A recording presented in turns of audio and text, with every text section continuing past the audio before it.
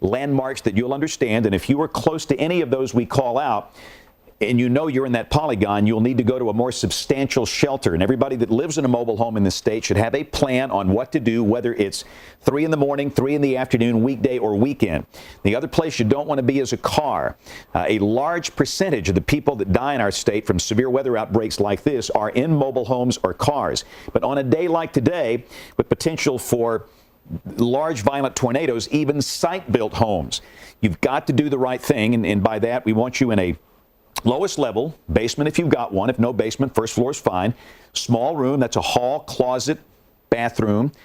You want to be away from windows and near the center. Don't worry about northeast or southwest corners. Forget all that. Just be near the center and you'll be fine. The most important thing is the lowest level. And you can see that we have no other storms in progress that are severe. There's some rain falling in Anniston and Gadsden, some showers here. And if you've been watching the Facebook and blog posts, you know, we said any of these storms could erupt and go severe in a heartbeat, and that's what's happened.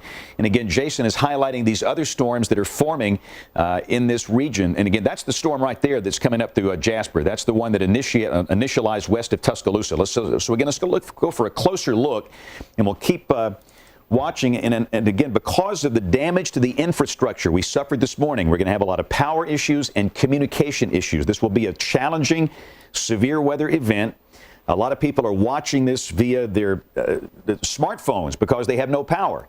And again, if you are in that situation, you know, I hope you charged your batteries, because we might be on the air for a long time. But again, back in the right rear flank of this storm, we have the possibility of a tornado that's just west of downtown Jasper. And again, a very strong velocity couplet. That's about as strong as they get. And again, and this is Columbus or Birmingham? That's Columbus. Okay, this is coming from Columbus Air Force Base in Mississippi. Okay, so that's the situation there. Green, those are the inbound. Red, those are the outbound pixels. And that's going to be scooting across the northern part of the city limits of Jasper. And again, you can see now the couplet is showing up north of downtown Jasper by maybe about 3 miles, pretty close to Manchester. And again, this is the split. That's 257 that goes up toward Curry. That's 195 that goes up toward Double Springs. And that will be continuing to move pretty much up in this direction toward Curry. So the danger now is in the northern city limits of Jasper. And again, that will be moving northeast. And ultimately, it will be crossing over into Winston County. This is the county line. That's 257 right here. Now, of course, this is Smith Lake, one of the largest lakes. It's got these big fingers that spread out across parts of Cullman, Walker, and Winston counties. But that is a clearly dangerous storm that will be coming up here very close to Curry. So, again, clearly, if you are in Curry all the way down to Jasper, you need to be in a safe place. Now, in about 3 or 4 minutes, we can give Jasper an all clear. But that will be coming up right toward the middle of Curry, which is right here. And anybody on the western shore of Smith Lake, on the Winston County side, the Walker County side, you need to be in a safe place right now. It looks like this circulation could go right on top of the lake. And, of course, for the few moments in which it's over the body of water, this thing becomes a water spout. Then it's going to exit Smith Lake and then come up into perhaps Cullman County if this thing continues on that track. And unfortunately, this is not one of these days where these will weaken. If anything, they'll be getting stronger as the lift increases with the dynamics approaching from the west. The temperatures continue to warm.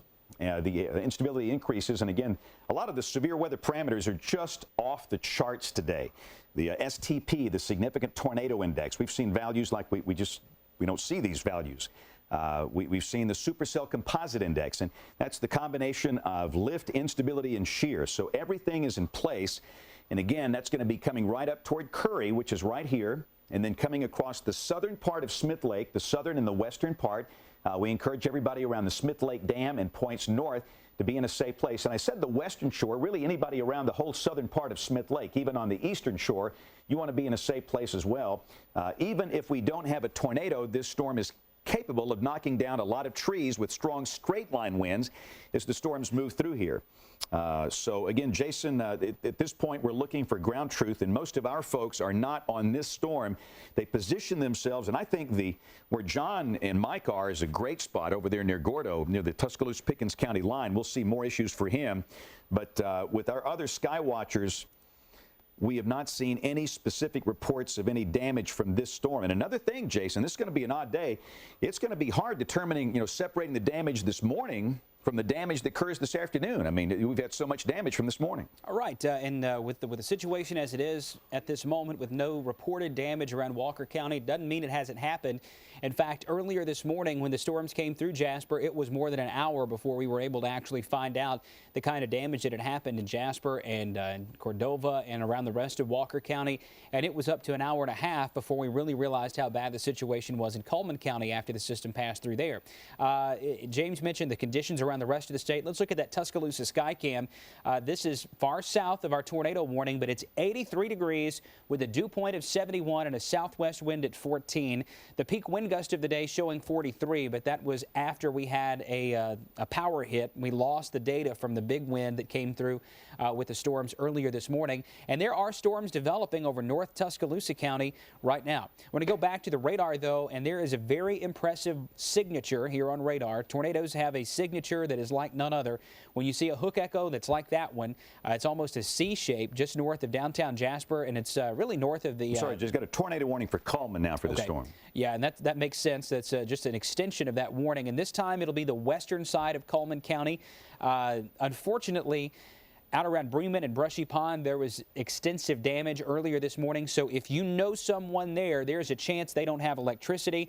There's a chance that they don't have any way of getting a warning. So if you know somebody that lives on the southwestern part of Cullman County, out around Brushy Pond or Trade or Ardell or Smith Lake Park, West Cullman, West Point, Jones Chapel.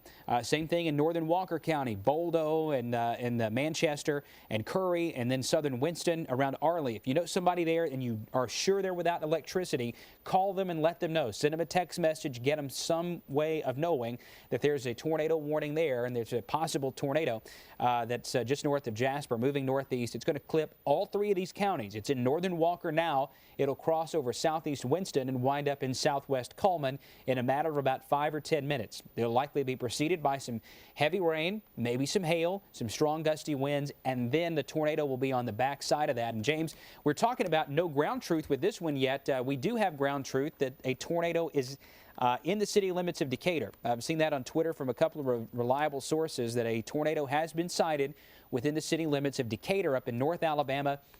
Our environment here is much, much more conducive to tornadoes than it is up in Decatur and Morgan and Limestone and Madison counties. So with what we see on radar there in Jasper, even though I don't have a confirmation of a tornado on the ground right now, I would suggest that you need to be in a safe place immediately. Don't wait on it. We've already had some rough weather this morning that looked nothing like that on radar. This is the classic supercell. It's out by itself. It's intensifying, and it's about to cross that boundary, that mesoscale feature we talked about just a few minutes ago. And when it does that, it has a much higher probability of producing a tornado. We're looking for any kind of report that you can give us. If you have a picture you want to send, please don't stand on the front porch and watch the storm come in. Wait until the storm has passed.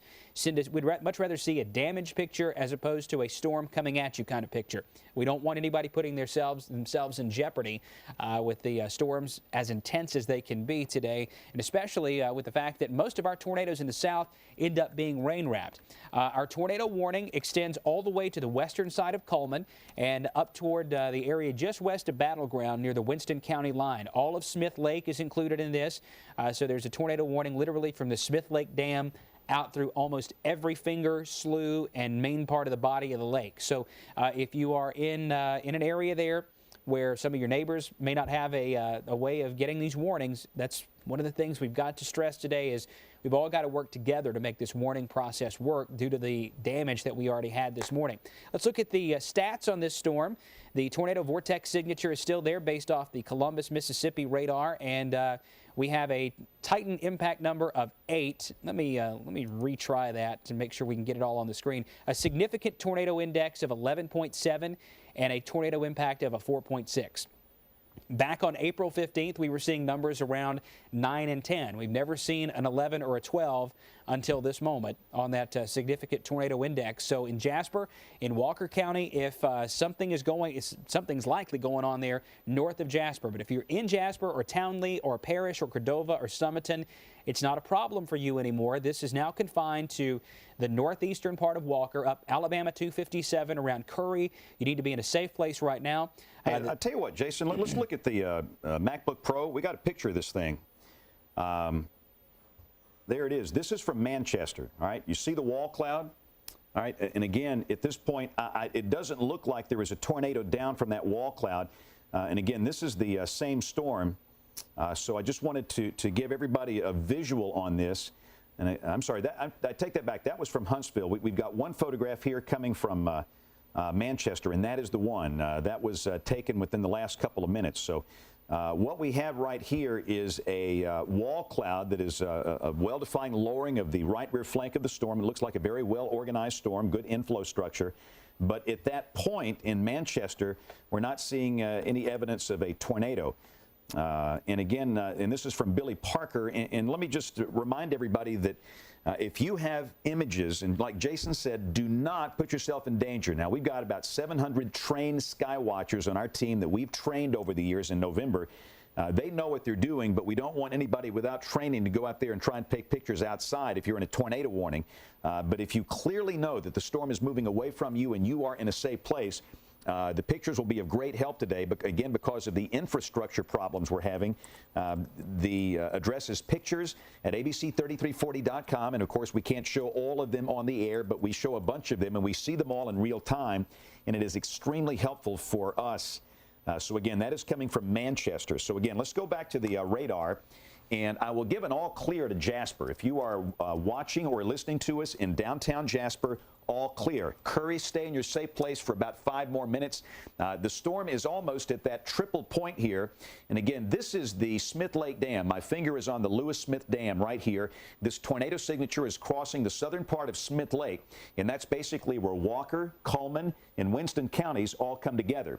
It is very clear that this signature, the tornado, will be passing south of Arley. Meek High School is right here. So again, if you are in downtown Arley or near the school, again, for protection, I would be in a safe place for about the next 5 minutes, but it's clearly passing south of there. And again, it continues this northeastward motion here, and this is, of course, Cullman County. And next up will be around Brushy Pond, as Jason said, coming up toward Bremen. And these are areas hit really hard this morning. The damage in Cullman County was extremely severe from the storms we had this morning. And there's the fan. And again, Jason, you know how bad it is in Cullman, around Dodge City and Hanceville and Holly Pond. The city of Cullman took a lot of trees down. And so we've got a lot of people here with no power. And so if you know somebody that is in any of these communities, we're calling out. And if you know their cell number, we're going to ask you for your help today to call them, because a lot of them can't watch television. In some cases, perhaps they can't watch, the live stream on their cell phone, or they can't hear us on a radio station. If you know somebody in the path of these storms today, we call out, call their cell phone and tell them you just need to go to a safe place and explain what you're seeing here. We're basically going to need you to assist us today because of the tremendous number of power outages we have from the massive issues we had this morning. So we have a tornadic supercell storm that is sitting at the triple point where Walker County, Winston County, Cullman County all come together. This is passing over the southern part of Smith Lake. It's really in the area near or just below Duncan Bridge Marina. And as it comes out on the Cullman County side, you've got Brushy Pond. And again, based on that photograph, again, we'll go back and show you what this thing looks like. This is from Manchester, just north of Jasper. We'll go back to the MacBook Pro, and that's the wall cloud with this storm. Now, that was probably 10 minutes ago. And at this point, Jason, it could be down. And we want to stress that. That's a still picture, but that is a very well-organized storm with good structure. It could have an invisible funnel. This might have been the point where it actually began. And often when a tornado just gets started, the funnel is invisible until it can be clouded up with debris and dust, and eventually that condensation funnel gets all the way down to the ground. Looking at the parameters on this storm, the tornado impact is now at a 9.6, and the significant tornado index at an 11.5. And given the fact that we had those numbers back on April 15th, 2 weeks ago, a week and a half ago, I would almost guarantee there's a tornado on the ground. It may not be a big tornado, but it doesn't take a big one to do a lot of damage, especially to mobile homes. It can knock trees down on substantial structures and crush them. 90-mile-per-hour wind may not blow a house away, but if a tree is right next to it, the tree could fall through the house and cause a significant amount of damage. We don't want you outside watching this from the front porch or from the back porch. We would prefer that you get into an interior part of your house. If you don't have a basement to get to, just get in the middle of the house in a small room, a closet that's away from windows, a good bathroom that's away from windows on the lowest floor. Storm pits and storm shelters are common in that part of the country up in southwest Coleman County. So if you got one of those, it's a good time to go ahead and go to it. We'll take these numbers off. And again, that tornado impact approaching 10, that one does max out at 10. I was not aware that the significant tornado went much higher than that. But we have a bounded weak echo region, this little donut hole that shows up near Alabama 257. Now, this radar image is about 4 minutes old, so you would imagine that this circulation that's showing up in northeast Walker is now either over extreme southeast Winston or southwest Coleman. It's somewhere there close to the Winston-Coleman County line, a little bit northwest of Cold Springs High School. This will come across Brushy Pond, across the areas there along what's known as Brushy Pond Mountain, Ben South Mountain, and then come up Coleman County 109 and then stay maybe just a touch northwest of Dodge City. So that would put anybody from roughly Crane Hill and Bremen all the way to Jones Chapel at a threat from a possible tornado. And look at that. It's wrapping up a little bit more intensely as the storm continues on its northeast track. That thing's spinning like a top. Yeah. Let's look at it from the Columbus perspective. You got a be weird, don't you? Yep. Got the donut hole still showing up. Earlier it was a hook. Now a weak echo region is the hook. A bounded weak echo region is when you have that donut hole shape. And from Columbus it looks a little bit different. James, one thing that may be happening here too, other than a tornado, is some extremely strong rear flank downdraft winds. Notice that tight gradient on the back edge of the storm that's there near Arley. Sometimes that can be an indication that you have extremely strong winds running into the storm and they can't go through the storm, so they either go up or go down or around. And sometimes when they come down, you can have damaging straight line winds behind a tornado that can be on the order of 90 miles per hour. That happened in Tuscaloosa. Yeah. I'm convinced that the damage on Loop Road was RFD damage and not from a tornado. So you're right. But look at the structure. Take a closer look at this thing. This is a very dangerous storm. And again, I don't want to get hung up in hyperbole today. You've heard us warn you about this day for several days now. But clearly, this is a situation where if you are under a warning, you want to take it seriously. There's the hook echo right there. And again, this thing is wrapped up, a possible tornado back in this back flank of the storm. That's Alabama 257. This is Arley that goes down to Curry. For Curry, the danger is over. For Jasper, the danger is over. Unless you live right around the Smith Lake Dam or near the southern part of Smith Lake, in Walker County, you're fine. It is that far northeastern tip. And again, Winston, Walker, Coleman. Large hail is falling on top of Smith Lake, and again, a tornado right now is crossing over the lake, and that will be on the Coleman County side here in just a matter of minutes. So if you are anywhere close to the school at Brushy Pond in that southwestern corner of Coleman County, you need to be in a safe place right now. We are continuing to watch for reports, and we've got our sky watchers. Not only are they out looking at this, they're also in many cases excellent at scanner traffic, and so far we've got a report, first off, from Brian Peters and Dr. Tim Coleman, our colleagues. They are west of Jasper, and they watched a wall cloud with this go almost overhead. It had brief rotation briefly to the southwest, but they did not see a funnel at that point. But this is much more organized right now. That was as of a few moments ago. No reports of any damage in Jasper around the 5 Points area. It's north of town, up around Farmstead School. The only reports I've seen coming out of Walker County in terms of damage, it's some trees down up around Saragossa. So far, so good. Now, look at the tornado impact number, 9.4. And the significant tornado index, we always thought that maxed out at 10. This thing has been running over 10. So, again, these numbers are just about off the chart, as are almost all of the severe weather parameters today, moving northeast. And remember, occasionally, severe storms that are wrapped up like this will move maybe a little more to the right of that mean northeast flow if the thing really starts to wrap up. But at this point, it still looks like it's on that steady northeast track, and that hook, the tornado signature, is sitting on the county line between Winston and Coleman. Now, for most of Winston County, you're not involved in this. Haleyville, Double Springs, Lynn, this is not going to affect you. This is down here in the far southeastern corner, really pretty close to the Smith Lake Dam or just north of there. And again, that's going to be coming out on the other side of Smith Lake and then moving up here toward Brushy Pond. And then ultimately the I-65 corridor, and again, Jason will expand this out for those people that are traveling, will encourage now no travel along Interstate 65 from Blunt Springs to Coleman, and that this strong tornado indication on radar will be crossing over the interstate, perhaps somewhere pretty close to Good Hope. Of course, this is the Good Hope exit right here. That's Highway 69 north going up into Coleman and intersects with 31 right here. That's Highway 69 south that goes down to Jasper. And it certainly looks like this thing wants to come right up here, Jason, in the general direction of Coleman. And they've taken a rough hit this morning, and here comes another one. Right. We'll put the fan on this and give it an approximate movement up to the northeast. Over the next 28 minutes, this will be affecting places like Good Hope, West Point, Coleman, Vinemont. That's at about 3 to 3:05 between Coleman and Vinemont. Of course, those are estimated times for the center of the city. And of course, we know that Coleman and Good Hope are much larger cities than just the center of town, especially Good Hope going all the way down to the edge of Smith Lake. City limits go practically down to the park down there on the edge of Smith Lake, close to Spiegel's. So with that in mind, we've got a potential tornado that could affect a pretty large area here. You start to get into some seriously large population on the west side of Coleman, and then it comes across there about 25,000 people in a clustered region right there around Coleman and Good Hope and Vinemont. So this may stay a little northwest of our original tornado or damaging wind path. We're not certain which one it was earlier this morning, but certainly something happened that produced something that looked like a tornado over eastern Coleman County. And one of the things that you need to be aware of today is that regardless of whether it's 100 miles per hour in a straight line or 100 miles per hour as a part of a spinning tornado,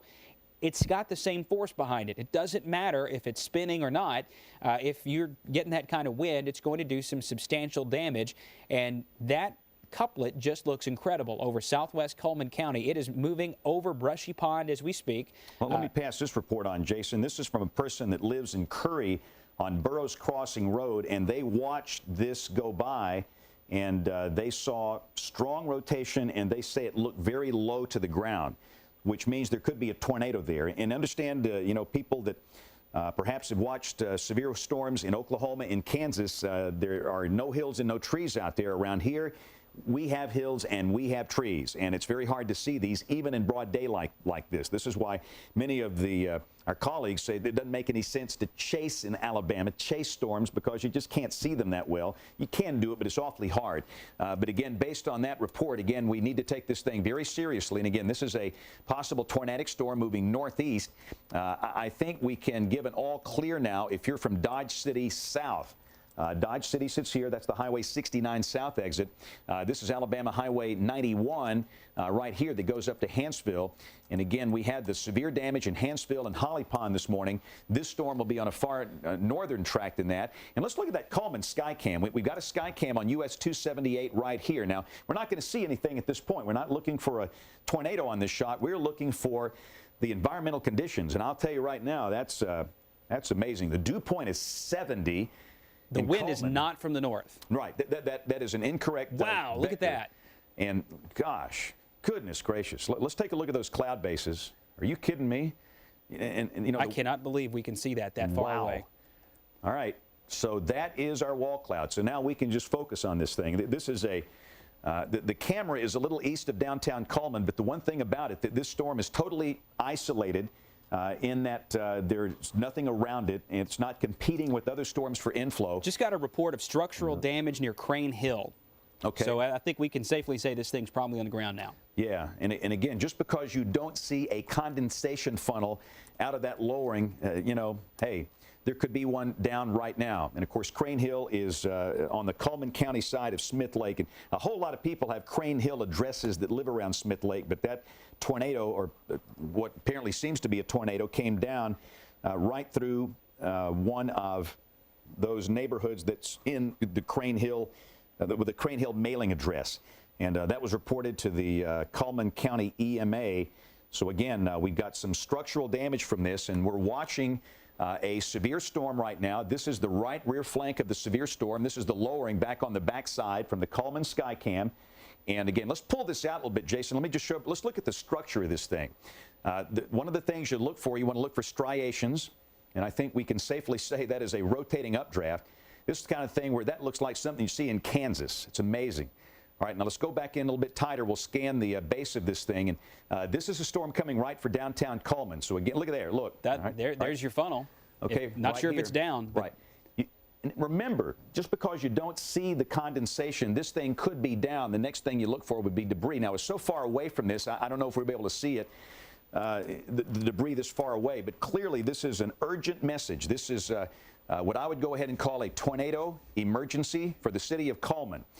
If you are watching us in Cullman, we want people right now to be in a safe place. If you're anywhere in the city limits of Cullman, if you are in Good Hope, you want to be clearly in a safe place. And again, we're just going to watch this thing together. We're going to have this on our camera for a long time. Coming from Cullman, we've got an incredible wrapped up thunderstorm that is rotating. We have, this is the wall cloud, and from time to time we've seen that try and come down. We've had reports of structural damage around the Crane Hill, which is on the eastern side of Smith Lake, and we are going to watch this whole thing together. And the good thing about this is the only severe storm for now in our television market. So we can focus on this, and we're not having to bounce back and forth between multiple storms, which we can do. So again, we are just going to watch this thing together. The camera, the Skycam, is located at the water treatment facility, which is just a few miles east of downtown Cullman on Highway 278. It's on top of the large structure there, and it's got a great view of the sky in all directions. That's one of the reasons we chose that. And again, this is what we're watching right here. And understand, there could be a tornado down. Just because you don't see a large wedge tornado doesn't mean there's nothing down. In a situation like this, something... James, I think in the contrast there, if you look at the contrast, I can look at it from one monitor here and I can see some darkness. So I think there may be a funnel that is very faintly visible from this perspective. You have to look at the monitor just the right way. Either that or it's the curtain of rain wrapping around the backside of it. But there is, from one monitor that I can see here that has a little bit higher contrast, I can definitely see some darkening underneath that funnel. It's hard to tell if it's tornado or if it's rain on the backside of it, because this thing should be wrapped in rain based on what we're seeing from the radar. And I'm leaning toward it being a rain curtain that's coming around the backside of the mesocyclone, but certainly interesting, to say the least. Right. And again, we are getting the one thing that is so great about communication these days, we get so many reports in real time from a huge army of those folks that are with us on the social networks, on Facebook and Twitter. And again, at this point, we do not see any new reports of damage here in the last few minutes. Look at that. The funnel's getting tighter. I see it there. Okay. Again, let's get tighter in on that thing. I'm going to take the higher compression off so we can move faster. That's a tornado on. That's got to be on the ground. Look at that. We got a tornado down. This is a tornado emergency for the city of Cullman. Yeah, and I think at West Cullman, you are in most danger of this. Look, I can see the debris cloud at the bottom of it. That is west of downtown Cullman right now. So if you are in northwest edge of Good Hope or in Cullman, you need to be in a safe place immediately. We have a tornado live on the Skycam. All right. Again, this is a tornado emergency for the city of Cullman at 246. This is west of downtown Cullman, approaching the city. So again, right now, this is the time to go to a safe place. Do not wait and watch the television. Right now, you need to go to that tornado safe place in your home. Small room, hall, closet, bathroom, lowest floor, near the center, away from windows. This thing is clearly down. You can see debris coming around the bottom right now. It's moving very rapidly, moving at about 50 miles an hour, moving to the northeast. And again, more than likely down and through here, we have debris that is swirling clearly in the base of that tornado. And this looks like it is beginning to become a large tornado. Just because you don't see the condensation funnel all the way down doesn't mean it's not there.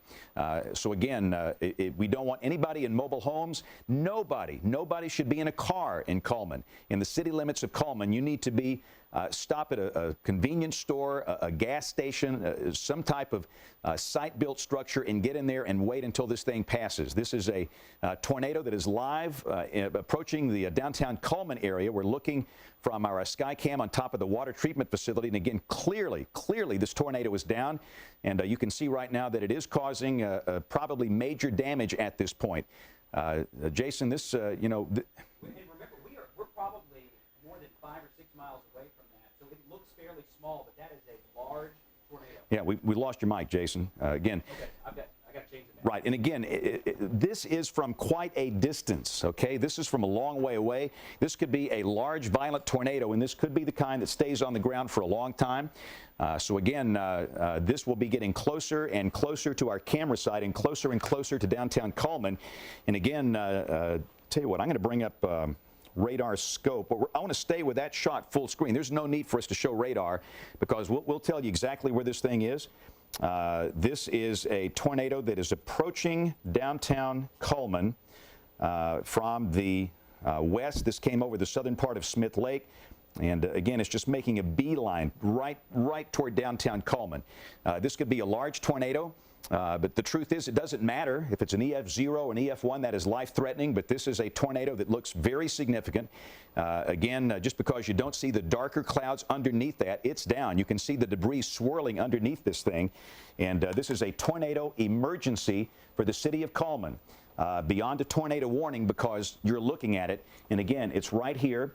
And that is about to come right through downtown Cullman, watching the radar screen. And again, clearly in terms of travel, nobody should be driving along Interstate 65 or US 31 between the, let's say, the Dodge City exit and just the Morgan County line up around the Lacon exit. Okay, so nobody should be on Interstate 65. In fact, I would suggest this tornado is crossing the interstate right now. And goodness gracious, this is absolutely incredible. So again, this is a violent tornado that is approaching downtown Cullman.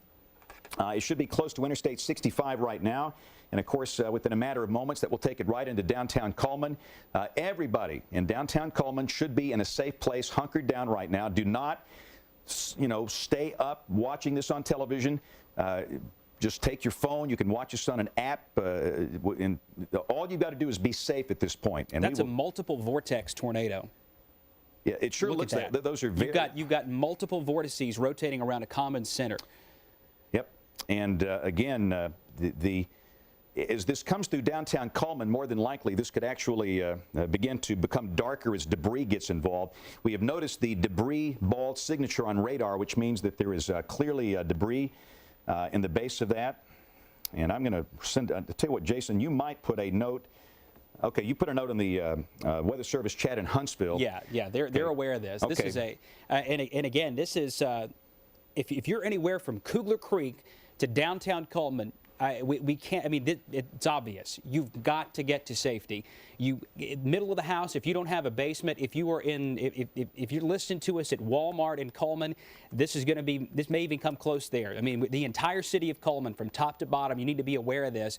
We're going to watch this thing come right up into the middle of the city.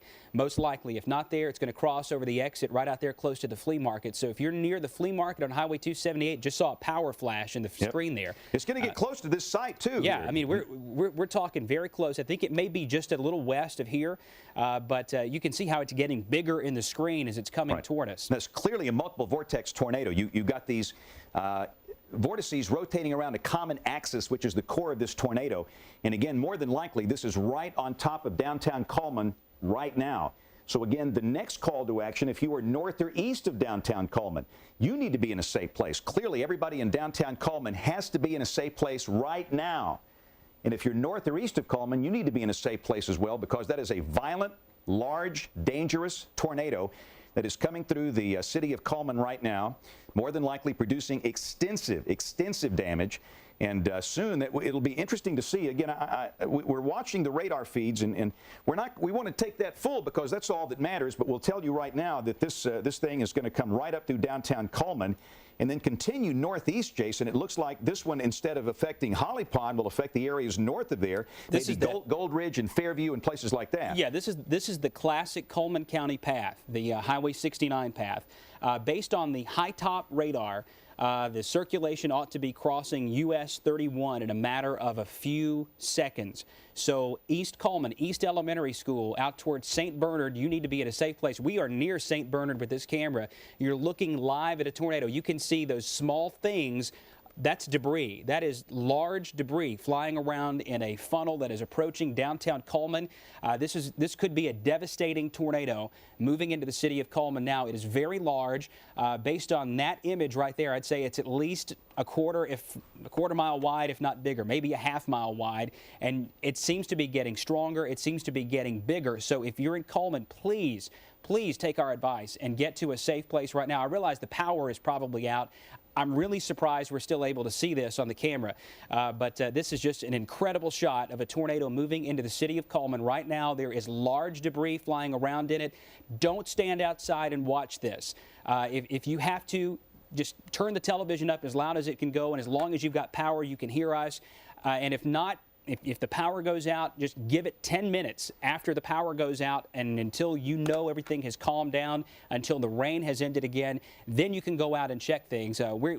It's going to take us a while, too, to understand what kind of damage has been done here. Because I want to point out, you're going to see this change in character as it comes through the city. You might see a point where you're not going to see this dark-shaped cloud. That doesn't mean that it's not down. This is more than likely a long-track tornado that's going to stay down for a long time.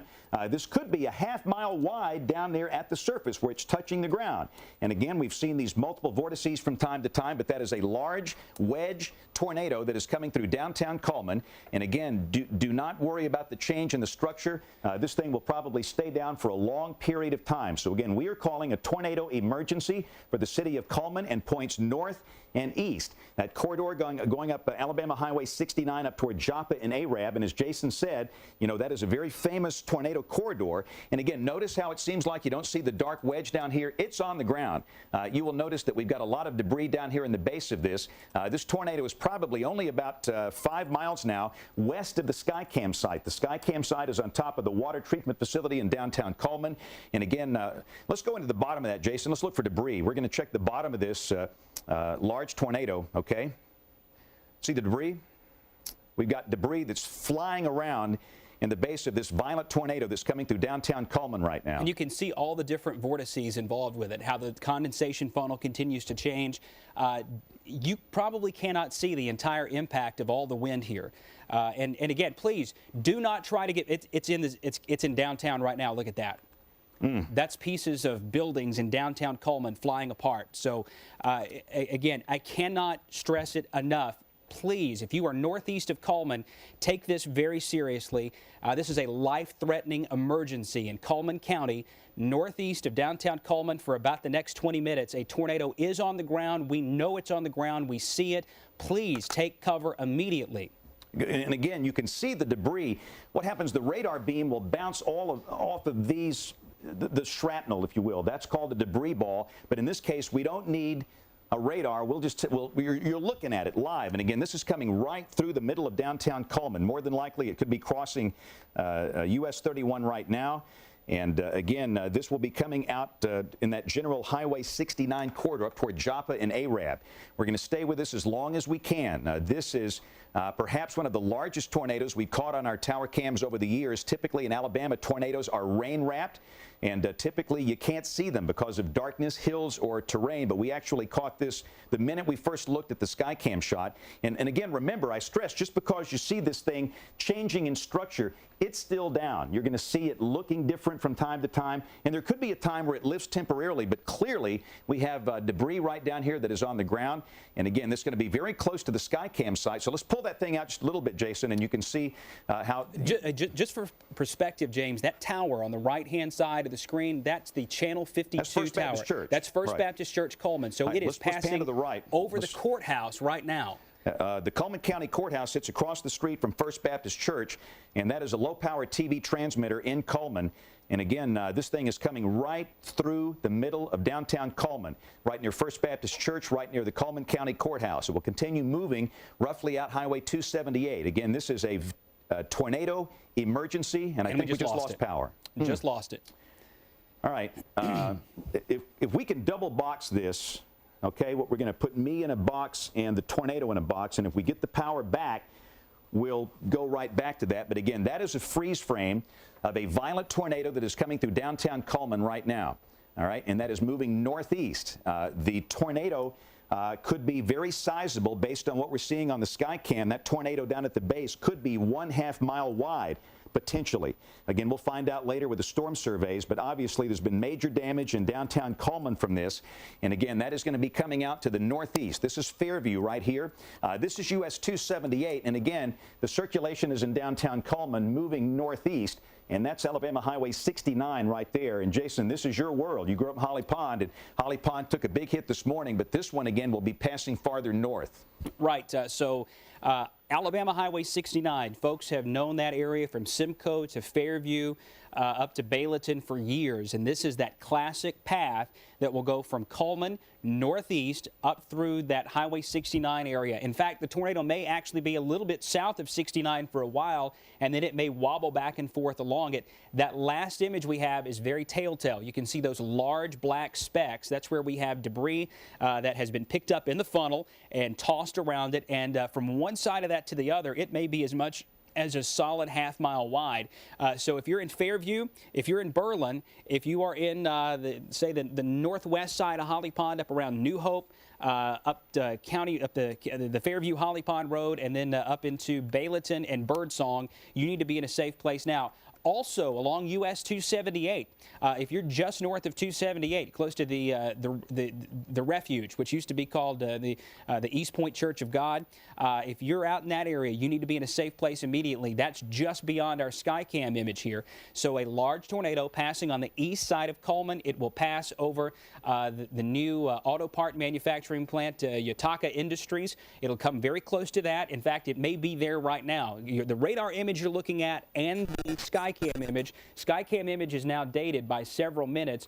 We have a radar image, though, that's dated by just a couple of minutes, and I think we've got a little microphone problem here. Just have it ready. Is that my microphone? Or that was me. I was talking with Alexander here. Okay. We're going to re-rack some of that video in just a minute if you missed the tornado. And again, what's happened, the power has... Your mic just went out. Okay. My mic, I think, is on. I'm good. One of us just went out. Okay, I'm good. The power went out at our Skycam site, and the Skycam site is just east of downtown Cullman at the water treatment facility here on US Highway 278. And again, this is moving in this direction, and we encourage, and I say encourage, we plead that if you are northeast of Cullman, from US 278 up through Alabama Highway 69, this whole corridor up to Fairview, Joppa, Arab, north of Holly Pond, Berlin, you need to be in a safe place because, again, what you see down there is what's coming your way. And I don't know if we're going to get power restored. If this thing came right over the water treatment plant, there'll be major damage. And that Skycam might be halfway to Atlanta, Georgia at this point. But again, we wanted to show you that that's what's coming your way. And in just a little bit, we're going to re-rack that video if you missed the live look at that large tornado coming through downtown Cullman. But again, the good thing, I say, if there's any good thing here, this is the only, okay, this is what it looked like not too long ago. This was live coverage of our Skycam as the tornado was dropping west of downtown Cullman, down around Good Hope, and at that point it was crossing Interstate 65. It continued to strengthen. It became one of these large wedge tornadoes coming right through downtown Cullman. And again, that is the storm that is now in the process of moving in areas north and east of Cullman. We call this a tornado emergency whenever we have a confirmed tornado like that. You don't need anybody to confirm that. You are all looking at it. The world is looking at it. Understand that tornado is moving northeast, and then ultimately it's going to wind up in Marshall County. But again, everybody in Cullman County that is northeast of the city of Cullman, especially up Highway 69, from Cullman on that stretch up to Fairview and Bayleton and Joppa, you need to be in a safe place. Please, we encourage everybody to take this thing seriously. You know, a lot of times you'll hear in our voice, it's kind of a marginal situation. This is not marginal. This is serious business. And that is a life-threatening tornado that has just come through downtown Cullman. So let's go back to the radar. And again, that's what you're seeing. That was video of the storm as it was coming through downtown Cullman. And again, this is Alabama Highway 69 that comes out of Cullman, and that circulation is back here in the back flank of that storm moving northeast. This community of Gold Ridge right in here, but again, Simcoe, Fairview, Bayleton, Berlin is right here on Highway 278. But again, Jason, these folks have taken a big hit this morning, and the last thing you want to do is see this coming. But again, this is serious business. You got to respect this. And we know that power is out in the Holly Pond area up toward Bayleton, Fairview, and Arab. So if you know somebody that's in this area right now, you need to call them and let them know. If you're south of Holly Pond, south of US 278, it's not a problem. If you are north of Holly Pond, northwest of Oak Level, the Walter community and the Oak Level community are right out there close together, about halfway between Berlin and Holly Pond. So from about the tractor company on Highway 278 up toward Fairview and then back over to Bayleton. This is a potentially life-threatening emergency. Now moving across East Cullman County, there will likely be some large hail, some very heavy rain, gusty winds, and then on the backside of this, we have a very visible tornado that has now crossed through Good Hope and Cullman. Cullman County Emergency Management has told us that the tornado actually came across County Road 222 in Good Hope and then came up across South Cullman. So downtown may not have gotten the worst of this. It might have been just a touch south of downtown, closer to the Walmart Supercenter, the Compass Bank, and all those businesses down there, the new Walgreens, the Blockbuster Video area in South Cullman at the intersection of, King Edward Street, Highway 69, and US 31, and a very well-known tornado in this part of the country back in 1988 followed that same path. Right up 69, it actually hit the Kmart and took it out, and then destroyed the King Edward Cigar Factory back in January of '88. So this is a very similar path to that. If you were affected in that tornado, you may be affected by this one. The radar image here is a little bit old, so from Berlin to Simcoe to Fairview, this is on top of you right now. And if you are in the Holly Pond School District, Holly Pond School District is huge. It covers a large part of East Cullman County, all the way from Berlin, County Road 747, up 1669 a good ways, the Holly Pond Fairview Road a good ways, about halfway between Holly Pond and Fairview. We need you in cover immediately. This is not a time to stand on the front porch and watch this. You need to take cover as soon as possible and protect yourself from this. Interior closet, bathroom, hallway, lowest floor, a basement, a storm shelter, no mobile homes whatsoever. While Jason's talking, let's roll some more of that video if you guys have that of the actual tornado back in the back. And again, Jason, I think the important thing we need to remind everybody here, the power's out in a lot of these places. And, you know, we can sit here and talk till we're blue in the face. And I'll say this again, if you know anybody in any place that Jason just called out, call them. There's a good chance you can't get them, but just by golly, maybe you can with a cell phone, but because that might be the only way they know that is coming. So again, this is a tornado emergency for the northeast part of Cullman County. For the city of Cullman, we can give an all clear. The concern now is northeast of Cullman. This thing is rolling right up Highway 69, Fairview and Bayleton. More than likely large hail, maybe the size of golf balls falling up in the hail core of this storm. And James, let me pass along this message. Just got a note that Pleasant View Baptist Church in Holly Pond. If you're in Holly Pond and you need to take shelter, you've got just a couple of minutes to get there. Pleasant View has a basement. You can go there. They've opened that up as a storm shelter. They have built a brand new facility there for situations like this, and it looks like today is the perfect opportunity to use that. So Pleasant View Baptist Church, just east of Holly Pond on Highway 278, you can go there and take cover. And again, we are not ignoring any other part of the state. This is the only severe storm in our part of Alabama. There are other tornado warnings in parts of Mississippi and up in the Tennessee Valley, but this is the only storm in our television market that includes Cullman County. And we should point out that the Weather Service has gone ahead and issued, I take it back, we have a new tornado warning for Lamar and Marion. All right, so what we're going to do, let's go off of the image, and let's put me with a radar behind me. This is a new tornado warning for Lamar and Marion counties. It was nice while it lasted. The Cullman County storm will be exiting Cullman County into Marshall County in a matter of minutes. But I think everybody knows the danger there. So now the focus is going to be up here in northwest Alabama for a new supercell storm that is moving out of Mississippi, and there will be many today. But again, this is a very dangerous looking storm. And again, it's the classic look. It doesn't get any more classic than that. Possible tornado signature now just west of the city of Hamilton. If you're watching us in Hamilton, go to a safe place now. That's a small room, lowest floor, near the center, away from windows. Nobody should be driving on Interstate 22 or U.S. Highway 78 or Corridor X at this point. And again, that is a very dangerous storm that is coming right up toward downtown Hamilton. So let's go from the Cullman sky cam. Now we have two sky cams in Hamilton. we're very fortunate here. We're going to take a look at both of them, and we're going to see if we can see the same thing. It looks like we got another great shot at this, looking back off to the south and west. Century-Tel is still out in Hamilton. Okay. So I think that we're going to have trouble getting anything from either Skycam. And this is what we talked about this morning. We have major infrastructure problems here. We have widespread damage from this morning. We have major internet outages, and all of the Skycams are delivered via the internet. So again, at this point, we do not have the Skycam from Hamilton High School or the Skycam at the Stratus Station facility, and that is not good.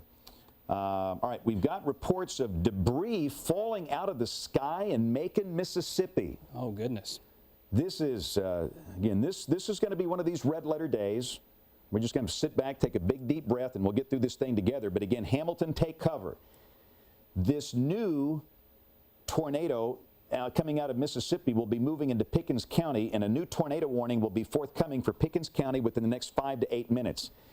So again, just to let you know that we have another strong rotation that's coming out of eastern Mississippi, and a tornado warning will be required for Pickens County within the next 5 to 8 minutes. And again, we've got just got a report, tornado on the ground in Bayleton, a wedge being seen from Fairview. So this is the one in Coleman County is now past Fairview. We got confirmation it's still on the ground, moving toward Bayleton.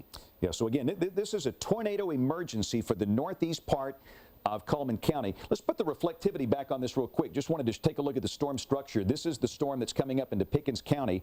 And again, this will involve a new tornado warning in a matter of minutes for Pickens County. And again, we have had reports of debris falling from the sky. Remember, tornadoes are rotating updraft. Items are picked up and then at some point deposited back. Everything that goes up must come down. So there's a very serious business. And we've got John Brown in Reform. So again, if you are watching us in Pickensville or Aliceville, be ready to go to your safe place in a matter of minutes. Let's go up to our Hamilton storm. This is a dangerous storm that could produce a large tornado that is approaching Hamilton. Tremendous lightning output. This is a classic supercell storm. The red triangle is a TVS, a tornado vortex signature. And again, that's your TBS, and that's coming right up toward downtown Hamilton, maybe a little north of there. It's just too close to call. We've got two pendants back in the back of this, and again, the system is suggesting maybe it's the farther back one. It doesn't matter. If you're close to Hamilton, you want to be in a safe place right now. So again, this is Interstate 22. Technically, right now, it's still U.S. Highway 78 that goes south of Hamilton. That's the major 4-lane through here. Nobody should be driving along Corridor X from the Mississippi State line down to Winfield for the next 30 minutes. And if you are in the city limits of Hamilton or anywhere close to that, you need to be in a safe place right now. This is a storm. And again, unfortunately, because of the internet outage, we do not have available the Skycams in Coleman. We have 2 of them. But I would tell you, if we were looking back at this, we might see the same kind of scene that we saw in Coleman. So that is a tornado warning for Marion County. Specifically, we're concerned about the city of Hamilton. For Lamar County, it's the far northern part, north of Detroit. Now, let's check the Coleman storm. And Jason, looks like that one's about to exit Coleman County, moving up into Marshall. Right. This is going to be an ARAB situation very soon. But just a minute ago, we got the report that there was still a large wedge on the ground near Fairview, moving up toward Bayleton. And look at that supercell. That is just an unbelievably powerful storm. I know a lot of folks watch us in Marshall County normally on the live stream, but because of the situation that happened, we already had significant damage around ARAB and Guntersville, so power's out. So if you know someone in ARAB, Guntersville, Scant City, Union Grove, even as far south as Albertville or Nixon Chapel, you need to get them to a safe place right now. North Holly Pond to Bayleton, up to ARAB. Bayleton reports tornado on the ground. Bayleton tornado on the ground. And I just saw a report that the courthouse did take a direct hit in Coleman. So downtown Coleman, do not try to go into downtown Coleman. In fact, don't go into any of these areas unless you are an emergency responder. Let those guys do their jobs. No business going into these emergency areas, because all you're doing, you're putting people's lives at risk, the people that need to be rescued, and those first responders. So do not go sightseeing today. Stop now and don't even think about it. So again, we have a tornado that is on the ground near Bayleton, coming up here toward Joppa and Arab. It's about to go into Marshall County. Now, we'll go back to the Hamilton storm. The warning, by the way, the tornado warning for Lamar has been taken out. This storm will not affect Lamar.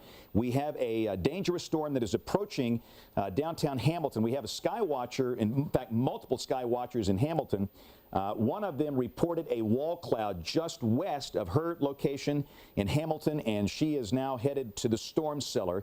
And that's what we teach folks to do. I mean, the storm spotters know what's the dangerous part, what's the safe part. And clearly, if you are in downtown Hamilton, you need to be in a safe place right now. Look right here. That more than likely could be a debris ball right here. And that is coming right down the highway, down toward Hamilton. That's Alabama Highway 17. That's Interstate 22. And it looks like this thing might stay a little west and north of Hamilton. But again, we could have a tornado much like the tornado we saw in Coleman, just west of Hamilton. The tornado impact number is now a 7.5 here. The numbers are not as extreme as the Coleman numbers, but that is very, very significant. And again, you can see based on the radar signature here, that could be perhaps a very significant tornado. Every storm today is capable of producing a violent tornado. This is not the kind of day with the small spin-ups, and you know, we've talked about the whack-a-mole thing before, where those are so hard to identify within squall lines. Like we talked about, this is urgent business today. So if we call out the name of your neighborhood or your city or a restaurant or a barn or a farm near you, you need to be in a very safe place. And clearly everybody near Hamilton, especially west and north, needs to be in a safe place. Now down here, you know, you go down Interstate 22, and that's Guin and Winfield. This tornado will be passing well to the north of Guin and well to the north of Winfield. So this will not be affecting that southern part of Marion County. Guin, Winfield, and Guin. This will be affecting Hamilton. Have Guin. Okay, we have the Skycam Guin. All right, let's take a look. This is our Guin Skycam. Now this is going to be a lot farther out than the ones in Hamilton, but again, we're going to look back and see if we can see any evidence. Guin is about 10-15 miles down the road from Hamilton. Guin was almost wiped out by a violent tornado April 3rd, 1974. That was the super outbreak, the largest outbreak of tornadoes on record in this country. And people that are old enough to remember that, like me, still respect tornadoes so seriously there. And again, I don't think, Jason, we'll be able to see it from that distance, but you know, it was surprising we saw the Coleman tornado at such a great distance. We've got excellent visibility today. These are totally isolated. They're out there by themselves, and they're more like the LP storms you see with these events out in the plain states, the light precipitation storms. But again, we're scanning the Skycam from Guin, which is in Marion County. It's in the southern part of Marion County. And again, I just don't believe we're going to be able to see it from that vantage point. So we'll keep an eye on that. But I have a little trouble controlling that. Yeah, let's go back to the radar. So the storm that produced that large tornado we saw in downtown Coleman on the Skycam, that is exiting Coleman County, moving into Marshall County. Marshall County belongs in the Huntsville television market, so they will be serviced by the Huntsville stations. We will stay on these storms in our market, and for the moment, we just have one. There will be many more this afternoon and this evening, but again, let's go back to the reflectivity. This is velocity, and again, right there is what we've got. That is going to be an extremely violent hook echo signature that is very close to downtown Hamilton. So again, if you are near in the city limits of Hamilton or near Hamilton, within maybe 5 or 10 miles, especially to the west and north, we encourage everybody to be in a safe place. All right, this is Birmingham or Columbus? You're using Columbus there. Okay. No, I'm sorry, it is Birmingham. Okay, let me get to Columbus. What happens, the beam is a lot higher from Birmingham. We're going to go to Columbus, which is closer, gives us a lower look at that. And again, there you go. That's your tornado right there that is very close to downtown Hamilton. This thing has crossed over Interstate 22, and it's cutting right across the northern part, or maybe very close to downtown Hamilton. And again, due to internet outages from this morning's storms, we do not have access to our 2 Skycams in Hamilton, which is sad. But and weather radio is out too. Right, yeah. So if you know someone in this area, call them. Call them in Hamilton, Hackleburg, Bear Creek, anywhere in eastern Marion County that's north of Hamilton, northeast toward Hackleburg, up Highway 43. Give them a call. Make sure they know that there is a tornado that may be on the ground. Based on the signatures that we've seen, we have seen substantial damage with the tornado that happened in Coleman a little while ago, and that looks very similar to it. In fact, firefighters in Coleman are now reporting homes completely demolished. Yeah, well, that's what's happening. They're gone. It's what happens. We had at least an EF3 tornado out of that, maybe something stronger. Right. And the same thing could happen in Hamilton. Right. A new tornado warning for Pickens and parts of Tuscaloosa. This is for the storm coming out of eastern Mississippi. So we're going to go down the line. We will bounce between these 2 supercell storms, give them equal time. But again, clearly, if you are in Hamilton or points north or northeast of Hamilton, be in a safe place now. Now, this is your new polygon. Now, the polygon does extend into Tuscaloosa County, but it's going to be a while before it gets there. And more than likely, we got horns going off in Tuscaloosa, the sirens, but again, you can see that this affects Northport and the areas north of Northport. This thing is going to be moving up in this direction. So I'll tell you now, this storm, unless there is a radical right turn, will not be affecting the University of Alabama campus or the city of Tuscaloosa or areas south of the Black Warrior River. This will be affecting the northern part of Tuscaloosa County on the journey, and it's got a long journey. It's got to come all the way through Pickens. This is Pickens County. This is Tuscaloosa County, and again, this thing is wrapped up like a top, and that's crossing the state line. So let's take a closer look at this, and while we're doing that, let's look at the live stream. We've got John Brown and Mike Wilhelm on this one, two of our better sky watchers, and these guys are fantastic. They are in Pickens County, and I'll see if I can get a specific location from these guys, but they are moving down in a position to intercept that storm as it moves up into Pickens County. This is a pretty rural part of the state, as you know, so we don't have a wealth of reports or trained spotters down there. But again, on a day like today with John and Mike and Ashley Brand is out in the field today, by the way, in the Storm Chaser 3340.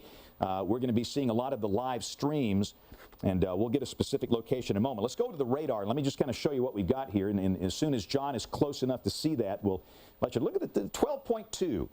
On the significant tornado index. We've never seen numbers like this on this system. We've had this system for about 3 years now. But again, this is the storm that is coming up into Pickens County. All right, now this is Aliceville. This is US 82 right here. This is Reform. This is Gordo. Carrollton sits right here. Aliceville sits right here. And that circulation is back in the southwestern flank. So it's still in Mississippi. It looks like it will be crossing the Alabama border probably in about 5 minutes. And again, this is the velocity coming from the Columbus, Mississippi NexRad. Just got a report of a tornado on the ground near the Hamilton Airport. I believe that. And that's close to town. That's like in the middle of town. So let's go back up to that storm. But again, Pickensville, Aliceville, Carrollton. You want to be in a safe place if you're anywhere close to that. So again, for we've got here's a report of a tornado along Interstate 22 or Corridor X at Hamilton. And again, a tornado is on the ground west of the Marion County Airport. So we're going to call this a tornado emergency for Hamilton, the city of Hamilton. Anybody near Hamilton, specifically in the city limits, you need to be in a safe place. You should have been 15 minutes ago when the warning was issued.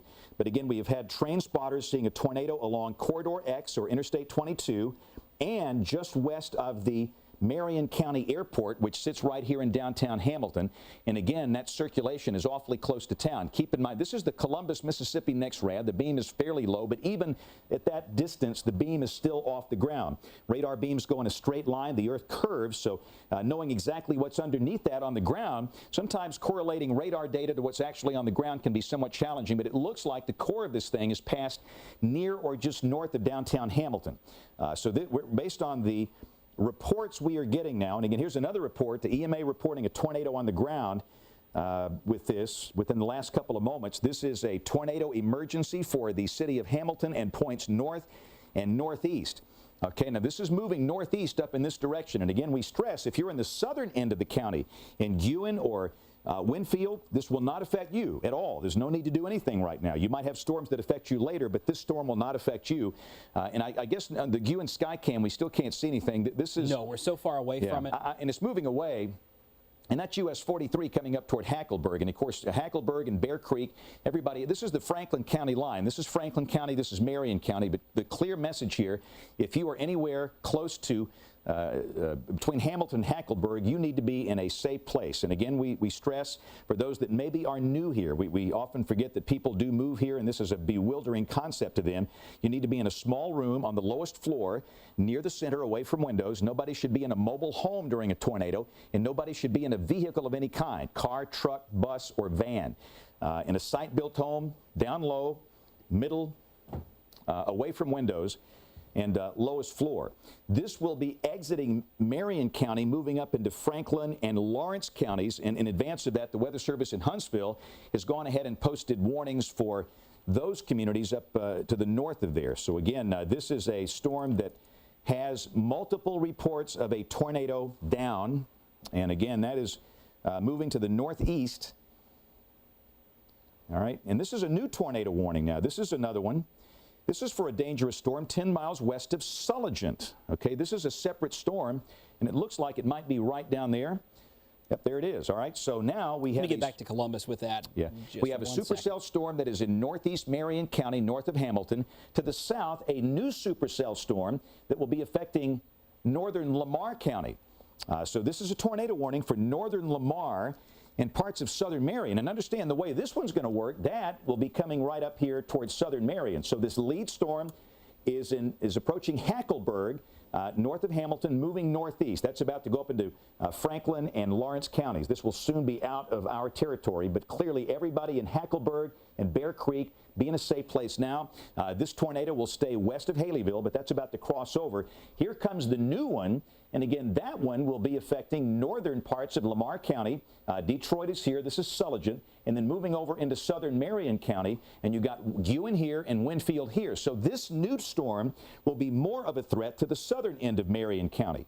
So again, tornado warning for extreme northeast Marion for this storm exiting the county near Hackleburg, moving up into Franklin and Lawrence. A new tornado warning for this storm that will be approaching Sulligent, Detroit, and then perhaps ultimately areas near Winfield, Ewan, or Brilliant. Now let's go down to our Pickens County storm. We got 3 we're working. We're about to get 1 off the board, moving up into the Huntsville television market. And again, let's take a look at the live stream. This is crossing the state line. We'll kind of check what we'll watch together, and we'll take a look at the live stream coming from John Brown. And John is going to be intercepting this storm in Pickens County, and understand that this produced apparently a large wedge tornado east of Macon, Mississippi, and there was debris falling from the sky from that tornado. And again, what happens, a tornado is a region of rotating updraft, and large objects are carried up with the updraft, and of course at some point they're deposited back down, and that is the storm that is coming into Pickens County right now. So again, at this point, we have a tornado warning for Pickens County for the possibility of a tornado from this storm that is coming up toward Aliceville. Let's go back to the radar. We'll take the radar full here. And again, this is the storm that prompted that warning. And again, this is Aliceville. Let's look at the velocity. A lot of times when you look at the reflectivity, you begin to lose this, and this might be in the process of changing storm structure, but the velocity will tell more of the story.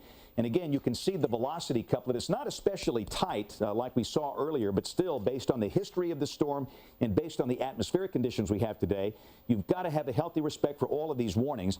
And this is moving northeast, and this warning does include western and northern Tuscaloosa County. It does not include the city of Tuscaloosa or the campus of the University of Alabama. This is still 30 miles west of Tuscaloosa, but again, this will be moving, we think, north of the city of Tuscaloosa, and again, this more than likely could offer, and again, right back in here, seems like the greatest potential is maybe back in that southwestern flank, still across the Mississippi state line. But clearly, this is moving up in this direction like this.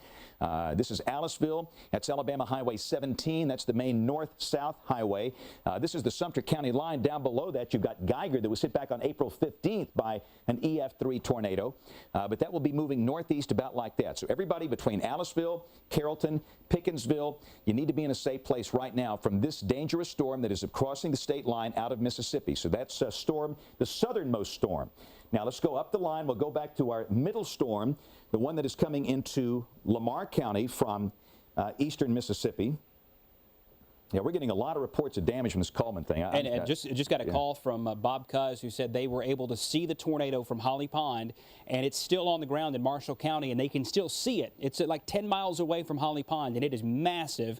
So if you're in Marshall County, Oleander, Arab, I know that's not in our television market, but some folks are watching on the live stream and listening and getting messages sent to them. So if you've got family that live in Guntersville, tell them to take cover immediately. There is a large, violent tornado moving up from Scant City, from near the Arab Guntersville Hospital. I believe it's called Marshall Medical North now, up Highway 69 toward Guntersville. Call them, let them know that that's happening. Then the other tornado is near Hackleburg. If you're in Hackleburg, you need to be in a safe place now. Same thing up around Phil Campbell. And if power is out in Phil Campbell and you know that folks are there, and we keep repeating ourselves with this, but it's a very serious situation because we had so much damage earlier. So many folks are without power and without an ability to get a warning because our weather radio tower up in northwest Alabama has been compromised.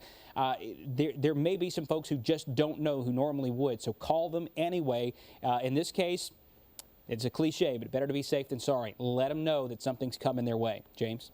Okay, and again, we're getting more images, and this is going to be a day where we're going to get a lot of pictures of severe weather.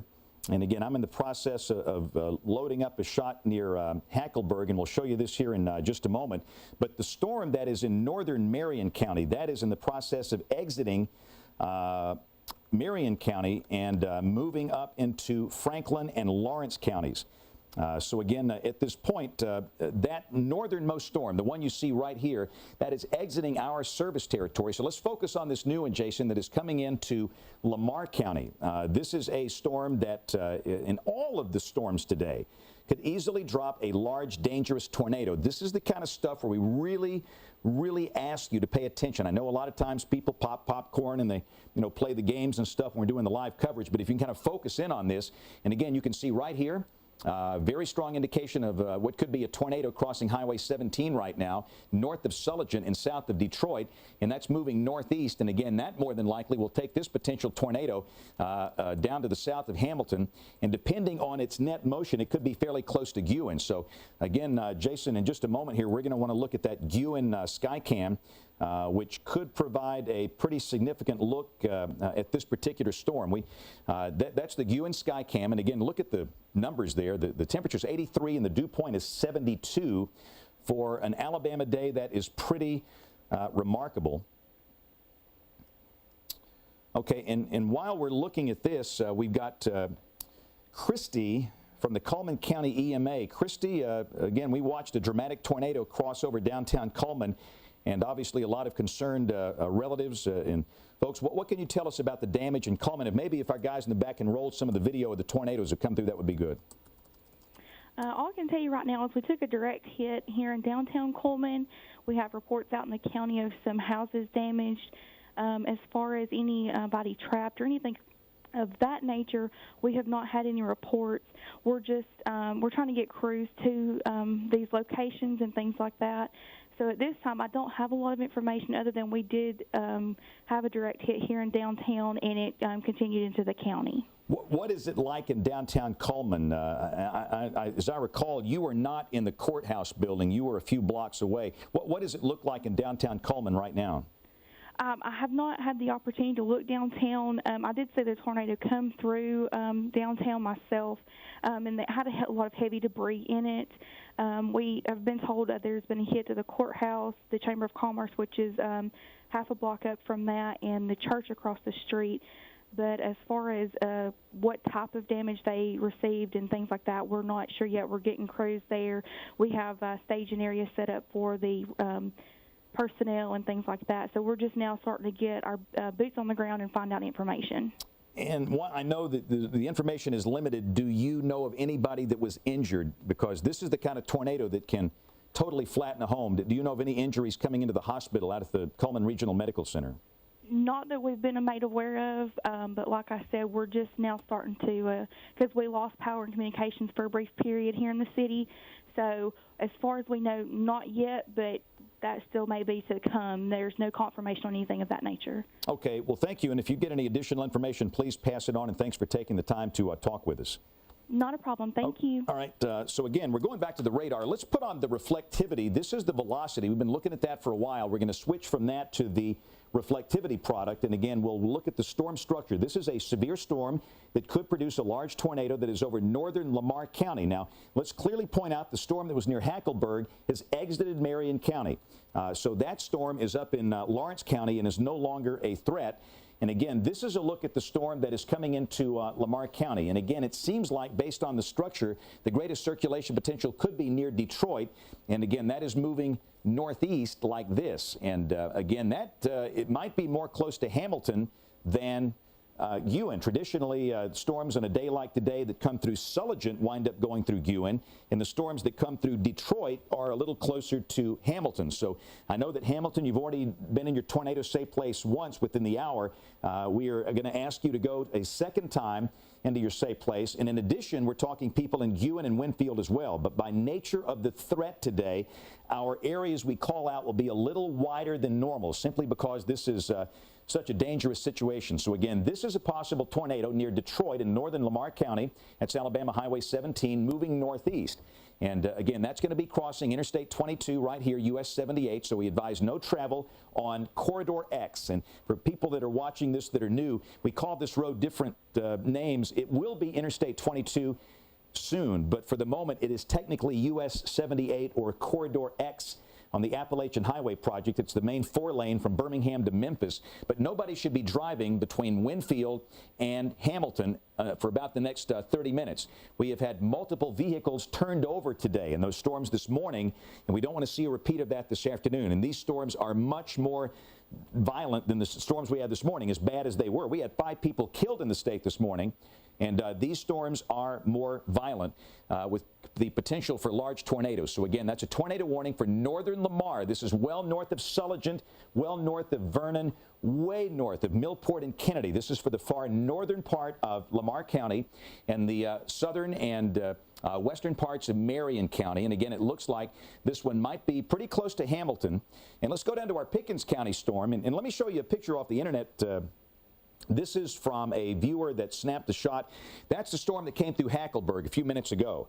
And again, it has a well-defined wall cloud, and there could be a tornado down. If you look real carefully on that tree line, you'll see that there could be an extension, and that might be a tornado down. And again, that storm is now up in Lawrence County in the Tennessee Valley. And of course, once they get out of our television market, we hand those off to Huntsville. But I just wanted to show you that. So let's go back to the radar. And now the 2 storms we are actively working, it is the Pickens County storm, which is this one. And this has prompted a warning for parts of Tuscaloosa County. But more than likely, the greatest potential of circulation is still near the state line at this point. We do have John Brown, who is out in that. Let's take John's live stream. And we got a report that Fairview School has damage, Jason. This is from the Cullman County tornado. And this will be a day with multiple reports of damage and tornadoes. And again, we will be sorting them out as clearly as we can, but timing will be important as well, because we had the big issue this morning. And I'm telling you, after this next wave comes through this afternoon and tonight, it might be hard, telling the difference between the damage from this morning and the damage this afternoon. The damage this morning was primarily straight line winds with embedded tornadoes. This stuff today is going to be tornadoes. And again, another late report, a tornado was moving through downtown Hackleburg. That's the one that's up in Lawrence County now. But John, they are down in the Pickens County storm. And I still don't have an exact location of where these guys are. But again, Jason, maybe you can find out. And John is with Mike Wilhelm today. And again, he is on that southern storm. And we're going to be watching his stream very carefully, but that is a storm that has prompted a warning for Tuscaloosa County. We'll go back to the radar, and again, this is a strong rotation right back in through here that is near Pickensville, moving northeast. So again, more and more as we look at this, I think we can clearly determine that the greatest danger is north of Aliceville. However, I'm not ready to give Aliceville an all clear. Everybody from the community of Memphis, Alabama, and Aliceville in Pickens County, north all the way to US 82 ought to be in your tornado safe place, especially Pickensville back over to Carrollton. This is the county seat. You know, this is the face in the courthouse window that never goes away. Many people recall that. That is Alabama Highway 17 going up to Reform, and then you got Gordo over here. And we'll see. The trajectory of the storms today seem to be more northeast. I have not seen that due east motion like we saw back on April 15th. And it seems like the mean wind flow is carrying these to the northeast. So clearly there is great danger here to Carrollton and Gordo, and maybe Reform. This could pass south of there, but I can't assure you that. So we want everybody in Pickensville, Carrollton, Gordo, Reform to be in a safe place until these storms pass. Just saw a report come over Twitter that Coleman Regional Medical Center may have taken a direct hit. Goodness gracious. Hey, let's go back to that John Brown video, and I'm trying to look at those signs to determine where he is. Okay, apparently John is northwest of Pickensville. He is on that storm, all right? Look at the lowering here, all right? I mean, we are looking at what could be a tornado right there. This is in Pickensville. This is the southern storm that is in Pickens County. Again, this is a live stream from our sky watchers, John Brown and Mike Wilhelm.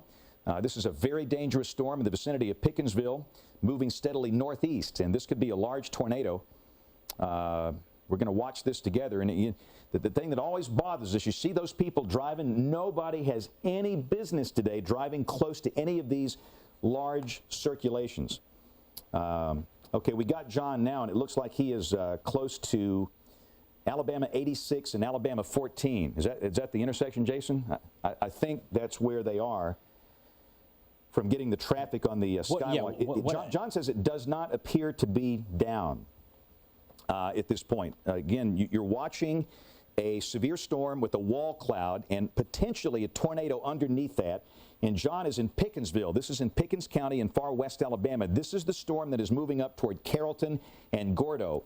And we are encouraging everybody in Pickensville, in Carrollton, Reform, Gordo, to be in a safe place until this thing passes. And again, John he's going to stay on the backside of the storm where it's safe, and we're going to watch it both from the live camera perspective and from the radar perspective.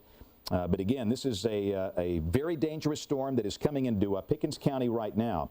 We're getting more reports of serious issues in Cullman County and the city of Cullman. And James, I got a report from Greg Nordstrom at Mississippi State. He's out chasing tornado on the ground, headed in the vicinity of Aliceville, but he's lost the visibility on it. Yeah, they're all there together, I think. Nordstrom, Greg from Mississippi State, is probably with John, and they are in this all together. And again, we are watching a severe storm that is capable of producing a large tornado at any time in Pickens County.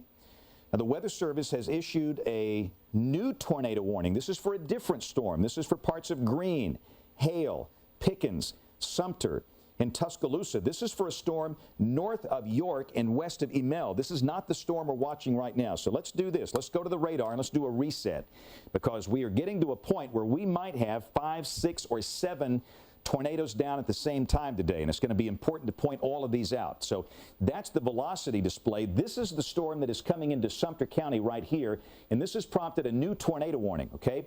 This is your tornado warning for this new circulation that is coming into Sumter County. This is way north of York and way north of Livingston, but that is the new tornado warning that includes the northern half of Greene, extreme northern hail. This does not include Greensboro. This includes Moundville. This includes places like Union and Pleasant Ridge, West Greene. This includes Geiger and points north, and this includes southern Pickens. So we have a tornado warning for 2 separate circulations. One will be coming through northern Sumter, northern Greene, possibly affecting southwest Tuscaloosa County. The other one is here at Pickensville, moving northeast up in the direction of Carrollton and Gordo. Again, that's the circulation in the north. That's the circulation down here in the south. The course circulation in that storm coming into Sumter County is still across the state line. But again, on this one, we've got John Brown. So let's go to John's camera. And again, we've got this thing double boxed, and John is fighting the tree issue, as we all do here in Alabama. But the Weather Service continues the warning for the storm that John is on.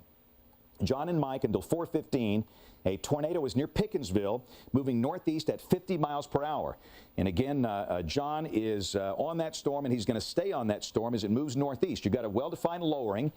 John has told us in the chat room that we have not, he is not, it doesn't appear to be down, but Greg Nordstrom said from Mississippi State that maybe it was down at some point. We have reason to believe it was clearly down back in Mississippi, and it could drop again at any time. These storms are not going to go away easy today. They are in an environment that they absolutely love. These storms, this setup today, and they're going to last for a long time.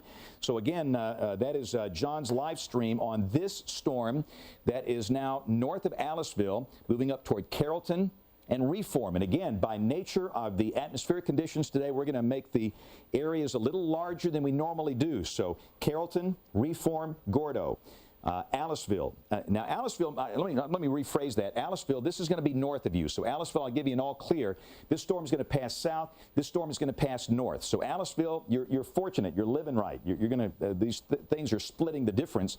This next storm coming in from Mississippi will affect northern Sumter and parts of Greene and maybe southwest Tuscaloosa counties. But both of these storms, this lead storm will affect north Tuscaloosa County. This will pass well to the north of the city of Tuscaloosa. But this one is in a position to come right up toward town. So the two storms, the two supercells in West Alabama, the northern storm passes north of Tuscaloosa. The southern storm, it might want to make a beeline for the city.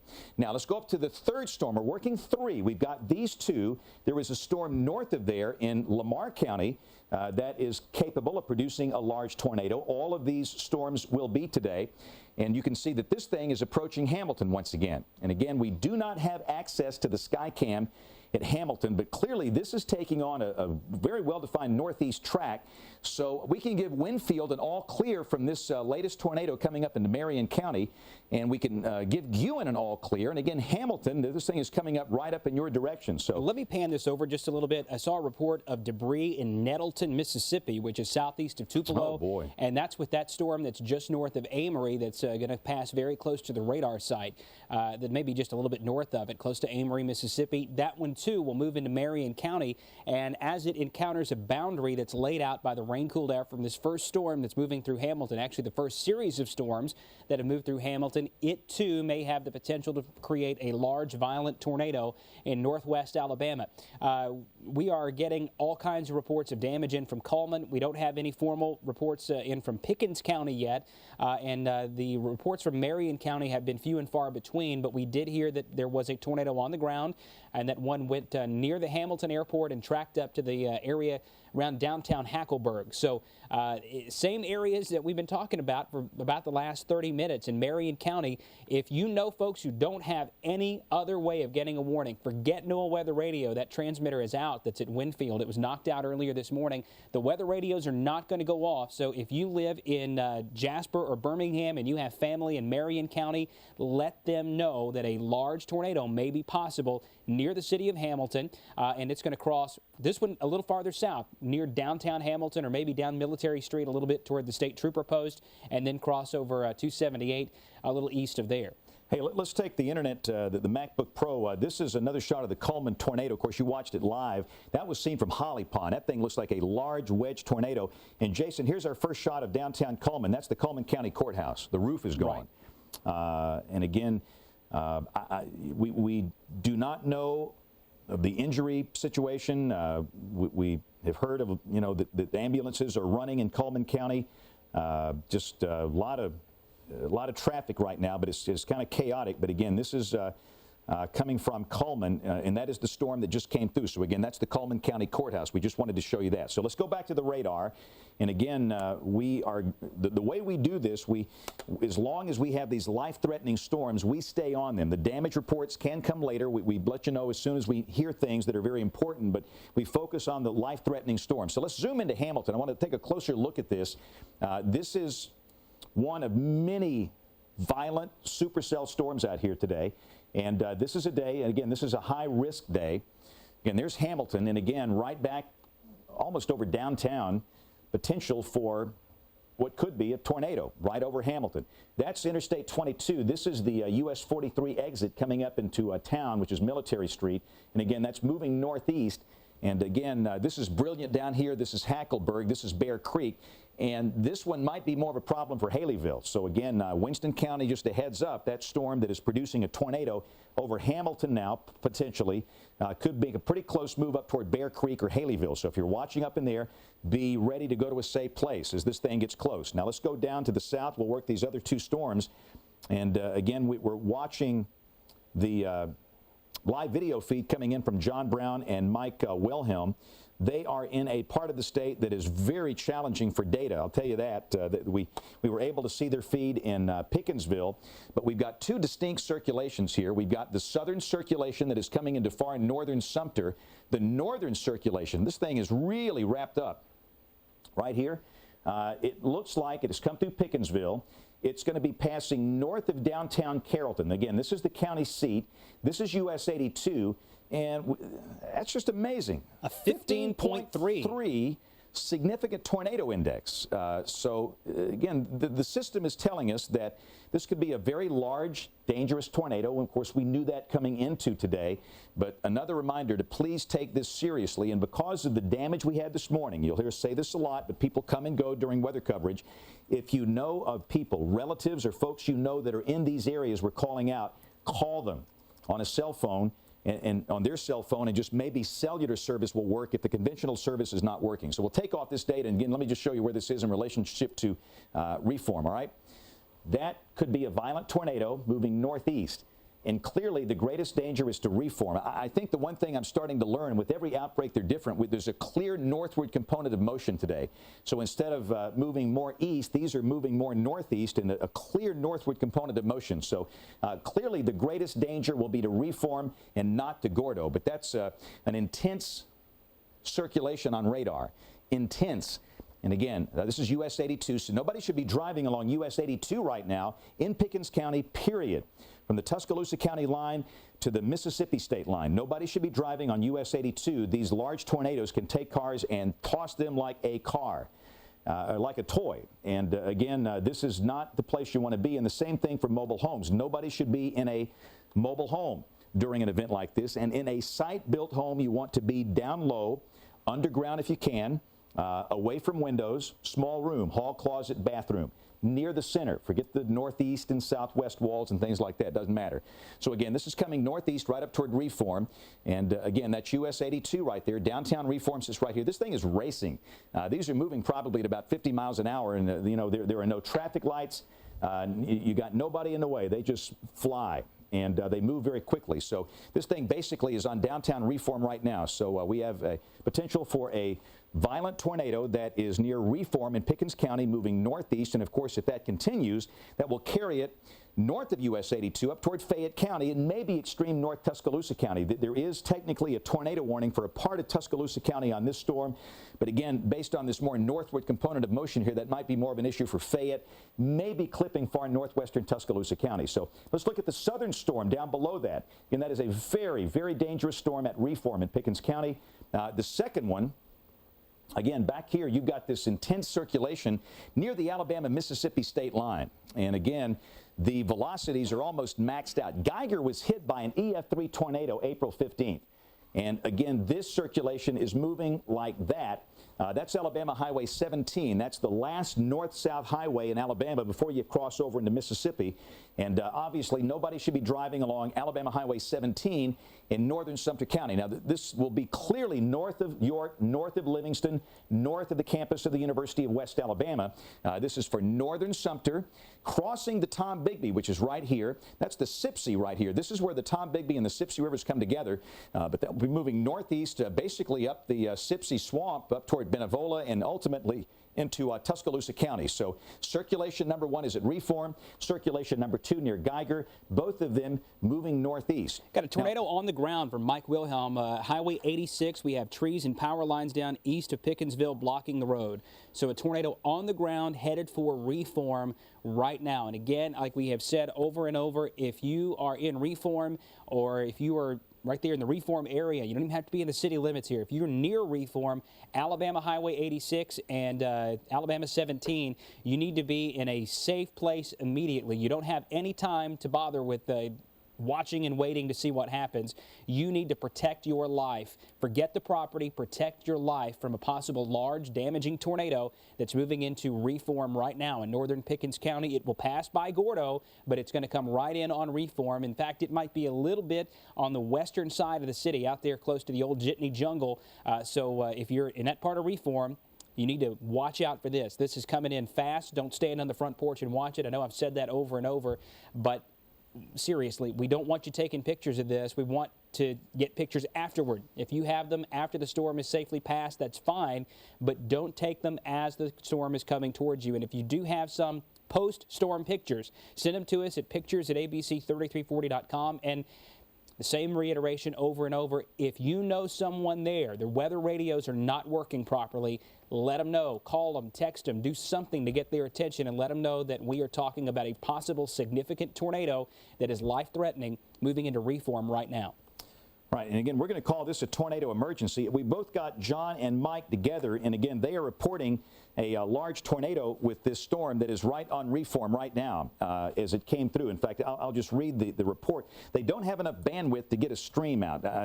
It's trying, it's like trying to get a golf ball through a garden hose. We can't get that video out of there at this moment because of the infrastructure issues. But again, in a moment, as soon as we get their stream established, we'll pass that back on. But coming from them, they are reporting a tornado on the ground on Highway 86, damaged trees and power lines east of Pickensville blocking the road. And again, that is the circulation that is right over downtown Reform right now, moving northeast. The second circulation is coming up this way, and again, this is for everybody in northern Sumter, but that is, we're going to call this a tornado emergency now for Pickens County because of Mike's report of a large tornado that's come through here, and again, that is coming right through Reform right now, moving northeast. If you're in Gordo, just for safety's sake, I would still say in a safe place. Clearly, the greatest risk is at Reform, moving northeast, and again, we've got that other circulation for northern Sumter. Now, let's go up to the storm that's near Hamilton. We're working 3 storms. We're going to bounce back between all of them today. And again, this is the storm that has come through Hamilton. And I have not, Jason, heard of any damage with this latest storm from Hamilton, to my knowledge, which is good. But you have to respect all of these things because even if you don't have damage, you might soon. Look at this. Right. We still have a really strong indication. Right Haleyville. Yeah. Hey. Haleyville Skycam. Now look, we got a Skycam in downtown Haleyville. We're going to point that thing back to the west. Now, there is no formal... We don't have a Haleyville Skycam. Oh, we got power outage up there, too. But yeah. I mean, this it's been down since 5:28 a.m. Took a beating this morning, and accordingly, the infrastructure and the power outage is going to be a very problematic situation for coverage today. But I'm just telling you right now, a wrapped-up storm is coming right toward downtown Haleyville. I would go to a safe place now. I know there's no formal warning for Pickens County, and this will be a day where there's going to be so many tornado warnings that it's going to be hard to keep track of them. But if you hear me calling out your community, you want to go to a safe place. So again, Haleyville, you need to be in a safe place. Bear Creek, same thing, safe place. This storm is past Hamilton. For Hamilton, the danger is over for now. There could be other storms coming later, but from this storm, the danger is over. Potential for what could be a pretty large tornado. Large wedge tornado on the ground in northeast Kemper County. Okay, and that's in Mississippi, all right? Yeah, that's near the state line, so let's back out and look at that one. That's the one coming up into northern Sumter. Yeah. This is from Alan Gerard. Alan is the meteorologist in charge of the National Weather Service in Jackson, Mississippi. They've got spotters reporting a large wedge tornado on the ground in northeastern Kemper County. And again, that's this one right here that is coming up into far northern Sumter. And again, that one's going to want to move in this direction. So I'm just telling you, if this stays on that same track, that's going to wind up in Tuscaloosa. This one, it's over Reform, is moving northeast. And again, you can see that's going to come up here toward Newtonville, near the Fayette-Tuscaloosa County line. It's moving like that. And that's going to be far, far north of Tuscaloosa. And this is Highway 171. That's US 43 right here. And look at this thing. I mean, it is just wrapped up right over downtown Reform. And again, that is moving to the northeast, and that is about as strong of a signature as you'll ever see. When you see that swirl like that, how they twist. Right. It looks like Valonia, Arkansas a few nights ago. It's the exact same thing. Well, it looks like the tornadoes we had back on April 15th, too.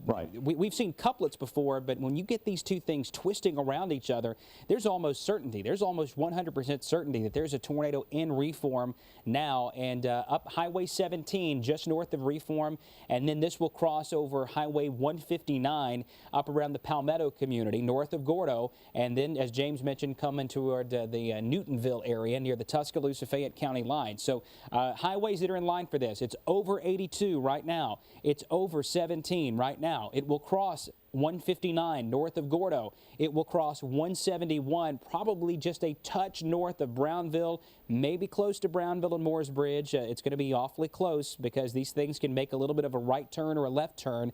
And then North Tuscaloosa County and Southern Fayette County, you need to be in a safe place immediately. We have confirmation that a tornado has crossed through Pickens County. It is likely in Reform now or passing slightly north of Reform. And if it's anything like what we have seen in Coleman so far and what we've seen across Mississippi so far, this could be a large, violent tornado. That's the kind of atmosphere we have. There are a few times in a lifetime that you have an atmosphere like we do today. Please do not take anything we say for granted. This is a violent tornado situation. It's a life-threatening situation. Please take cover anytime you're under a tornado warning on a day like this, again, a few times in your life you're going to see anything that's on this kind of magnitude where we can almost pinpoint a tornado just by the signature like that. But from Reform northeast to Palmetto, Newtonville, Mooresbridge, and down toward Brownville, you need to be in a safe place immediately. Yeah, well, we got another nasty couplet west of Hamilton.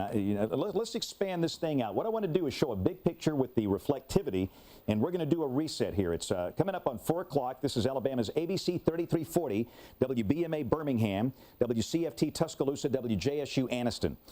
We have violent storms, and this thing right here is really wrapped up, the one across the state line. That will be entering Marion County here shortly, and there's a tornado warning for that. We have one possible tornado approaching downtown Haleyville.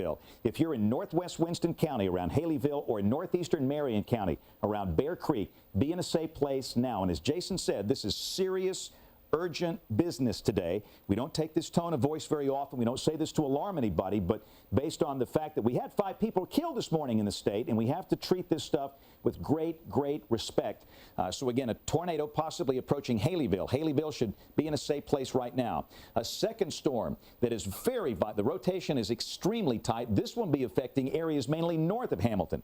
We have a third storm with a tornado near Reform. That's coming up in the northwestern Tuscaloosa County near the Fayette County line. That'll be splitting the difference between Lake Tuscaloosa and Fayette. And then we have this other storm that's coming up into Pickens County, and you can see a circulation here and a circulation here. This is one that is wrapped up that's going to be coming up pretty much along the Sipsey River.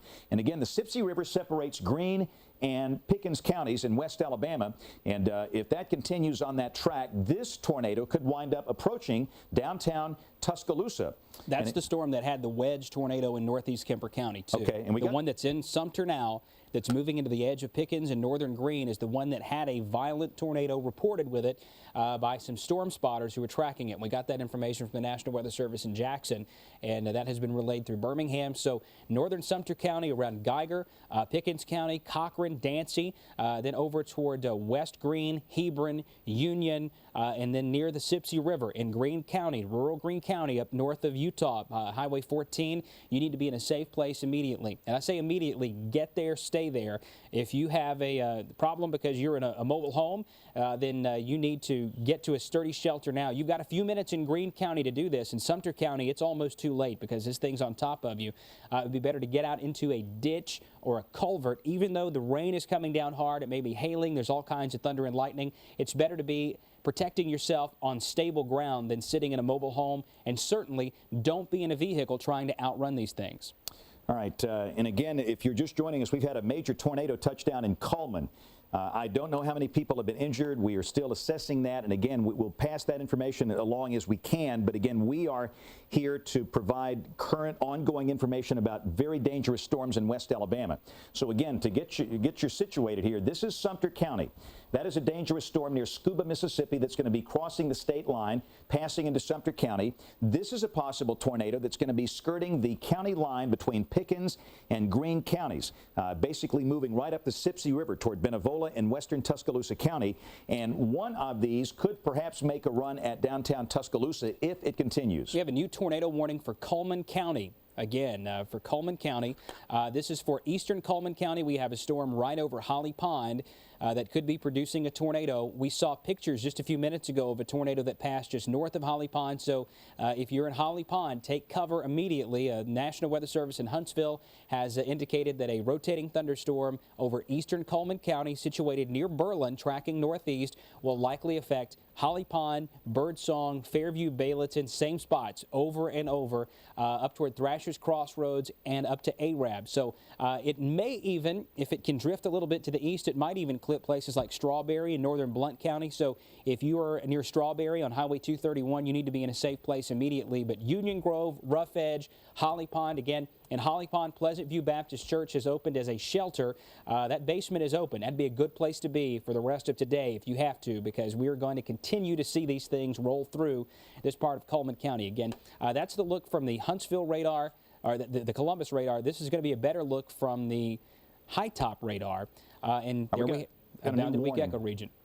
All right, this is a new tornado warning, and this one is going to be for parts of Fayette, Pickens, Tuscaloosa, and Walker for the tornado near Reform. The Weather Service is calling this a large and extremely dangerous tornado. And what the Weather Service is doing, and again, this is the storm with this new warning. It's moving up in this direction. This will not impact the city of Tuscaloosa or Northport. This will be clipping far northern Tuscaloosa County. It will be south of Fayette. This will pass between Northport and Fayette, moving up in this direction. And again, if it continues on that track, it could wind up affecting places like Oakman and Jasper and Cordova. These places were absolutely raked by severe weather this morning. There is power out across a large part of Fayette and Walker counties. The warning for Fayette County includes a little sliver here, but the bottom line is, if you know anybody near Newtonville, New Lexington, Moores Bridge, Oakman, call them on the phone and tell them that there's a tornado and they need to go to a safe place. So that is a new tornado warning for this storm that is moving up in the direction of North Tuscaloosa, extreme South Fayette, and the western part of Walker counties. And again, that thing is very well wrapped up, and that's going to continue moving northeast. This will pass north of the city of Tuscaloosa and north of the city of Northport, again moving up through northern Tuscaloosa County. But again, it is a clear heads up, and you can see the circulation is really just northeast of Reform, moving northeast about like that. Okay, so this is Tuscaloosa County, this is Pickens County, that's Fayette County up and through here, and there's your bounded weak echo region right there. That is a violent tornado based on Weather Service reports. They've got people watching this thing, and that is continuing to move up to the northeast. This is Moores Bridge in Tuscaloosa County along Highway 171. Right here, that's Alabama 159 that goes out of Gordo back up towards Fayette. Nobody should be on Highway 159 or 171 over the course of the next 15 minutes. And ultimately, US 43 is going to cross all three of those highways. But clearly, from this storm, the danger is now north of US 82, which is right here. For Reform, we'll give you an all clear from this storm. Gordo, this is passing just north of you. It's awfully close, and because it's so close, we'll say for about 10 more minutes if you're in Gordo, you need to stay in a safe place. Now, let's go up to the Haleyville storm. And again, we've called out downtown Haleyville. We're encouraging everybody in that northwestern corner of Winston County to be in a safe place for a possible tornado that is coming right into Bear Creek and Haleyville up in northwest Alabama. This is a storm that came out of Hamilton, and again, it's right here. And notice the new storm. This is a new rotation that's passing north of Hamilton. That's going to be scooting up into the far northern part of Marion County. So as we look at this, we've got one rotation near Bear Creek. We've got one rotation west of Hamilton. These are moving northeast. So this new circulation coming in from Mississippi will be staying north of Hamilton. If you live north of Hamilton, be in a safe place. Not from this storm, from the new storm. In fact, that storm has a history of producing damage near Nettleton, Mississippi. There's a debris ball. Yep, right it's on there. the ground. It's got to be. This is a large, violent tornado that is on the ground. And again, this is Corridor X, Interstate 22. The debris ball, or the large tornado, is crossing the interstate right now. The significant tornado impact is 11.5. The tornado impact is almost maxed out at 9.7, racing northeast at 63 miles per hour.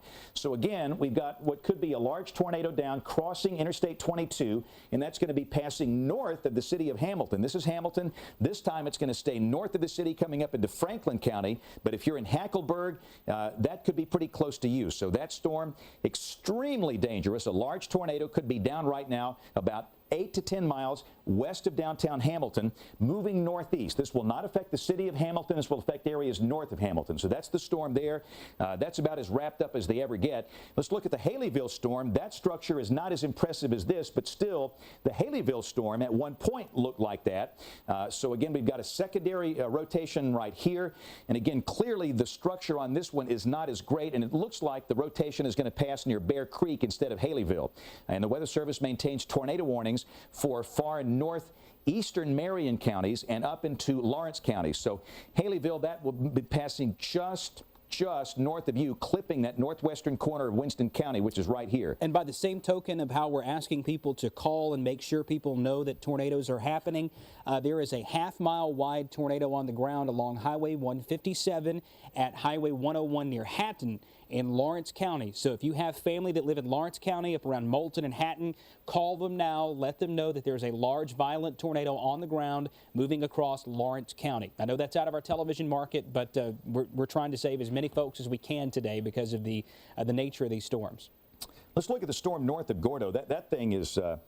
Again, we're watching multiple radar displays, and the radar display that I'm seeing here, it's the delta is over 120 knots on the velocities, which means that this thing more than likely is a very large, violent tornado that is in Pickens County. This thing right here, you're seeing it on your screen now. What that's going to be doing, that's going to be clipping. This is Highway 159 going up to Fayette. That's Highway 171, Northport to Fayette. That's crossing 159. It's about to cross 171. The community of New Lexington is right here. Moore's Bridge is right here. Nobody should be on Highway 171 between, let's just say, Northport and Fayette over the next 10 minutes. In fact, that thing is going to be crossing right over Alabama Highway 171 and then ultimately kind of hugging the Tuscaloosa-Fayette County line, and that continues moving northeast. That's going to take it through the point where Tuscaloosa, Fayette, and Walker counties all come together. And Jason, go ahead. Tornado on the ground in Coleman County. Again, emergency management reported a rain-wrapped tornado near Fairview, moving northeast at about 65 miles per hour. So there's another tornado on the ground near Alabama Highway 69 up in Coleman County. We need you to take cover immediately from Fairview to Bayleton up toward Joppa, Thrasher's Crossroads. If you're in Arab, the Arab area around Strawberry down into northern Blount County, it's a call to action for you as well. I want to move the radar up to that part of the state very quickly because that's very rapidly approaching the Huntsville television market, but we'll pop on the Huntsville Velocity product. You can even see that from Columbus, it's Mississippi. Wrapped up. The whole thing's wrapped up. Yeah, but here comes the Velocity product, and look at that. That is an obvious problem in northeast Coleman County. It is now north of Holly Pond. It's right past Fairview. It's past Fairview High School now. It's moving up toward Parkside Elementary, toward the Catfish restaurant there on Highway 69. This might follow 69 right across what we call the four-way up there where there's a gas station. There used to be a little shopping area there. There's a fruit stand. So at the four-way stop at 67 and 69, safe place immediately. City of Arab, Strawberry, Oleander, Scant City again. If you got family up that way, let them know that there's a possibly significant tornado on the ground. Emergency management in Coleman County have reported yet another tornado in northeast Coleman County with that storm, and that one looks just like the ones over in West Alabama. Yeah, let's go back to the West Alabama storms. And again, these are exiting Coleman, moving up into Marshall and Morgan County. So we're going to hand those off to the Huntsville television market, and we're going to be concerned about the storms on the western side of the state. And you could just pick them out. I mean, you could just pick these things out. I mean, 1, 2, 3, 4. Without even looking at the standard reflectivity products. We can see it right there in the velocity products. We've got one storm west of Hamilton that is showing signs of producing a large tornado. It's going to pass north of Hamilton. One clipping that northwestern corner of Winston County that's passing north of Haleyville. We've got a very violent looking tornado that is near the community of New Lexington, near the Tuscaloosa-Fayette County line. That'll be crossing Highway 43 in a matter of minutes, north of Northside High School, north of Samantha. And then on the Sipsey River, a violent looking tornado that's on the Green Pickens County line. And again, this is the Sipsey River, which separates those two counties. And that large tornado will be coming right up that old Sipsey Swamp, right in through here. And this is between Utah and Aliceville, moving up toward western Tuscaloosa County. So for those of you in places like Romulus and Coker and Buell and Tuscaloosa counties, this is coming toward you. Geiger, a violent circulation right on top of you. And that town was pretty much taken out by a big tornado April 15th. It was an EF3, but Geiger is a very small community, and many of the structures were severely damaged at this point. So we have, again, multiple reports or indications of what could be violent tornadoes across parts of West Alabama.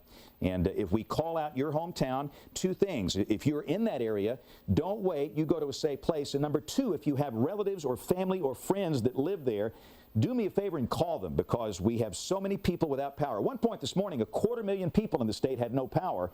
And even now, we've got a whole lot of folks without power, without cell service. Communication is a major problem. That is, if you watched us this morning, that's one of the greatest concerns for this second wave. This is the violent stuff. I know it was horribly violent this morning with 5 fatalities, but this has potential to do even more damage and harm, and is more of a threat to life and property. Got a ham radio operator in Northport saying you can see a wall cloud and a funnel, but cannot determine for sure if it's on the ground. And a note that Coleman City emergency officials are asking folks to stay out of the city. Just stay out of Coleman. If you don't have anything to do there other than sightsee, please stay out of town and get out of their way. They've got a big problem there. All right, let's look at the Tuscaloosa Skycam. And again, Jason is working that. Now, what we're doing here, we're looking from the top of the Tuscaloosa County Courthouse, looking back into that storm that is crossing far northwest Tuscaloosa County. We're talking above Brownville, really above Moore's Bridge, almost on the Fayette County line. And that's a good 35-mile, distance from that sky cam up to that area of rotation that could be a violent tornado, and it's just going to be hard to see it from this distance. But again, this is a situation where those of you in far north Tuscaloosa County, if you're close to Newtonville or Moores Bridge or north of Samantha or near Samantha, we want you to be in a safe place right now. And again, all of these storms are extremely dangerous today. So that's the storm that is in North Tuscaloosa County that's going to be hugging the Fayette County line. And that will be ultimately moving over into Walker County, maybe affecting the communities of Oakman and Parrish and places like that, and maybe Jasper. Now, these things have a clear northward component of motion today. So let's go back to the radar. Looks like we can't see much coming from that Skycam right now. And again, we're watching for this circulation, very violent circulation now, that's kind of hugging the Fayette-Tuscaloosa County line. It has crossed over Highway 171. It's crossed over Highway 159. It's about to cross over US 43. So nobody should be driving on US 43 between Lake Tuscaloosa and Bankston here, and then that keeps moving northeast, and that's going to take it a little south of Barry, but in Barry you're close enough perhaps to be impacted by that thing. So again, you took a major hit this morning with major damage in Barry, but that dangerous storm is going to be close to Barry, probably passing a little south of there. It's close enough to go to a safe place, and that is clearly a case where you got to call somebody. You got to pick up the phone and call somebody if you know them there, and then that's going to keep on moving northeast up here into Walker County, perhaps affecting the community of Oakman, which is right here, and just maybe affecting Parrish or Jasper or Cordova. Cordova took a major hit this morning from the storms that happened during the pre-dawn hour. So that's our storm in North Tuscaloosa County.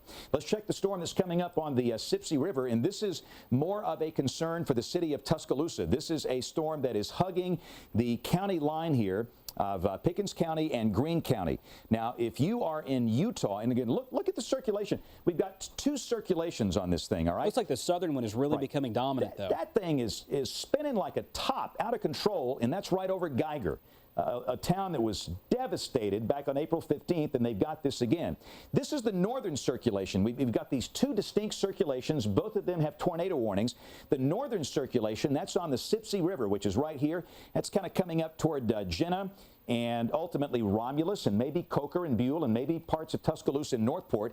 And the second one down here, that's going to be crossing the Tombigbee. This is the Tombigbee. This is where the Sipsey empties into the Tombigbee River, and that'll be crossing the Tombigbee. And let me just say this, we saw some amazing images back on April 15th of tugboat operators with shots of tornadoes, and they might see the same thing today. And boy, you talk about being in a bad spot. They can't do much if they're out there in the river, but that's going to be crossing the river north of Gainesville and then coming up through northern Greene County, affecting places like West Greene and Union.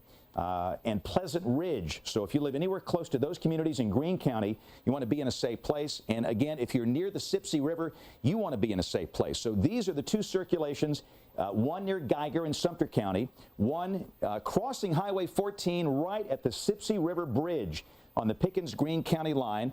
And one or both of these could affect the city of Tuscaloosa and Northport, Jason. Very quickly, let's go to Ebony Hall, who is live by phone in Coleman. Ebony, are you with us? Is Ebony Hall with us?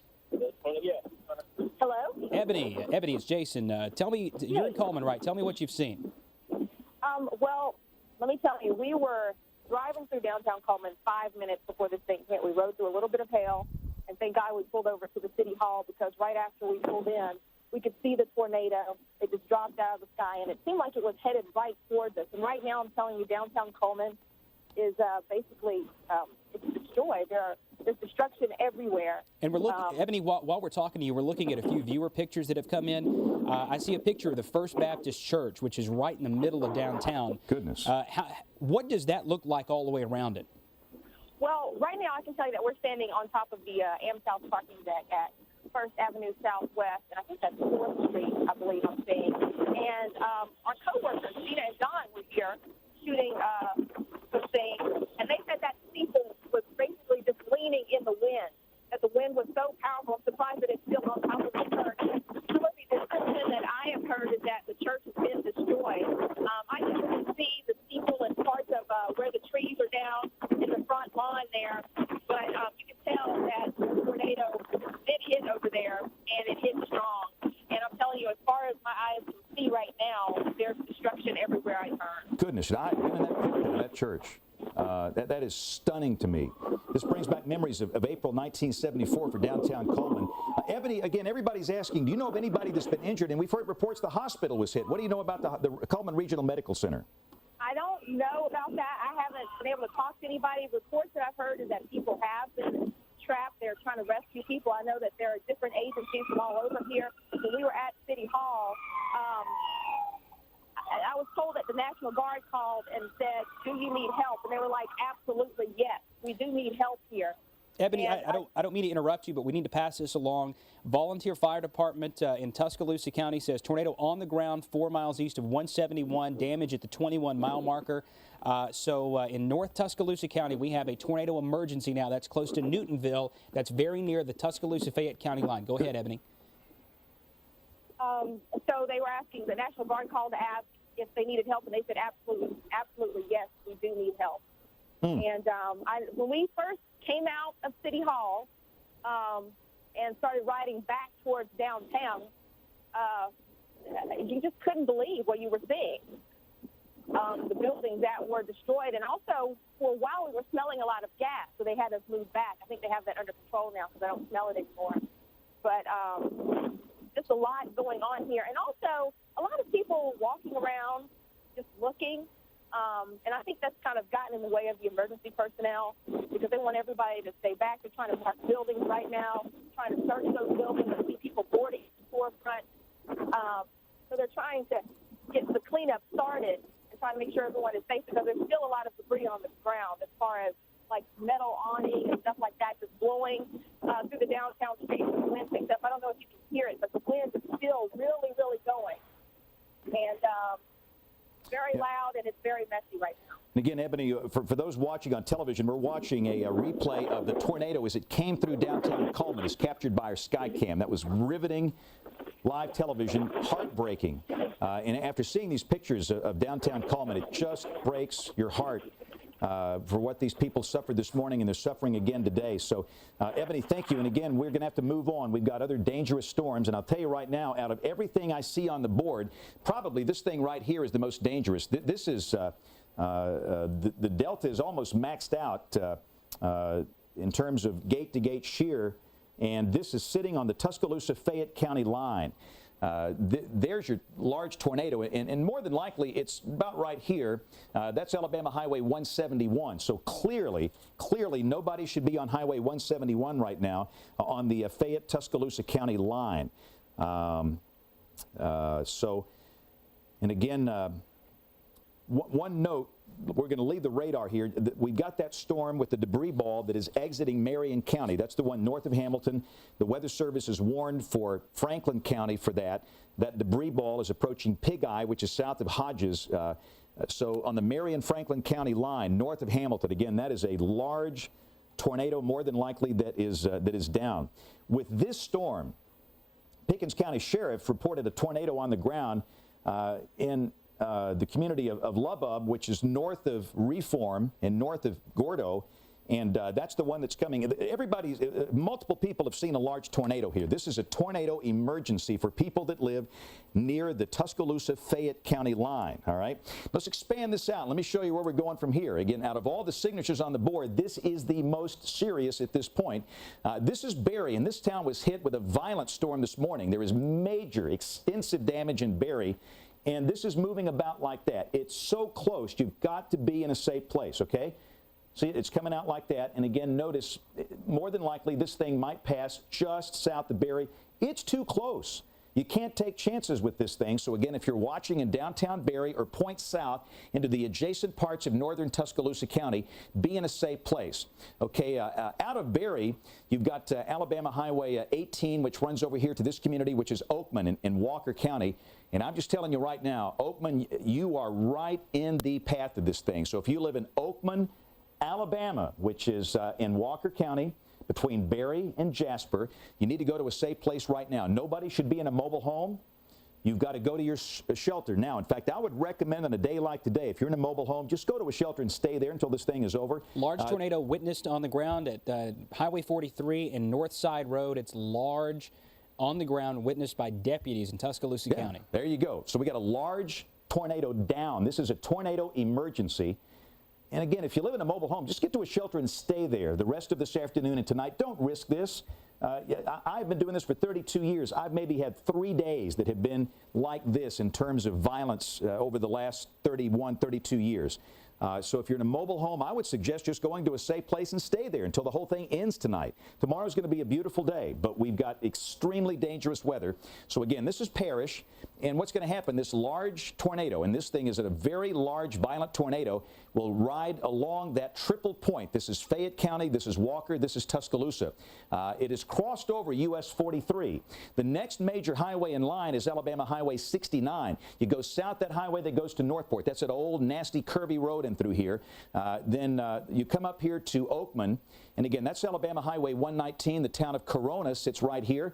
We encourage everybody along Highway 18 from Berry to Oakman and south down Highway 69, almost to Wyndham Springs. You need to be in a safe, secure place. Get underground if you can. If you can't, lowest floor, near the center, away from windows, and we'll get through this thing okay.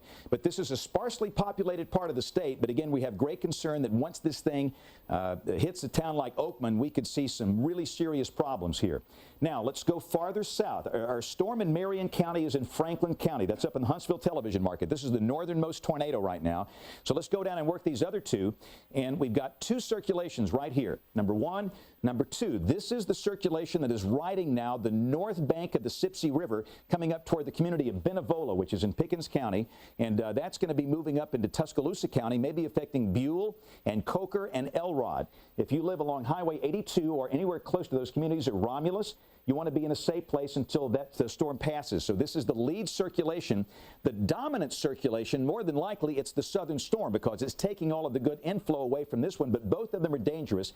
But the southern storm is going to be doing the same thing. These are parallel tracks. This is reminiscent of November 10th, 2002, north of here. You got these things just like on parallel tracks. The northern storm is more than likely going to impact perhaps Coker, Buell, Elrod, maybe Northport. The southern storm, maybe the dominant one down here, could be affecting the city of Tuscaloosa.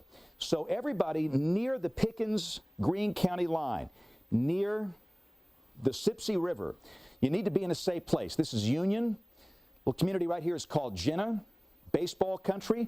If I call out your business or your camp, you want to be in a safe place until these things pass because, again, this is a situation where these are life-threatening storms. We don't say this often. We don't say it to scare anybody, but this is stuff that I'm just telling you, we don't want to hear loss of life tomorrow. We've already had loss of life today. 5 people died this morning. We don't want that to happen this afternoon.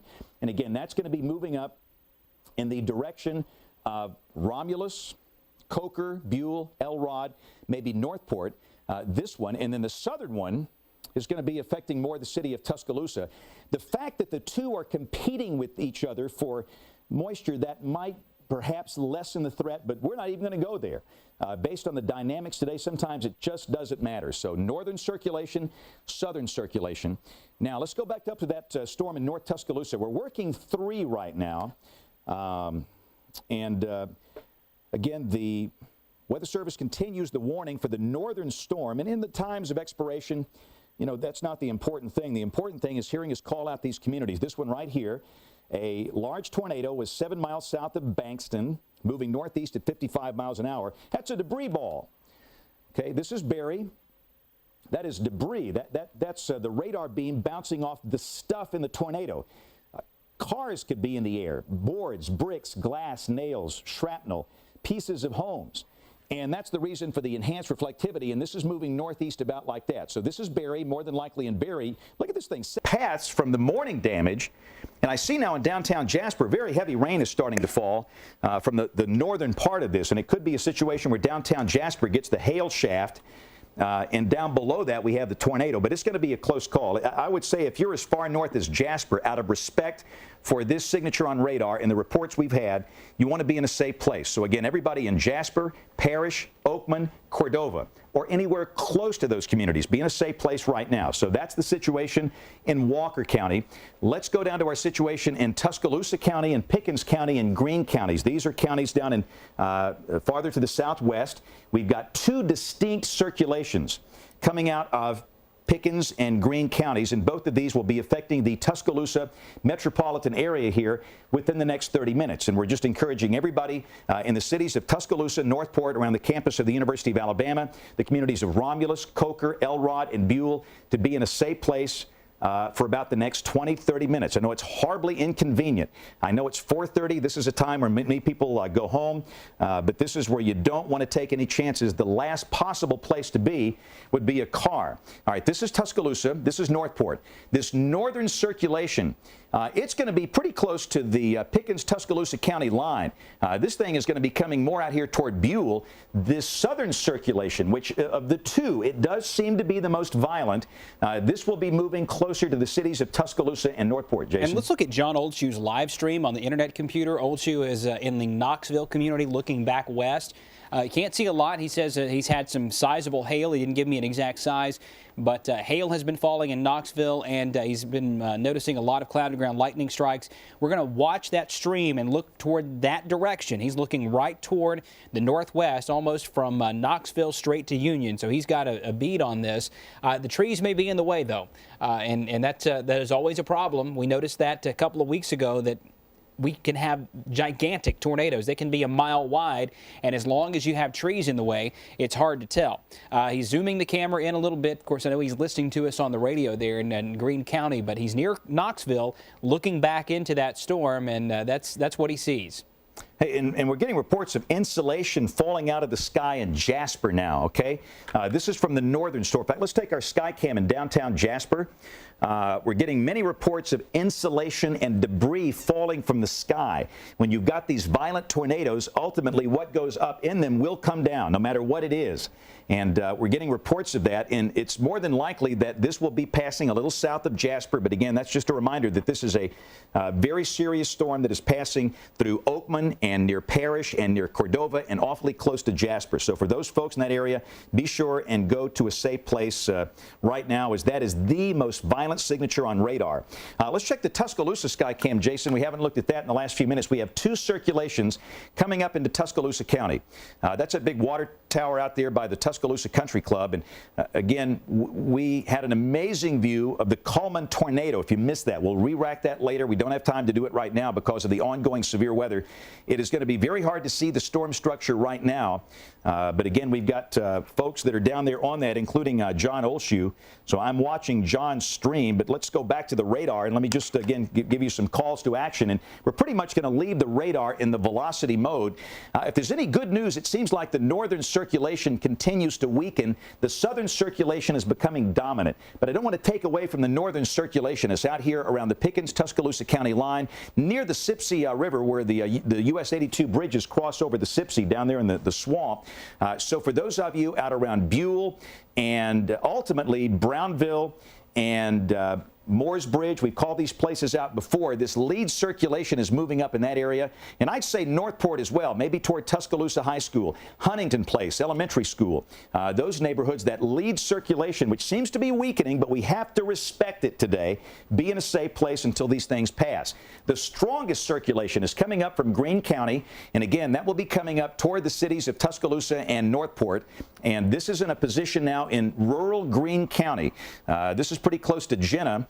And again, that's going to be moving up into the southwest part of Tuscaloosa County as well. We have had multiple spotters with a large wedge tornado on this thing. So again, for everybody in Tuscaloosa County, we have two distinct circulations. The lead circulation will be passing north and west of the city of Tuscaloosa. Places we're calling out again on that one would be Buell in far west Tuscaloosa County, Brownville, Moores Bridge, Samantha.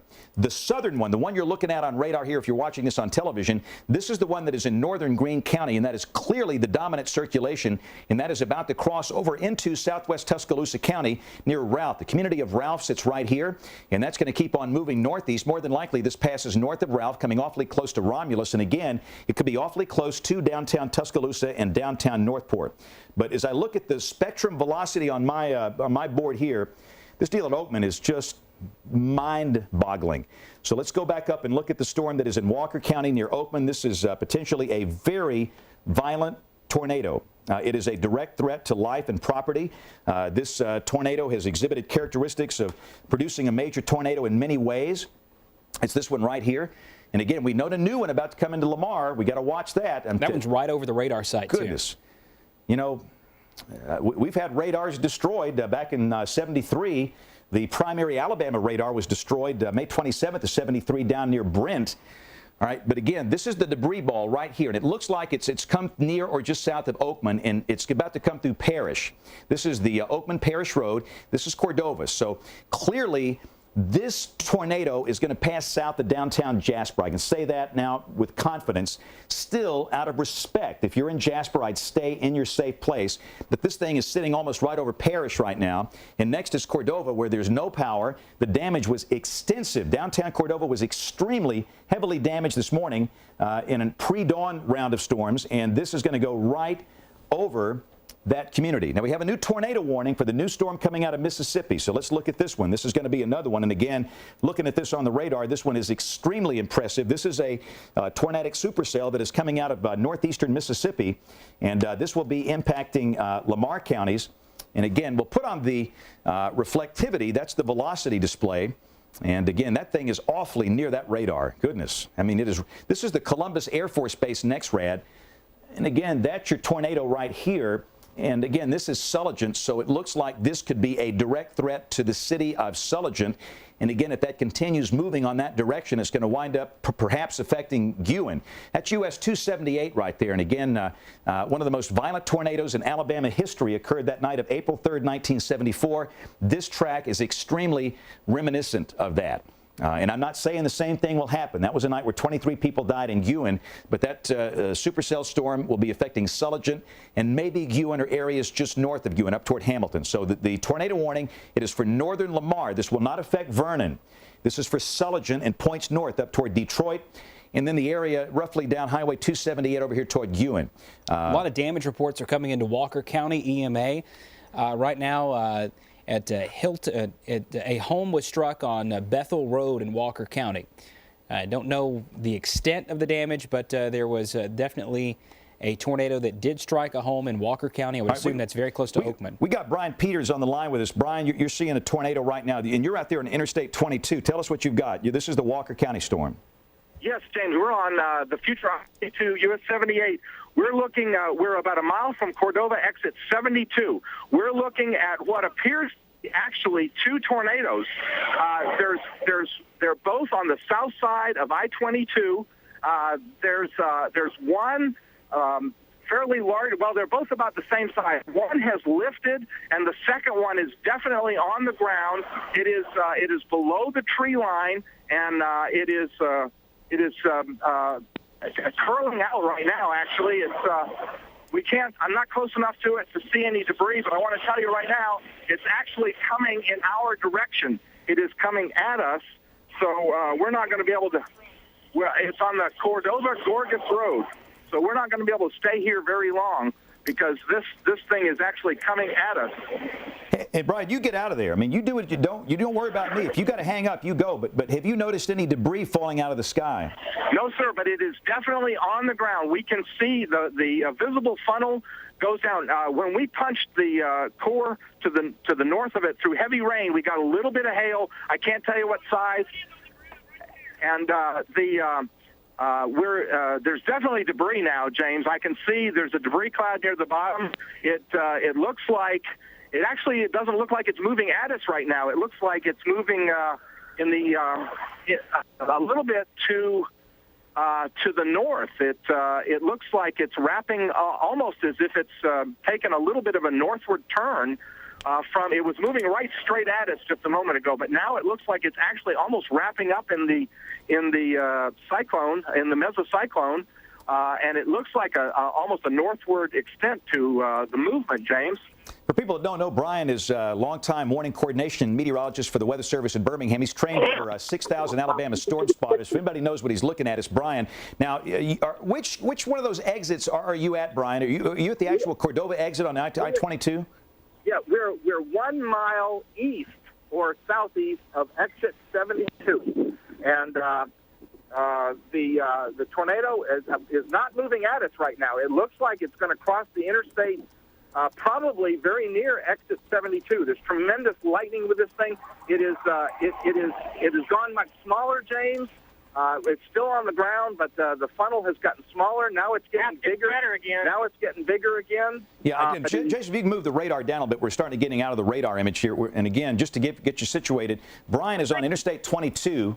Okay, right here. He's looking back at this large tornado, and I say large tornado, Brian. We've got debris falling in Jasper.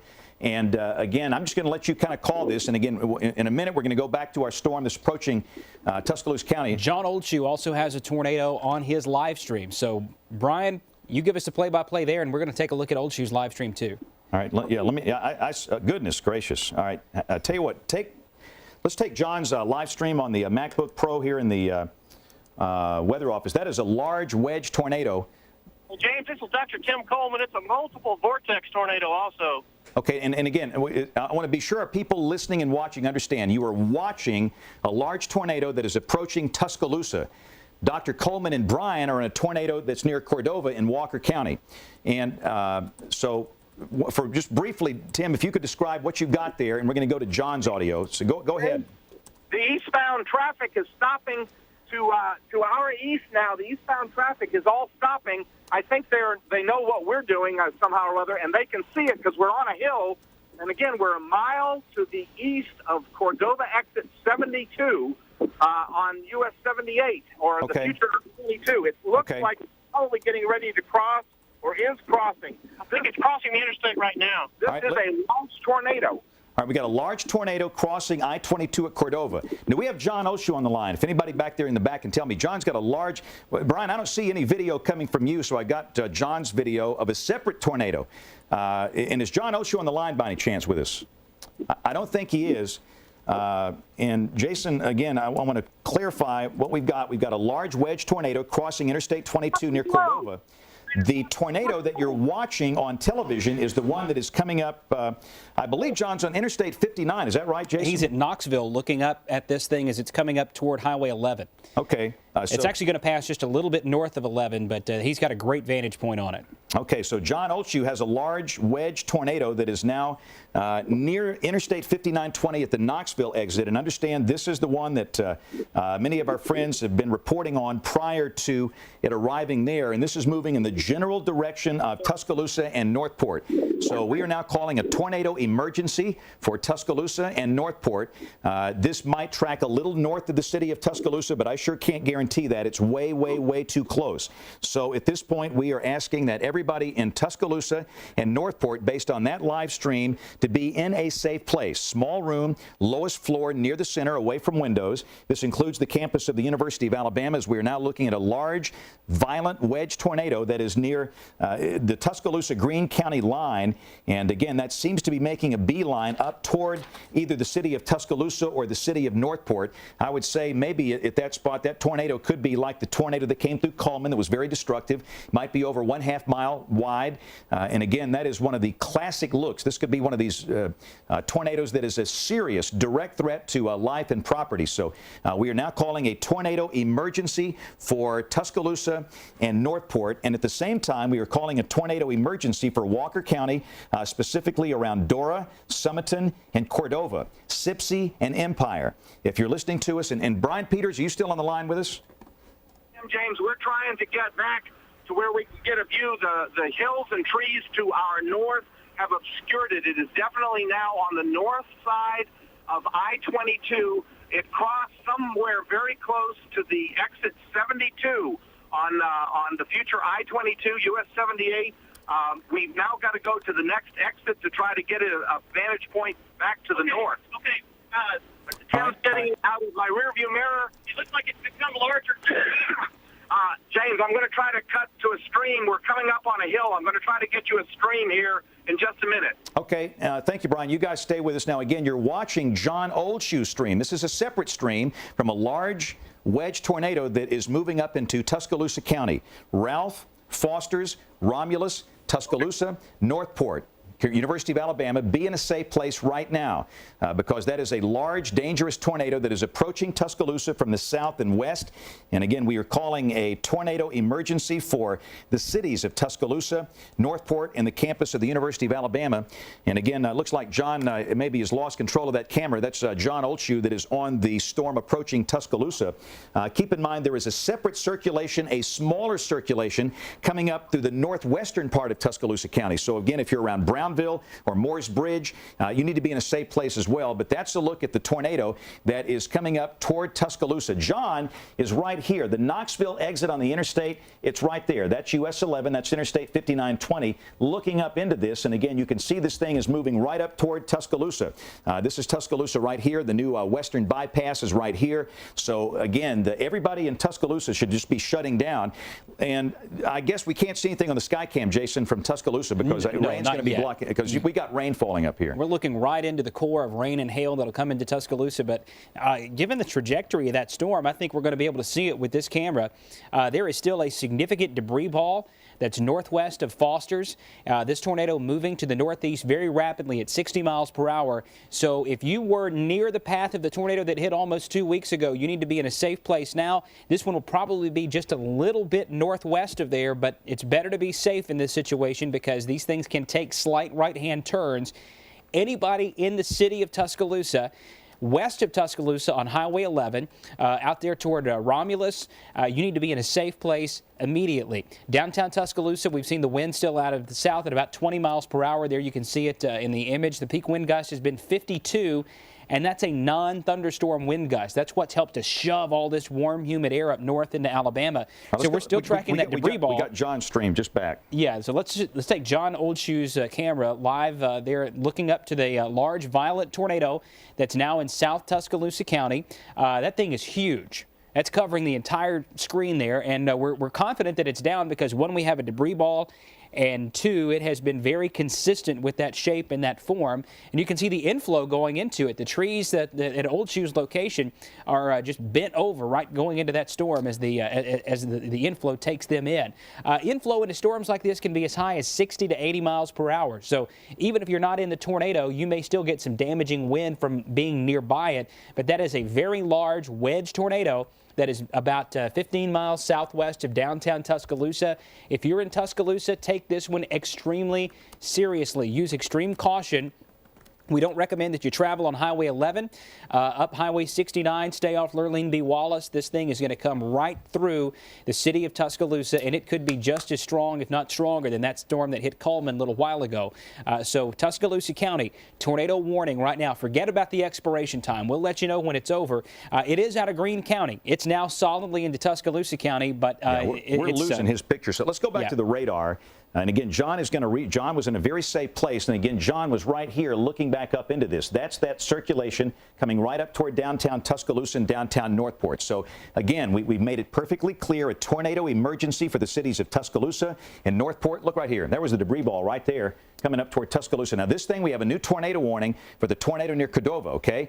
This is going to be moving up into parts of western Blount County, clipping northern Jefferson. This is going to be one of these problematic cases where a little sliver of Jefferson County is under a tornado warning. This does not include the city of Birmingham. This is for far, far north Jefferson County around Warrior, but we have a new tornado warning for parts of Walker, far northern Jefferson, Blount, southern tip of Coleman for that large tornado that Brian and Tim are tracking coming out of Cordova. And again, if you are near Dora, Summerton, Sipsey, Empire, be in a safe place right now. Ultimately, Blunt Springs, Warrior, places like that. And then we have this other very violent tornado that is near Sullivan. Let's look at this one. And again, we're going to be bouncing back between all of these today. This is a severe storm that is capable of producing a violent tornado near Sullivan. This thing is going to be maybe just north of Sullivan, moving northeast. And again, this could be awfully close to Ewan or points just north of here toward Twin.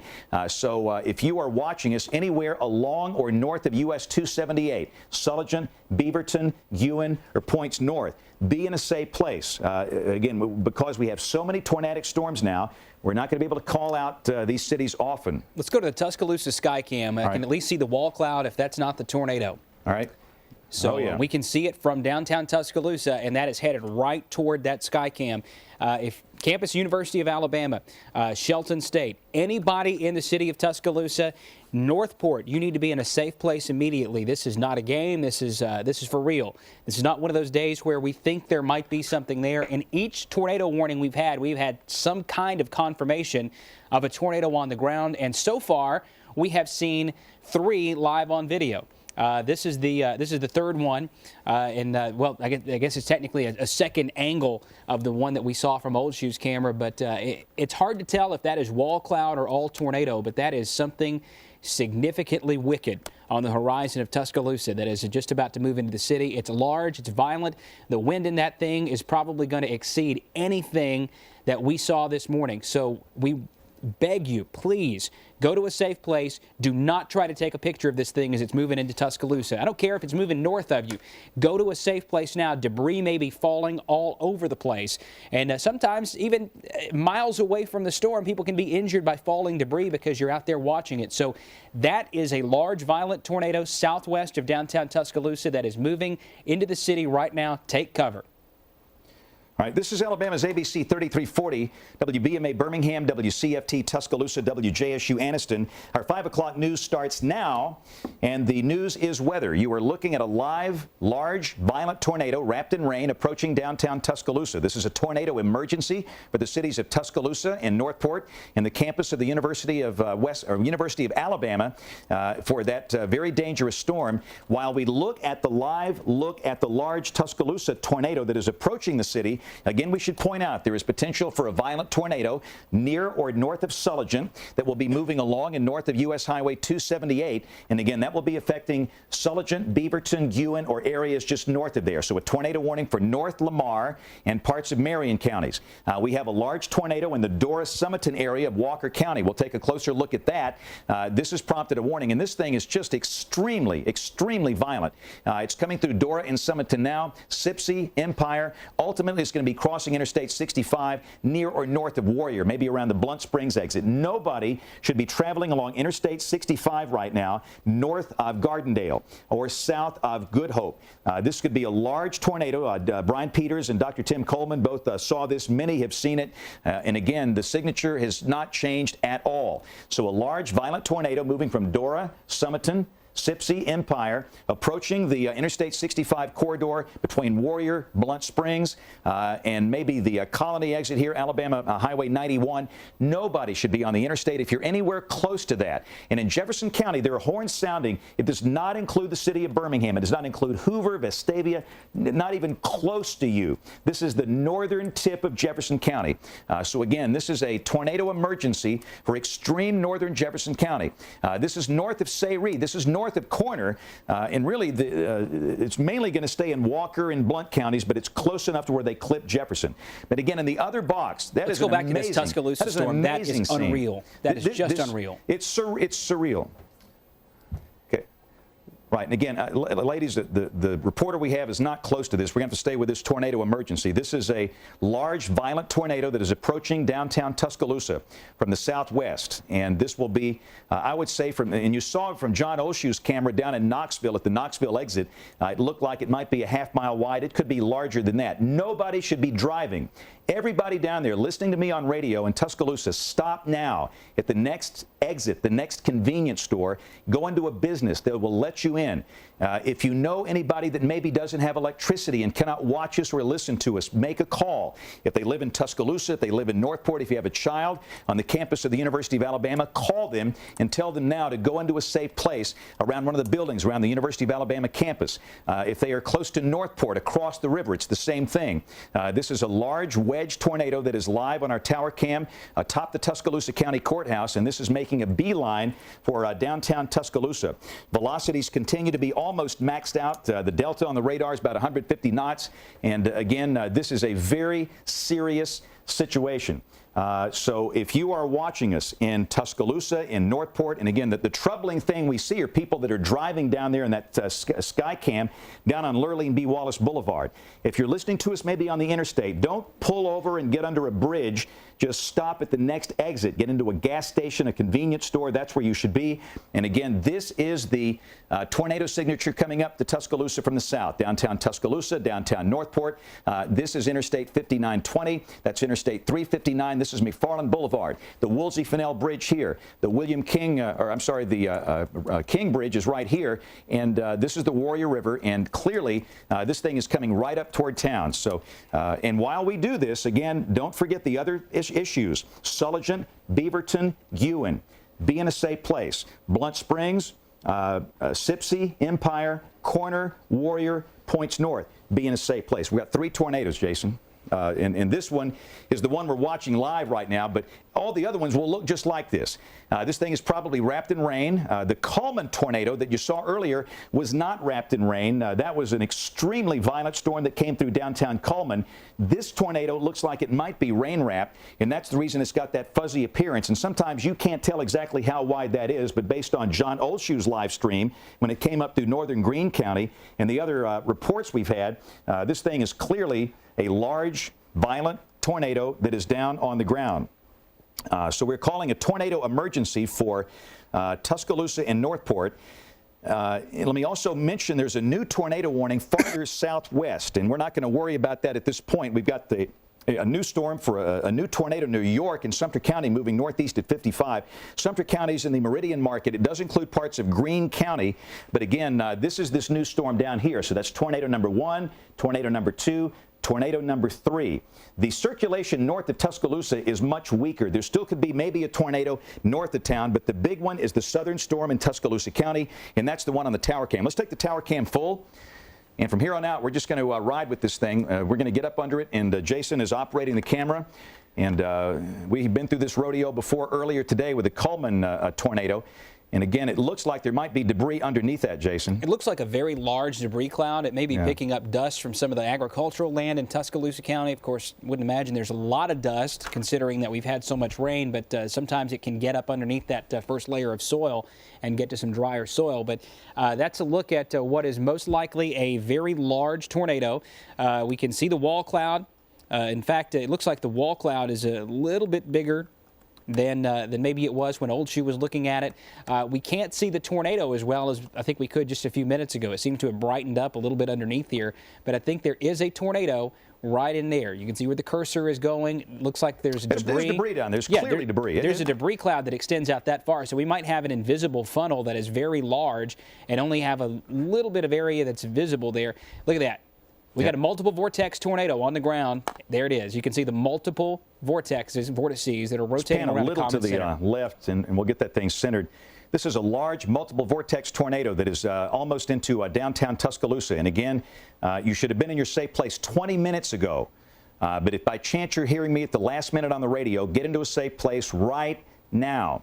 Small, underground if you can. No underground, first floor, small room, lowest floor, near the center, away from windows. While you're looking at that, don't forget we have a possible tornado, could be a large one, that's moving up into Marion County out of Lamar County.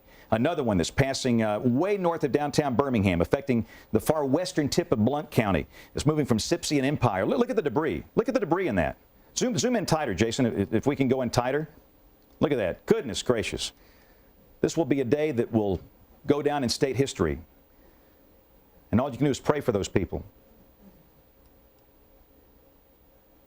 This is a large, violent tornado coming up on downtown Tuscaloosa. Be in a safe place right now. And if we've called the name of your community in any of the other tornadoes, the same thing. You know, we're not able to show every single one of them live on television like that. That thing's huge. That is, and it's still 3 or 4 miles away from us right there. Right. And again, the camera, for those of you that are watching maybe for the first time, this is on top of the Tuscaloosa County Courthouse. We're going to back up a little bit so that it's not so shaky, but look at that. Right. And this thing is still southwest of downtown Tuscaloosa, moving northeast, right toward the middle of Tuscaloosa. The last time we had one like that in that part of town, one this big, was probably March 21st, 1932, even before my time. destroyed so much of Tuscaloosa and Northport. But again, that is a huge tornado that is moving right up on downtown Tuscaloosa. And again, and I want you to use this as an example when we show these other radar signatures. That's what you're going to get today. That is why there is a high risk today. This is a very rare day, maybe a once-in-a-career type day, reminiscent of the outbreaks of the 70s, the super outbreak of 74. So if you're just joining us, so now we're starting to see the flashes. Those are the fuses adjacent to the transformers designed to protect the utility system, Alabama Power Company's infrastructure. But again, that is something that you pray that you never, ever, ever see. But we're looking to the southwest from high atop the Tuscaloosa County Courthouse. And again, we're going to stay with this as long as we keep power. If you watched us earlier this afternoon, we had a tornado just like that came through Cullman. I would suggest this might even be larger than the Cullman tornado. I think it's much larger than that one. This thing looks like it might be over 1/2 mile wide, maybe up to 3/4 of a mile wide. It's coming across Joe Malisham Park. Actually, just past Joe Malisham Parkway. Goodness, look at that. That is huge. This is if you're down around Colusa Avenue, 35th Street, Stillman College, Greensboro Avenue, get to a safe place. There goes the Skycam. Get into a safe place. Let's use the tower cam. Can we pull up the microwave camera, please? Let's go to the Tuscaloosa tower cam on remote 2. Okay, we lost the signal there. All right, let's zoom into it. Let's double box this. I still want to. This is down. I want to double box it with a still of the last image we've got of that large tornado in Tuscaloosa. You saw that flash, and then that's when everything blacked out in downtown Tuscaloosa. But again, this is the look at this. There's your debris ball right here. Okay, this is. It seems to be pretty much on the interstate. And obviously, nobody should be along the interstate. We've got this debris ball. It's picked up a lot of debris now that it's over a populated area, and that'll be coming right through the intersection, right down Skyland Boulevard here and Interstate 5920. And again, it is so close, I can't rule anybody out. It looks like it's going to be the southern part of the city of Tuscaloosa with the greatest issues here. But again, you're seeing the last image we were able to show you of a large wedge tornado coming up into Tuscaloosa. This is the radar clearly showing that this thing is wrapped up maybe along Interstate 5920. This is McFarland Boulevard. Right. We got it back. We got it back. Here it goes. Let's pan over to the left. Oh, my goodness. goodness. Look at that. Are you kidding me? Look at all the stuff flying around up there. That's coming over. That's coming over near Interstate 359 in Skyland. Nobody should be out there. This thing is going to be coming basically right down Skyland Boulevard. This is an extremely violent situation. Notice the power flashes.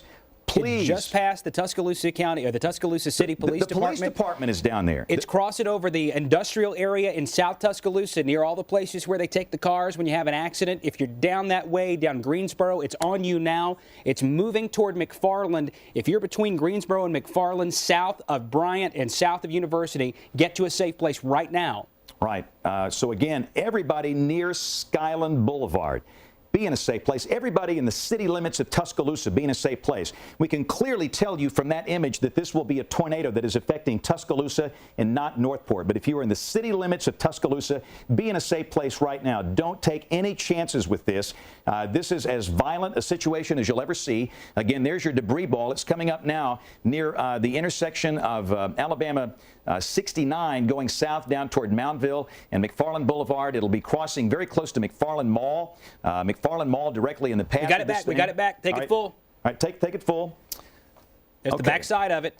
Again, that is moving basically down Skyland Boulevard. And again, you can see debris falling from the sky. And this is again, the power is going to come and go.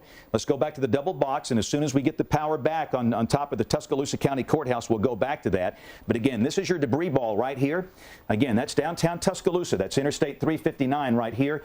This is coming out toward McFarland Mall. And there is a northward component of motion here. So understand this will be ultimately moving north of Interstate 5920 up here toward really some of the same communities hit back on April the 15th, out toward Loop Road and Circlewood, the Veterans Hospital. But I don't want to be so specific. I want everybody in the city limits of Tuscaloosa to stay sheltered.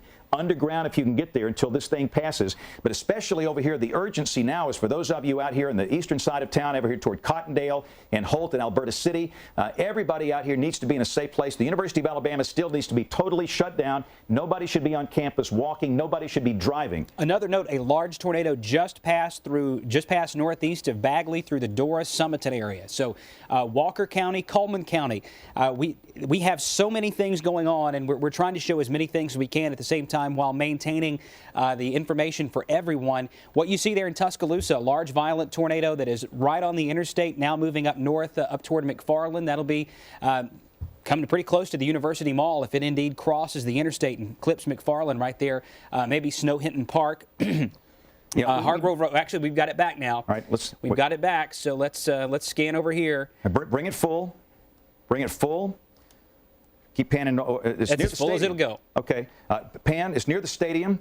And again, we're going to get in very heavy rain here. And again, look at the rain streaming, the inflow streaming into that large tornado. Off in the distance, you can see Bryant-Denny Stadium on the campus of the University of Alabama. Just went down again. All right, and again, you know, if this thing veers a little to the left of the flow, that could clearly put it right over the campus of the University of Alabama. I don't want to be so specific with this one. Again, based on the size of this, if you are in the city limits of Tuscaloosa or on the campus of the University of Alabama, stay sheltered for at least another 15 to 20 minutes until this thing clears town.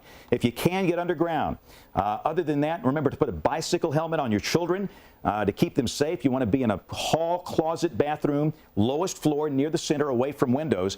And understand this is moving northeast, which means if it stays down, it could be an issue for the Birmingham Metro in about an hour. Worry about that with time, but these are long track, violent tornadoes that are not going to go away. But you can see how the whole thing is wrapped up. And again, that is coming right up toward the Birmingham metro area. Let's check the storm north of Birmingham. And again, we focused on this Tuscaloosa situation. All of these are life-threatening. We've got a violent tornado that is potentially about to cross Interstate 65 just north of Jefferson County. And again, Corner is right here. Bagley is down and through here. The tornadoes come through Sipsey and Empire. And again, it looks like it will be affecting maybe around Blunt Springs. This is that boot heel of Blunt County that sticks out on the western side. So clearly, everybody near Blunt Springs, as far south as Warrior in Jefferson County, as far north as Colony in Coleman County, need to be in a safe place. And again, that is more than likely a very large tornado that's about to cross Interstate 65. That is Alabama Highway 160 that goes up to Hayden. And again, Hayden is right here. That's Alabama Highway 160. That's US 31. Blunt Springs is here. The Top Hat Barbecue is here. This is Garden City. This is the Warrior River. That's Coleman County. This is Blunt County. So again, a violent tornado about to cross Interstate 65, maybe near or just north of the Blunt Springs exit. It looks like this violent tornado is going to stay maybe north of Hayden, but still, if you're in Hayden, be in a safe place. Blunt Springs, no doubt, be in a safe place. Got a report that numerous homes have been flattened in the Flatwoods community. Okay. And Tuscaloosa County. That's not good. All right, so let's go back and show the big picture at this point. We have other violent storms as well, but this is the one that's coming up toward Blunt Springs. We've got the one in Tuscaloosa. You've been watching that. We have another one that's up here in northwest Alabama. This third one, let's take a look at that one. This is the one that's coming up into southern Marion County, moving out of Lamar County, and that storm is going to be awfully close to Guin. And again, I think the Skycam is live again, isn't it? Yeah, the Tuscaloosa Skycam is live again. Okay, so now it looks like the tornado is beyond the range of the Tuscaloosa Skycam, so it's moving away from the city. But again, I would say for about the next, I don't know, maybe 15 minutes, I would stay sheltered until we can come out and assess the damage. This is another dangerous storm that is passing just north of Guin, and that's moving northeast. Everybody in Guin and Brilliant and Twin, you want to be in a safe place until this thing passes. This will continue moving northeast up toward Hackleburg and Bear Creek. So again, for Marion County, a tornado warning. A dangerous storm north of Guin, moving northeast. And again, there's the circulation right there just north of Guin. So that is that storm. Let's go back to our Tuscaloosa County storm. And again, I don't think we have the Channel 33, old 33 tower camera, the tower cam, that is not available at this point. So again, let's go to the sky cam in Tuscaloosa. And again, you're looking back off to the east, and you can see the steeple of the First Baptist Church, the old Stafford Hotel building down below, and we are totally blocked by rain. But just because you cannot see it doesn't mean that it's not there. More than likely, we have a violent circulation that could be coming through Alberta City and Holt and Peterson and Cottondale. Alberta City, if that is in the eastern part of Tuscaloosa County, and if you're the city of Tuscaloosa in the metro. So if you're in the eastern part of Tuscaloosa, Cottondale, Peterson, Holt, Alberta City, be in a safe place. This will keep on moving northeast. The next community I'm concerned about would be Brookwood, and then ultimately, if this thing stays on the ground, it's going to wind up in Jefferson. John Brown is following it. I cannot get his live stream to work, but he says it's about a mile wide now. Goodness gracious. Do you know exactly? 1 mile wide. He's following it. The communities that you just mentioned, that's where he's watching it try to go. So we're trying to get the live stream from John and Mike from Tuscaloosa County. He says he's got a mile-wide tornado. It's just unbelievable. Just unreal. Yeah, this whole thing is surreal, and again, I hope everybody understands we're not here to alarm people, but we are here to warn people, and this is probably the most serious event that I have worked in the 15-year history of this TV station, and quite frankly, going back maybe over the 32 years I've been here. So this is a very serious, life-threatening situation today. I know that many of you in Anniston and Gadsden and Sylacauga and Talladega, it's been quiet so far, and just please bear with us while we cover that western side of the state. But as the storms move east, you know, we'll stay with them, and we stay with them until they're totally out of here. But you can see how they're cellular. They're not in a line, and we had great concern that would happen today. But again, we have one tornado, maybe a large one, crossing Interstate 65 near Blunt Springs. We have a large tornado in the eastern part of Tuscaloosa, could be 1 mile wide. You saw some incredible footage of that. This is the Blunt Springs tornado, and again, that's going to be crossing near or north of Blunt Springs. I think that's actually closer to exit 291. Okay, based on the rotation, and we did hear a report of a funnel at exit 287 from an ambulance crew. So if you're at 287 looking north, you could pretty clearly see what's going on up there toward 291. So from Colony up toward Hanceville on Highway 91, down around the American Proteins plant in South Coleman County, Garden City. You need to be in a safe place immediately. Hanceville, you need to be in a safe place immediately as another tornado is moving through there. We had significant damage early this morning in the area around Wallace State Community College, as well as Johnson Crossing on the west side of Hanceville. This one will be more of a south and east side of Hanceville thing that comes right up through Garden City and maybe just a touch between Hanceville and Garden City, close to Morton Buildings and Louisiana Pacific.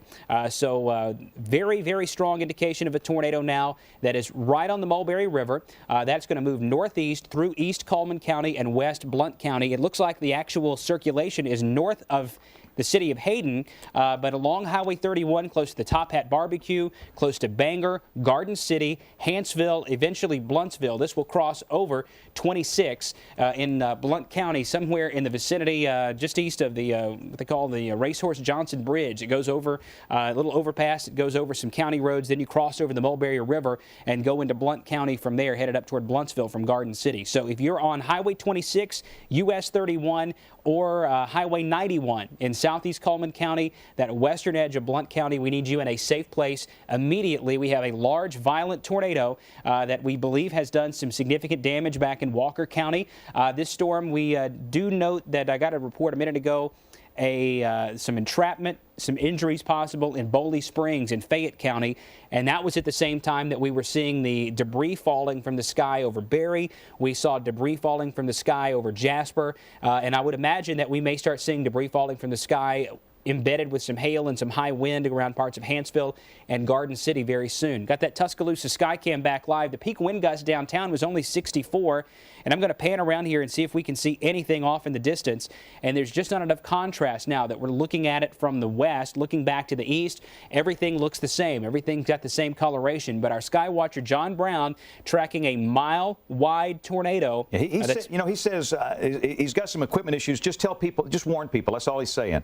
Tell them to get to a safe place now.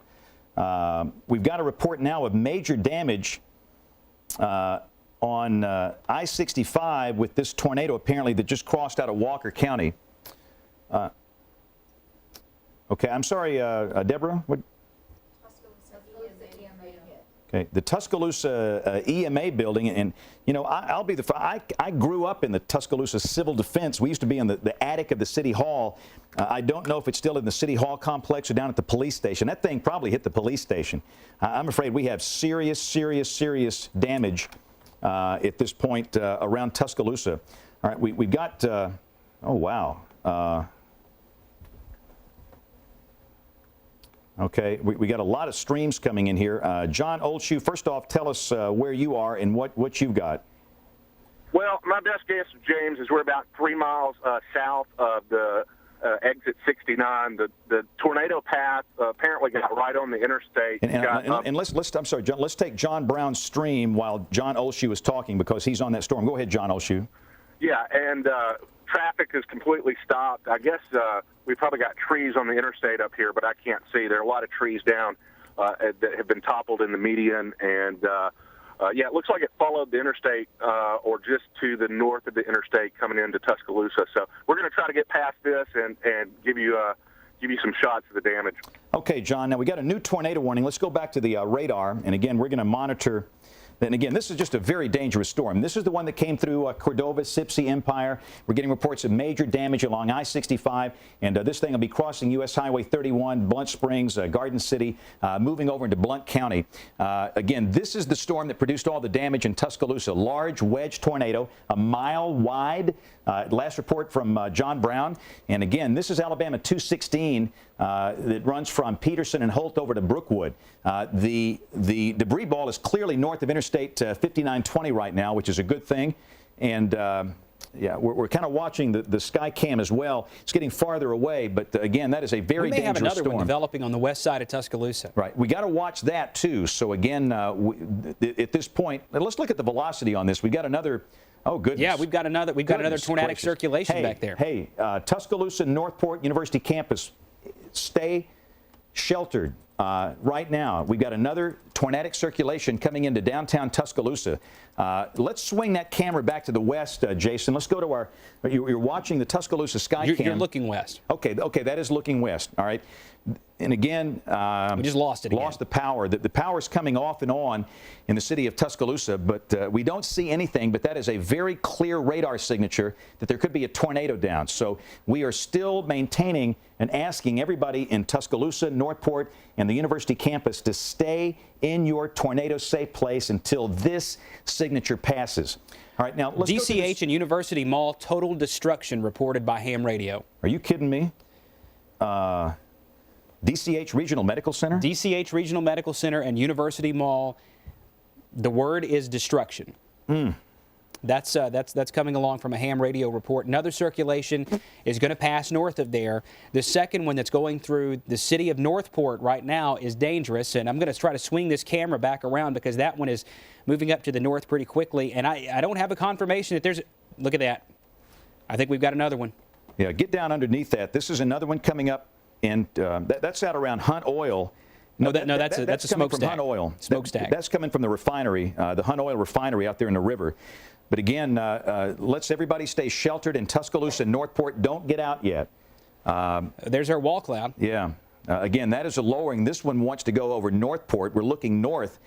But again, that is those are scud clouds. And again, we're watching to see if there's anything down. There is rotation. That is a rotating wall cloud. We don't see any rapid rotation or anything on the ground right now. But again, Tuscaloosa, Northport, stay in your safe place. I tell you what, we've got a new tornado warning, and again, we're going to have to work all of these. We're going to go back and forth between the storms. This is a new tornado warning for Fayette and Lamar County, a dangerous storm near Columbus Air Force Base, moving northeast at 65. We have not provided information on this one yet because it is still in Mississippi, but it's about to cross the state line. Let's go back to the radar. I just want to show you this very quickly. And again, this is the new storm you see right down here, and this will be affecting the southern part of Lamar County, all right? So we've got a tornado warning in effect primarily for South Lamar County, and this time we're talking Vernon and maybe down to Millport and down here, Millport and Kennedy. So that storm is moving northeast. So this will be affecting Fayette County and Lamar County, specifically the southern part. Again, the rotation is back here near Columbus Air Force Base, moving northeast. So just wanted to show you Lamar County. We've got a possible tornado coming up south along or from Vernon south, and that's headed over toward Fayette County. So that is a dangerous storm that requires action. So if you're in southern Lamar County or Fayette County, be aware that's coming your way. Let's check the Tuscaloosa storm as it exits the city of Tuscaloosa. And again, you can clearly see it's right there. This thing is going to be close to Brookwood. Wow. It looks just like the Arkansas tornado the other night. It is right at Brookwood. This is Alabama 216. Now, the Mercedes plant is down here at Vance. So this is north of the Mercedes plant. But from the Mercedes plant, you're going to have tremendous inflow coming up into this thing. And this is moving right up toward the Birmingham Metro. All right. And again, we have another circulation that is coming through Northport, and we're watching that on the Tuscaloosa Tower Cam. So far, we have not seen a tornado down with that, but look at the circulation right over Tuscaloosa and Northport. So that's why we're telling everybody in Tuscaloosa and Northport to stay in your safe place. I think I can clearly see a funnel cloud now over Northport, James, right over the RBC. It's not directly overhead, but we're looking over the RBC building. And look at that west wind at 35. We're in the on the southern flank of a very strong low-level circulation that may not be on the ground, or it might. It might just have an invisible funnel, but a west wind at 35 looking into a wall cloud is a pretty good indication that there may be a significant development very soon, if not a tornado already on the ground. I think that is a clear indication that we've got a funnel cloud moving over the city of Northport. That is going to move in more the direction toward Holt and then cross the river into a more rural part of Tuscaloosa County. All right, so again, everybody in Tuscaloosa and Northport, stay sheltered. We're watching this secondary rotation that's coming over Northport, really, the area across the river. So for those of you across the Black Warrior River or near, again, everybody Tuscaloosa, Northport, just stay sheltered for about the next 15 minutes. There are multiple storms that are producing major problems today. And again, we want to be very careful when passing along the damage reports, but our sky watchers have done a great job, and we're getting reports of major damage in Tuscaloosa. Major. Okay, Diane Carroll, you're with DCH. We've had reports of major damage at the hospital. What's happened there, Diane? Yes, sir. We have some windows that are broken, some awnings off, and some trees that are blown down, and they're checking for structural damage at this time. Did you have the hospital and the tornado plan when the storm hit? Yes, sir, we did. Okay. Do you know of any? Before it hit. Do you know of any injuries or any issues involving people there in the hospital as a result of this? Not at this time. Okay. Now, I would assume, do you have commercial power, or are you on generator out there? We're on generator right now. Okay. Have been for some time. Okay. So again, we've had reports that the damage is pretty serious. If you would, again, just describe the damage at the hospital that you're aware of from your vantage point now. Okay. Security has reported to me that we have some windows that are broken, and some of our awnings have blown off, and trees are down, and they are checking for structural damage at this time. And as you can hear, all our fire alarms are going off. Right. I know it's total chaos. Well, Diane, thank you for that preliminary report, and we'll get back with you shortly. Thank you so much for taking the time to talk with us. You're welcome. That's Diane Carroll from DCH Regional Medical Center in Tuscaloosa, which is good. You know, we first heard of this big destruction, and obviously there's damage to the hospital, but it sounds like the hospital is intact, and they are operating on emergency power there. We have a rapidly developing circulation northeast of Northport, north I see of that Holt. thing. And you can see it on the radar. You can see it on the sky cam. We've got that southwest wind at 38 downtown feeding into that. So if you're up on the north side of the river from Holt, and that's going to be some of the communities up here, basically around Lake Tuscaloosa.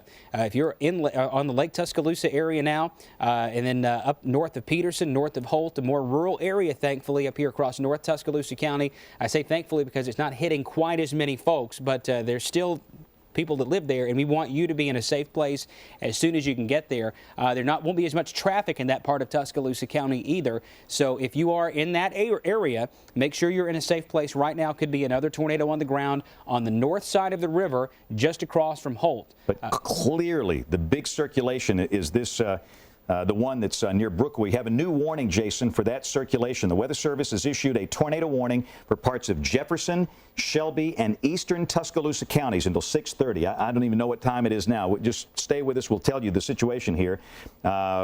This is this very violent tornado that has come through Tuscaloosa moving northeast. To me, this will be more of a problem for Jefferson and not for Shelby. Again, we'll check the polygon in just a moment, but again, that is a violent circulation that will be moving up into the Birmingham metro area. And again, we'll expand this thing out just a little bit. Of course, this is Bessemer right here. This is moving about like that. And that's going to come right up into Birmingham. I know that Shelby is technically in the warning with the polygon. And like you've heard me say before, on a day like today, we do have to respect that, the polygon very clearly. The polygon probably clips northern Shelby, but that's that violent tornado. That's the secondary circulation. This is coming right up here toward the Birmingham, right toward downtown Birmingham. And again, there's the secondary circulation back off to the south and west. Tuscaloosa, Northport, we still advise that you stay sheltered for about another 15 minutes. Well, I'll give you an all clear when we can, but this thing is coming right up the chute toward downtown Birmingham. And again, we're getting some other live streams here of damage. There's so much damage at this point, it will be hard for me to describe all of it. And you've heard me say before that during a situation like this, we report the damage when we can, but when there's life-threatening weather, we have to focus on warning people about that at this point. So again, we'll go to some of the live streams coming from the damage in just a moment. But again, we have one circulation that is just northeast of Tuscaloosa, out here, I don't know, around Rock Quarry Elementary School, that part of town, moving northeast. The big circulation, the one that produced that incredible tornado in Tuscaloosa, is now between Brookwood and Million Dollar Lakes. And again, it's still right have that here. debris ball. That has been very consistent. All right, now we got John Olshoe that was involved in that tornado. John, tell us where you are now, what you've got. Hey, James, we have just come up the Interstate 2059, and as we approached mile marker, I guess it was 69, we had 3 18-wheelers that are blown over, and a lot of insulation, trees down, roof damage on the few structures that were out that way, and we're proceeding northward. Are you Stormstream on Ustream, John? I am. Okay. It looks like your video is locked up. And what happens often in a case like this, the cellular networks are so overworked, it's kind of hard to see the stream. We'll punch up John's stream in that second box down there off the MacBook Pro. And again, it looks like, John, at that point you were approaching Tuscaloosa. Where were the 18-wheelers blown over? There's the 69, 2059, 359 junction, about a mile and a half, 2 miles south of that. So down below there, down toward that new Western Bypass interchange. Right. Okay. So where are you now, John? And again, we're very interested in damage. Where are you now exactly? We are on 2059 in between 359 and McFarland Boulevard. I'm coming up on the McFarland Boulevard exit now, exit 73. Okay. And all right, John, well, again, as you see things, be sure and let us know. And we'll talk with John in just a moment. We've got Terry Sasser's live stream. Terry is he's near that damage that the tornado that just crossed Interstate 65 coming up into Blunt. And again, we're going to show that in just a moment. But that is a debris ball, a large, violent tornado that has moved out of Brookwood coming up toward Million Dollar Lakes. And everybody out here, now this is Oak Grove. This more than likely will be passing south of Oak Grove this time. But again, out of respect, out of the strength of this thing, if you are in Oak Grove or point south down to Bessemer, Hueytown, Concord, Pleasant Grove, Rock Creek, we encourage everybody in that part of the area, Bessemer, of course, McCalla. And again, McCalla took a major hit this morning with major damage, but you need to be sheltered as this thing comes up into the Birmingham metro. Downtown Birmingham, all of the major hospitals in downtown Birmingham need to go through their tornado plan. UAB needs to go into the lockdown mode where the kids are safe, the students are safely in places here. We don't want anybody driving. Again, I had no idea what time it is. It's 5:36, so a lot of the businesses probably have closed for the day, but this is a time where nobody in the Birmingham metro, nobody should be driving. Nobody should be in a mobile home. You should be sheltered until this thing passes. Again, that is a violent, violent tornado coming right up toward the Birmingham metro area. Hueytown, Pleasant Grove, And again, these numbers are maxed out. That's the significant tornado impact number at 13.5, just about as strong as they get. So, Jason, let me let you check the storm that is the northern storm up in Blount County. Okay. We've had reports of damage with this as it came across Fayette County and Walker County. Let me pop the radar in behind me. We've also had reports that a funnel cloud was sighted near exit 287 on I-65. A tornado warning remains in effect for Blount and Cullman counties. This one, thankfully, does not include the city of Cullman. It's going to stay a little bit southeast of Holly Pond, although it's going to be very close to Blountsville. So if you are on the Holly Pond Blountsville Road, when you cross the Mulberry River, get into Blount County, this is a tornado very, very close to you. Looks like we have a debris ball associated with that one, too. This will cross over 231 north of Fowler's Crossroads, probably right around J.B. Pennington High School, downtown Blountsville City Hall and Police Station right there off of County Road 26 at 747, the Double Bridges Road. So if you are in that part of Blount County, Highway 26, Highway 231, County Road 747, as well as US 278, now north of Blountsville toward the Rainbow Crossing and over toward Sneed, a significant tornado may likely be moving up the valley there. And this is prime terrain for these tornadoes to actually strengthen. Sometimes mountains can interfere with them. You're actually coming down a big slope from the higher hills over southern Cullman and southern Blount to more of a plateau there. In fact, a valley, the plateau kind of ends in Blountsville and you go up a ridge line. US 231 follows that. So in Blountsville right now, you need to be in a safe place. City of Blountsville, Rainbow Crossing, Royal in Blount County, you need to be in a safe place as well. This will pass just a little bit west of Susan Moore and come up toward U.S. Highway 278 near the Highway 231 intersection where the Rainbow Cabin Cafe used to sit. It's not there anymore. There are a couple of gas stations around that intersection. This will be west of Sneed. It could also come pretty close to Brooksville. So that area there along Highway 79 at US 231 where there used to be a couple of gas stations there as well. They're not there anymore, but there is a definite potential for a tornado on Highway 231. Just northwest of Royal, just northeast of downtown Blountsville. That's moving up. The community there says it's Blue Springs, but this is really just one community there. It's Blountsville to Rainbow Crossing, going up 231 and Alabama Highway 79 all the way to US 278. It's a life-threatening situation in eastern Cullman and western Blount County. It looks like the greatest threat is probably in Blount County, but we can't completely erase that small sliver right there along the river in the eastern edge of Cullman County because some of these storms have had two rotations with them. Let's look at the velocity display from Birmingham. We'll kind of shoot this from the bottom side and see if we can get a good look at it. Again, we're getting a good ways away from the radar here, so it's tough to see, but the velocity couplet seems to be more centered around Blountsville and Royal, a little west of Susan Moore. This is not going to be a Highway 75 issue, so if you're in Sneed, Susan Moore, Friday's Crossing, this is passing to your west from Blountsville to Rainbow Crossing and to Brooksville, which is the spot that's about a quarter of the way to Sneed from the Rainbow Crossing. You need to be in a safe place immediately. Got a new tornado warning here, and I think my mics are turned on. This is for Bibb, Greene, Hale, Perry, and Tuscaloosa. Got a severe storm south of Utah, and the mics are turned on. Okay. Try this. There you are. Okay. Okay. Let's tell you what. We've got a tornado indicated by radar, so we're going to take the radar, and again, we're going to work all of these storms. This is one that is north of Demopolis, down there in southern Greene County, and again, this is for parts of Bibb, Greene, Hale, Perry, and Tuscaloosa counties until 6:45. And again, right there is this tornadic circulation. So again, everybody down here in southern, Forkland, Alabama Power Generating Plant, southern Greene, southern Hale, Greensboro, everybody from Forkland to Greensboro to the Roy River, be into a safe place right now. This is a very violent storm. Greene County near Forkland coming up toward Greensboro. So again, wanted to show you that. Now, let's bring in Mayor Walt Maddox. Mayor, everybody wants to know what has happened in your city, so tell us what has happened. Well, right now we're in the incident command center, and it appears that the damage is substantial. We know of one fatality that is likely linked to the storm that came through here just a few minutes ago. And right now we are deploying every asset of the city to deal with the damage all across our community. Mayor, could you, and again, we're watching some video of the tornado coming through earlier. Can you tell us some of the hardest hit areas of the city?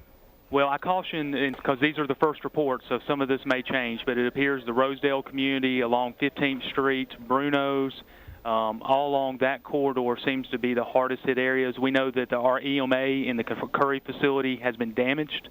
We also know that the East Police Precinct out in Alberta has been damaged, and we're right now taking reports across the city of damage in our neighborhoods. Mayor, how did the Tuscaloosa Police Headquarters fare? Because it looked like they were awfully close to this thing. It was awfully close. We were following it on our cameras and on your live feed from my office at that time, and they seem to fare pretty well. PD is up and operational. The city is up and operational. We are at full go right now, and every resource we have is going to be with our citizens to deal with this matter. We're assessing it. And then by later tonight, hopefully we have an idea of what has exactly happened and transpired over the last few minutes. Now, Walter, I've got probably countless mamas and daddies wondering how their kids are doing. How are they doing at the University of Alabama? Any damage on the campus there? We've heard of reports, but they haven't been confirmed, so I'd caution to give any exact reports until they confirmed. One thing I know during any emergency is what you hear in the first 30 minutes to an hour. Sometimes you have to caution in taking that as fact. We do know that the hospital is prepared, they're staffing up, and that we're going to be ready to deal with any emergency. And I think in about 2 or 3 hours, I'll be in a better position to give my citizens an understanding of what has happened and what we are doing to deal with it. Okay, and I tell you what, for your sake, Mayor, Jason, let's pull back. We want to show the mayor and everybody in Tuscaloosa what is ahead. The dangerous circulation has clearly exited the city of Tuscaloosa, and the good news, we'll look at the reflectivity display. There are no tornadic storms approaching Tuscaloosa from the west. Well, I take that back. Having said, let's look at this storm right here near Buell. We put on the reflectivity, and this is a newer storm that has popped up within the last few minutes. And again, we're just going to hold the mayor on the line for just a second because they need to get an idea of what to expect as over the next few minutes as they begin their search and rescue operations there. We've got another storm that is located out around Buell and Coker and Elrod. We don't see any sign of organization with this, and there's no tornado warning on that. So at the moment, Mayor, we've got a storm we'll watch, but there's no sign of rotation here. And beyond that, there's nothing in Pickens to the west. So I think once we get past this last batch, you'll be okay for about an hour. Can't promise that there won't be any more tornadoes for the rest of the evening, but at least for the next hour, it looks like you'll be okay. Thank you, James. We appreciate that. Okay, you saved a lot of lives today with your coverage. Okay, thank you, Mayor, and we'll talk with you soon. Bye-bye. All right, let's look at our storm coming up toward Birmingham now. And again, there's so many out there today. It's going to be a challenge, but we're going to work them all one at a time. This is the storm right here that produced all of the damage in Tuscaloosa County coming up toward Birmingham. And again, it is a clear call to action. There it is right there. There's your debris ball. This large tornado is coming right up. This is Pleasant Grove, Hueytown, Bessemer, Concord, Rock Creek, Oak Grove. The large tornado this time is passing south of Oak Grove. If those of you familiar with the April 8th, 1998 disaster where 34 people were killed, that tornado moved on a track about like that. It came from Oak Grove back up through Sylvan Springs and lifted at Pratt City. This one is going to take a track farther to the south. So again, this is an urgent call for people in Bessemer, in Hueytown, in Lipscomb, Pleasant Grove, Concord, Rock Creek, and even Oak Grove for about 15 more minutes to be in a safe place. And again, we don't want anybody driving Interstate 5920. That's the major thoroughfare going northwest and southeast here. Nobody should be driving on any of these highways out here in the western part of Jefferson County. Continues moving steadily to the east-northeast. It's going to take it right into downtown Birmingham. So again, Wylam and Inslee, these southern Powderly, these communities out in the southwestern part of Birmingham, downtown Birmingham, all the major hospitals should be on your tornado code right now, where you've got the patients in hallways away from windows. All major businesses in downtown Birmingham should have your employees away from windows.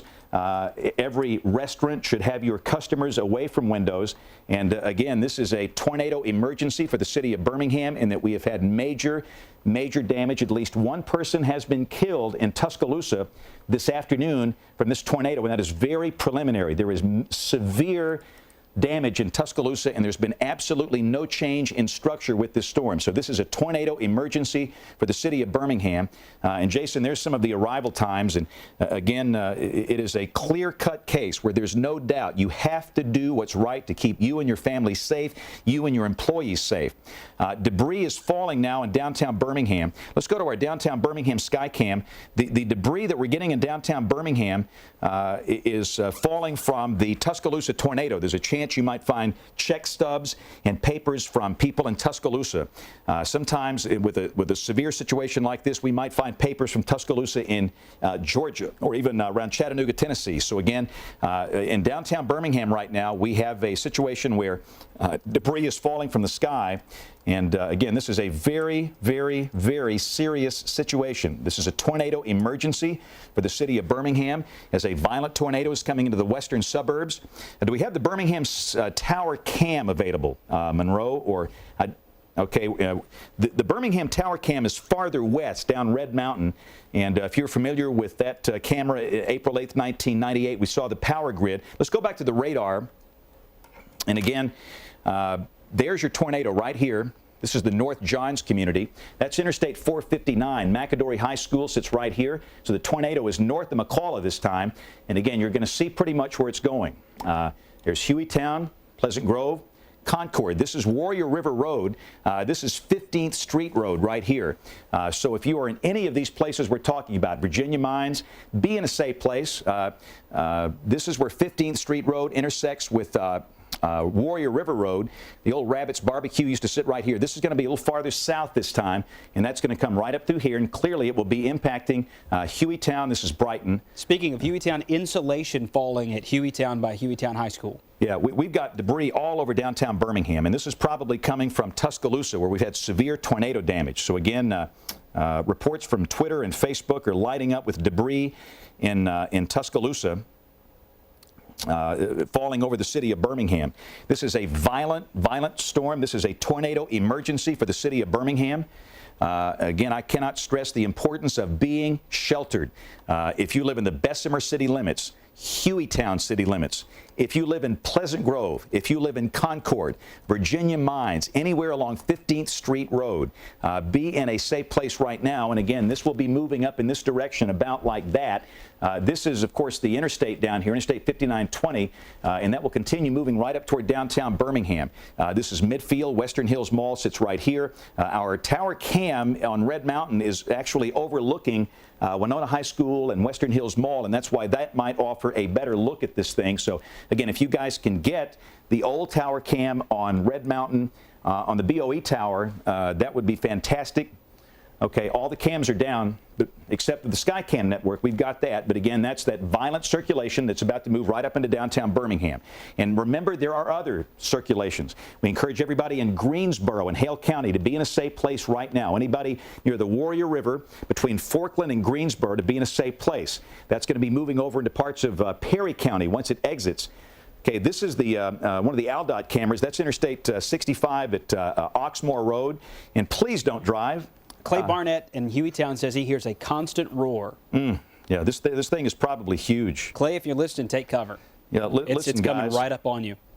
And again, we're getting thousands of photographs coming in from Tuscaloosa, and I promise as soon as this emergency is over, we'll go to some of the damage and we'll get specific on the number of deaths and injuries in Tuscaloosa. But again, we've got to get through this event so we don't have any more loss of life.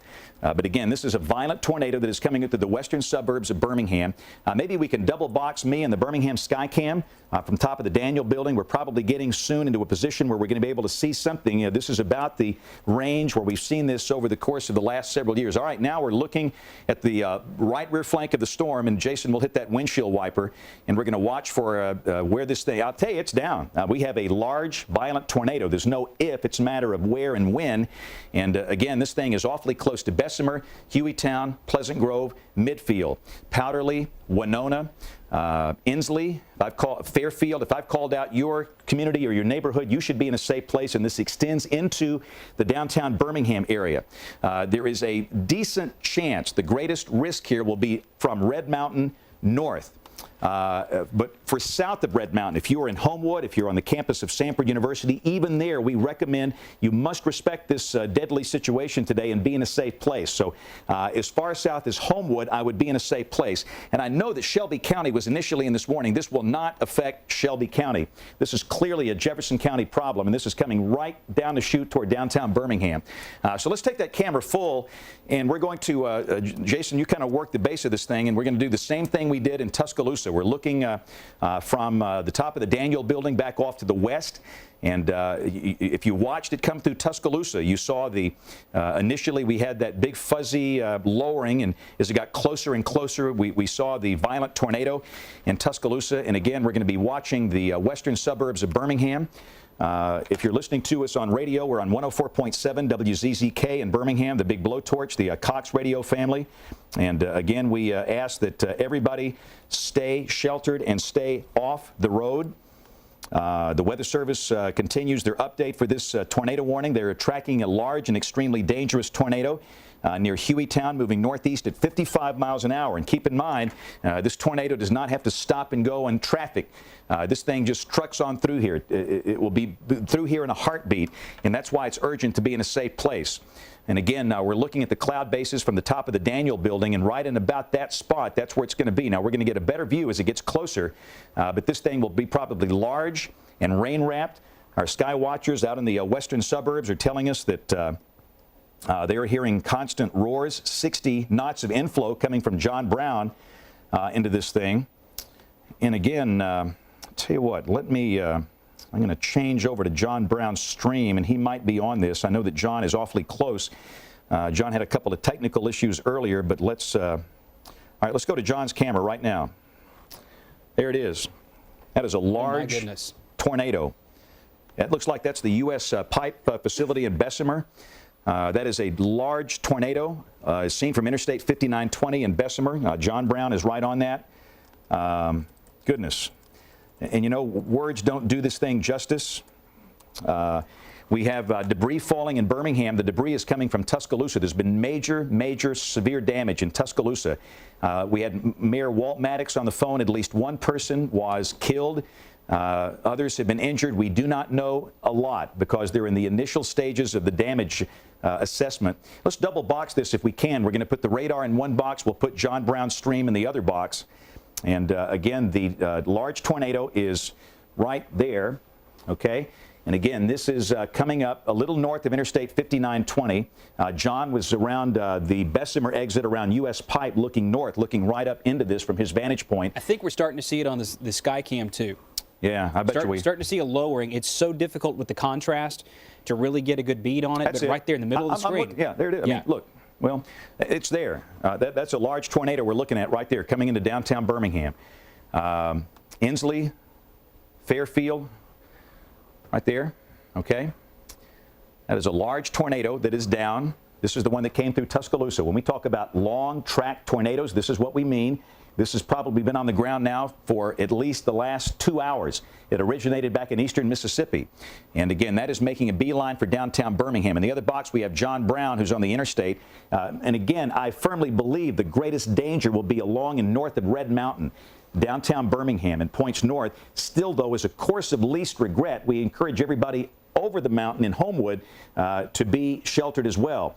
You go farther south down toward Hoover, this will not bother you. This is a problem mainly for Birmingham, but again, Homewood is close enough where we think that we should keep everybody sheltered. So again, we're watching the tower, the sky cam. Debris is falling from the sky in Highlands near Bottega, insulation and roof tiles. Yeah, and this is probably coming from the city of Tuscaloosa. This is you know, the kind of thing where you're going to find maybe some personal belongings of somebody that's been hit so hard in Tuscaloosa. Don't go out there and try and gather debris right now. Do not do that. But when this whole thing is over, if you find photographs or mementos or something important, hang on to it. They really will appreciate that. Look at that. Let's take John's camera full. Are you kidding me? There it is. Now, John is coming up on it on Interstate 5920, and he is out in the Bessemer area, out there around Valley Creek, and he is going to make that turn. And again, we'll go back to the double box. I just wanted to take a look at that thing full. We're double boxing this. We've got a large tornado approaching downtown Birmingham. You're seeing it in the lower left from John Brown and Mike Wilhelm. And from the sky cam, you're seeing it from the top of the Daniel building. There's the full view. Look at that. Yeah, that thing's huge. It's a monster. This is a killer tornado. We know at least one person is killed in Tuscaloosa. We don't know. You see the trucks flashing their lights as they're coming east? Yeah. You know, now John, people always say, why do you let your people drive? John knows what he's doing. He's in a very safe spot, but other people don't have built-in radar. They don't have navigators. They don't have this equipment. And we encourage nobody should be driving in downtown Birmingham right now as we continue to watch the live view coming from our Skycam and also the view coming from John Brown. Again, we're looking for damage reports. Boy, I tell you what, this stuff in Tuscaloosa was bad. In the old Cahaba neighborhood, debris falling in the subdivision that's around Helena. A 4x8 piece of plywood flew across I-65 in Gardendale. Pretty amazing stuff. So again, don't go out in this. Clearly, we've got a very dangerous, violent tornado approaching downtown Birmingham. Again, that is the view from high atop the Daniel building. There's the tornado. Yep. There it is. That thing looks huge. Fairfield, Inslee, areas around Legion Field, Baptist Medical Center, Princeton, Powderly, Wylam. I'm calling out, if you live anywhere close to these places, you should be sheltered immediately. Nobody should be driving. The debris ball on radar is at Pleasant Grove. Some of the communities it's moving through, based on the radar presentation, would be Sherman Heights, Thomas, Village Creek, Forestdale, Minor, Sandusky, the north end of Fairfield, Owenton, out there around the Legion Field area. This could come pretty close to Smithfield Estates, and there's a historic. That was April 4th, 1977. You've got a history there in Smithfield, too. So anywhere in the northwest quadrant of what you might call the core of the Birmingham metro area, there is a violent tornado on the ground right now. That thing looks like it could be over a mile wide. It may pass by downtown just a little bit to the north, but it is not safe enough to say that you've got an all clear in downtown Birmingham whatsoever. You need to be in a safe place right now. I think we can give Homewood and Hoover a clear from this. It's going to be a little bit north of those two cities, but from downtown Birmingham, north and west, essentially from the junction, northwest of the junction, out 5920 and up I-65, up 78, and over toward Fountain Heights, Village Creek, Thomas, Pratt City, Sherman Heights, Wylam. This is on top of you right now. You do not have time to do anything other than go to the center of the house on the lowest floor and hunker down and wait for this thing to pass. John Talbot says he has major damage in his neighborhood out in the Hueytown Concord area. And let me say this, we have other storms. We're not going to change any video here, but I want to tell everybody there's a tornado warning in effect for parts of Fayette and Lamar counties until 6:30. A tornado was located east of Vernon, moving northeast at 55. Everybody in the path of that in Fayette and Lamar counties need to be in a safe place. A tornado is located near Sawyerville, that's near the Warrior River on the Green-Hale County line, moving northeast at 45. If you're in Greensboro, be in a safe place. That's a violent storm coming at you. Those are two other dangerous storms in our market, but again, we're focusing on this one because this is affecting the largest city in the state. We have a violent tornado coming up into downtown Birmingham, and again, you saw the incredible images of this thing coming through Tuscaloosa, where the damage is so severe. We don't know exactly the loss of life. We don't know the injury count. Our news folks are working on that, and as soon as this emergency is over, we'll be able to come in and tell you more specifics about the damage. But please respect the fact that we're trying to keep people in advance of these storms in a very safe place. And again, there's a large wedge tornado in the western suburbs of Birmingham, and again, this will be coming right up into the downtown area. I think it is very clear to me and to Jason that the greatest danger will be along and north of Red Mountain. So for those of you downtown Birmingham and points north, that's the extreme danger. Down to the south, in Homewood, I would stay sheltered. Below that, Vestavia, Hoover, this will not affect you. It's 6 o'clock. This is WBMA Birmingham, WCFT Tuscaloosa, WJSU Anniston. The news at 6 o'clock starts now. And the news is the weather. You were looking at a large, violent tornado approaching downtown Birmingham. This is a large wedge that could be 1 mile wide. You're watching it live from the Skycam on top of the Daniel building in downtown Birmingham. Down below that is John Brown and Mike Wilhelm, two of our sky watchers. They are on this storm coming up Interstate 5920 from the south. They are safe. They will find a good vantage point and look back at it. We'll have multiple views of this thing. But the debris ball on radar is just amazing.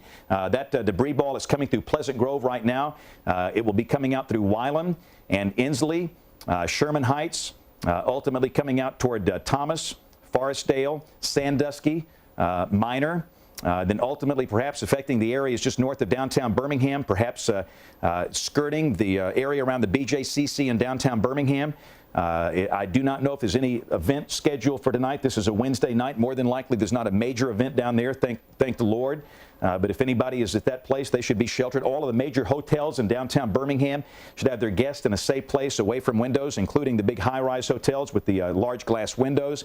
The Birmingham Municipal Airport should be on their tornado emergency plan now. Nobody in that airport should be near a glass window. Everybody in the Birmingham airport should be away from windows in safe places until this thing passes. We recommend, obviously, that the air traffic stop. The FAA takes care of that, but we are concerned about the safety of those folks out there at the airport. So this debris ball is going to be skirting the northern part of downtown Birmingham. And again, that image is just creepy. Let's take that Skycam full. I have it zoomed out all the way. You can't even see the entire tornado. This is huge. I mean, you know. If we can, Monroe, let's take the Skycam full for just a moment. We'll go back to the double box. Wow. You can see the old Bank for Savings building right by the Daniel building, and this thing is massive. This will not affect, I think it's safe to say, if you're south of Red Mountain, you're fine. For Homewood, I'm going to give you an all clear. Homewood or points south, this will not affect you. Downtown Birmingham and points north, please, please, please, stay in a safe place. Don't try and take pictures of this. Don't even think about it. We want you to just stay put. Did we lose the power on that camera, Jason? Or is it's having trouble. We still have a connection, but it's just not fast enough to actually to get anything. All right. And again, let's go back to our double box. We've got John Brown, who is on this storm. In fact, there you go. I think you got control of it there, Jason. We've got John Brown's stream. Again, this is a large, damaging, violent wedge tornado. It's a killer tornado. There's been loss of life in Tuscaloosa with this as it came through. And again, this is going to be skirting the northern part of downtown Birmingham. I cannot stress the urgency of everybody from downtown Birmingham and points north.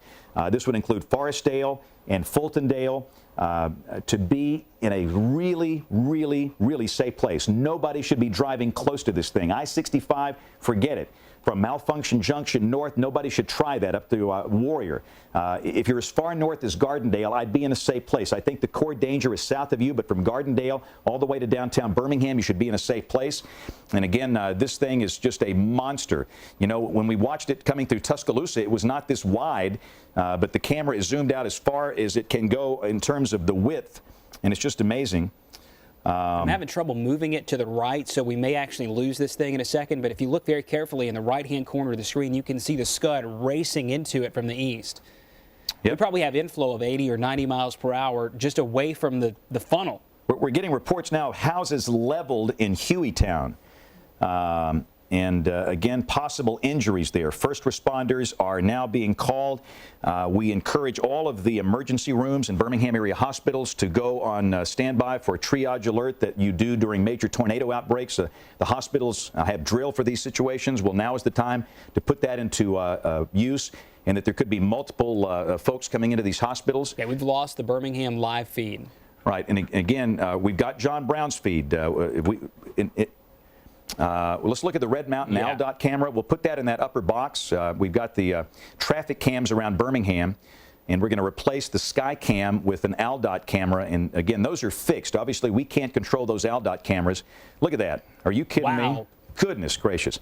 That is the Red Mountain Expressway, probably around St. Vincent's Hospital looking north. That's right at University looking north. Yeah, that is an incredible sight. That is a violent tornado.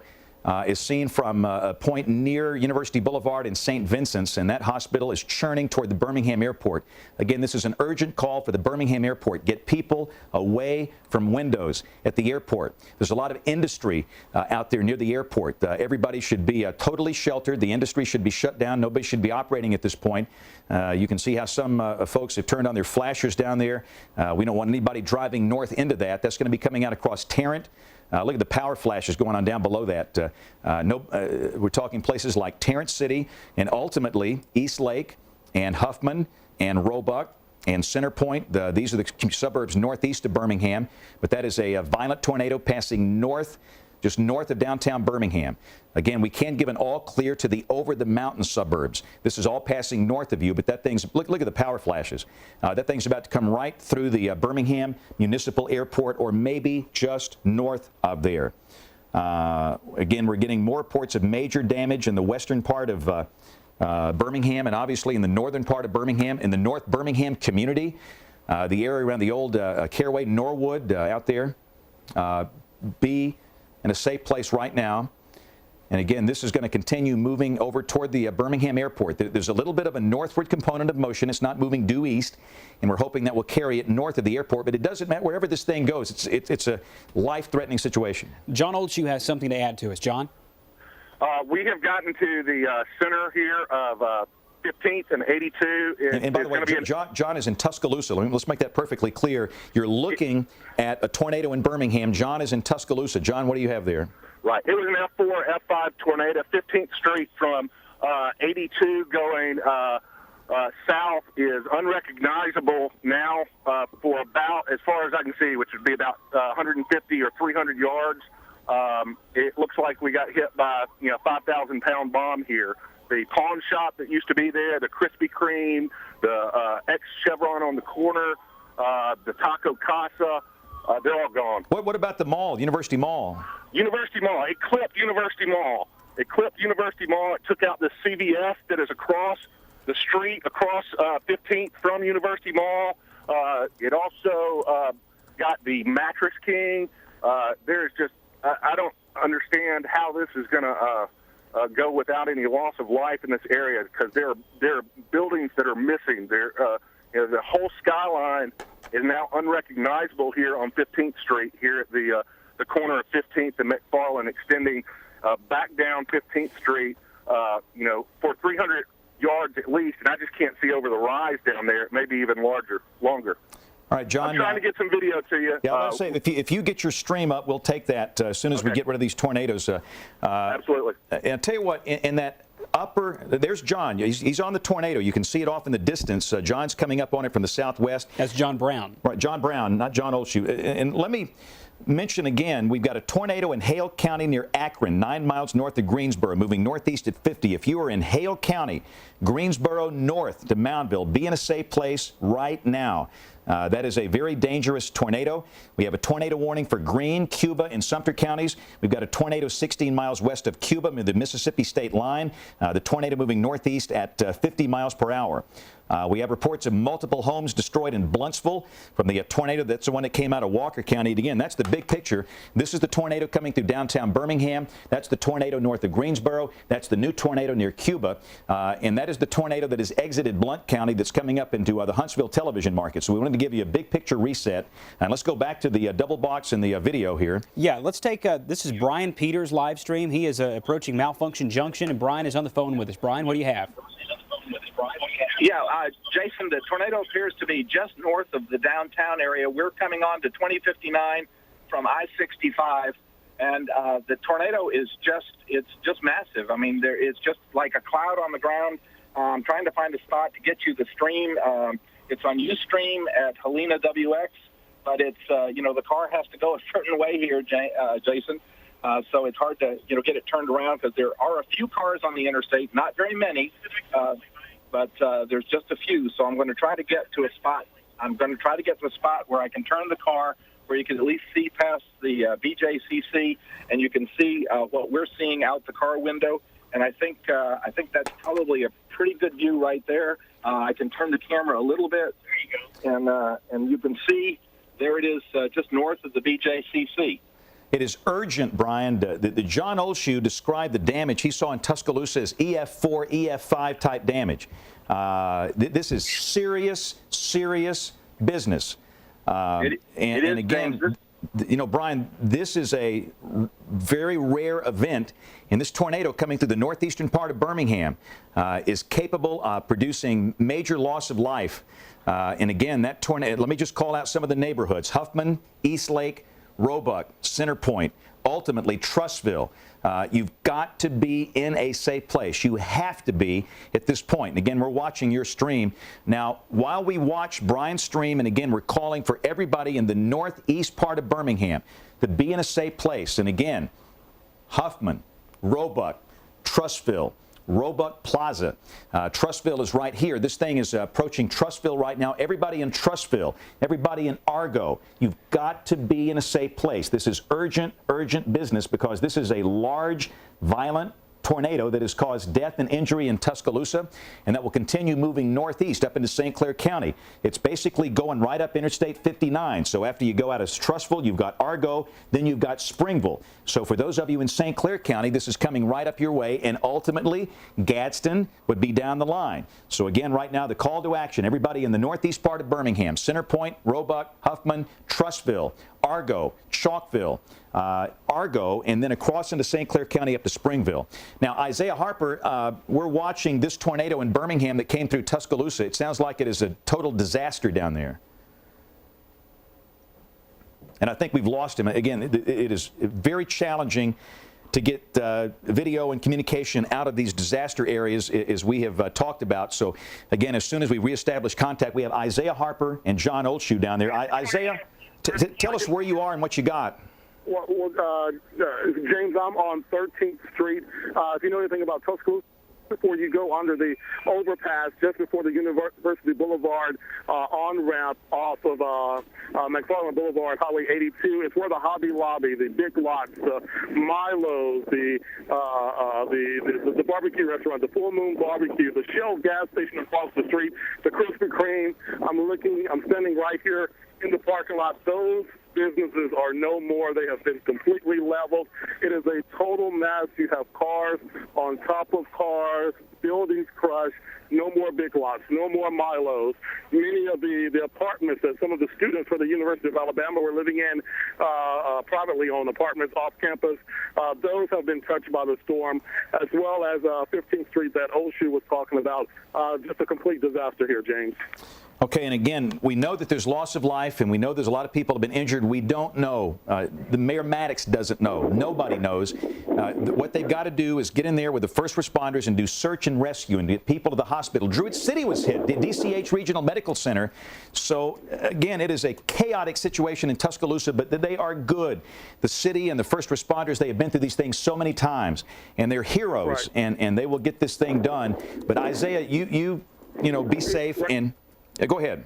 Yeah, and right now what we see a lot of University of Alabama students, of course, they frequent a lot of these restaurants, and we don't know if any of them were in them at the time, but of course a lot of them are standing around right now. The first responders, as you said, are moving back and forward. You probably hear some of the ambulances and the fire rescue in the background there. They're trying to get to the rubble to make sure there's no one missing or there's no one else that's been injured. But as of right now, we have at least one confirmed fatality, and of course it's possible that could climb. As of right now, they have not found any more that have been seriously injured. James. Okay, Isaiah, thank you. This whole thing is just heartbreaking.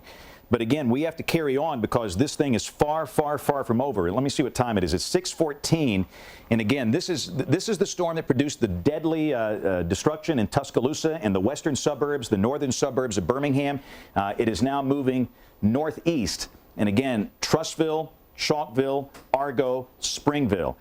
These communities up here are at risk from this violent tornado.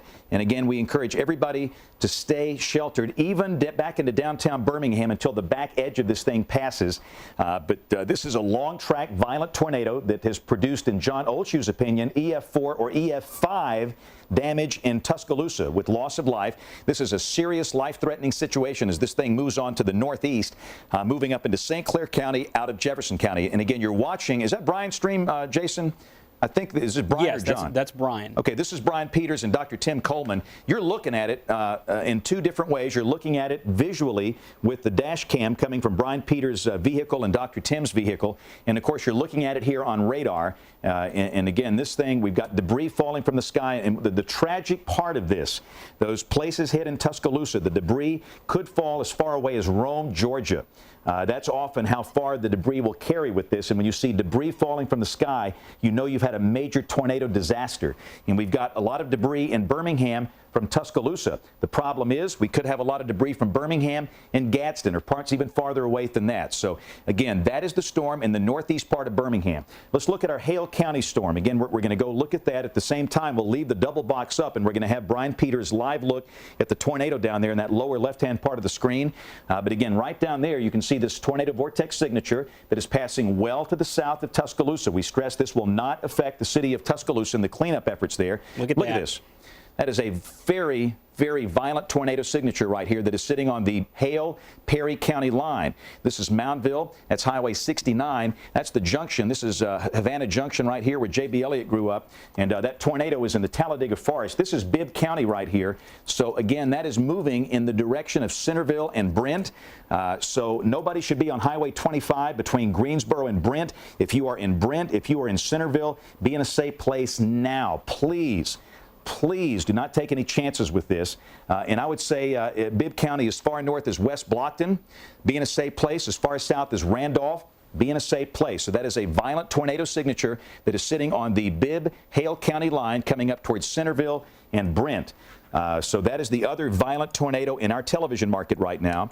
And again, back to the south, we have another signature you saw back down and through here. Again, there is evidence of circulation north of Demopolis, but clearly the big signatures are this one right here approaching Centerville and Brent. And again, what can you say? We've had loss of life today. We have had incredible damage. And we could have that going on right now. So Centerville and Brent, you've got to be sheltered. This significant tornado index is at 13.0. It's a scale we thought stopped at 10. So let's go back to our double box, and I want to show the situation northeast of Birmingham. And again, we're going to do some bouncing between let's go to the Birmingham Skycam. We have another wall cloud passing over just north of downtown Birmingham. That's kind of what happened to Tuscaloosa. We have a secondary circulation. There's a secondary circulation. I cannot pan the tower cam any farther to the right. So can we go back to that ALDOT cam, the one in front of St. Vincent's? It's looking back to the north.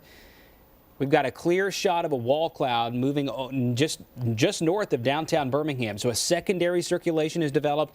There may or may not be a tornado involved in it. And if you guys can pop up that ALDOT cam on the Red Mountain Expressway looking north from near St. Vincent's. I tell you what, Jason, real quickly, let's go to Mr. Bass from the airport. Sir, can you tell us if there was any damage out there? Oh, Miss, I'm sorry. That's okay. That's okay. Right now, what we have done is we have not experienced damage, but we have evacuated the concourses and have passengers in a safer location within the airport. Okay, well, that's fantastic because, you know, this was a very close call for you. Is the airport operational now? And if not, when do you expect for things to get back to normal out there? Well, we are open. However, we don't have any flights coming in right now. They've been delayed. So we are just encouraging anybody that is traveling to check with their airline to find out any updated flight information. Okay. Well, thank you very much, and we appreciate that. We're glad to know that there's no major damage out there. Thank you so much for talking with us. Thank you. So the Birmingham airport is okay. It passed north of the airport. Now, next in line is Trussville. We got a Skycam that is right at Chalkville Mountain Road near Interstate 59. And again, we're kind of blocked in that particular quadrant, but we got that ALDOT camera you were talking about, Deborah, the one out in Roebuck. Okay, it went down. But again, this is a violent thunderstorm that is producing a large tornado in the northeastern part of Birmingham. And again, this is moving northeast. It seems as though, and I don't want to lessen this at all, the signature is not as intense as it was when it came through the western suburbs. And again, we noticed there is a secondary circulation back over downtown Birmingham. We've seen nicely from our Skycam in downtown Birmingham. So again, out of respect for the secondary circulation, we advise everybody in the Birmingham Metro to stay in a safe place for about the next 15 to 30 minutes. And again, the main circulation is out to the northeast. Let's check out the velocity display on this thing, Jason. Now that the reflectivity is getting a little noisy, we'll put back on the velocity display, and this will probably tell the story a whole lot better. It's done an excellent job of doing that today. And again, it's right in through here. Circulation pretty close to Trussville, secondary circulation near Tarrant City, and the airport that is not an indication of a tornado. We've seen a wall cloud out there, but again, we've got this big circulation coming up into Trussville and Argo. To me, Jason, it's not as organized as it was 30 minutes ago. No, I think it may be two different things that could be happening here. First of all, the circulation that's to the west may be a supercell that's developing and robbing it of some of its energy. So we had that circulation, the wall cloud that was just coming over the area north of downtown Birmingham. So that may be robbing this and interrupting the circulation a little bit. And two, we may have a terrain issue. Typically, it doesn't happen every time, but usually when a large tornado starts to get interrupted, the flow with some mountains, some rough terrain like we have up here in northeast Jefferson County, that will cause it to weaken and sometimes completely dissipate. I don't think that's happened yet. I don't think we have a completely dissipated tornado, but we do have what we might term an interrupted circulation. So in northeast Jefferson County, you still have a great potential for a tornado on the ground near Trussville, and we're watching that sky cam, and it still has some extremely good inflow. We're looking at a south wind at 19, gusting into the 50s. The peak wind gust there at 52 miles per hour. The dew point still at 70, so the atmosphere is still rich enough over northeast Jefferson County for this to be a very powerful tornado.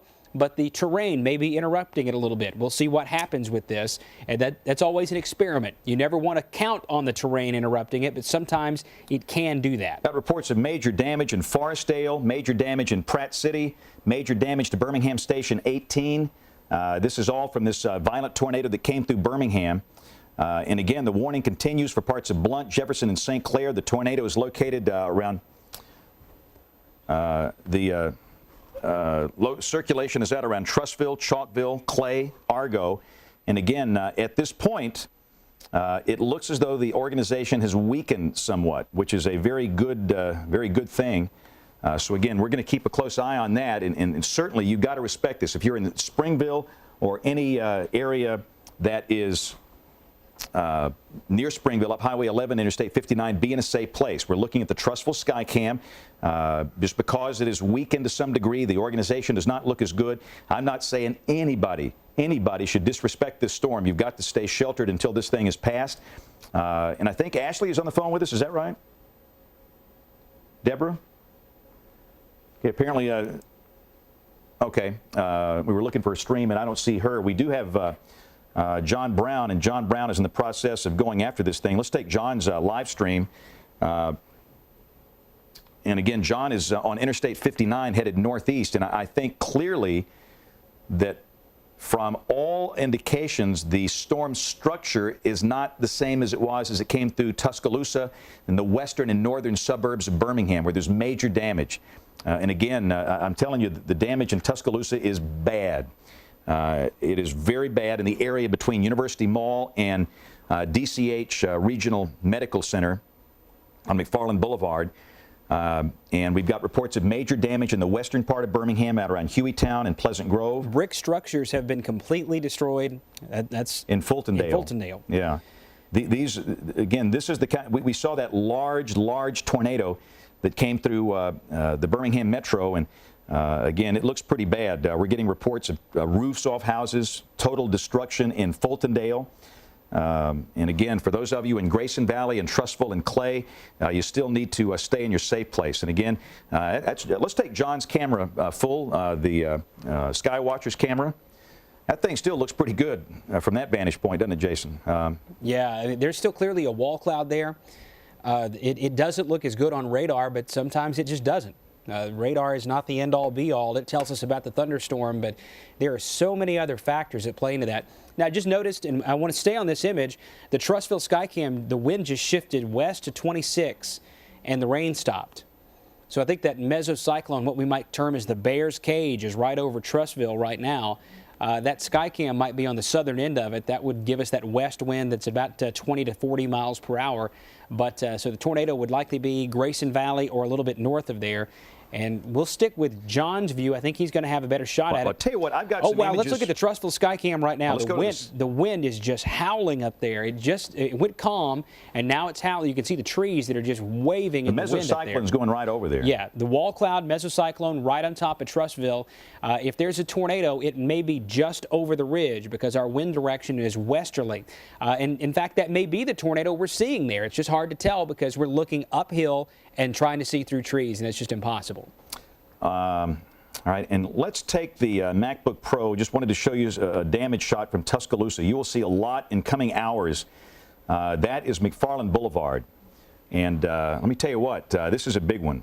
I have great fear that we have significant loss of life. If we get away with only one fatality, then the warning system is amazingly working well today. But that is McFarland Boulevard out there just north of University Mall. And Ed is incredible. So again, the search and rescue procedures are in progress in Tuscaloosa right now. So I just wanted to show you that. Let's go back to the radar and let's take a look at our Centerville-Brent storm. We're going to bounce back between these two storms. And I'll be honest with you, between this storm northeast of Birmingham and the storm approaching Centerville-Brent, the Bibb County storm has the better structure. You've got to pay attention to both of them. But this thing right here is just... this is tough stuff right here. This is the one we're going to watch now. This is coming right up into Centerville and Brent. And again, that's US 82. That's your tornado. This could be a large, violent tornado. It looks like it might be closer to Brent than Centerville. Brent is down on the north side of the Cahaba. Centerville is on the south side up on the hill. This is US 82 right here.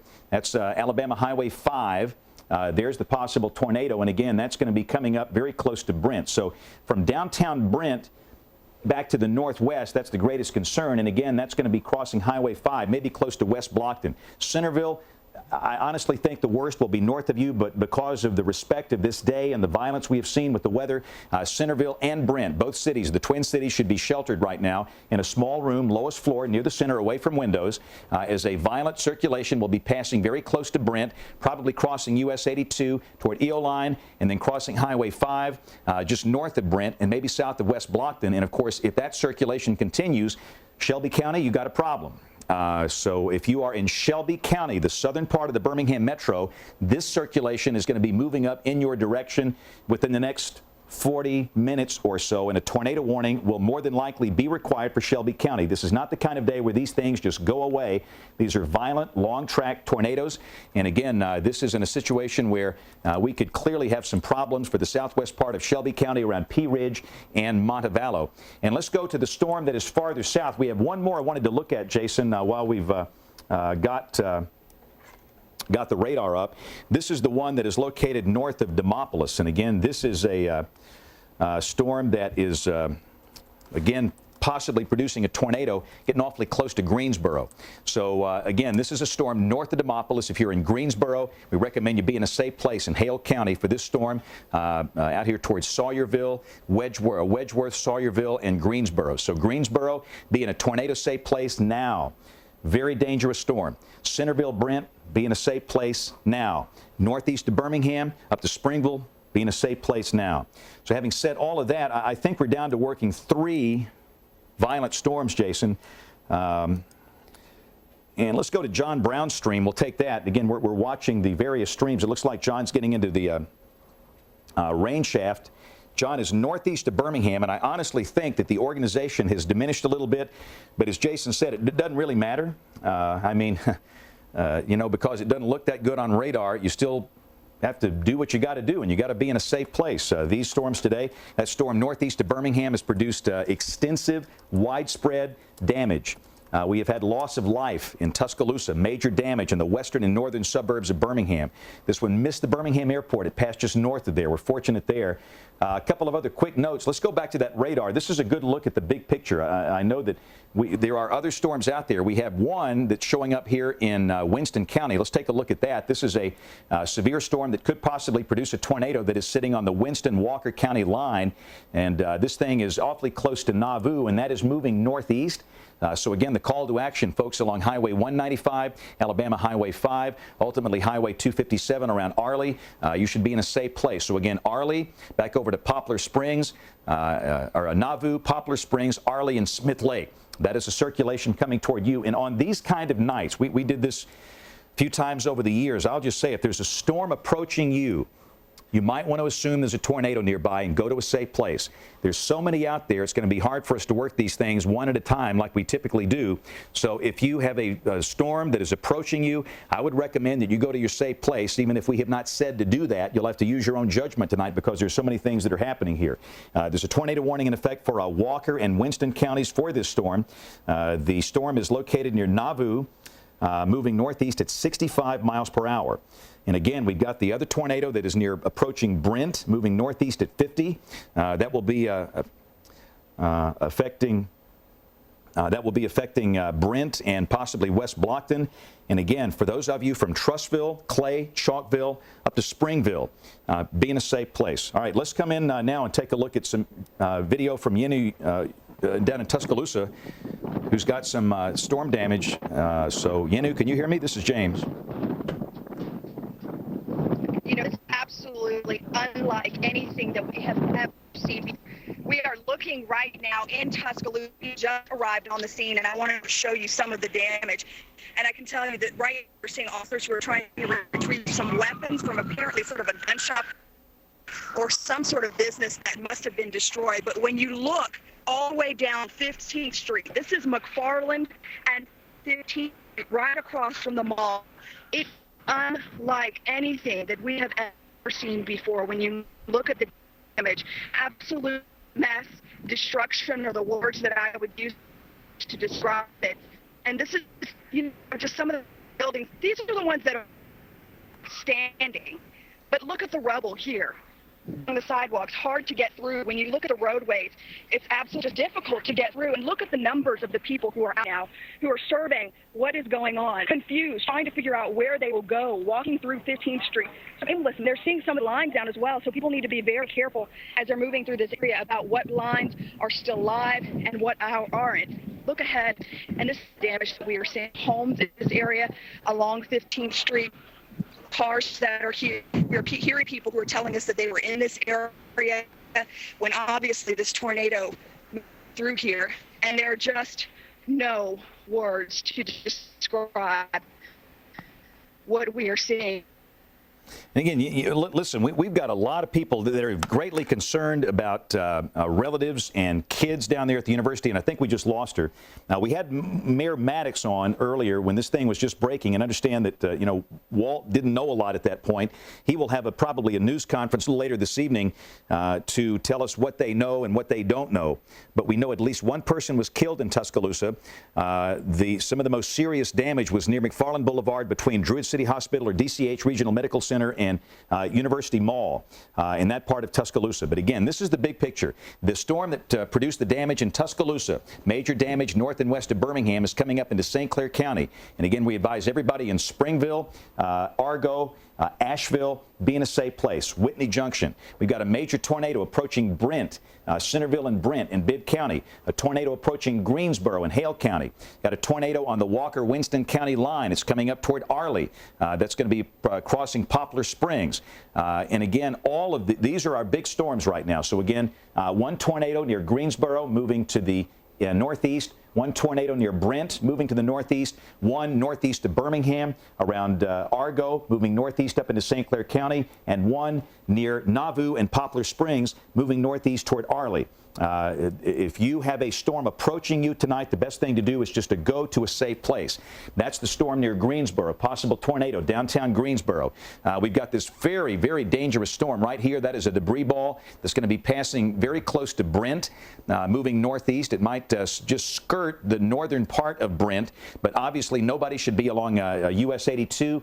There's your large tornado right there, continuing to move to the northeast. And again, you'll see the deal. If that keeps on moving in that direction, it's going to be a problem for Shelby County. This is Calera, this is Alabaster, Montevallo, Pea Ridge, Helena, Pelham. So that large tornado is going to be an issue for Shelby County. So if you're watching us in Shelby County, just be aware that is on the way. And again, Centerville, Brent, West Blockton, you should be sheltered right now in a safe place until this storm passes.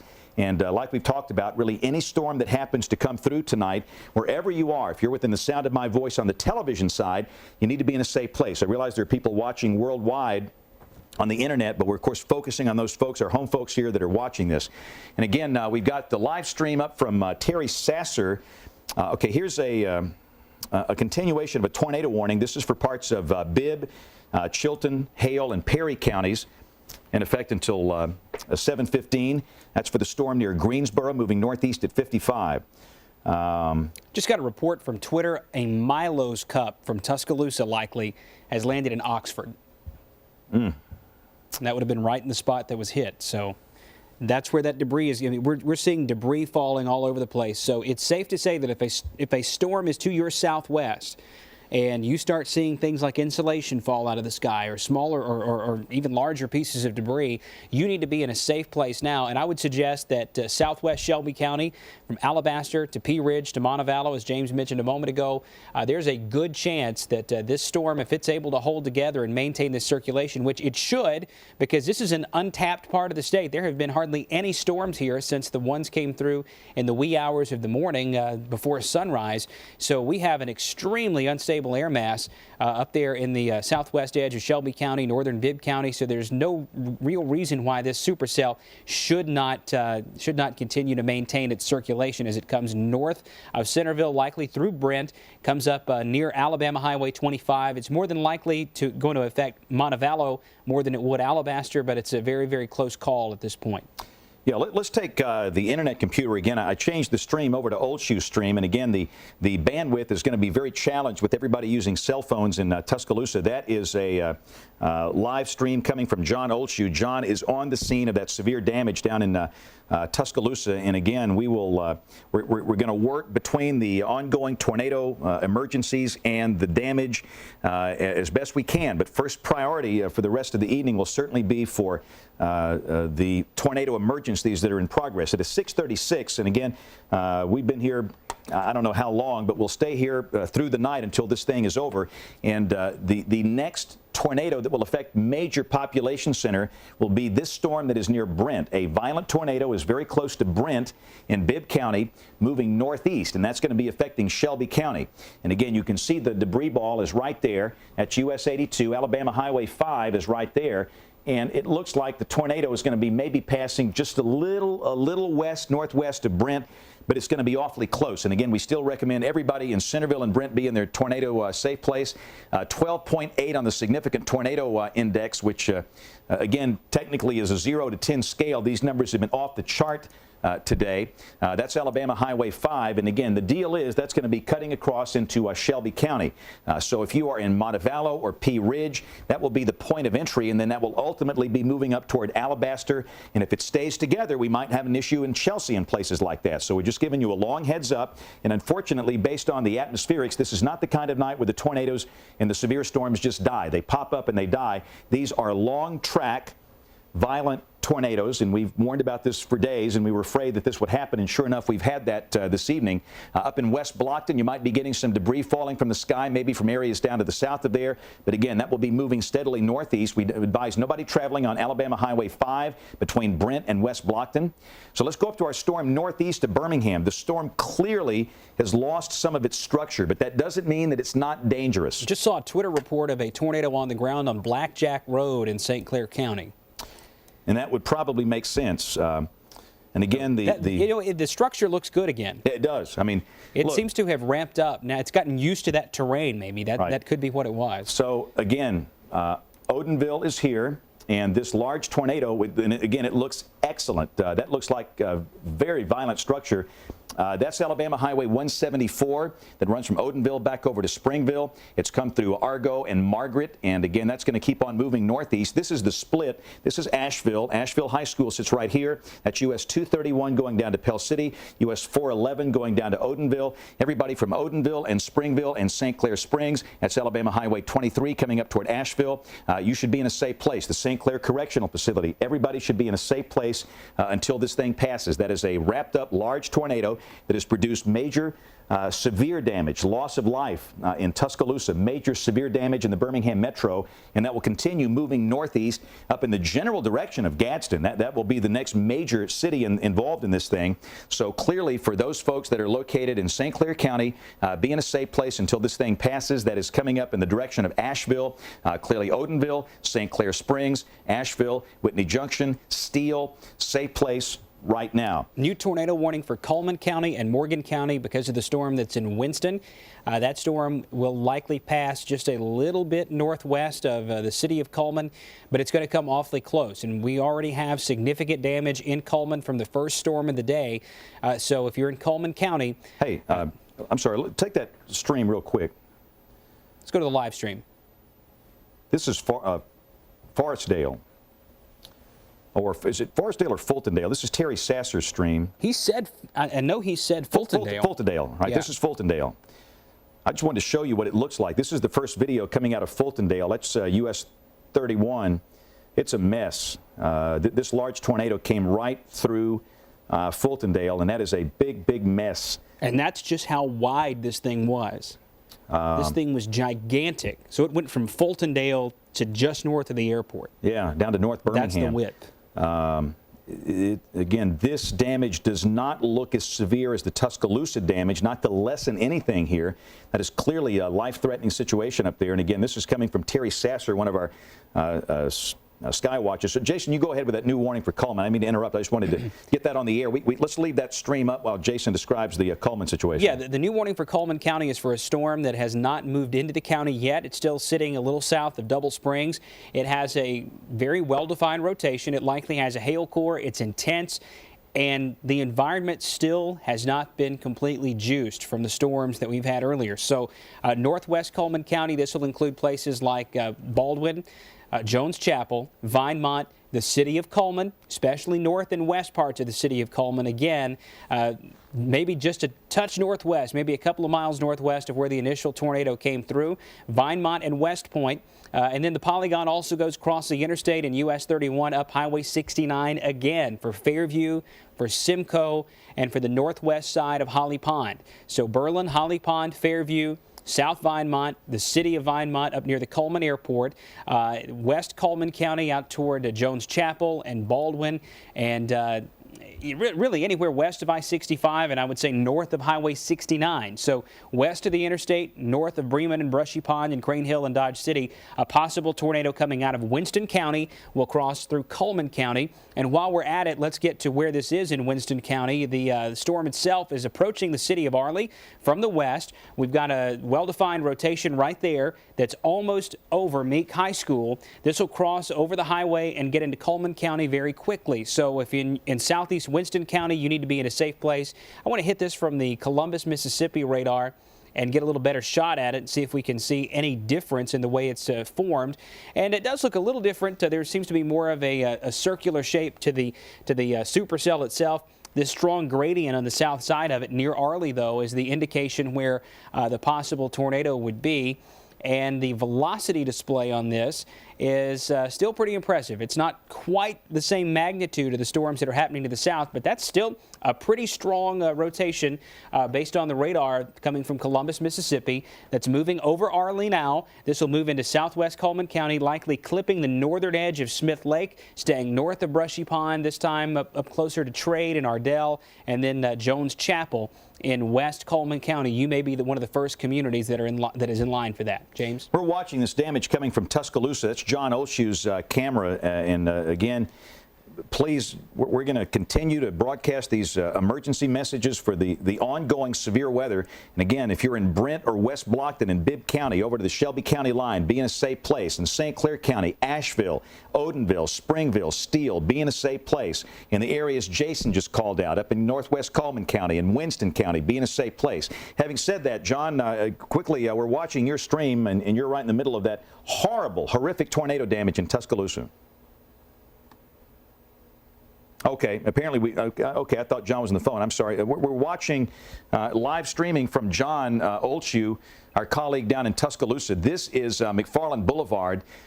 This was the tornado that you saw live on our channel if you watched it come through Tuscaloosa.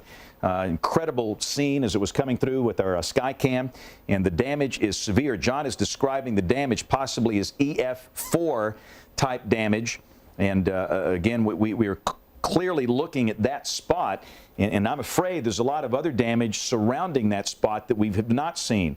There's a Hobby Lobby there. This is where that Krispy Kreme is right there. This is near the intersection of 15th Street and McFarland Boulevard. I literally grew up in a radio station right down the 2 blocks away from that spot. WTBC, the Big 1230, that green concrete block building, now in the midst of all those apartments. And that is just absolutely heartbreaking to see. But let's double box that now. Let me go back, and we're going to show this storm. And this is a whopper of a dangerous storm. This is extremely dangerous, halfway between Brent and West Blockton. This is a very violent storm with a very violent potential tornado indicated here, moving right up into Shelby County. There is damage near the community, and I never get the name right. Eoline? You know, the deal is that used to be the end of the line of a railroad, and that's where that name came from. Okay. So it's Eoline.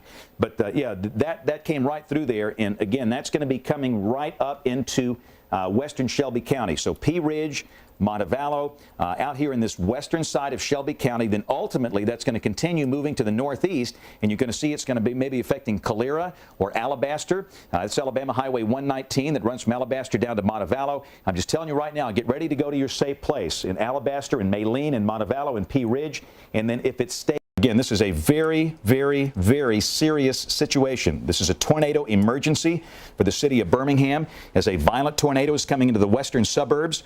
Do we have the Birmingham Tower Cam available, Monroe? Or okay, the Birmingham Tower Cam is farther west down Red Mountain. And if you're familiar with that camera, April 8th, 1998, we saw the power grid. Let's go back to the radar. And again, there's your tornado right here. This is the North Johns community. That's Interstate 459. McAdory High School sits right here. So the tornado is north of McCalla this time. And again, you're going to see pretty much where it's going. There's Hueytown, Pleasant Grove, Concord. This is Warrior River Road. This is 15th Street Road right here. So if you are in any of these places we're talking about, Virginia Mines, be in a safe place. This is where 15th Street Road intersects with Warrior River Road.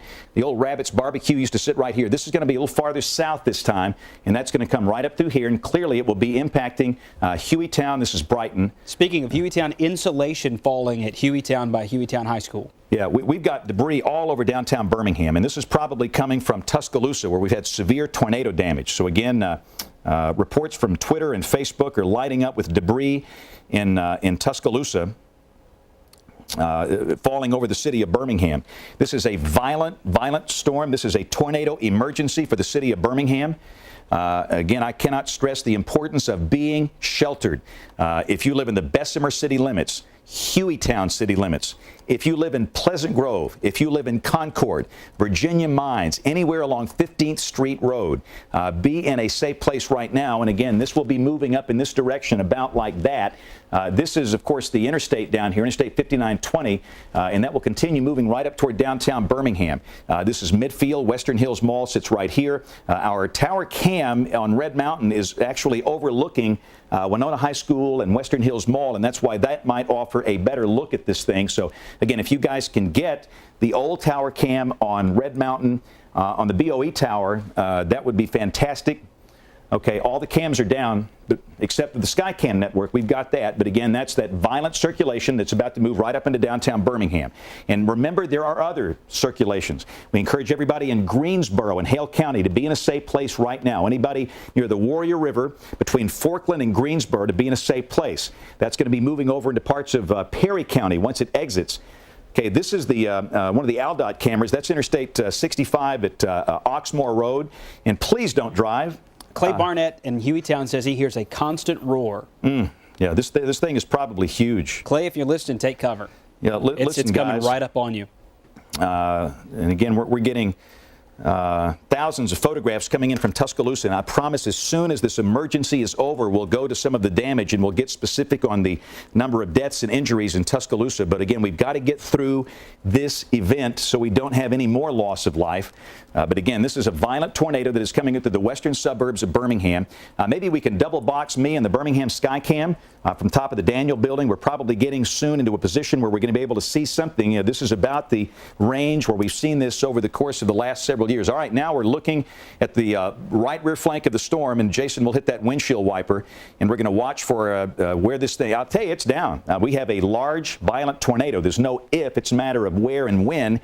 And again, this thing is awfully close to Bessemer, Hueytown, Pleasant Grove, Midfield, Powderly, Winona, Inslee, Fairfield. If I've called out your community or your neighborhood, you should be in a safe place, and this extends into the downtown Birmingham area. There is a decent chance the greatest risk here will be from Red Mountain north. But for south of Red Mountain, if you are in Homewood, if you're on the campus of Samford University, even there we recommend you must respect this deadly situation today and be in a safe place. So as far south as Homewood, I would be in a safe place. And I know that Shelby County was initially in this warning. This will not affect Shelby County. This is clearly a Jefferson County problem, and this is coming right down the chute toward downtown Birmingham. So let's take that camera full, and we're going to, Jason, you kind of work the base of this thing, and we're going to do the same thing we did in Tuscaloosa. We're looking from the top of the Daniel building back off to the west. And if you watched it come through Tuscaloosa, you saw initially we had that big fuzzy lowering, and as it got closer and closer, we saw the violent tornado in Tuscaloosa. And again, we're going to be watching the western suburbs of Birmingham. If you're listening to us on radio, we're on 104.7 WZZK in Birmingham, the big blowtorch, the Cox radio family. And again, we ask that everybody stay sheltered and stay off the road.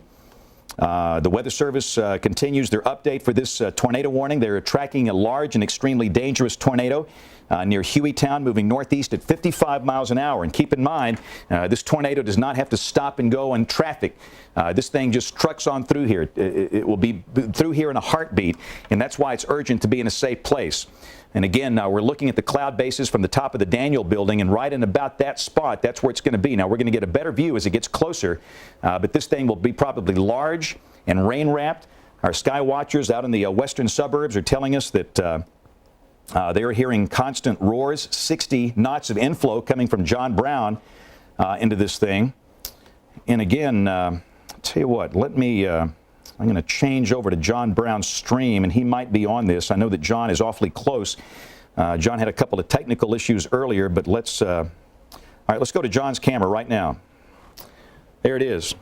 That is a large tornado. It looks like that's the U.S. pipe facility in Bessemer. That is a large tornado, as seen from Interstate 5920 in Bessemer. John Brown is right on that. Goodness. And you know, words don't do this thing justice. We have debris falling in Birmingham. The debris is coming from Tuscaloosa. There's been major, severe damage in Tuscaloosa. We had Mayor Walt Maddox on the phone. At least one person was killed. Others have been injured. We do not know a lot because they're in the initial stages of the damage assessment. Let's double box this if we can. We're going to put the radar in one box. We'll put John Brown's stream in the other box. And again, the large tornado is right there, okay? And again, this is coming up a little north of Interstate 5920. John was around the Bessemer exit around U.S. Pipe looking north, looking right up into this from his vantage point. I think we're starting to see it on the Skycam too. Yeah, I bet you we. Starting to see a lowering. It's so difficult with the contrast to really get a good bead on it. That's but right there in the middle of the screen. Yeah, there it is. I mean, look. Well, it's there. That's a large tornado we're looking at right there coming into downtown Birmingham. Inslee, Fairfield, right there, okay?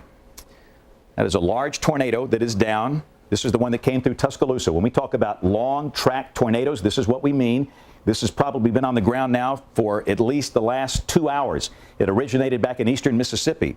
And again, that is making a beeline for downtown Birmingham. In the other box, we have John Brown, who's on the interstate. And again, I firmly believe the greatest danger will be along and north of Red Mountain, downtown Birmingham, and points north. Still, though, as a course of least regret, we encourage everybody over the mountain in Homewood to be sheltered as well. You go farther south down toward Hoover, this will not bother you. This is a problem mainly for Birmingham, but again, Homewood is close enough where we think that we should keep everybody sheltered. So again, we're watching the tower, the sky cam. Debris is falling from the sky in Highlands near Bottega, insulation and roof tiles. Yeah, and this is probably coming from the city of Tuscaloosa. This is the kind of thing where you're going to find maybe some personal belongings of somebody that's been hit so hard in Tuscaloosa. Don't go out there and try and gather debris right now. Do not do that. But when this whole thing is over, if you find photographs or mementos or something important, hang on to it. They really will appreciate that. Look at that. Let's take John's camera full. Are you kidding me? There it is. Now, John is coming up on it on Interstate 5920, and he is out in the Bessemer area, out there around Valley Creek, and he is going to make that turn. And again, We'll go back to the double box. I just wanted to take a look at that thing full. We're double boxing this. We've got a large tornado approaching downtown Birmingham. You're seeing it in the lower left from John Brown and Mike Wilhelm. And from the sky cam, you're seeing it from the top of the Daniel building. Building. There's the full view. Look at that. Yeah, that thing's huge. It's a monster. This is a killer tornado. We know at least one person is killed in Tuscaloosa. We don't know. You see the trucks flashing their lights as they're coming east? Yeah. You know, now John, people always say, you know, why do you let your people drive? John knows what he's doing. He's in a very safe spot, but other people don't have built-in radar. They don't have navigators. They don't have this equipment. And we encourage nobody should be driving in downtown Birmingham right now as we continue to watch the live view coming from our sky cam and also the view coming from John Brown. Again, we're looking for damage reports. Boy, I'll tell you what, this stuff in Tuscaloosa was bad. In the old Cahaba neighborhood, debris falling in the subdivision, that's around Helena. A 4x8 piece of plywood flew across I-65 in Gardendale. Pretty amazing stuff. So again, don't go out in this. Clearly, we've got a very dangerous, violent tornado approaching downtown Birmingham. Again, that is the view from high atop the Daniel Building. There's the tornado. Yep. There it is. That thing looks huge. Fairfield, Inslee, areas around Legion Field, Baptist Medical Center, Princeton, Powderly, Wylam. I'm calling out, if you live anywhere close to these places, you should be sheltered immediately. Nobody should be driving. The debris ball on radar is at Pleasant Grove. Some of the communities it's moving through, based on the radar presentation, would be Sherman Heights, Thomas, Village Creek, Forestdale, Minor, Sandusky, the north end of Fairfield, Owenton, out there around the Legion Field area. This could come pretty close to Smithfield Estates, and you know, there's a historic. That was April 4th, 1977. Yeah, you've got a history there in Smithfield, too. So anywhere in the northwest quadrant of what you might call the core of the Birmingham metro area, there is a violent tornado on the ground right now. That thing looks like it could be over a mile wide. It may pass by downtown just a little bit to the north, but it is not safe enough to say that you've got an all clear in downtown Birmingham whatsoever. You need to be in a safe place right now. I think we can give Homewood and Hoover a clear from this. It's going to be a little bit north of those two cities, but from downtown Birmingham, north and west, essentially from the junction, northwest of the junction, out 5920 and up I-65, up 78, and over toward Fountain Heights, Village Creek, Thomas, Pratt City, Sherman Heights, Wylam. This is on top of you right now. You do not have time to do anything other than go to the center of the house on the lowest floor and hunker down and wait for this thing to pass. John Talbot says he has major damage in his neighborhood out in the Hueytown Concord area. And let me say this, we have other storms. We're not going to change any video here, but I want to tell everybody there's a tornado warning in effect for parts of Fayette and Lamar counties until 6:30. A tornado was located east of Vernon, moving northeast at 55. Everybody in the path of that in Fayette and Lamar counties need to be in a safe place. A tornado is located near Sawyerville, that's near the Warrior River on the Green-Hale County line, moving northeast at 45. If you're in Greensboro, be in a safe place. That's a violent storm coming at you. Those are two other dangerous storms in our market, but again, we're focusing on this one because this is affecting the largest city in the state. We have a violent tornado coming up into downtown Birmingham, and again, you saw the incredible images of this thing coming through Tuscaloosa, where the damage is so severe. We don't know exactly the loss of life. We don't know the injury count. Our news folks are working on that, and as soon as this emergency is over, we'll be able to come in and tell you more specifics about the damage. But please respect the fact that we're trying to keep people in advance of these storms in a very safe place. And again, there's a large wedge tornado in the western suburbs of Birmingham, and again, this will be coming right up into the downtown area. I think it is very clear to me and to Jason that the greatest danger will be along and north of Red Mountain. So for those of you downtown Birmingham and points north, that's the extreme danger. Down to the south, in Homewood, I would stay sheltered. Below that, Vestavia, Hoover, this will not affect you. It's 6 o'clock. This is WBMA Birmingham, WCFT Tuscaloosa, WJSU Anniston. The news at 6 o'clock starts now.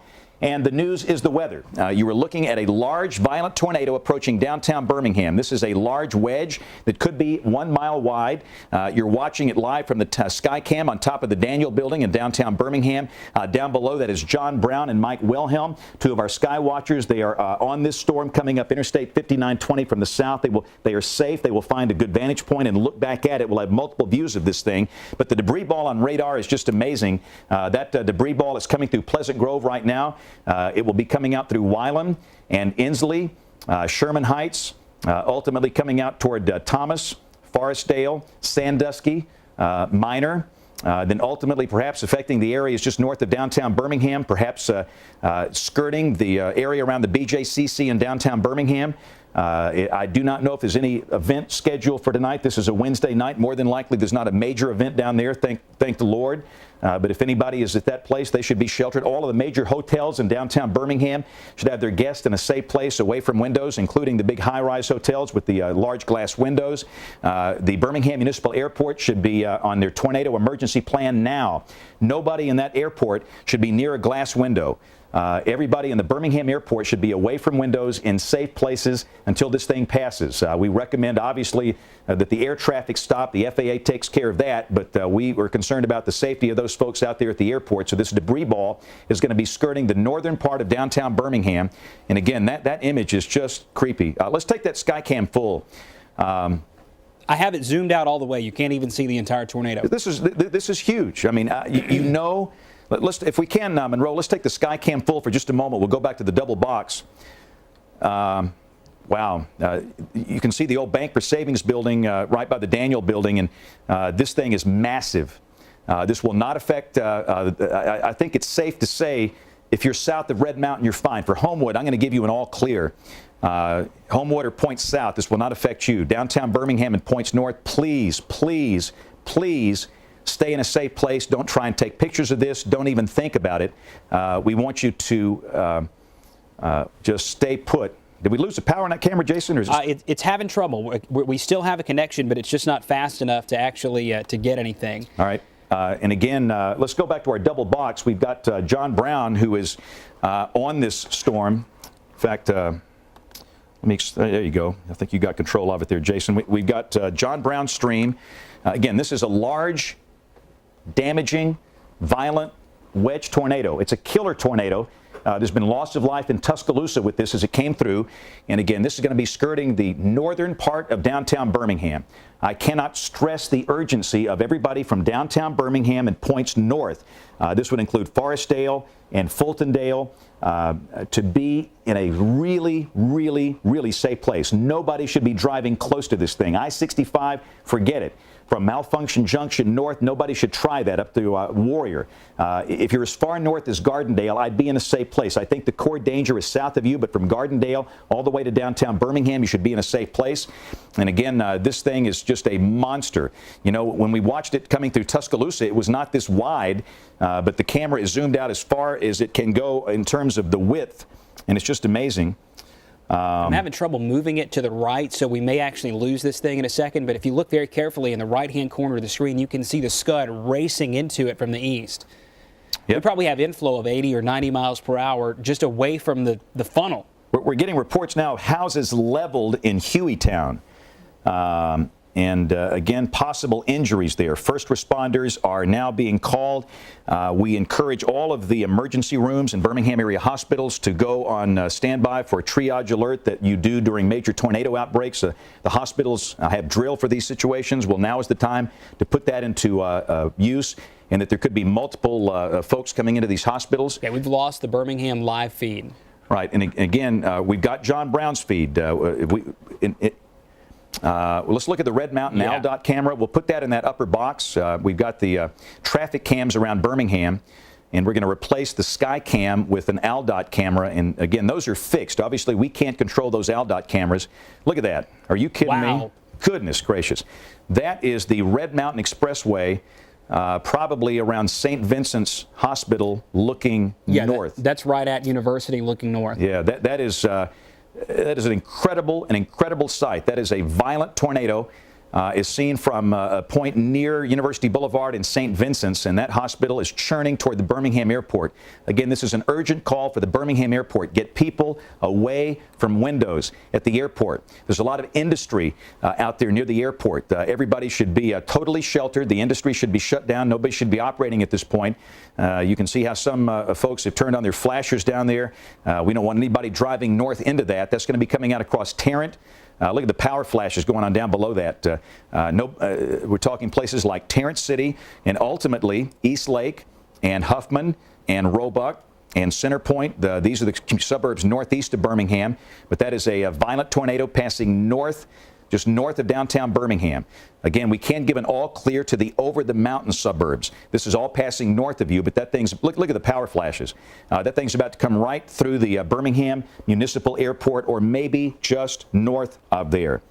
Again, we're getting more reports of major damage in the western part of Birmingham, and obviously in the northern part of Birmingham, in the North Birmingham community, the area around the old Caraway, Norwood out there. Be in a safe place right now. And again, this is going to continue moving over toward the Birmingham airport. There's a little bit of a northward component of motion. It's not moving due east, and we're hoping that will carry it north of the airport. But it doesn't matter wherever this thing goes. It's a life-threatening situation. John Oldshoe has something to add to us. John?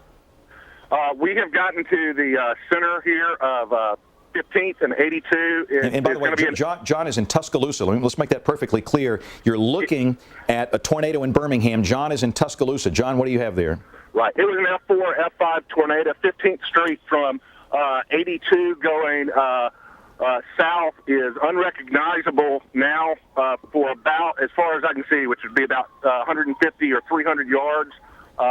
It looks like we got hit by, 5,000-pound bomb here. The pawn shop that used to be there, the Krispy Kreme, the ex-Chevron on the corner, the Taco Casa, they're all gone. What about the mall, University Mall? University Mall. It clipped University Mall. It took out the CVS that is across the street, across 15th from University Mall. It also got the Mattress King.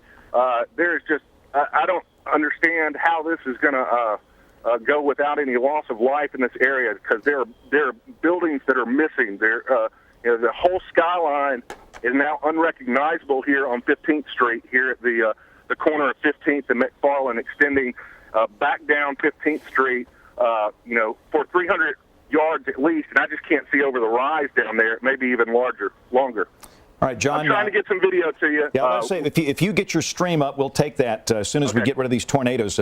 Absolutely. And I'll tell you what, in that upper, there's John. He's on the tornado. You can see it off in the distance. John's coming up on it from the southwest. That's John Brown. Right, John Brown, not John Oldshoe. And let me mention again, we've got a tornado in Hale County near Akron, 9 miles north of Greensboro, moving northeast at 50. If you are in Hale County, Greensboro north to Moundville, be in a safe place right now. That is a very dangerous tornado. We have a tornado warning for Greene, Cuba, and Sumter counties. We've got a tornado 16 miles west of Cuba near the Mississippi state line. The tornado moving northeast at 50 miles per hour.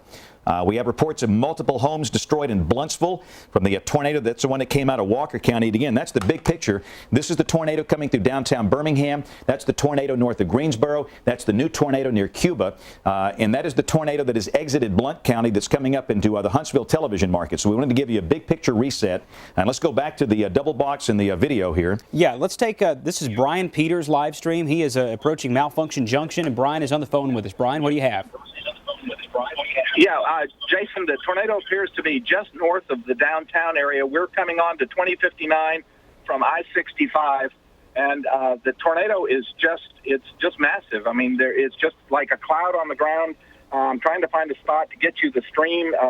It's on Ustream at Helena WX, but it's, the car has to go a certain way here, Jason. So it's hard to, get it turned around because there are a few cars on the interstate, not very many, but there's just a few. So I'm going to try to get to a spot. I'm going to try to get to a spot where I can turn the car, where you can at least see past the BJCC, and you can see what we're seeing out the car window. And I think that's probably a pretty good view right there. I can turn the camera a little bit, and you can see there it is, just north of the BJCC. It is urgent, Brian. The John Olshoe described the damage he saw in Tuscaloosa as EF4, EF5 type damage. This is serious, serious business. And again, you know, Brian, this is a very rare event, and this tornado coming through the northeastern part of Birmingham is capable of producing major loss of life. And again, that tornado, let me just call out some of the neighborhoods: Huffman, Eastlake, Roebuck, Center Point, ultimately Trussville. You've got to be in a safe place. You have to be at this point. And again, we're watching your stream. Now, while we watch Brian's stream, and again, we're calling for everybody in the northeast part of Birmingham to be in a safe place. And again, Huffman, Roebuck, Trussville, Roebuck Plaza. Trussville is right here. This thing is approaching Trussville right now. Everybody in Trussville, everybody in Argo, you've got to be in a safe place. This is urgent, urgent business, because this is a large, violent tornado that has caused death and injury in Tuscaloosa, and that will continue moving northeast up into St. Clair County. It's basically going right up Interstate 59. So after you go out of Trussville, you've got Argo, then you've got Springville. So for those of you in St. Clair County, this is coming right up your way, and ultimately Gadsden would be down the line. So again, right now, the call to action: everybody in the northeast part of Birmingham, Center Point, Roebuck, Huffman, Trussville, Argo, Chalkville, Argo, and then across into St. Clair County up to Springville. Now, Isaiah Harper, we're watching this tornado in Birmingham that came through Tuscaloosa. It sounds like it is a total disaster down there.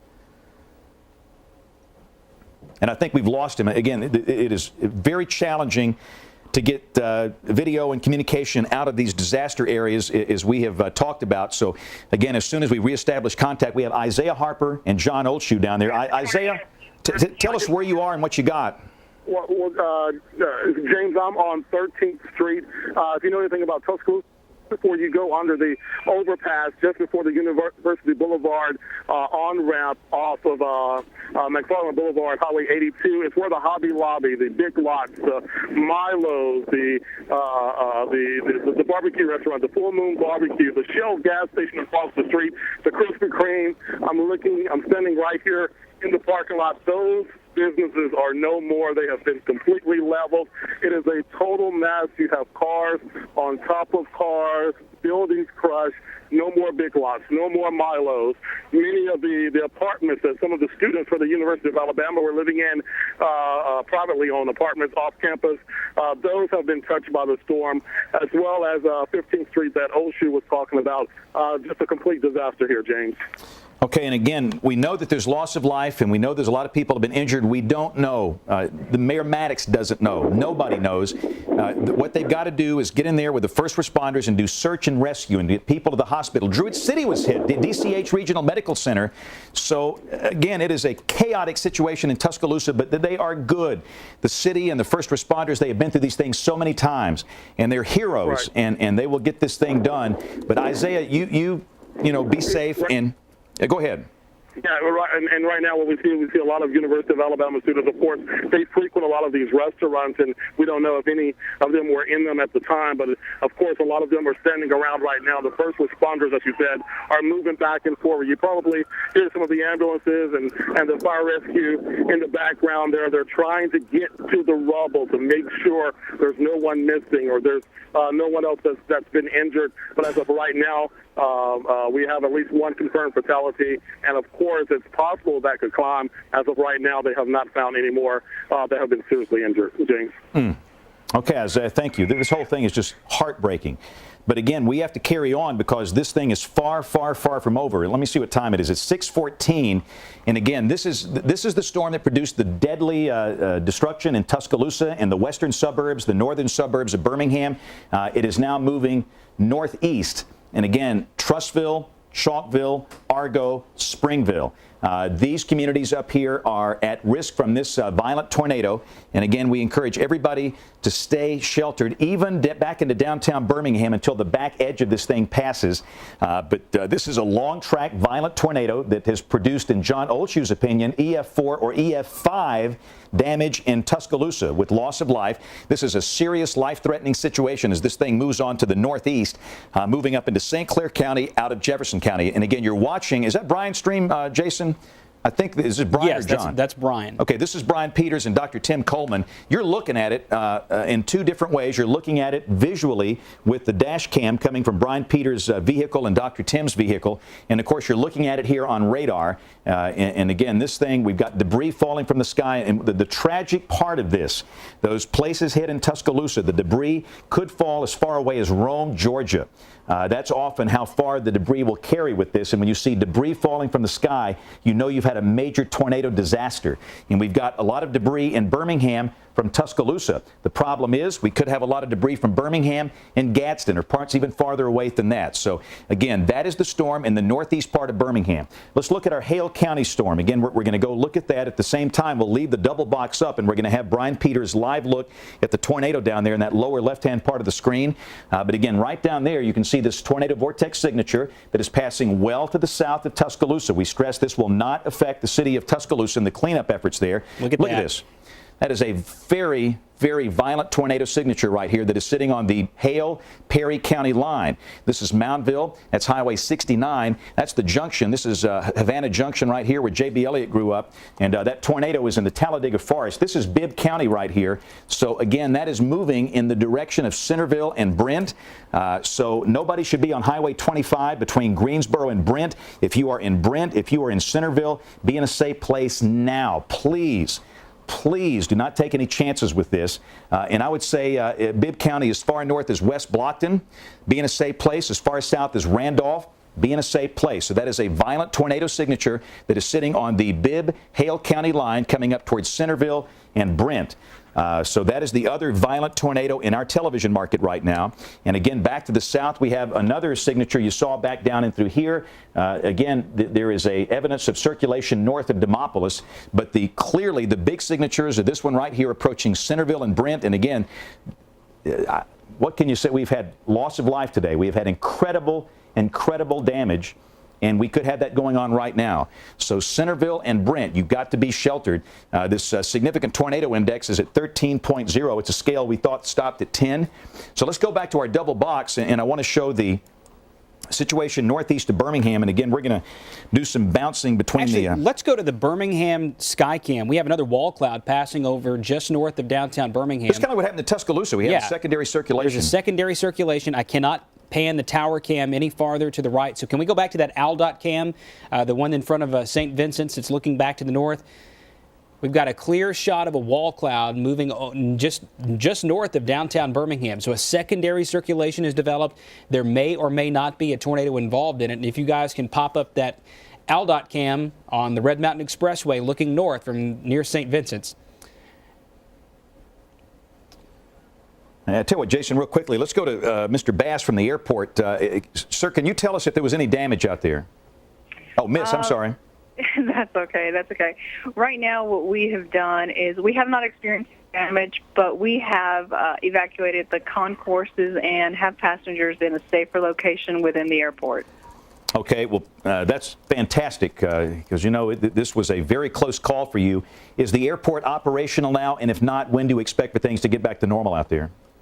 Well, we are open. However, we don't have any flights coming in right now. They've been delayed. So we are just encouraging anybody that is traveling to check with their airline to find out any updated flight information. Okay. Well, thank you very much, and we appreciate that. We're glad to know that there's no major damage out there. Thank you so much for talking with us. Thank you.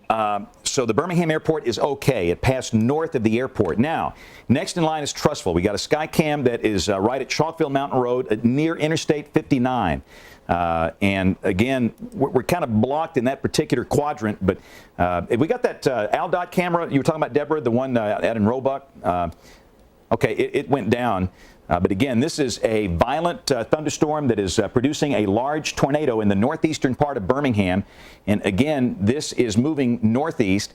It seems as though, and I don't want to lessen this at all, the signature is not as intense as it was when it came through the western suburbs. And again, we noticed there is a secondary circulation back over downtown Birmingham. We've seen nicely from our Skycam in downtown Birmingham. So again, out of respect for the secondary circulation, we advise everybody in the Birmingham Metro to stay in a safe place for about the next 15 to 30 minutes. And again, the main circulation is out to the northeast. Let's check out the velocity display on this thing, Jason, now that the reflectivity is getting a little noisy. We'll put back on the velocity display, and this will probably tell the story a whole lot better. It's done an excellent job of doing that today. And again, it's right in through here. Circulation pretty close to Trussville, secondary circulation near Tarrant City and the airport. That is not an indication of a tornado. We've seen a wall cloud out there, but again, we've got this big circulation coming up into Trussville and Argo. To me, Jason, it's not as organized as it was 30 minutes ago. No, I think it may be two different things that could be happening here. First of all, the circulation that's to the west may be a supercell that's developing and robbing it of some of its energy. So we had that circulation, the wall cloud that was just coming over the area north of downtown Birmingham. So that may be robbing this and interrupting the circulation a little bit. And two, we may have a terrain issue. Typically, it doesn't happen every time, but usually when a large tornado starts to get interrupted, the flow with some mountains, some rough terrain like we have up here in northeast Jefferson County, that will cause it to weaken and sometimes completely dissipate. I don't think that's happened yet. I don't think we have a completely dissipated tornado, but we do have what we might term an interrupted circulation. So in northeast Jefferson County, you still have a great potential for a tornado on the ground near Trussville, and we're watching that sky cam, and it still has some extremely good inflow. We're looking at a south wind at 19, gusting into the 50s. The peak wind gust there at 52 miles per hour. The dew point still at 70, so the atmosphere is still rich enough over northeast Jefferson County for this to be a very powerful tornado. But the terrain may be interrupting it a little bit. We'll see what happens with this. And that's always an experiment. You never want to count on the terrain interrupting it, but sometimes it can do that. Got reports of major damage in Forestdale, major damage in Pratt City, major damage to Birmingham Station 18. This is all from this violent tornado that came through Birmingham. And again, the warning continues for parts of Blount, Jefferson, and St. Clair. The tornado is located around low circulation is out around Trussville, Chalkville, Clay, Argo. And again, at this point, it looks as though the organization has weakened somewhat, which is a very good thing. So again, we're going to keep a close eye on that, and certainly you've got to respect this. If you're in Springville or any area that is near Springville, up Highway 11, Interstate 59, be in a safe place. We're looking at the Trussville sky cam. Just because it is weakened to some degree, the organization does not look as good. I'm not saying anybody should disrespect this storm. You've got to stay sheltered until this thing is passed. And I think Ashley is on the phone with us. Is that right? Deborah? Okay, apparently, okay, we were looking for a stream, and I don't see her. We do have John Brown, and John Brown is in the process of going after this thing. Let's take John's live stream.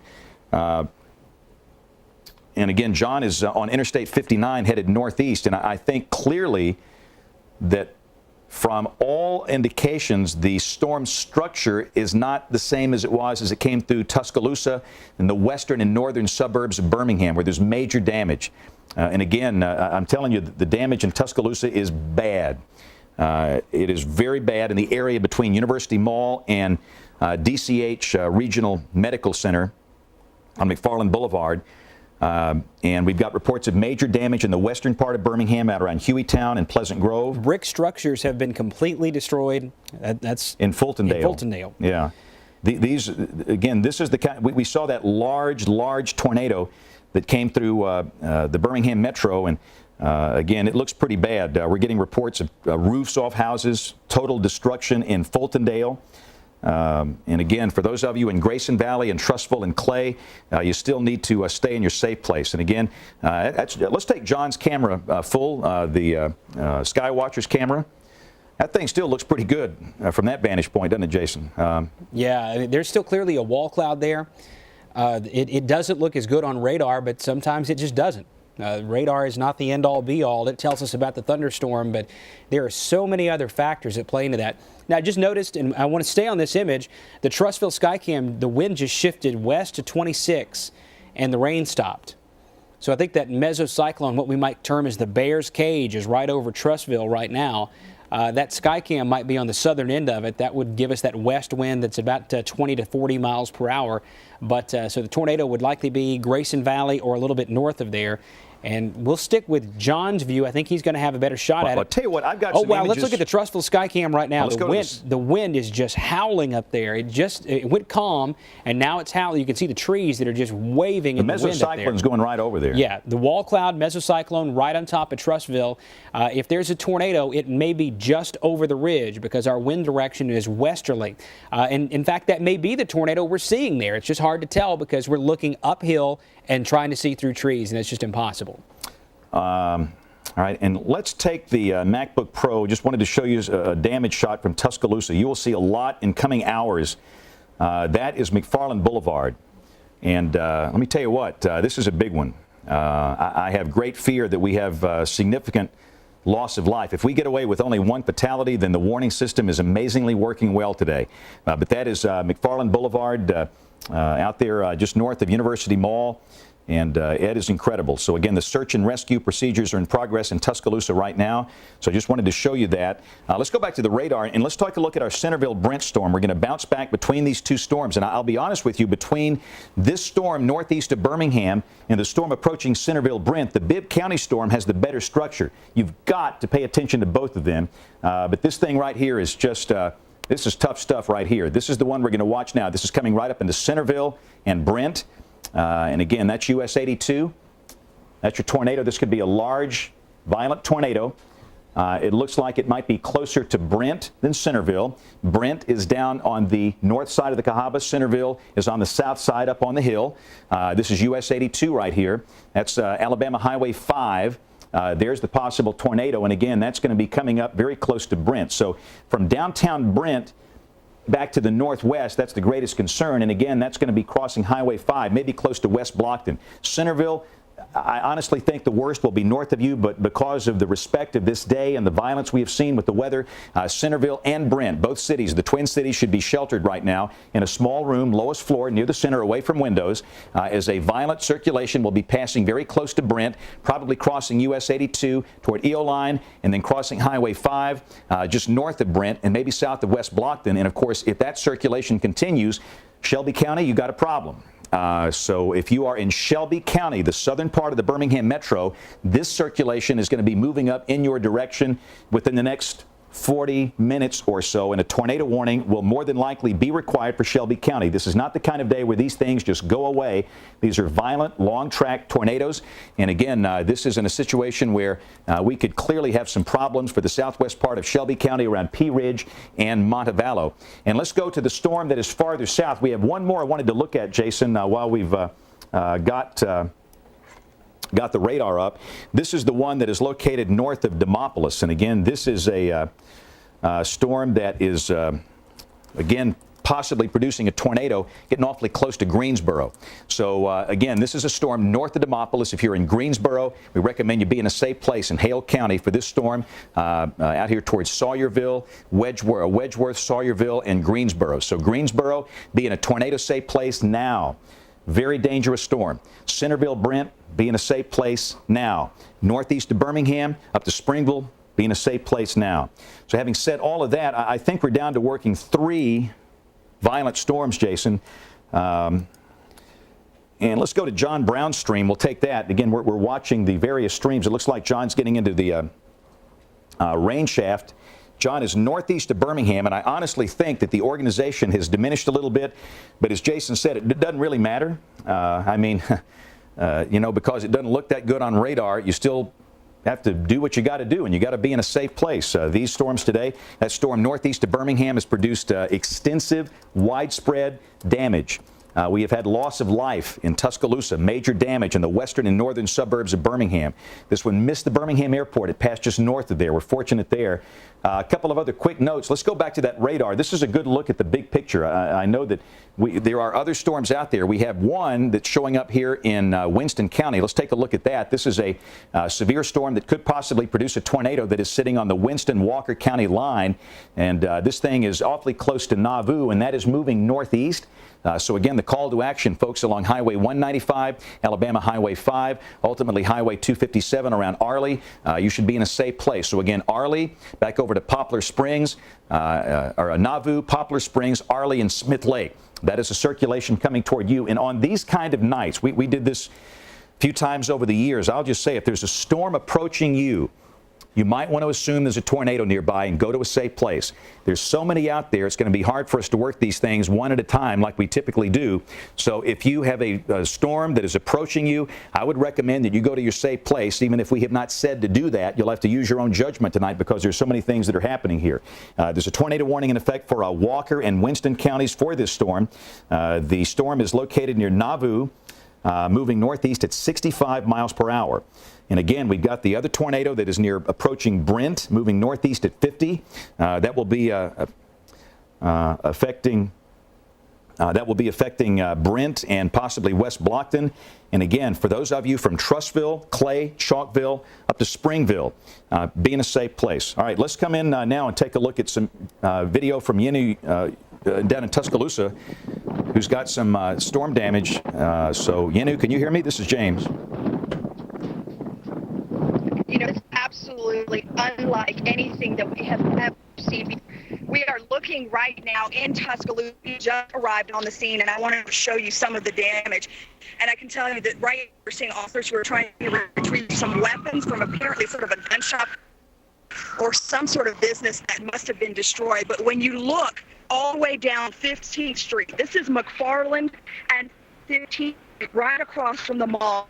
It's unlike anything that we have ever seen before. When you look at the damage, absolute mess, destruction are the words that I would use to describe it.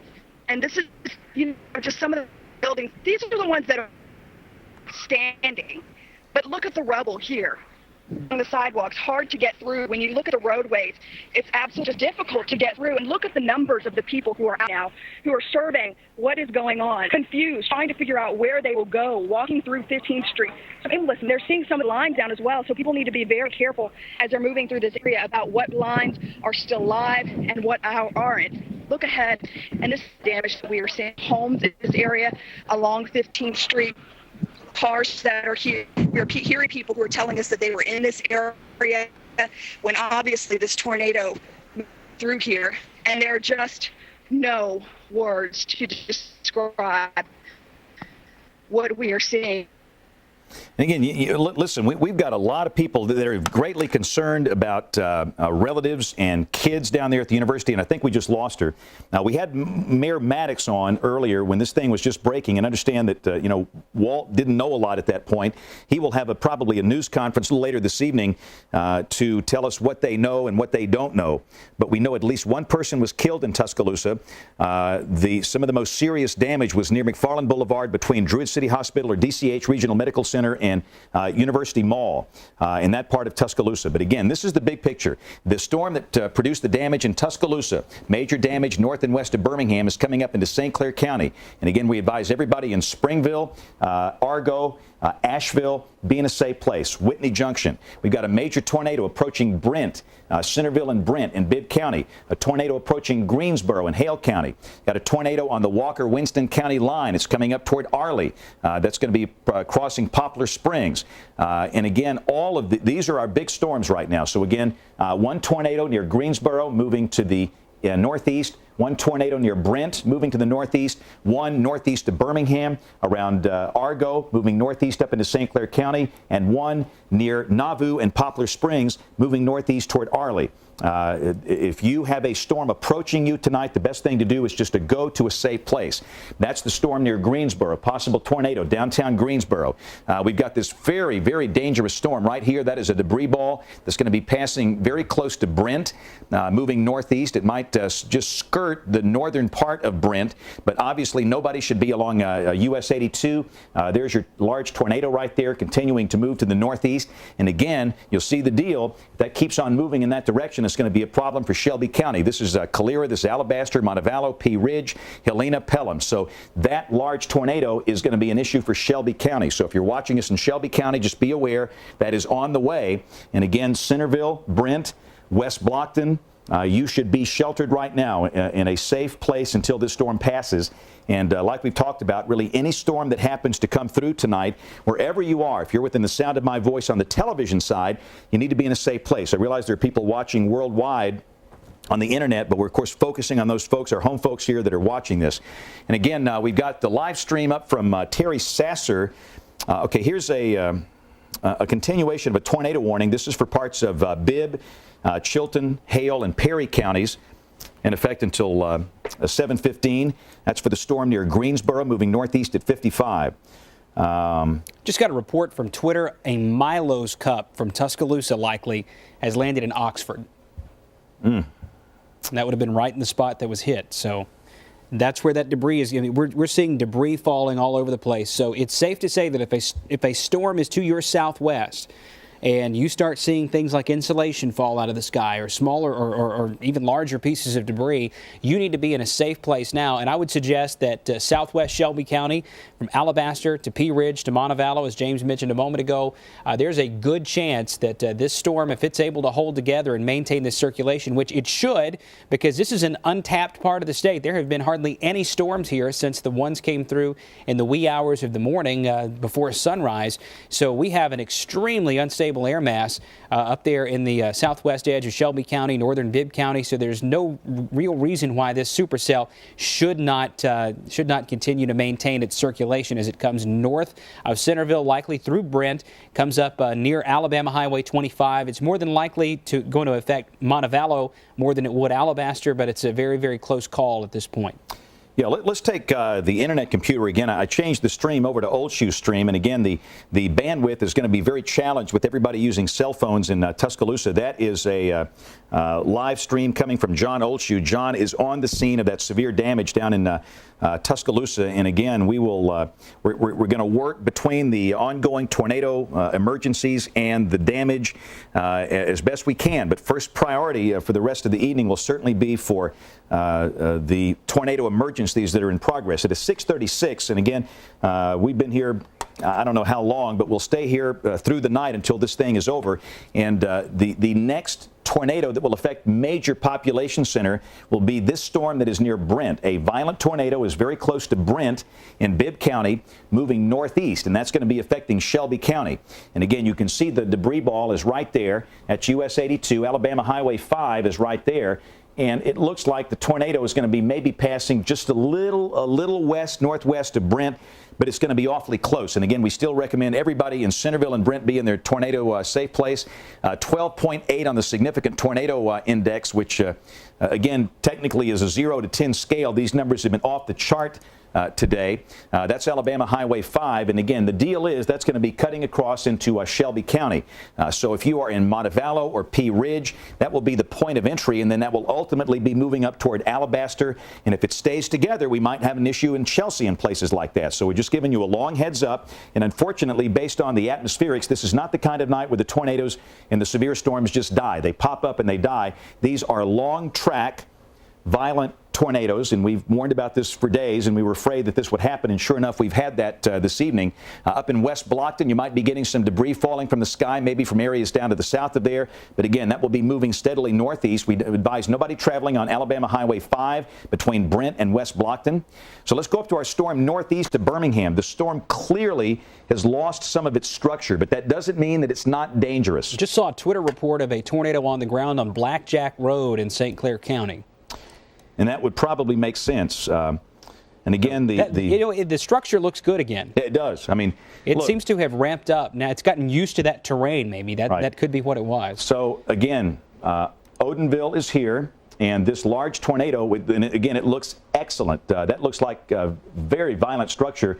That's Alabama Highway 174 that runs from Odenville back over to Springville. It's come through Argo and Margaret, and again, that's going to keep on moving northeast. This is the split. This is Asheville. Asheville High School sits right here. That's US 231 going down to Pell City, US 411 going down to Odenville. Everybody from Odenville and Springville and St. Clair Springs, that's Alabama Highway 23 coming up toward Asheville.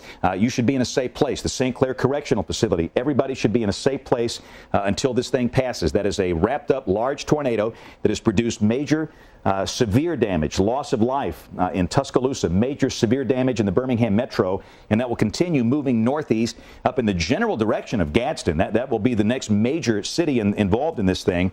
So clearly, for those folks that are located in St. Clair County, be in a safe place until this thing passes. That is coming up in the direction of Asheville, clearly Odenville, St. Clair Springs, Asheville, Whitney Junction, Steele, safe place right now. New tornado warning for Coleman County and Morgan County because of the storm that's in Winston. That storm will likely pass just a little bit northwest of the city of Coleman, but it's going to come awfully close. And we already have significant damage in Coleman from the first storm of the day. So if you're in Coleman County... Hey, I'm sorry, take that stream real quick. Let's go to the live stream. This is Forestdale. Or is it Forestdale or Fultondale? This is Terry Sasser's stream. He said, I know he said Fultondale. Fultondale, right? Yeah. This is Fultondale. I just wanted to show you what it looks like. This is the first video coming out of Fultondale. That's US 31. It's a mess. This large tornado came right through Fultondale, and that is a big, big mess. And that's just how wide this thing was.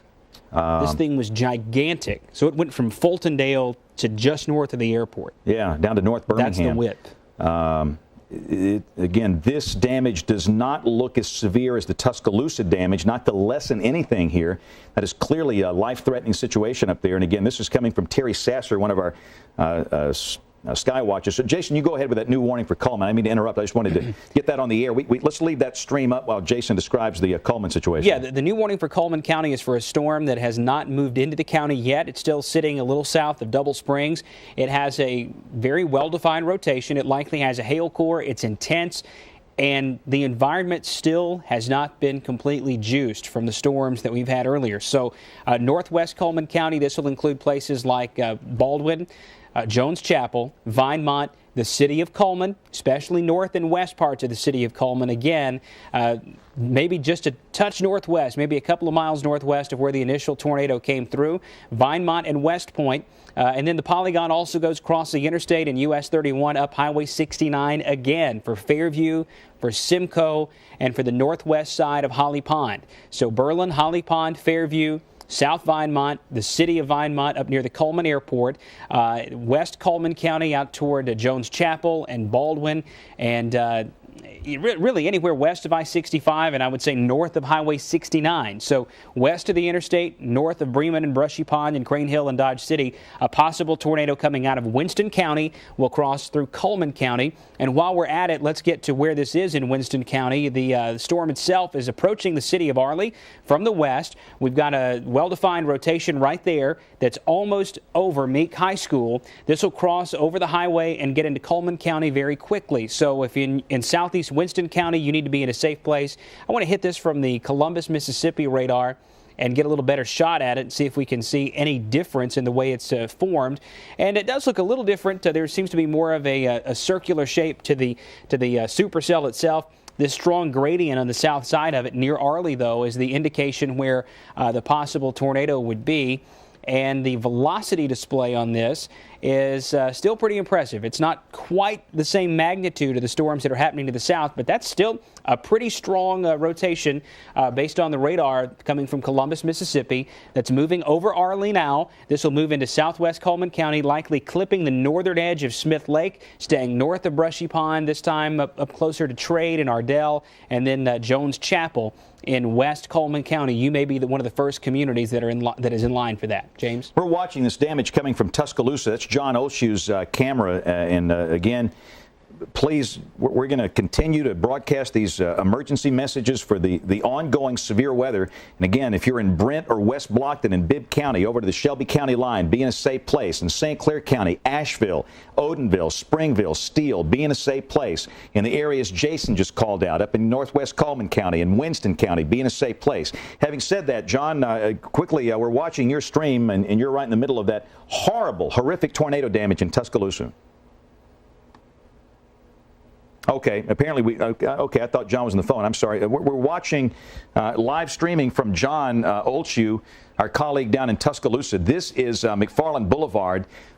This was the tornado that you saw live on our channel if you watched it come through Tuscaloosa. Incredible scene as it was coming through with our Skycam, and the damage is severe. John is describing the damage possibly as EF4 type damage, and again, we are clearly looking at that spot, and I'm afraid there's a lot of other damage surrounding that spot that we have not seen.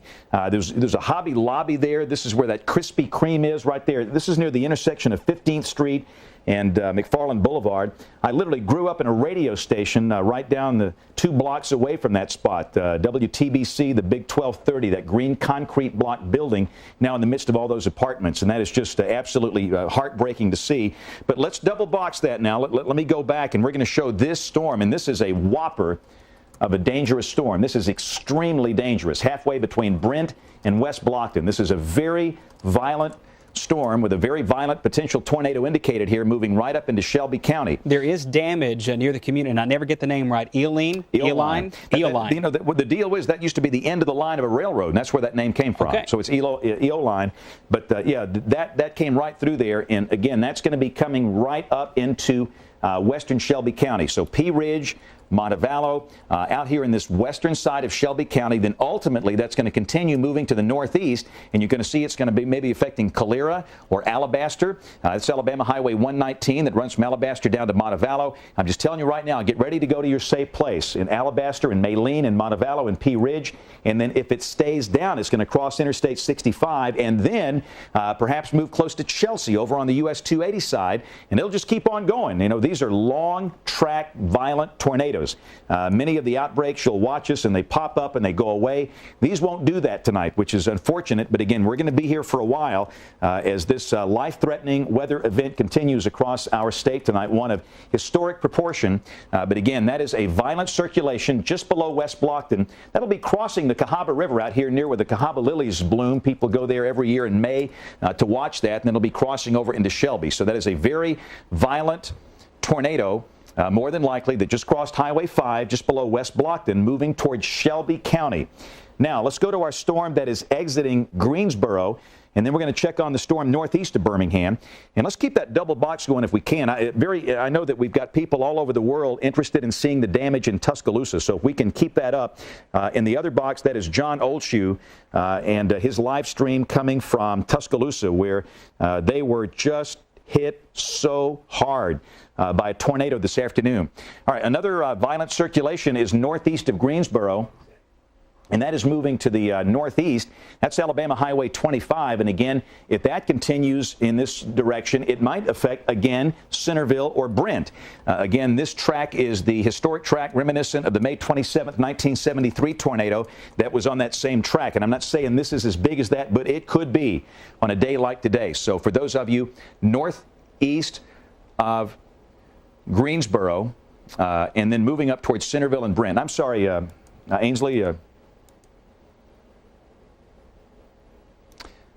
Okay, they're saying that you can stand in the University Mall parking lot and see Coleman Coliseum. That's remarkable. There's a lot of infrastructure that's just gone. That's a report, and again, we don't know about the University of Alabama campus. We don't want to pass along rumor or innuendo here. That's not what we do. We'll tell you what we know, and we will not tell you what we don't know. But again, we're going to keep John's stream up in the other box while we work these storms. Let's check the one northeast of Birmingham, John. This is the one that caused that damage in Tuscaloosa and the damage in Fultondale and the Birmingham Metro.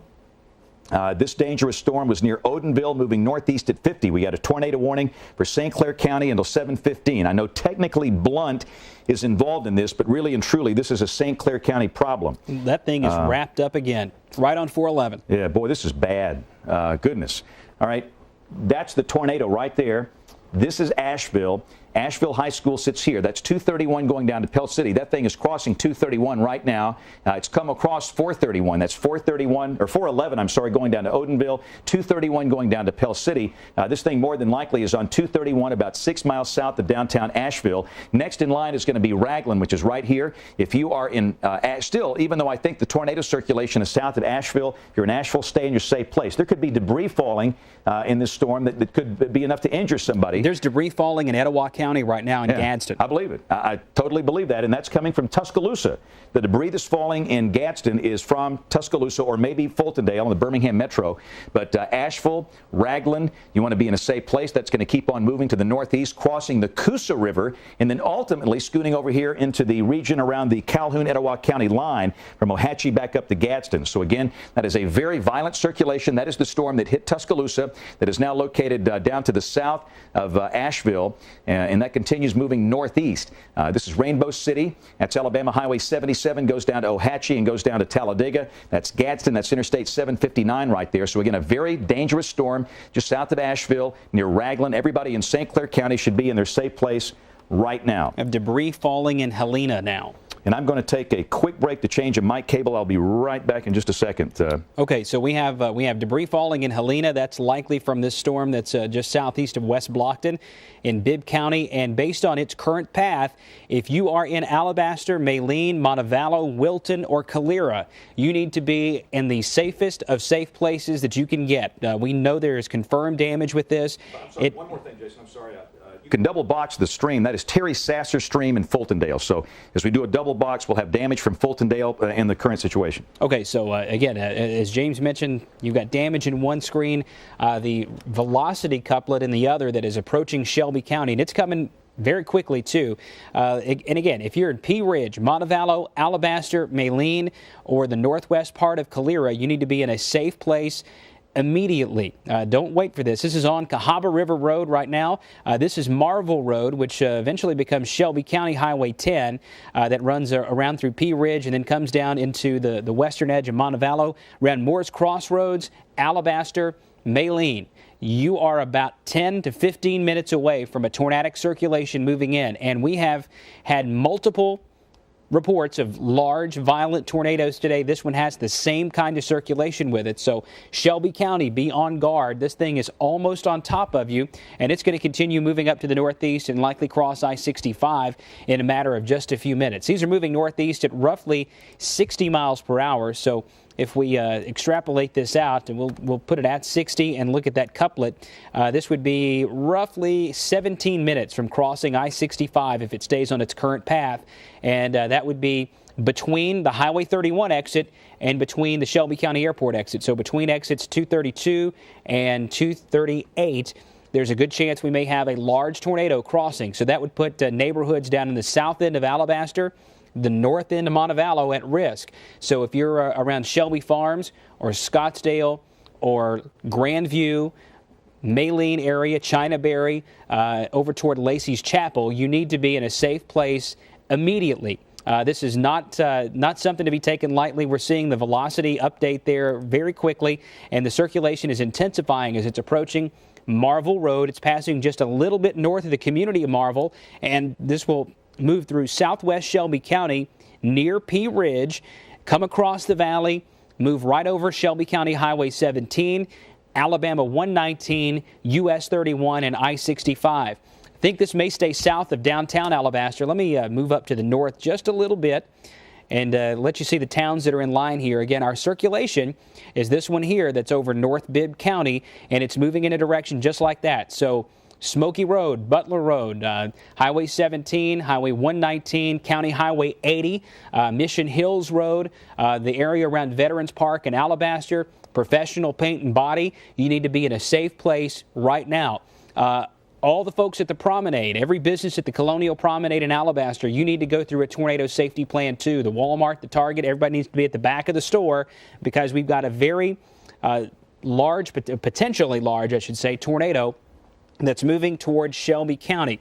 Looking for any kind of reports of damage we've got, and I don't see anything just yet that is coming from Bibb County other than the damage at Eoline. John Talbot's reporting that the damage in Concord is just unbelievable. Concord in West Jefferson County, that's the storm that came through Birmingham. 6 patients are in trauma, in critical condition. We have multiple injuries, and unfortunately, we believe we may not be able to get away with this without some fatalities. And we already had 1 fatality confirmed in Tuscaloosa, and if we can only get away with 1, it is a miracle setup, because we've had these violent tornadoes just rolling across the state all day. So a very strong indication of a tornado approaching the Shelby County line from the southwest. There are also other strong indications of tornadoes in other spots, and we want to get to those. There's one that's moving into Asheville right now, one moving into northwest Cullman County right now, and one that's moving into Bibb County from Perry County and Hale County. That's a storm that's been near Greensboro and now is passing a little northeast of there. It's just north of Marion and coming up on Pondville in Bibb County. We do note one thing, and if you can make this out, to the northwest of Hamilton, this little wind shift line that I'm highlighting right here is a dry line. So once that passes, dew points will drop, the threat of severe weather will fall. The cold front's still far to our northwest, but once we can get rid of this dry line, things are going to start improving, especially west of Jasper and Fayette within about the next hour. But until that passes your location, this is still a very volatile situation, a very dangerous afternoon for much of central Alabama. I say afternoon, it's already, after 7 o'clock, almost 7 o'clock, 6:55. And we have these multiple warnings in effect, and we'll start north and go south with them. So let's go to Cullman County, where we have a tornado warning in effect for the northwest side of Cullman, for Jones Chapel, for West Point. And I'm doing my best to zoom in here, so let's look in there. The rotation is not quite as substantial as it was just a few minutes ago, and we're looking from the Columbus, Mississippi next rad. So Arley to Addison, Jones Chapel, the northwest side of Cullman, up to Vinemont. There's a possible tornado moving in that direction. We'll move down to the southeast and go into St. Clair County. And a reminder that there is a tornado warning that's in effect for many areas east of that circulation, too. It does include it does include Etowah County and St. Clair County and Blount County, as well as Calhoun. Now the Weather Service has extended that into Calhoun County. A very, very big indication of a tornado here over St. Clair County that's moving up in the direction of Gadsden, and it may clip the far northwestern edge of Calhoun County. We have our supercell that's moving into Shelby County. Here's a closer in look, and there's a very well-defined debris ball just north of Ragland. So Ragland to Asheville to Ohatchee to Rainbow City.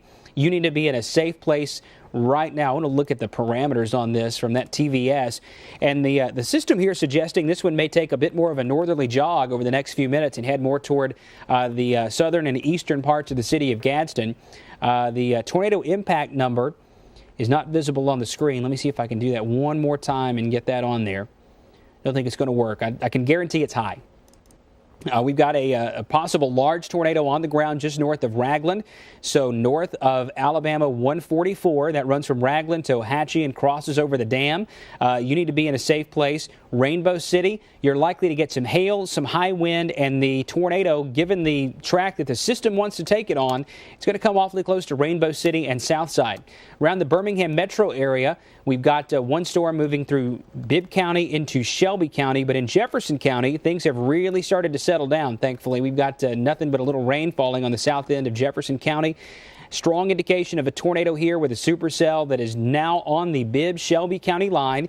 This is approaching Alabaster and Maline and Saginaw. It looks like it may stay a little northwest of Montevallo, so at the campus of the University of Montevallo, wouldn't be a bad idea to go through your safety plan, but I think this is going to be a mile or two northwest of you. Still, though, it's too close for comfort, so go to that safe place. Our debris ball is right over the community of Marvell in Bibb County. It's crossed the Cahaba River now, and it is sliding over into Shelby. So, again, I can't stress enough. If you live in the south end of Alabaster, the neighborhoods we called out earlier, Scottsdale, Grandview, down toward Shelby Farms, the Wisteria subdivision that's on Highway 26, you need to be in a safe place.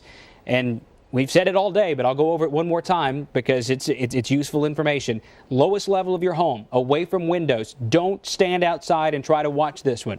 We've had some around Alabaster in the past couple of weeks where you were able to watch them from various parking lots, and it didn't do a lot of damage. But this one means business. It's got actual debris being picked up by radar in Bibb County, moving into Shelby County. So I want you to be in a safe place immediately. Maline, Alabaster, Saginaw, Morris Crossroads, and again, Montevallo, it may be a little bit north of you, but it's too close. We want you to be in a safe place too.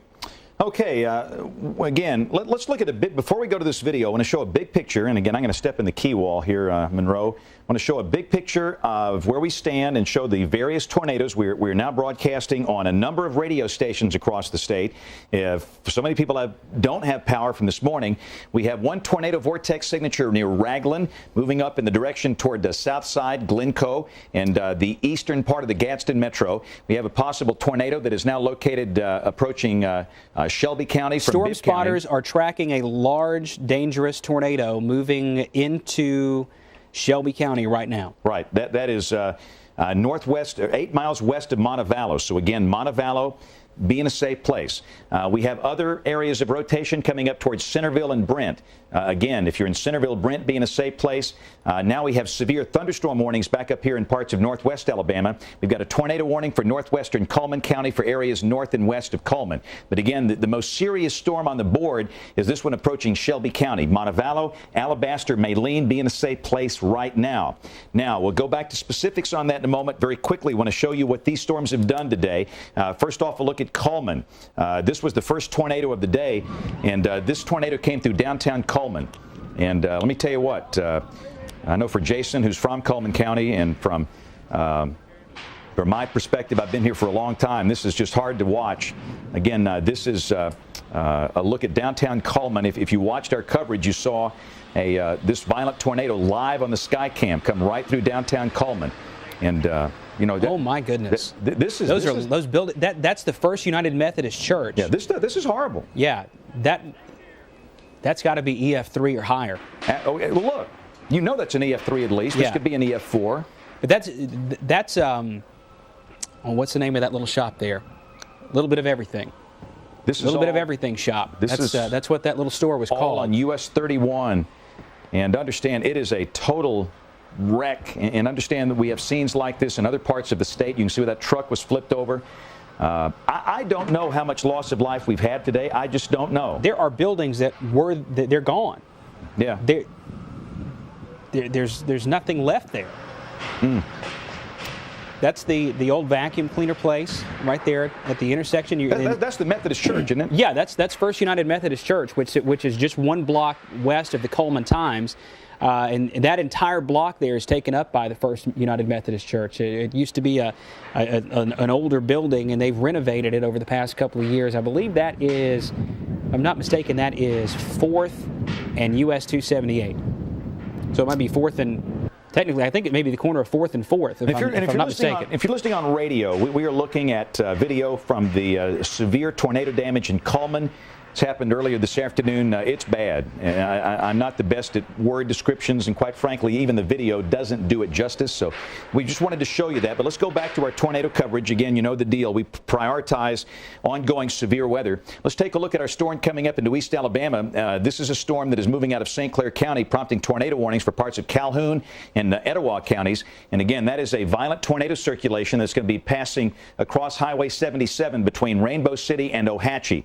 So nobody should be on Highway 77 south of Rainbow City or north of Interstate 20. That will ultimately be crossing U.S. Highway 431 out here around Alexandria, and then perhaps affecting areas north of Jacksonville, between Jacksonville and Piedmont. So this is a problem that will be affecting parts of Calhoun, northern Calhoun County. This will not affect Anniston, Oxford. This is the northern part of the county. And for Gadsden, it's that far southeastern part of the Gadsden Metro out toward Glencoe and Hoax Bluff. And again, you can see the significant tornado index on this thing is a 10.4. So that is a very dangerous storm that could produce a violent tornado about to cross Highway 77 near Ohatchee.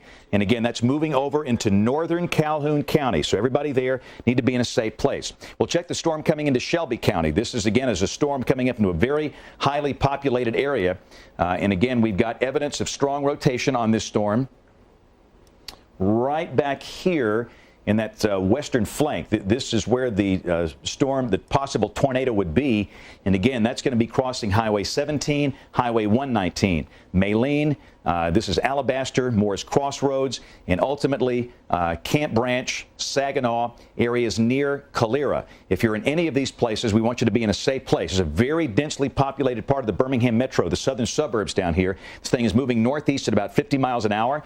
Nobody should be traveling along I-65 now between Pelham and the Shelby-Chilton County line. This storm is a very dangerous storm. All of them are today. So again, this will be affecting Alabaster, Siluria, Morris Crossroads, Maline, Calera, crossing the interstate, maybe heading over toward Montevallo. And again, if it stays intact, which it probably will, we might be talking about the 280 corridor here in just a bit. So, and if we can double box, again, we've got many of our sky watchers out with the live streams today, and the sun is beginning to go down. We're beginning to lose the sun that we have, so that means the night spotting is so much more difficult. We have to use lightning to illuminate the features that we look for during the day. But if we can maybe double box me and the internet stream, we've got, I believe that's Brian Peters' stream. Brian Peters, and we might not have a director back there at the moment. If we don't, we'll just keep talking over radar. Do we have a producer at the moment? And apparently, okay, they're working on it right now. I thought they knew something I didn't know. All right, there we go. Thank you very much. Again, we're looking down below, and I'm pretty sure that that is Brian Peters' stream. Brian is out with Dr. Tim. And again, we just kind of like to watch the views in real time to correlate what we see on radar.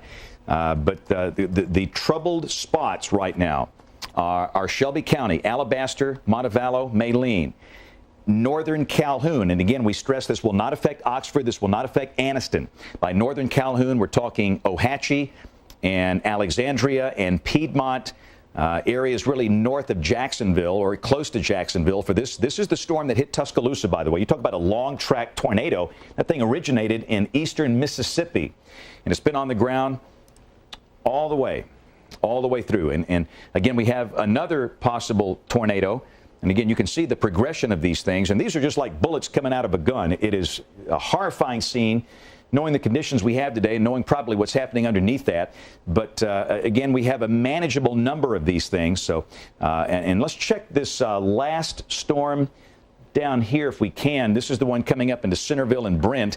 And again, I'll kind of run through some of the latest tornado warnings here. The tornado warning continues in effect for Bibb. Well, I'll tell you what, this is in a case like this, there are so many tornado warnings, we'll just best give you this thing an eyeball. That's a potential tornado right there moving up towards Centerville and Brent. So again, everybody in Brent, Centerville, anywhere close to there, be in a safe place. That's all you need to know. Now let's go upstream. We'll take a look at our storm that's coming through Shelby County. This is a thunderstorm that is moving into the Alabaster, Maline, Montevallo area. And this storm is certainly dangerous. And, you know, Jason, we're going to know here in a matter of minutes if there's something there, because there's a lot of people live down there. Yeah, that's really where the Birmingham metro area begins on the southern edge. And there's a very strong indication of rotation still with this. It may not look quite as good as it did just a few minutes ago. We're getting very, very close to the radar site. I don't have any reports of significant damage, although I'm just seeing something. Alabaster Police Department reports a wall cloud passing over Publix at 119. So if that's the case, then it's not on the ground anymore. If it was on the ground, it may have lifted temporarily. That would be the best news of all for the city of Alabaster. So Publix at the Publix on Highway 119, which is about as far south in the city of Alabaster as you can go before you get out of it and then get down into Montevallo. That is a wall cloud passing over Publix right now. And from a wall cloud, a tornado can drop at any time. So stay in that safe place in Alabaster. In Montevallo, you can come out now. It's past you in Montevallo. It's past Calera. But up into the city of Alabaster, southern half of town, there is a wall cloud moving overhead. Would still recommend no one drive on US 31 between Calera and Pelham right now. Same thing with I-65. Would imagine 65 traffic may not be that good on it anyway, so you wouldn't want to travel that direction at this moment. There is a possibility, if this thing can hold together, if it is producing a tornado, that it may cross Alabama Highway 119, where it is now, US 31, then come up I-65, maybe staying just a little bit south of US 11, and this time it would pass between Chelsea and Columbiana, over toward Shelby County Highway 47. So if you're in the Chelsea, Columbiana area, especially about halfway between the two cities, about halfway between Chelsea and Columbiana, you need to be in a safe place as a storm that has an obvious wall cloud, an obvious rotation on radar is moving that direction. We have seen tornadoes spin up very quickly. We've seen wall clouds that all of a sudden we had a violent tornado within a matter of minutes. So just because there's not one there, based on police department reports in Alabaster, doesn't mean that there is not the possibility one could develop. I tell you what, let's double box this too. I'm going to roll some images from our viewers. We're going to double box the live radar and images from the viewers in the other box. And, you know, I probably have 5,000 from today, but I'm just telling you, some of this stuff is very, very dramatic. So again, the images you're seeing and the videos in the lower box down there, that's from you. And again, you can see that looks like that's some guy down in Tuscaloosa, down around the damage on the campus of the University of Alabama. Or I'm sorry, near McFarland Boulevard and 15th Street. And again, that tag, you know, Jason, see that 63 tag? Guess where that was found? Graysville. Wow. That was a tag from Tuscaloosa County, found in the Birmingham metro area. That's about 50 miles away, and I thought that was extremely interesting. We're getting a lot of reports of debris. And while we're looking at these pictures, do we have a live video feed? Okay, let's go to Isaiah Harper live in Tuscaloosa right now for the latest there. Isaiah? Hey, James, well, I'm standing right here where I was when I was talking to you earlier. This is 13th Street that you can see behind me. I'm going to move out of the way so you can see the massive damage here. You can see some of the power crews are already, on in place here trying to repair some of the down power lines. This, again, is McFarland Boulevard, if you can believe that, at 13th Street. What you're looking at is the shopping complex where there used to be a Full Moon Barbecue, a Big Lots, a Hobby Lobby. Those things are no more, and right now you see crews out here. They're trying to work to get these power lines up. A lot of people are walking around trying to see. Now, one thing, if Madison can zoom down McFarland Boulevard, within the last 5 minutes we have seen at least 10 ambulances come from that area. We believe there may be some injuries down there because they are leaving that area and they are coming past us, and behind me is DCH Hospital. We don't know if that's the case, but we suspect that's the case. Again, massive damage. You're looking at what used to be a Shell gas station right here that many students from the University of Alabama use. If we swing on around right here, you can see a number of the homes that students even live in, and a number of the apartments right here the students live in. They are also have been damaged, windows blown out. That's why you see a lot of students walking around. One thing that we've been told, James, is that right now none of the, and that's what we've been telling people, that none of the outdoor tornado sirens are working in the county. That's what police are telling us, and they want us to spread the word to people, so they won't expect to hear that siren if more storms come through, and they're standing here on the outside. James? Okay, Isaiah, thank you. And again, we're going to be bouncing back and forth between the damage reports and what we have going on here. So I tell you what, we're going to cycle through some of the images you're seeing, and let's zoom into our Shelby County storm, Jason. This is a storm coming through the Alabaster area. We have not heard of any specific reports of damage at this point. We've had reports of a wall cloud, but again, at this point, we do not have any reports other than a wall cloud passing over the Publix at Highway 119. But this thing is still clearly wrapped up. And again, right back into here, there could be a tornado down around the Weatherly section of Alabaster moving to the northeast. And again, this is Chelsea. And for those of you in Chelsea and around Highland Lakes and some of the Greystone neighborhoods and Mount Laurel, when this heavy rain begins to fall, you might actually have some debris falling from the damage from this storm to the south and west of here. So just understand that that might be happening here, but potential for a tornado right now, a little east of I-65, moving northeast about like that. And again, that's going to be coming up in the direction of Chelsea. So we encourage everybody in Chelsea, everybody in Westover to be in a good, safe place until the storms pass. That's Shelby County Highway 11 right there that goes from Chelsea back over to Alabaster. County Road 47 goes down to Columbiana. That's US 280 right there. That's Shelby County 43 going up that way. So again, that is a very dangerous storm. Even though we have not had reports of any damage here recently, we don't want to take away from the serious nature of that. So again, if you are in Shelby County in the general area between Alabaster and Chelsea, be in a safe place. Now, this is the storm around Centerville and Brent. And again, this is potentially a dangerous storm that is in the process of moving through the Centerville-Brent area. And again, back here in the southwestern flank, there could be a tornado. This is in Bibb County, about 45 miles southwest of Birmingham, moving northeast. This is not the best looking structure we've seen, but there is clear rotation back in here, and there could be a very significant tornado. Every storm that approaches, we recommend that people go to a safe place. These storms have been very violent today. We have had loss of life. We have had major injury, major damage in many areas, so you've got to take these extremely seriously even as we get into the evening hours. So we have the Shelby County storm moving out of Alabaster, moving up toward Chelsea. We have the storm that is in the Centerville-Brent area. And Jason, I guess this one is on the dry line. Okay. The one that's coming through Marion County. I'm glad it's in the state then. Yeah, the dry line is here. Bring it on. It's coming through Hamilton. It's coming through Vernon. But we have a possible tornado that's on the southwest side of Winston County, moving out of Fayette and Marion counties up into southwest Winston. So from about Natural Bridge east over to Double Springs, and essentially all of Winston County and northern Cullman County are still under tornado warnings. We had a report that a tornado was near West Point a little while ago.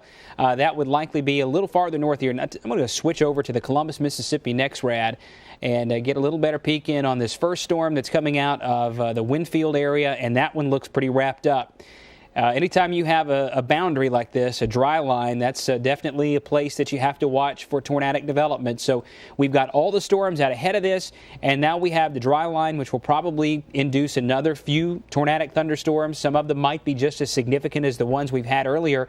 But the good news is once the dry line passes, you're stable. You don't have to worry about this threat anymore. So eventually, in West Alabama, we will be able to clear county by county where the threat is diminishing.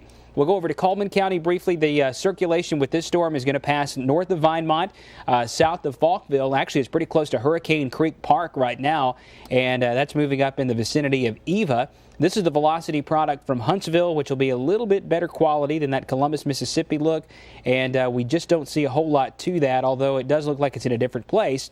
Looks like it's closer to Fairview than it was to Vinemont, so a little bit of a delay in the Columbus data versus the Huntsville data. And again, in the bottom left-hand corner of your screen, you are seeing the viewer pictures that have come in. We have had multiple large tornadoes in Alabama today. This is maybe a once or twice in a lifetime kind of severe weather event, and unfortunately, it happened to us this time. It does that occasionally. You're going to get a tornado outbreak now and then. This has put some of the more recent severe weather episodes we've had to shame, though, with some of the large, violent tornadoes that have hit central Alabama. Let's go up here to Gadsden very quickly. We've had a report of golf ball size hail in the city of Gadsden. The tornadic part of the storm, though, is south, and look at that.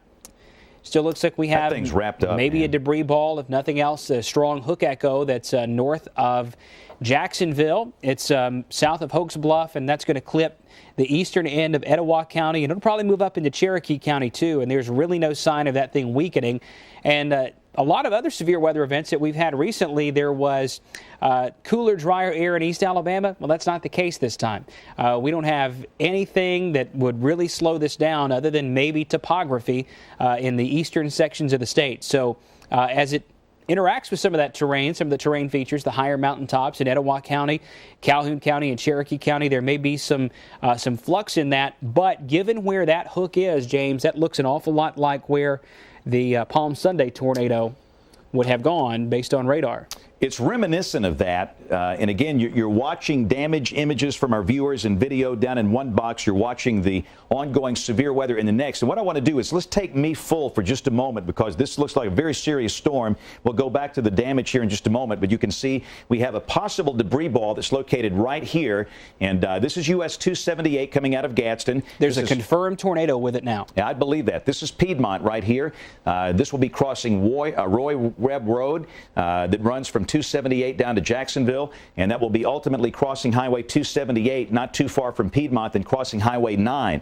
And again, as Jason said, this is reminiscent of the March 27, 1994 Palm Sunday tragedy that hit the Goshen United Methodist Church. That church sits up Highway 9 just across the county line in Cherokee County. This is the county line right here. The Goshen sits about right here, and that killed 20 people inside the church on Palm Sunday morning in 1994. And I'm not saying this will follow that exact track. It probably won't, but boy, it is close to that. So again, we have a very dangerous tornado signature right now that is located south of Hoax Bluff, and that is moving in the general direction of Piedmont and Goshen. If you are in any of these places, please go to a safe place right away. And if you know somebody that lives over there, call them and tell them to go to a safe place. We have a lot of power outages from this morning, from the big batch of storms we had this morning. And again, this is moving up in the direction of Piedmont and Goshen.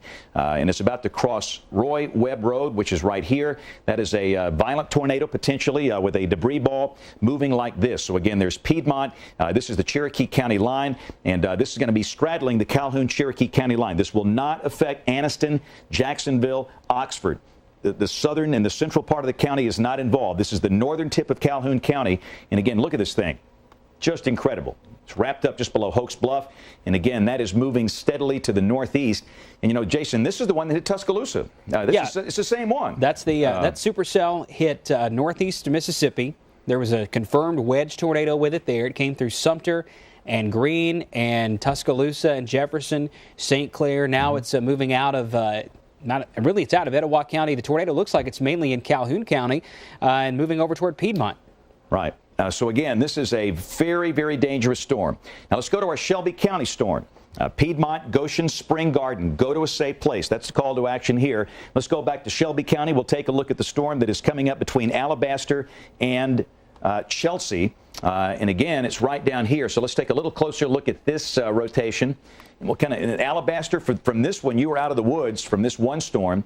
But again, that potential circulation is about right in through here. That's County Road 47. That runs down from Chelsea down to Columbiana. The possible tornado is about to cross Highway 47. In fact, it might be closer to Chelsea based on that. Everybody in Chelsea and Westover need to be in a safe place. This thing might be pretty close to 280 right now. So Chelsea, Westover, Harpersville, Vincent, that's Highway 25 that goes up to Sterrett and Vandiver. The community of Calcis is located right there. Everybody in any of these communities we're calling out just as a course of least regret. The thing to do today is to be in a safe place. Don't wait on us to specifically call your neighborhood. These things are large, violent tornadoes today. It has been a tragic day in state history. And again, we don't want any more loss of life. So please, everybody from Chelsea, Westover, Harpersville, Vincent, Calcis, Sterrett, you want to be in a safe place. And, of course, ultimately, this will keep on moving over into Talladega County as it crosses the Coosa River. But, again, that's our storm in Shelby. Let's go down to the Bibb County storm. We've got a storm that has been coming up on Centerville and Brent. This is we've had many storms that have followed that same track today. This one came out of Greensboro, moving up toward Centerville and Brent. And, again, all of the big reports are still coming in from that storm up around Piedmont. But again, this structure does not look as good as some of the other ones we have seen today, but still we have to take this thing pretty seriously. So again, a possible tornado between Brent and West Blockton moving northeast up towards Shelby County. We'll watch that carefully. All right, now let's, I'm sorry, who's on the phone with us? Okay, Mark Kelly from the Jefferson County EMA is on the line with us. Mark, and what we're going to do is show some images from our viewers. Tell us what you know about the damage in the Birmingham Metro, and if we can take the viewer images while Mark is talking to us, that would be great. Sure. I would say James, the hardest hit area is probably our Pleasant Grove, where there's been some very extensive structural damage and some numerous reports of injuries there. The same is true of North Birmingham and Pratt City, all the way over to Fultondale and Pinson. those probably are the hardest hit areas based on the number of reports that we've received here. And we have everything from trees and power lines down, as you'd imagine, as well as several gas leaks. One neighborhood in Birmingham, I left out the Smithfield neighborhood, very hard hit, some houses leveled there. So we just have extremely widespread damage along the path that tornado took through here. Mark, and again, I was listening to a producer for a moment. The most important thing, tell us about fatalities and injuries in Jefferson County. The only reports of fatalities we have received, and then we've yet to confirm these, but we've heard that there were numerous fatalities in the Pleasant Grove area. Beyond that, injuries. I'm sorry, Mark, I had a producer in my ear. I can't hear you when they're speaking. You said there were numerous fatalities. In what neighborhood was that? That was in Pleasant Grove. And again, that's unconfirmed, but we do have those reports. And then beyond that, injuries in Pratt City. The city's fire station in Pratt City received major damage, and the area just around the fire station, and numerous injuries reported there. In Smithfield, you say the fire station in Smithfield has been heavily hit? The fire station in Pratt City. Pratt City, okay. Yeah. So you don't, at this moment, have a fatality or injury count for us at this point? We do not. We do not. We have just, we obviously pulled our personnel in as the storm approached. They've been back out in the field for a while, but, there's a lot to deal with, and so we're waiting on those reports to come back to us. What do you have, Mark, in terms of advice for people that are watching or listening by radio, people that have a need, that maybe have a tree down or that they can't get out? What's your advice to those that are in those areas right now that are listening to us by radio or watching by television? Well, in terms of response with our city and county public works folks, the road crews, fire and rescue, law enforcement, it's sort of a triage situation. We have to respond to the hardest hit areas first. I think if you've come through this with your life and with your property fairly intact, the watchword is, I think, just stay where you are. We'll get to you, and call. Obviously, you need to call and report it so we can respond to it. But I think the best thing, particularly for those who have not been affected much by damage to their property, is stay out of the way, and let our crews respond to this situation as quickly and effectively as possible. Okay, Mark, thank you very much for your time. And again, as soon as you get an update on injuries and fatalities, we'd appreciate a call back from you. Thank you so much. All right, let's go now to, again, the radar. We want to go back to the Piedmont storm if we can. I do. There's a tornado on the ground in Bibb County right now. Okay. The Weather Service has declared a tornado emergency for Bibb County.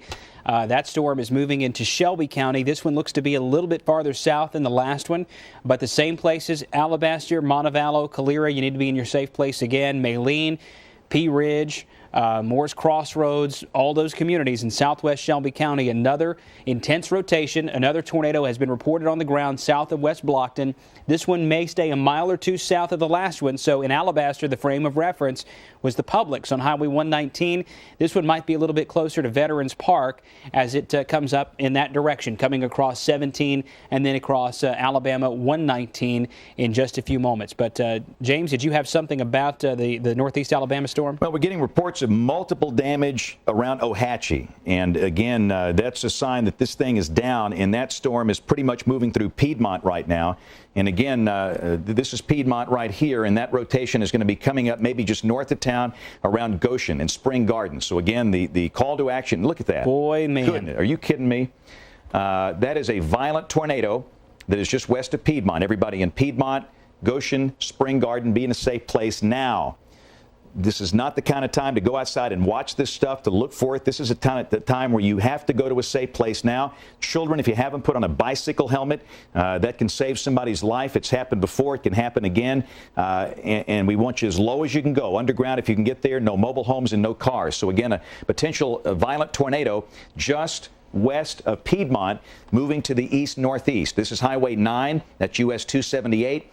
This is going to pass north of Jacksonville. So, again, the call to action is for Piedmont. We have a confirmed tornado on the ground, a very large tornado on the ground near Piedmont. Yep. So we've got 2 of them on the ground right now that could be fairly sizable. Right. So, again, at this point, we have a tornado emergency for Piedmont, Goshen, and Spring Garden. Look at that debris ball. Yep. And this thing is right on the Cherokee-Calhoun County line, and ultimately it's going to wiggle over into Cherokee County up here just north of Piedmont. But, again, Spring Garden, Goshen, you know the story. This is very similar to March 27th, 1994. This tornado could be just as large, if not larger. That was an EF4. So a tornado emergency for the community of Piedmont, Goshen, Spring Garden, anybody close to those cities. You want to be in a safe place right now. All right, let's go back to our storm coming out of Bibb County. This is one tornado that is down. The second tornado that is down is located in Bibb County that is approaching Shelby County. So, again, we have another storm that will be coming right up toward Shelby County.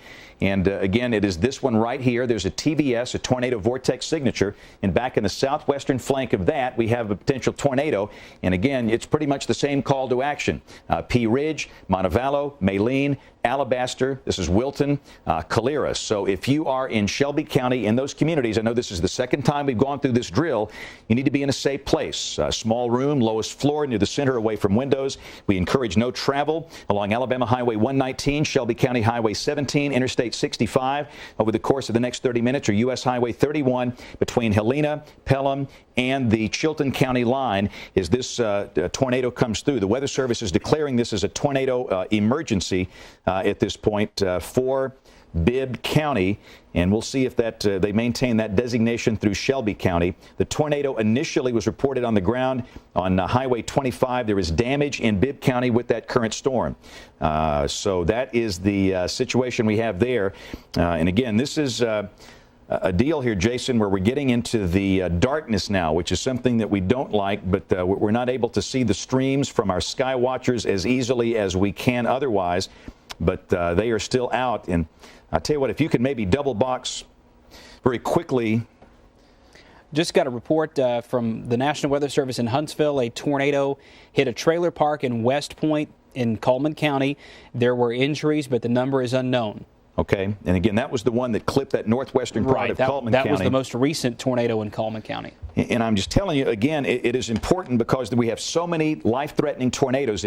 Sometimes we might have just the chance to call your community once. We often repeat it over and over again, but because there are so many, it might be a situation where you just hear your community one time. If you are close to any of these places we call out, don't wait on us to call it again. You go to a safe place.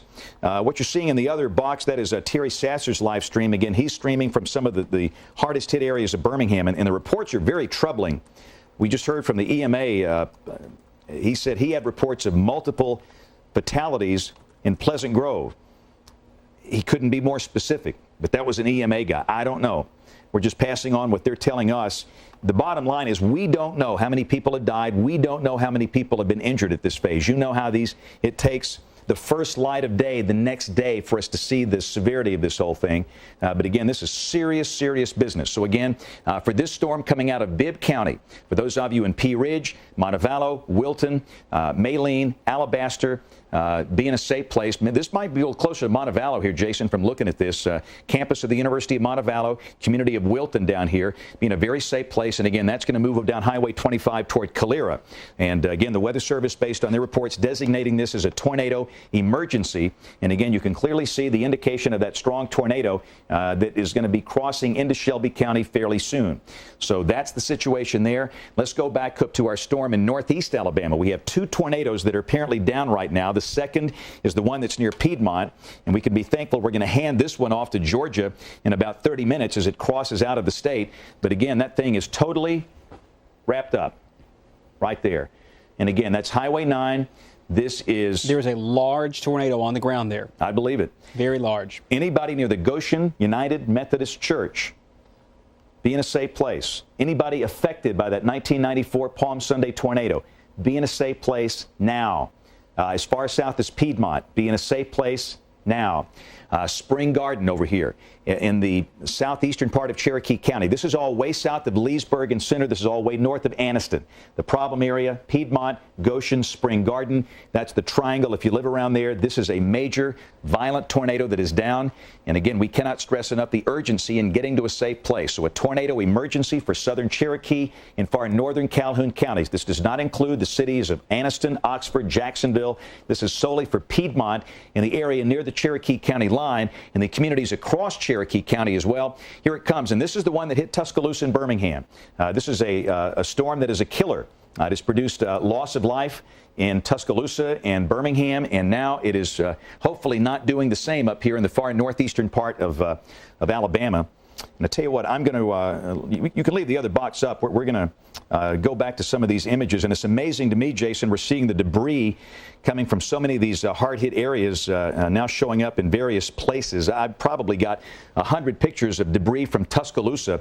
And again, the one thing I want to encourage people to do, if you find debris in your yard, please save it. This might be precious to somebody in Tuscaloosa or in Birmingham in these hard-hit areas. And they have no other way of getting that back. And they might be very deeply appreciative if you save that and call them. Look at that.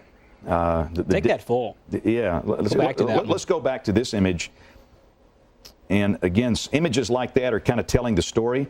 That is downtown Cordova. Now, again, the problem we've got, you know, did that happen this morning? Did it happen this afternoon? We've had multiple reports of tornadoes come through there. But again, that's what downtown Cordova looks like this afternoon.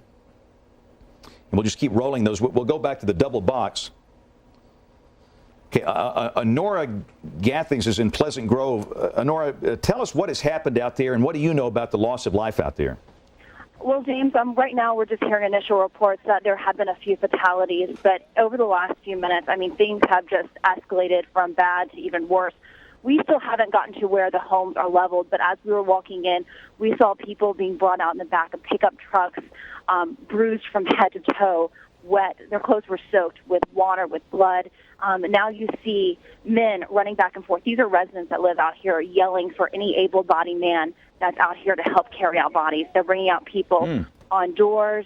Many of them appear to still be alive, but there appears, you know, and they've made makeshift slings. They've tried to wrap up some wounds, but there's a lot of people out here bleeding. There's a lot of people out here that still have not found their loved ones. The last phone call that they had with them was right as the storm came through. The last thing they heard was Big Bang before they lost service. So there's still a lot of missing people and a lot of people that are coming out severely injured at this point, James. And again, we have people watching this worldwide. Where do you know, Honora, where the most concentrated damage in Pleasant Grove is at this point, based on what you know? I'm trying to look at a sign that's still standing because I'm not particularly familiar with this part of Pleasant Grove, but it's around 10th Place and 10th Street South, and apparently it stretches further back towards 11th, 12th Terrace. From what the people who've been coming out have been telling us are that there are very few homes that are standing. And by standing, they're referring to any home that has some semblance of still being a home. They're telling us there's leveled. In addition to some of these people that they're bringing out that are injured, they say there's more people that are up there moving around that have lost arms or legs. Goodness. Honora, thank you, and please keep us up to date. Like I've said many times, we don't know how many people have died right now, and we will know tomorrow, but the mission we have for the rest of this evening is to prevent further loss of life. And a lot of the objects, by the way, you're seeing in the secondary box down there, those are objects from Tuscaloosa that have landed in Birmingham from the areas hit so hard by there's the Birmingham tornado, as you can see in that shot. But that's debris that's been falling from the sky in the Birmingham metro. But again, we're looking at the radar here, and we've got one violent tornado that is located very close to Spring Garden. We'll take a look at that, and we're going to go back to the second storm. And really, we're down to two we're working right now, which is a good thing. But this thing is just incredible. This is very wrapped up. This is Piedmont right here, and this thing has just crossed Highway 9. And again, it's crossed Highway 9 very close to the Goshen United Methodist Church. That thing was rebuilt. I had the privilege of being the first speaker in that church after they rebuilt it, after the '94 tornado, the first Sunday morning in which they had a worship service there. But again, that thing is totally wrapped up. Moving it to the east, it will be out of the county very soon. So again, in about 10 minutes, this large tornado will be in Georgia. But for the next 10 minutes, if you are located along or east of Highway 9 in southern Cherokee County, from Goshen back over to Spring Garden, please don't fool with this thing and be in a safe place until this storm passes. So that is clearly, that is the most violent storm on the board right now. Look at that.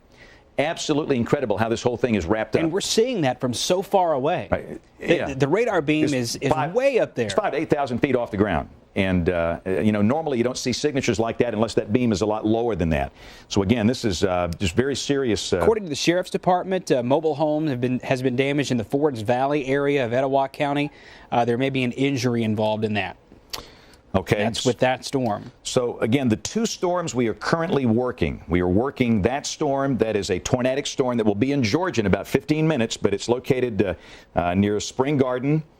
The second one is coming up on Shelby County. And again, on that lead tornado, we want to clearly say the Weather Service has canceled the warning for Calhoun and Etowah because the thing is exclusively in southern Cherokee right now. But the tornado warning continues in effect for parts of Bibb, Chilton, and Shelby. A tornado was reported near Wilton, moving to the northeast at 50 miles an hour. Wilton is just down Highway 25 from Montevallo. And again, this is the Shelby County Airport NEXRAD radar. That is the circulation that is wrapped up. And again, Wilton is actually down here, but it sure looks like the circulation might be north of there. And it could be a case where people are looking north and they're seeing the circulation. But everybody in Montevallo and Maline and Alabaster need to be in a safe place. Everybody in Calera needs to be in a safe place. I know this is the second time you've done that. If you've got young children, it's a very challenging thing to do.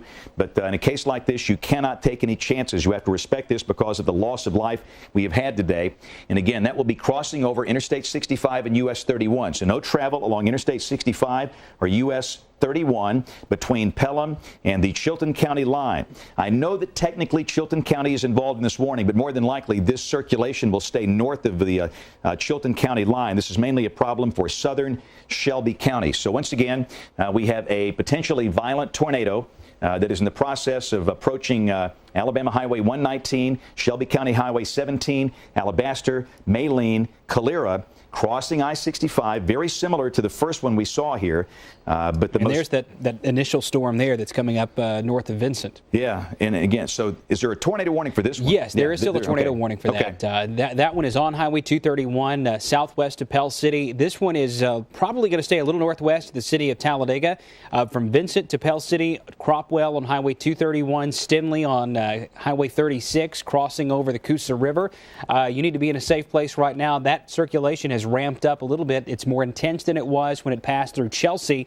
So there may be something to that one as well. There could be a tornado down in southern St. Clair County. That'd be south of the Wolf Creek area, south of Pell City now, but it's moving to the northeast, so this very well could clip that southern into Pell City, where a tornado passed through back in 2008. We had a derecho event, a long line of thunderstorms that came through and caused a spin-up tornado down along Lake Logan Martin in that part of Pell City down close to Highway 36, and this is going to be in that same area, except the angle of attack is a little different. This one's coming in from Vincent, moving toward Pell City and Stinley. All right, so again, we have three circulations we're working with. Again, we've got this one that Jason was talking about up here around Vincent that's going to be crossing over into southern St. Clair and Talladega counties. We got the one down here near Alabaster, and this big one. This is a whopper. I mean, this is the big one. This is about to move into Georgia. This is the Alabama-Georgia line. This is Cherokee County, Alabama, and that large violent tornado will be exiting the state here in about 15 minutes or so. So again, the good news with that, we're about to get rid of this thing. But again, keep in mind there are certainly others that are still to come, but that is a very wrapped up tornado in the community of Rock Run. This is Sandy Springs, and again, that's the Georgia border, and this thing will be out of here very soon in just a matter of minutes. So we're about to lose this one over into Georgia, and of course that belongs to the Atlanta television market. So let's go back and focus on these two storms, one moving out of Shelby County, one moving into Shelby County. And these are the two that are on the board right now. And we are thankful that the dry line is progressing into Alabama. And I do believe that is our dry line, Jason, right there. That's it. This is dry air, stable air. So for Hamilton, Russellville, the Shoals, severe weather risk is over. and we can be thankful for that. And this could be coming through the Birmingham Metro probably within the hour. But down here in advance of that, we have these violent, long-track supercell thunderstorms. And we should also mention there's a tornado warning in effect for Coosa County. That's because of a storm near Prattville, west of Montgomery, that's coming up just like that. So Coosa County, southeast Coosa County, you're under a tornado warning. There's a possible tornado near Prattville that'll move across Elmore and then cross into Coosa County. But immediately the threat is in St. Clair, Talladega, northeast Shelby, and southwestern Shelby County. James? Yeah, we've got the first image coming out of Pleasant Grove. If we can take that. This is coming from Honora Gathings. Can you guys in the back take that full screen? We're stuck in that. All right, we got to get you all a Mac back there. Again, this is a scene that was from Pleasant Grove. And again, we understand that we have multiple fatalities in Pleasant Grove. We don't know how many. But again, the images that you're seeing are in the other box are coming from our viewers. And again, that is an image, a video of the tornado as it came through Birmingham, areas north of Birmingham, I believe that, or that might be the Tuscaloosa storm. It's the same storm. But again, what we're going to do is just kind of let that run in the other box that you're seeing down below, and we are going to carry on with the tornado warning information in the other box, and we will make it perfectly clear that we have potential of circulation right now in Shelby County below Alabaster that's about to cross Interstate 65 and US 31, moving northeast. And again, it's very much like the first rotation that came through Shelby County. We have not heard of any specific damage at this point from Shelby County, which is fantastic news considering the depth of the damage we have seen today. But again, this new circulation will be crossing I-65 around Calera and the Shelby County Airport, moving northeast over here, probably passing north of Columbiana, moving over toward Harpersville and Vincent. So let's move up the line a little bit. We'll check this second rotation. And Jason, the original rotation that came through is now probably around the Coosa River, if I would imagine. And that will be down below Cropwell, around the Lake Logan Martin Dam. And that one's intensifying. Yeah. It's right on Highway 231. That's nasty looking. Yeah, it's just south of Cropwell. That is very dangerous. And just a note to pass along, Birmingham Fire has requested that all off-duty personnel report to their fire stations. So Birmingham Fire requesting anyone who's off-duty to come to work immediately. The National Guard has also been activated, coming to Birmingham by Governor Bentley to help in this major disaster that has hit our state today. If you're just joining us, the most serious damage so far has been Birmingham and Tuscaloosa. Two big cities were hit with multiple fatalities and injuries. We just don't know the numbers yet. As soon as we get hard numbers, we'll let you know. But again, that is a very dangerous storm that's down around Cropwell, and that's going to be crossing over Lake Logan Martin. So if you're close to Lake Logan Martin or south of Pell City, you need to be in a safe place. This will be moving over toward the Talladega Superspeedway. You need to be in a safe place. The good news, this thing is on the way out. This violent circulation is on the Alabama-Georgia border, and it's gone. So we are going to consider that storm gone. So now we can work really three. Jason, we should mention we have a new warning for parts of Hale in Marengo counties and Sumter counties, so we do need to go down to the west central part of the state. Sumter and Marengo counties, those are assigned to other television markets, but Hale is ours. And there's debris falling in Sumter County. Oh, great. All right, let's look right down here. And again, that is the storm that has prompted this new tornado warning. And again, the circulation has come across the Tombigbee River. This is Linden. This is Myrtlewood. This will be above Nanaflia and Sweetwater, and quite frankly, it looks like this thing is coming right over toward Linden. I know that Hale County is technically in the warning, but this looks like an exclusive Marengo County issue. So again, the call to action here, that's Providence, that's Alabama 69 going up to Gallion, at US 43 going up to Demopolis, but that is a potential violent tornado approaching Linden. If you are in Linden, in Marengo County, or Providence, or anywhere close, be in a safe place. We had loss of life down here in a big way April 15th around the communities of Octagon. And again, that's that violent circulation that is approaching Linden. We're not going to spend a whole lot of time here because Marengo belongs to the Montgomery television market, but we know a lot of people watch us there. So a violent tornado potentially approaching Linden and Providence up here in Marengo County. That's US 80. This is Demopolis. This circulation will stay south of Demopolis. And again, that will keep moving northeast, ultimately crossing Alabama Highway 25, which is right here. Fawnsdale is located right here. There's Thomaston. Dayton is down there below that. And there's Uniontown. So that's our storm down to the south. Now, let's take a look at our Shelby County storm. And the storm coming up out of Alabaster. We'll see how that looks. At one point, the Weather Service declared a tornado emergency for Bibb County because they had reports of this being down. We'll put on the... That thing looks tight. Yeah, it really does. I mean, this thing is coming right up through Alabaster. And again, this is a very populated part of the world, but our call to action here is for Alabaster and Calera, and really more than likely it's going to be right down in through here. This thing will be passing very close to the Shelby County Airport. The National Weather Service more than likely is evacuating their office. The Weather Service in Birmingham is located down here at the Shelby County Airport. Significant tornado index is an 8.2, and that's a big deal. I know we've seen numbers as high as 15 today, but that is a big deal. But again, that is a possible tornado approaching the Shelby County Airport, Alabaster, Calera. And if you are anywhere close to those communities, please go to a safe place and stay there until this thing passes. This will traverse the southern part of Shelby County, more than likely passing near or north of Columbiana, and then coming out on the 280 corridor around Westover or Vincent or Harpersville, places like that. So again, we'll take this data off. And again, so that's circulation number one. Alabaster, Calera, you know the deal. Let's look at circulation number two, south of Pell City. This is about to cross Lake Logan Martin. This is a very dangerous storm. This circulation you see right here, look at the notch. It's right here. That's a TVS, a tornado vortex signature, moving northeast. And again, this will be passing north of Talladega. The Talladega Superspeedway sits right here. And again, this is Speedway Boulevard. That's Interstate 20. This rotation will be moving northeast up in the direction of the Superspeedway. So we don't want anybody traveling on US 78, which is here, Interstate 20, which is here, Alabama 77, which is here. This will clearly pass north of the city of Talladega, but I'd say, folks, it's about Chaco Springs and points north. You need to be in a safe place. Significant tornado index is a 9.9. Like all of the other ones we have seen today, that is a very significant number. So a major tornado is now below Pell City. It's come through Cropwell. It's crossing Lake Logan Martin right now. It will emerge on the eastern side of Lake Logan Martin, crossing Highway 77 and very close to the Talladega Superspeedway, then ultimately crossing Interstate 20 out here around the East Aboga exit. So we advise no travel on Interstate 20 between Pell City and Anniston. We thank our radio partners over on the eastern side of the state. It's Thunder 92.7 WTDR. And let's look at the other one is out. So that the good news I have to report, we have three circulations. We have this one, the one near Alabaster, and the one near Linden. Okay, so, you know, three, it's manageable. And there's the big picture. This is 1, 2, 3. We've also got Coosa County under a tornado warning, a sliver of Coosa County for this tornado that's indicated near Prattville.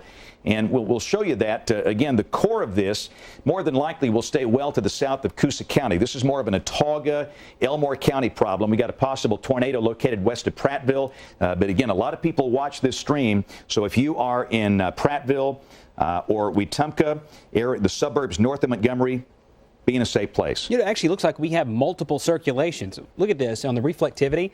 If you look at it carefully, it looks like there are three supercells that are just back to back to back in a line from Prattville up to Pine Level and then right up to the Chilton-Coosa County line. I know that's not exactly the case, but anywhere in there, we may have one storm that kind of takes over and becomes the more dominant cell, and it will likely be the more southern one, but anywhere within that entire batch of storms, it's coming across Elmore County, and that will clip the southern edge of Coosa County. You need to be in a safe place. Right now, there is a potential for some significant damage in this part of the state. It's not been tapped down here at all. It's in the 80s still in the Montgomery area.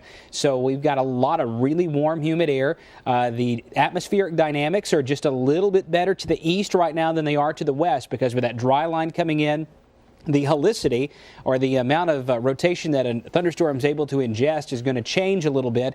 In fact, it's going to flip around toward where the helicity is almost zero when you get to the other side of that dry line. So things are going to improve really quickly in extreme west Alabama, but we've got a long way to go to get all these storms out of the eastern part of the state. And if we can double box it, I'm going to let some of the images roll from our viewers again. And that is the Tuscaloosa tornado, by the way. And we have so many photographs. And of course, if you watched our live coverage, you saw that live with the Skycam, that the Skycam images today have been absolutely riveting. But we are working 3 specific rotation areas within our television market. We have one near Linden in Marengo County, and really that's in the Montgomery television market. So we're going to focus on the Shelby County rotation and the St. Clair County rotation. So again, let's go to Shelby County. We have circulation that is near Alabaster and Calera moving northeast. And that's going to carry this circulation, which, interestingly enough, is almost right over the NEXRAD radar at the Shelby County Airport. That's going to be moving up this way. The greatest threat of a tornado is going to be south of Shelby County 11. This is the road from Alabaster back over to Chelsea High School, and that will be passing through Camp Branch and Saginaw and places like that. Pretty close to Columbiana. That's 47 coming out of Columbiana back up toward Chelsea. So everybody in the path of this thing should clearly be in a safe place. Everybody from Chelsea down to Columbiana, you need a lot of residential neighborhoods in through here. Be in a very safe place as this storm passes. And again, this will be coming out Highway 280 down around Harpersville and Vincent. And we'll keep a close eye on that. So the first call to action is for Shelby County for a possible tornado near Calera, moving to the northeast. That's going to take it between Chelsea and Columbiana. Let's check the Shelby County storm, or the St. Clair County storm, and man, that looks nasty. Like I said a minute ago, the dynamics are getting a little better to the east than they are to the west. So as these storms are now crossing I-65, they are running out of an environment where it's a little bit more iffy to a more substantially strong thunderstorm kind of environment over St. Clair County and Talladega County, as well as Calhoun County. So this tornado warning that's near Pell City, a storm is very likely producing a tornado there, just like we've seen with the last couple of these. They've intensified over St. Clair and over Calhoun. Hey, check this out. The National Weather Service in Mobile is now taking over for Birmingham because Birmingham has taken shelter. The Weather Service in Birmingham has taken shelter for that rotation near the Shelby County Airport. Isn't that crazy? I mean, don't see that every day. No. So, and that's exactly what you need to do. I mean, we have done that in situations in years past, but once again, we have a tornado near the Shelby County Airport. The Weather Service in Mobile is taking over for them for a moment. But again, this is a very violent storm that's located near Clanton. That is County Road 37 right there. It runs down through Fairview and down to Billingsley. Anybody around Fairview and Sunshine Farms, you need to be in a safe place right now. And again, this is moving northeast, and that's going to take it very close to Clanton. Initially I talked about maybe the southern part, but I think the more we look at this thing, it might be making a beeline right for downtown Clanton. That's US 31, that's Interstate 65 right here. The significant tornado impact is a 5.4. I know we've seen numbers as high as 15 today, but still that is a very significant number. So we encourage everybody that is along Alabama 22 between Maplesville and Clanton, down Highway 37 down to Fairview, to be in a safe place until this thing passes. The circulation is not as tight as it was 15 minutes ago, but again, this could reorganize at any time and produce a tornado if it's not doing that right now. So this is the one storm in our DMA that is producing a very strong indication of a tornado. It has come up through Stanton, and you can watch the organization here. Excellent. And then it's broad at this point. So it's possible there might not be anything down, but based on everything that's happened today, you've got to respect this situation, and you got to go into a safe place right now. So again, everybody in the city limits of Clanton, everybody around Fairview, we want you in a safe place. This is coming right toward downtown Clanton. That's Interstate 65. This is US 31. And of course, as that continues pushing northeast, that will be crossing the Coosa River, Lake Mitchell, and then crossing over into Coosa County. So again, more than likely, the circulation is a little east of US Highway 82. And again, there's a church right here called Hillcrest Baptist Church. That's the Autauga County line. Right there's a place called Jim's Pit Barbecue. This is going to be passing north of Jim's, near the church, coming over towards Sunshine Farms, which is right here, and then crossing over into downtown Clanton, or just south of there. And again, for those of you that are familiar with Clanton, Peach Park is located right here, and the Alabama Emergency Management Headquarters is located right here, just off the interstate. And of course, downtown Clanton is right here. That's Alabama Highway 145. The Peach, the Big Peach, the water tower is located right here. You see that off the interstate. But again, there's the inflow, potential tornado back in that southwestern flank. Any damage reports on this thing, Jason? No damage reports have come in so far. In fact, just got a note in from our producer back in the booth, Deborah. She said that there are some false messages on Twitter about volunteers being needed in Jefferson County. Jefferson County EMA says we don't need volunteers right now. We've got plenty of folks who are trained to do what they're doing. We've got folks coming in from the National Guard into Jefferson County, so volunteers aren't needed. Leave them alone for a little while. There's going to be plenty of opportunity for you to volunteer over the next few days to help in the cleanup. But right now they're dealing with more search and rescue. Those missions are far and above more important than clearing trees out of the road. So if there's a tree that's in the middle of the road in your street, if you want to cut it out with your own chainsaw, I think you're welcome to do that. But don't call the Jefferson County Emergency Management. And I would imagine Tuscaloosa is the same way. Don't call the EMA office trying to volunteer just yet, because there's just so much going on trying to make sure that people are okay. We'll worry about property later. We've got to worry about people at this point, and there are still a lot of folks unaccounted for, not only in Jefferson and Tuscaloosa, but not sure about Coleman County. And we do know that in the Hackleburg that there has been a lot of folks that have gone missing, and we just don't know how many there are at this point. So let the pros handle it tonight and early tomorrow. There will be plenty of opportunity for you to put the chainsaw to use and put your truck to use and volunteer to help get Alabama cleaned up and get it back to the way it was before we started this awful, awful day. James? We're getting reports now of 5 confirmed deaths from the Argo community in Walker County. This is not the St. Clair County Argo. So, again, Deborah, is that 5 and 5 for a total of 10 in Walker County? Is that 5, period? Okay, so what's the total death toll in Walker County? Okay, 13 people have been killed in Walker County. Unbelievable. The numbers are just going to keep ramping up tonight. Again, the total death toll count is 53. The Alabama death toll is now 53, which is just unbelievable. And I'm afraid it's going to go higher. Let me tell you what now. This ain't my first rodeo. I've been here a long time. You have to go back to April 3rd, 4th, 1974 to find something like this. I was a senior in high school that year, and that night I was dispatched north as a volunteer working ham radio duty, and 80 people died that night in Alabama. That was when Ewan was wiped out, and this night could easily rival, if not surpass, that. So again, that is just incredible. 53 fatalities right now. And you heard the volunteer from Hackleburg. He doesn't know how many people have died there. Nobody knows at this point. So we have confirmed 53 fatalities. And by this time tomorrow evening, we will probably have a much better idea of where that number stands. But again, before we get into the damage, we've still got business to take care of. This is an indication of what could be a significant tornado that is in the process of crossing County Road 37 right there. The Fairview Volunteer Fire Department sits right there. Sunshine Farms is here. The Strawberry You Pick 'em deal is right here. And again, that's going to be crossing 37, coming out right over here toward Clanton, maybe the southern part, but anybody in the city limits of Clanton, you need to be in a safe place. Small room, lowest floor, near the center and away from windows. And that will be crossing US 31, crossing I-65, and then makes a beeline for Lake Mitchell and on the Coosa River, and then it will be crossing over into Coosa County. And remember, these are the long-track tornadoes.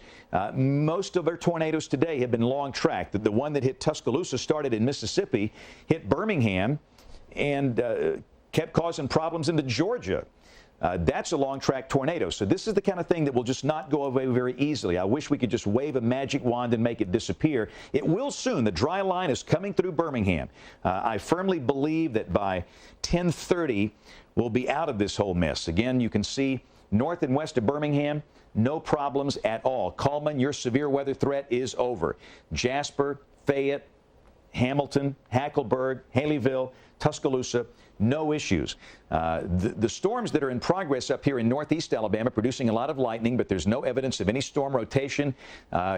You've got heavy rain falling in places like Hoax Bluff and Glencoe with a lot of thunder and lightning here. Up around Weiss Lake is pouring rain, but we've got a severe thunderstorm warning for the far northern part of Cherokee for the storm that's coming out of Fort Payne up on top of Lookout Mountain.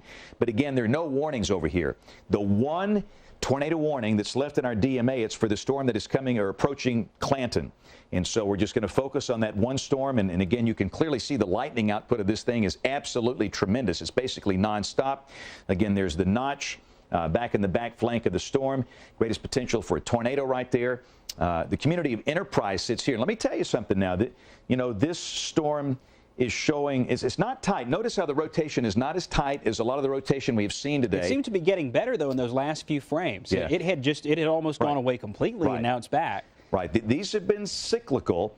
The community of Enterprise that's right here, and again, it's come through Fairview, but clearly this thing is moving east-northeast. There's not a lot of northward component of motion here, but I want everybody in Clanton to stay in your safe place.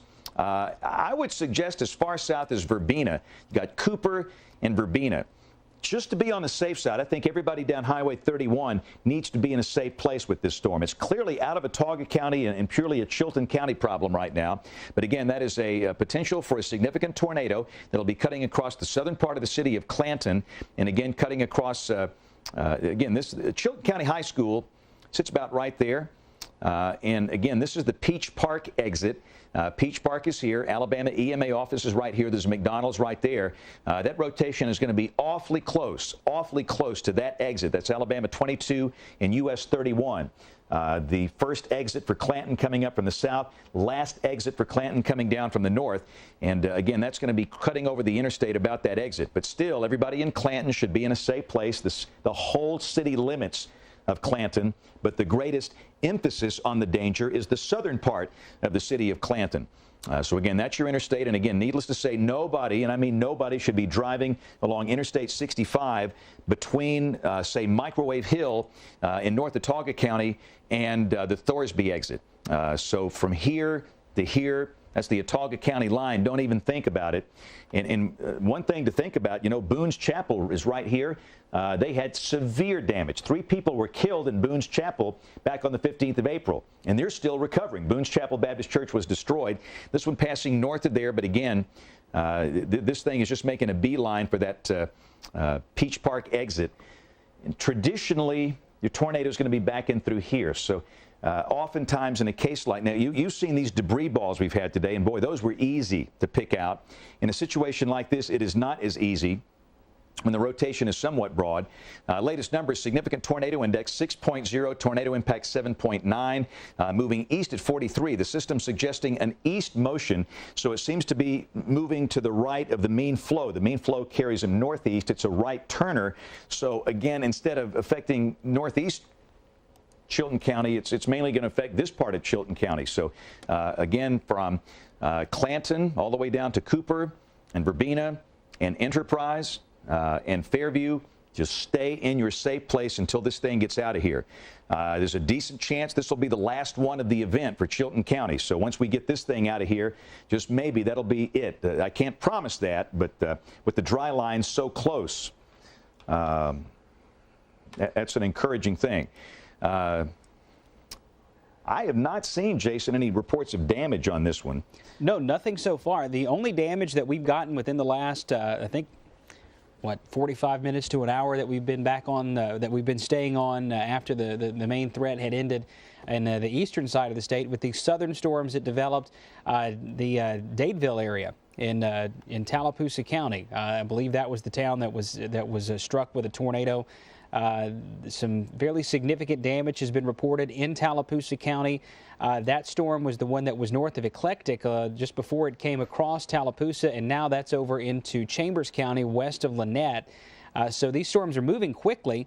The one in Chilton County, though, has just tremendous lightning output on it. In fact, you can't even see the storm for the amount of lightning that's covering this part of Chilton County. So not only do you have the threat from wind and a tornado, but just tremendous cloud-to-ground lightning. Lightning strikes every few seconds all around the Clanton area and then down to the south into parts of Watauga County. This storm will move into Coosa County, so we're probably going to have to stay here, I would say, at least up until 10 o'clock, if not a little bit past 10 o'clock with a tornado warning, most likely for Coosa, provided that this maintains its composure. And considering that the environment over Coosa is just as unstable as it is over Chilton, there's really not much to suspect that this will weaken before it would cross over southern Coosa County. So if you're in southwest Coosa County along Highway 22, you might want to go ahead and be considering that tornado safety plan. Downtown Clanton south along Highway 31 toward Chilton County High School, down toward the Peach Park exit toward the Alabama State EMA office. A possible tornado moving across that part of Chilton County as we speak. If you're in Maplesville, Billingsley, Isabella, down toward Ryderville, Stanton, you're clear of this. There's no more threat of a tornado. This is now focused in on the southern half of the city of Clanton, over toward Pletcher, and then crossing US 31 and I-65 right there in the central southern part of Chilton County. This will eventually make it into Coosa. It just depends on whether or not that rotation can maintain itself. It doesn't look as good as it did earlier, but it doesn't look that bad either. It's kind of on a day like this, you might call this a middle-of-the-road kind of couplet. It just doesn't look too bad, doesn't look that great, although that last scan is starting to get a little stronger over the southern half of the city of Clanton. So Chilton County, you're not out of the woods here. I think there's a possibility that there could be at least a small tornado there, if not something bigger. So we want to treat it as if it might be one of those larger ones that happened earlier today. But again, I want to reiterate, there's no damage report just yet, but in Chilton County, a possible tornado moving across the southern half of Clanton will eventually cross the Coosa River. We're talking 10 minutes, and this thing will be across I-65 and approaching the Coosa, and then it'll be over here into Coosa County, southwest of Rockford, maybe say due west of Rockford. Communities like Dollar, Travelers Rest, Willona probably going to be nearby to this. It's moving almost due east, so as it crosses the river, it may parallel or stay just a little bit to the south of Alabama Highway 22, moving into Rockford. And I'm still looking for any kind of damage reports out of this. There's just nothing coming, and that's a good thing. I'm okay with sitting here for the rest of this evening up until 10 or 10:30 talking about the fact that we have rotating thunderstorms with no damage. Dadeville, the report is now coming in from Dadeville, from Tallapoosa County. A tornado was reported by a train spotter at 9:33. Trees are down, blocking Highway 49 near the community of Stillwaters. There has been apparently a little bit more damage around the Dadeville area, but that seems to be the storm of the hour at this point. Everything has begun to calm down around the Birmingham area, Tuscaloosa. There's no other threat of a tornado from Birmingham northwest, but to the southeast, we still have a tornado watch in effect and still have a tornado warning here for Chilton County.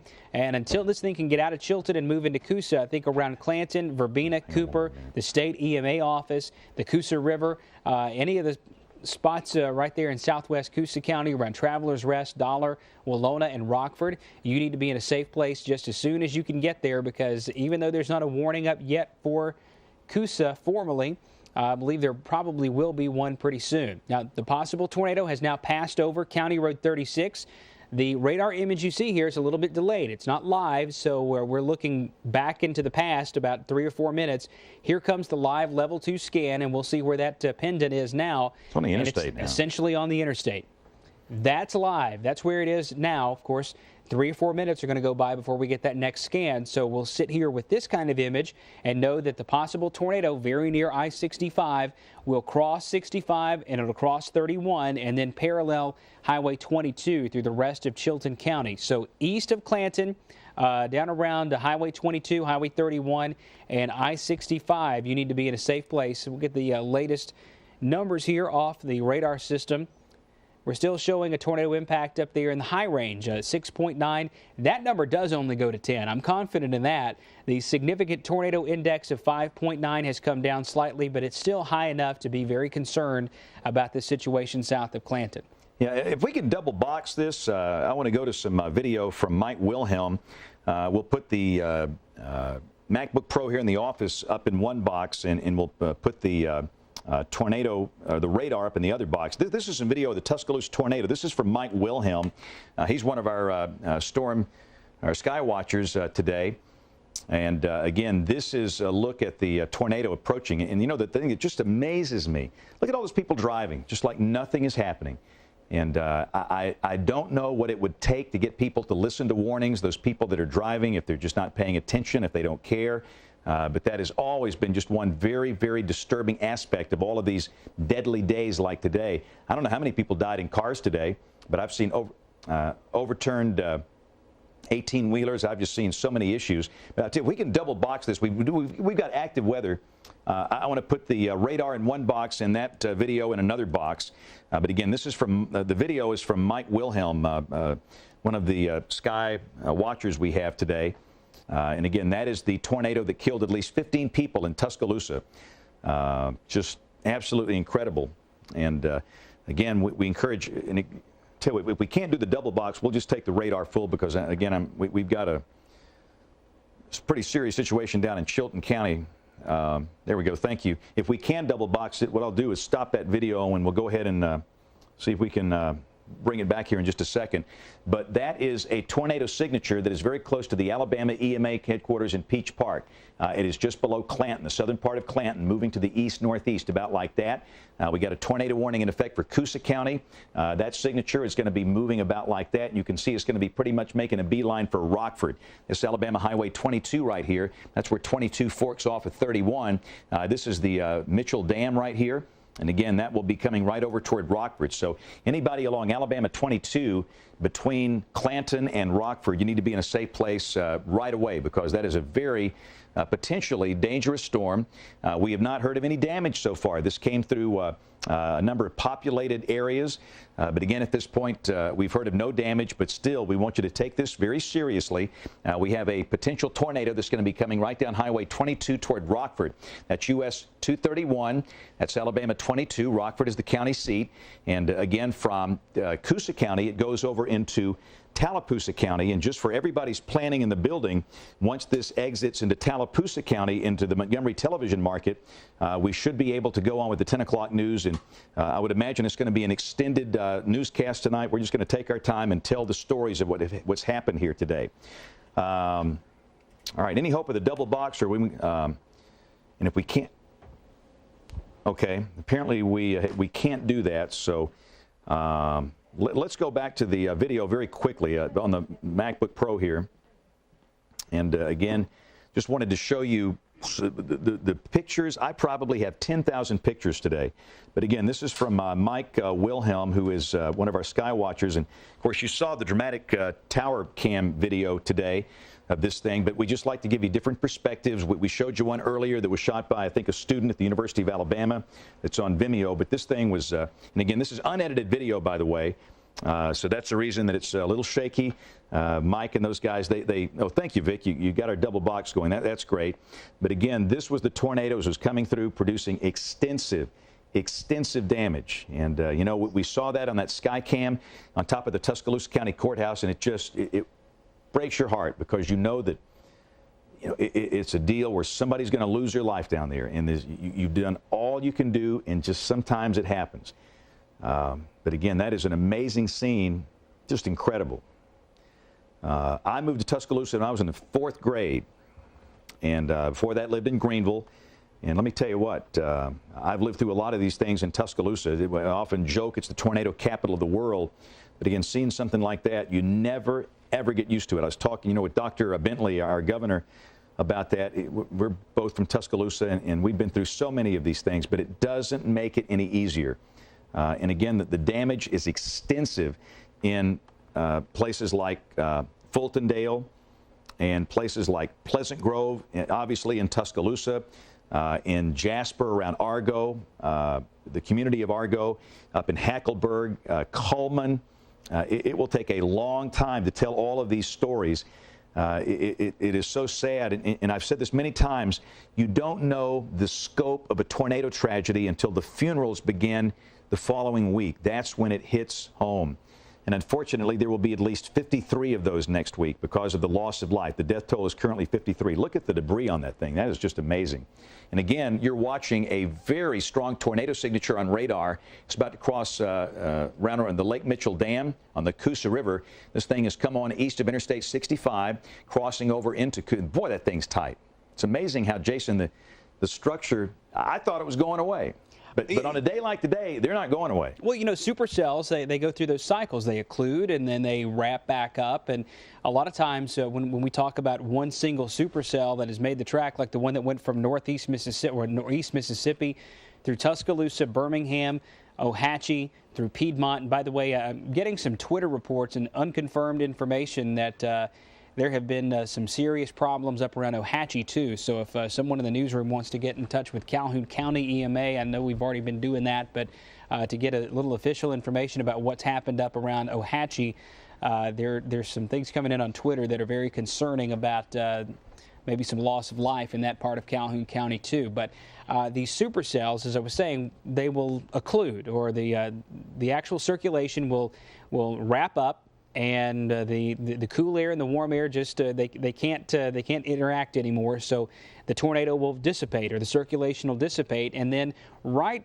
south of that point, another circulation will develop. So often you get a family of tornadoes, or a supercell that has multiple updrafts, and one just replaces the other. So you have a system of thunderstorms as opposed to one single thunderstorm that lasts a while. So this thing that's just east of Cooper now may end up being something of that nature. It may be the cyclical nature of the supercell to see it pulse back and forth, especially now that our dynamics are weakening some. And boy, I tell you what, that video down in the lower left-hand corner of the screen, that just gets worse and worse. EF4 tornado, possibly. Maybe an EF5, depending. You know, the damage in Tuscaloosa was just unreal. But what we see in Chilton County, we don't have any reports of damage. I don't take that as a positive sign yet, because it took us a long time to get damage reports in from Coleman County, and it took us, 9 hours to get reports from Marion County because of the fact that we had such a damaged infrastructure from morning storms. That didn't allow any communication whatsoever. The NOAA weather radio tower was down for a long time up in northwest Alabama, and we just had a worst-case scenario today. When you had that line of storms come through this morning, it just provided an absolute worst-case scenario for us. It's hard to imagine a situation that could shape up much worse than this. Of course, you know it can always get worse in some degree, but this is just about as bad as anyone could imagine here in Alabama today. And the possible tornado, the only one left in this television market, is southeast of Clanton. It's east of Cooper, and it's moving quickly over toward the Mitchell Dam, toward Alabama Highway 22 in southern Coosa County. That storm will pass very near Rockford within the next 15 to 20 minutes. It's moving east pretty quickly. It doesn't seem to have the same forward speed that the storms did earlier. It's not moving at 60 or 70 miles per hour like the others were. But there you can clearly see we have our reflectivity, and it has intensified again. It's approaching that river, approaching the Coosa River. So very quickly we'll see this move out of Chilton and into Coosa County. We'll check the parameters here based off of the radar system. That orange triangle is a TVS signature. And what we see with the statistics from this storm right now, the radar estimations are showing a tornado impact of a 7.5, a significant of a 6.3. So a tornado impact 7.5, significant tornado impact of 6.3. Those numbers are in that mid-range, which on a typical severe weather day around here, we would be extremely concerned about it. And so we're still concerned about it, even though it's not as high as the extreme values that we had earlier with our large wedge tornadoes. Doesn't mean it can't happen. The atmosphere is a little bit different tonight than it was in the afternoon hours. The instability may be going down just a little bit, and the wind fields are changing. It's not quite as the wind shear is not quite as strong here in Chilton County and Coosa County as it was a few hours ago. If we'd had these storms about 4 or 5 o'clock, it would have been a much different story, I think. But still, a tornado is a possibility. Moving along Alabama Highway 22 west of Rockford, coming into Coosa County. If you are in Clanton, there's still some heavy rain, some thunder and lightning. You're in the clear now, though. There's no more threat of a tornado in the city of Clanton. Down toward Maplesville, Isabella, Jemison, Thorsby, you're in the clear as well.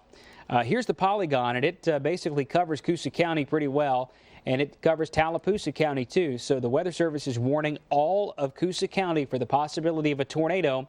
This may drift a little bit to the left, or it may drift a little bit to the right, but I think that fan that the radar has placed on there is a pretty good estimate of where this is going to wind up going. So from Bentleyville down toward Rockford, Walona, Equality, and Speed, you need to be in a safe place.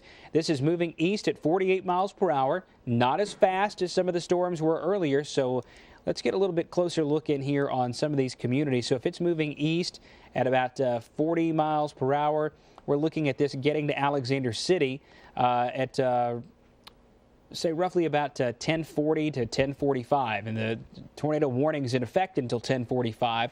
I think we will be able to go to our newscast before that, though, because this thing will be mainly into Tallapoosa County at that time. But it's going to take a few minutes for sure for this to get all the way across Coosa and into Tallapoosa counties. So we're approaching 10 o'clock right now. It's 9:57. We had planned to do an hour-long newscast at 10 o'clock, but the way it stands right now, we're still going to have tornado warnings in effect for parts of central Alabama, for Chilton and for Coosa counties, and it's that southeastern edge of Chilton and southwestern Coosa where we have the immediate threat of a tornado that may be on the ground moving east at about 40 miles per hour.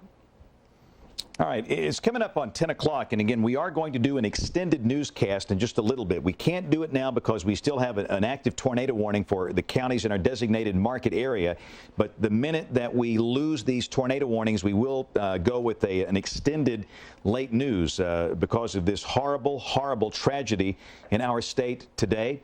The death toll is at least 53, and inevitably that will be going higher. We have major tornado damage in so many places. And again, in the other box on your screen, you are seeing some of the damage through your eyes and your cameras today. And we thank everybody for taking the time to send in the images. I probably got over 5,000 pictures just today. Look at the damage there. These are strong, violent tornadoes. The ones we've had this afternoon and tonight, these are the kind that in many cases could be rated EF4 or stronger. 5s are extremely rare, but certainly it sounds like we had a number of EF4s, including the one that maybe hit Hackleburg, but I don't know that for a fact. What happens, the Weather Service will be sending in, look at that. That is, you know, we're finding, what the deal is, a lot of people have sent in what they're finding in their front yards. That is a 1982 Crimson Tide football guide that somebody found from Tuscaloosa far, far away. I have no idea. We've had reports, but let me see. This is in Aniana. They found a prescription and a football program from 1982 from Tuscaloosa. The debris from the Tuscaloosa tornado is been all across Birmingham and so many places. So when you see images coming across that don't make sense, a lot of times those are people taking photographs. And what we're going to try and do in coming days, we're going to work on posting those images over on the blog to match up people in Tuscaloosa that want that stuff back. And again, in a lot of cases, this stuff is just absolutely, you know, precious. And we hope to, and look at that picture. You know, it's just going to take us a long time to go through this whole thing. But again, the reason we are here, it is a tornado warning for Coosa County. The warning for Chilton County is no longer in effect because the storm is exclusively in Coosa. So let's take a closer look at this. We're going to zoom into this storm. This is a storm that is capable of producing a violent tornado in Coosa County. Again, Rockford is right here. This is the county seat. And again, right back in through here would be the possible tornado moving to the east-northeast. It might be a little south of Rockford, but it's going to be very close. So we encourage everybody in the community of Rockford, that's the county seat of Coosa County, to be in a safe place. This will continue moving off to the east. And ultimately, this thing is probably going to wind up in Tallapoosa County. The rotation is relatively broad at this point. But the reflectivity is looking more intense. It does. And I think we're just in that cycle phase where we may just be out of phase enough with the intensity of the rotation and the intensity of the thunderstorm itself. But at some point, you have to believe that may catch up, and you may get a tornado on the ground somewhere in the vicinity of Rockford soon. Yep. And again, I'm watching notes coming from the National Weather Service in Birmingham. They're pretty concerned about that. Got a note from our friend Josh Johnson down in Montgomery. They've got people trapped in Santuck. That's in Elmore County. You saw that nasty-looking storm that moved through northern Elmore.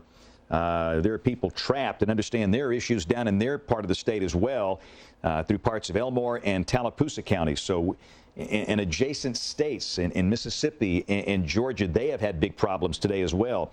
You know, in coming days, we'll know a final count of how many people lost their life today, how many people were injured, how many tornadoes touched down. But this will be an outbreak of historic proportion. There's absolutely no doubt about that. So, again, this is Alabama's ABC 3340, WBMA Birmingham, WCFT Tuscaloosa, WJSU Anniston. I'm James Spann with Jason Simpson.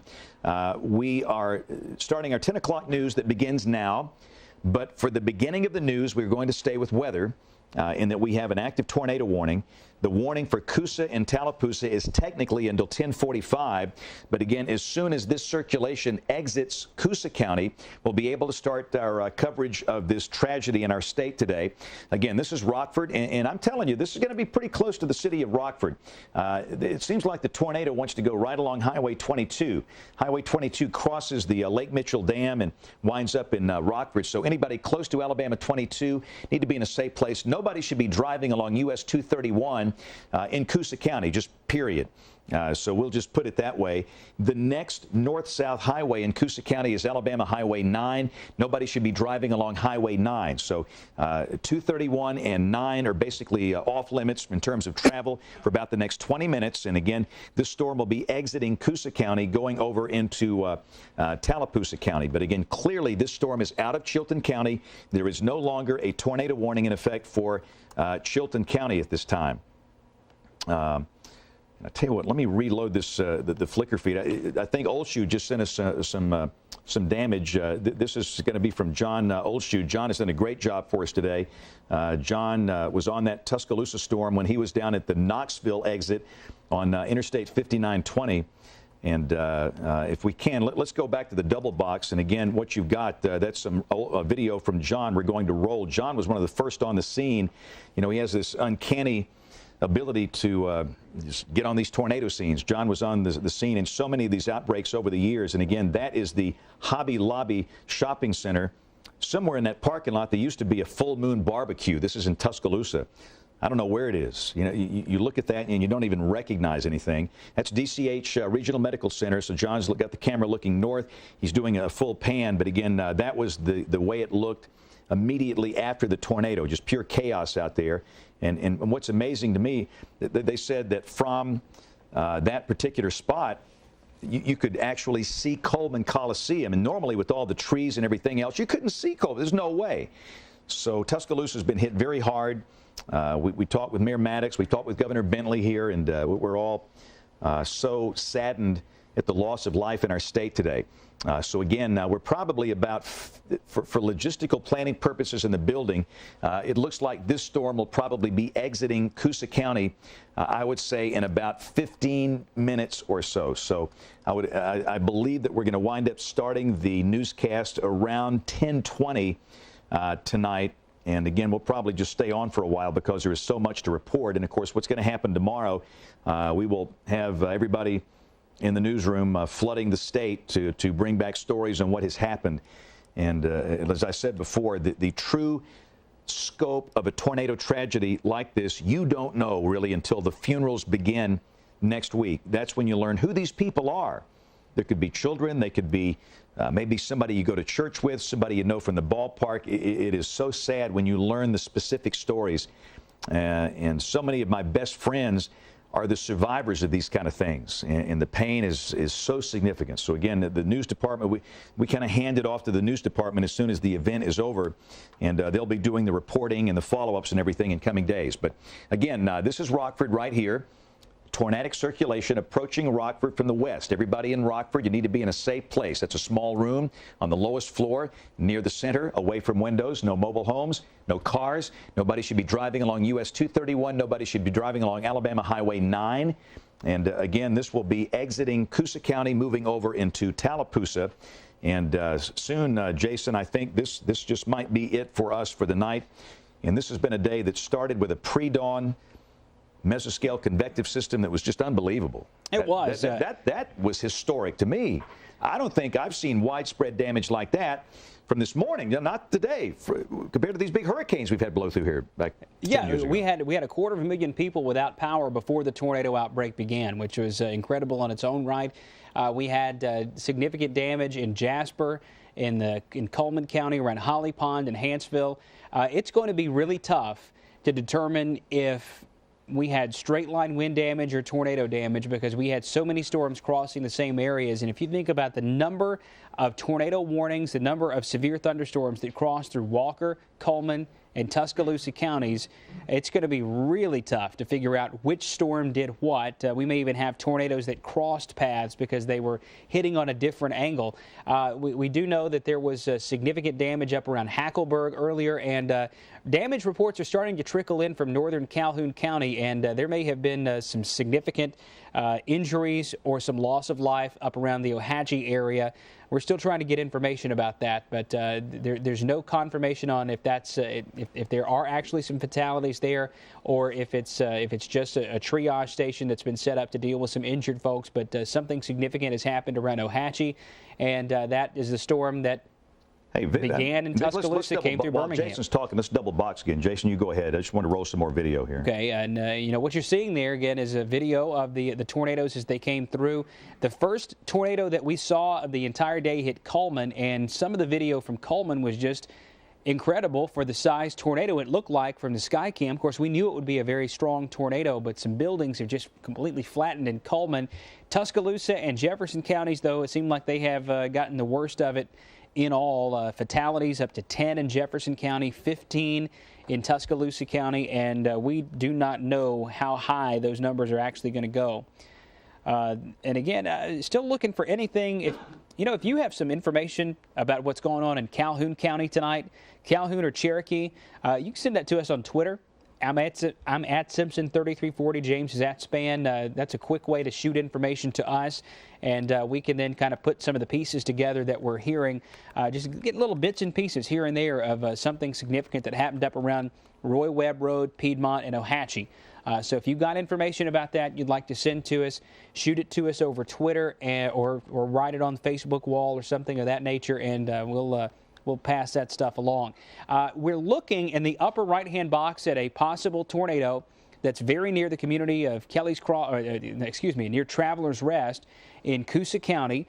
That one looks a lot better from the Montgomery radar, from Maxwell Air Force Base radar. So what we can't see from Birmingham here is that there's a much more intense circulation that's developed with that storm, and it's just a little bit to the south of where it appears here. So south of Highway 22, there's still a pretty good chance that there is a circulating mesocyclone, a rotating mesocyclone, that could produce a tornado at just about any time.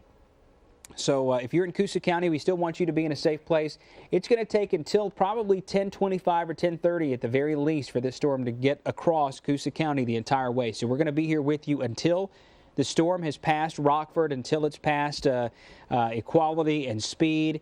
It will likely move into Alexander City, but we don't see any reports of damage coming from it. But I say that with, you got to take information like that with a grain of salt, because sometimes it can take a long time to get the emergency channels fed into the media. Sometimes we can go as much as 30 minutes to an hour before we actually hear about something that might have happened. Of course, when the storm hit Dadeville a little while ago, we heard about it quickly, but occasionally it can take a little while longer. There's one person confirmed dead in the Glencoe area, in the Silver Lakes area just south of Glencoe. That's around Etowah County. That would be with that main storm, that one main supercell that blew through Tuscaloosa and Birmingham and then went up across northern Calhoun, southern Etowah, and Cherokee County.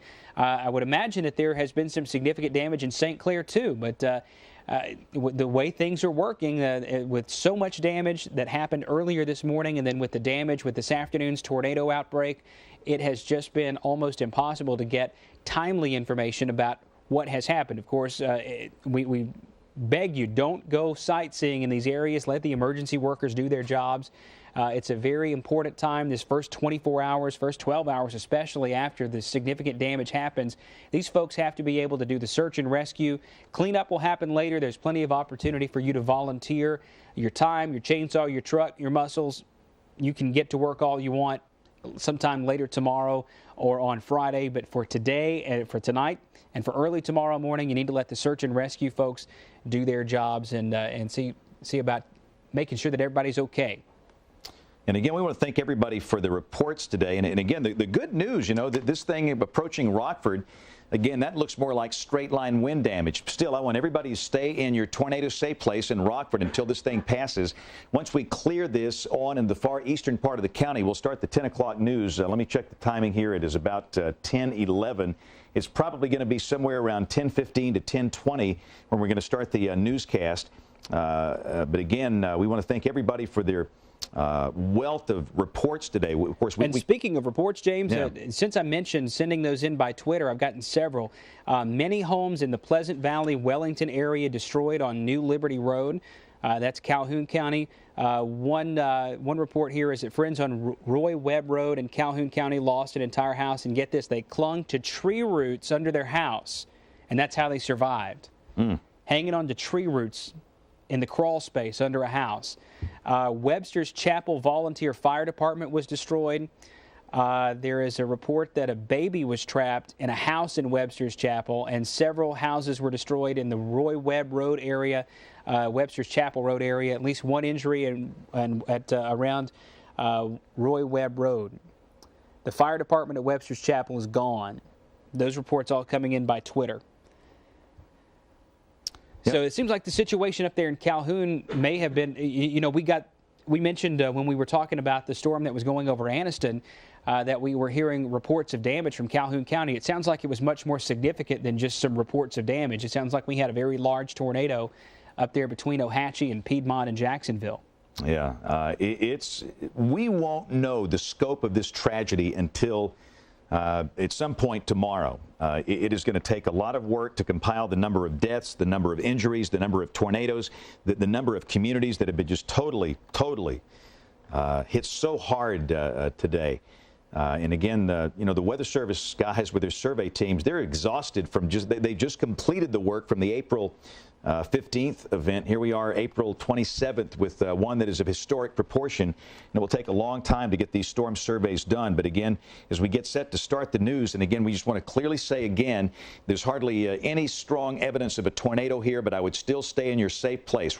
We have to have a very strong respect for any storm in this deal. So again, if you're in Rockford, give it about 3 or 4 more minutes, and that will be on to the east of you. That will be sweeping over here into Tallapoosa County. But again, the tornado signature is clearly faded from this. It's in Coosa County, but because there could be strong straight line winds enough to knock down trees and power lines, if not a tornado still there, we encourage everybody to stay in their safe place. The warning extends over into Tallapoosa County. That does include Alexander City and Dadeville, but you know the deal. Tallapoosa County belongs to the Montgomery television market. But again, I wanted to thank everybody for the reports via Twitter and Facebook today. The reports have been outstanding. Our Skywatcher team, they're unbelievable. We have 700 trained spotters. We have done training every November for, I believe, 8 years. We call it Storm Alert Extreme. Brian Peters, our associate, trains. He's a retired Weather Service meteorologist, and they are invaluable in terms of what they do. And thanks to all those that were out in the field today, of course, internally here, everybody else. But again, especially the public for all the reports via Twitter and Facebook. And again, of course, during these events, we can't respond a lot on those two media, but we can certainly watch. And, boy, we got a lot of really good information off that today. So, again, thanks to all of you that followed along with Twitter and Facebook and gave us reports. And, again, that video you're seeing of the Tuscaloosa tornado, that's from Mike Wilhelm, one of our sky watchers. So now that we've got the tornado signature that is faded, but still, again, it's important to note here that if you are in Coosa County, east of Rockford to the Tallapoosa County line, we encourage everybody to stay in a safe place for the next 5 or 10 minutes or so. This is a storm that is still capable of producing a tornado very close to Rockford that is moving east. So again, nobody should be driving on US 231. Nobody should be driving along Alabama Highway 9. And in a matter of minutes, that will be exiting Coosa County and moving over into Tallapoosa County. So again, it's about 10:15. We'll probably hit the newscast about 10:20. So that's about 10:60 now, about 4 minutes from now. And again, tomorrow, you know, this is a whole issue about tomorrow morning in schools, and just watch the ribbon at the bottom of your screen. I know that many of you are sitting in the dark, and that is so frustrating when you hear us say, watch the crawl, and you're listening to us on the radio in the dark. We will do our best to audibly provide this information, but I do want to encourage everybody. It's on our website, abc3340.com. Look for the closings and the information about schools tomorrow. It's there if you are in the dark. And so many people have sat through this watching our live stream on a smartphone tonight. Technology is fantastic. We could only dream of doing this 10 or 15 years ago. But again, it is on abc3340.com.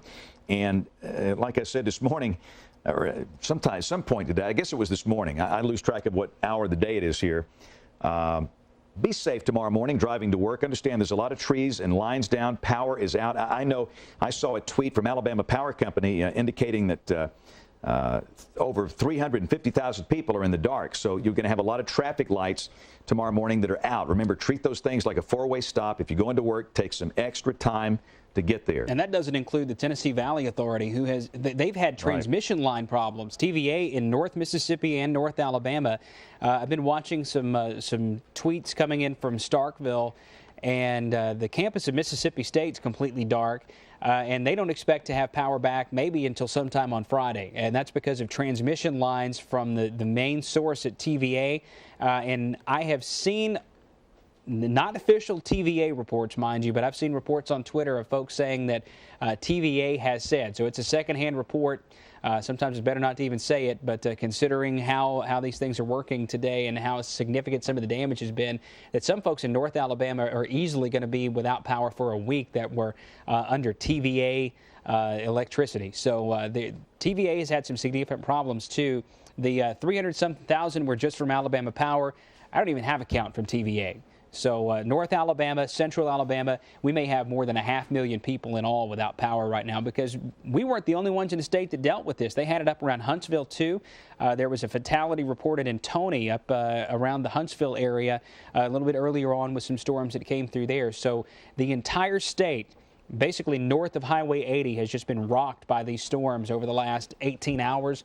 Fortunately, it's going to calm down around this part of the state, but there will still be a risk of severe weather down to our southeast, in the southeast corner of the state, and into northwest Florida through early tomorrow morning.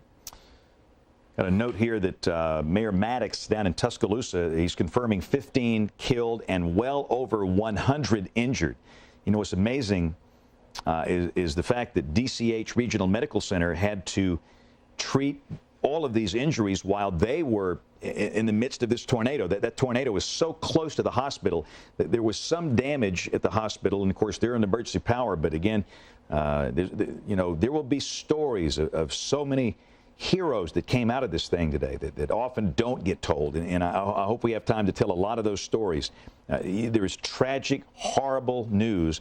But again, there's some good news in the midst of all of this, of these people that have been so brave and so heroic. So, again, the situation is this storm is exiting Coosa County, moving into Tallapoosa County, and that is moving out of our television market. Therefore, as it moves out of Coosa, we have no additional tornadic storms within our market. So we're going to stop our weather coverage, and we're going to hit the 10 o'clock news. It's going to be a long newscast.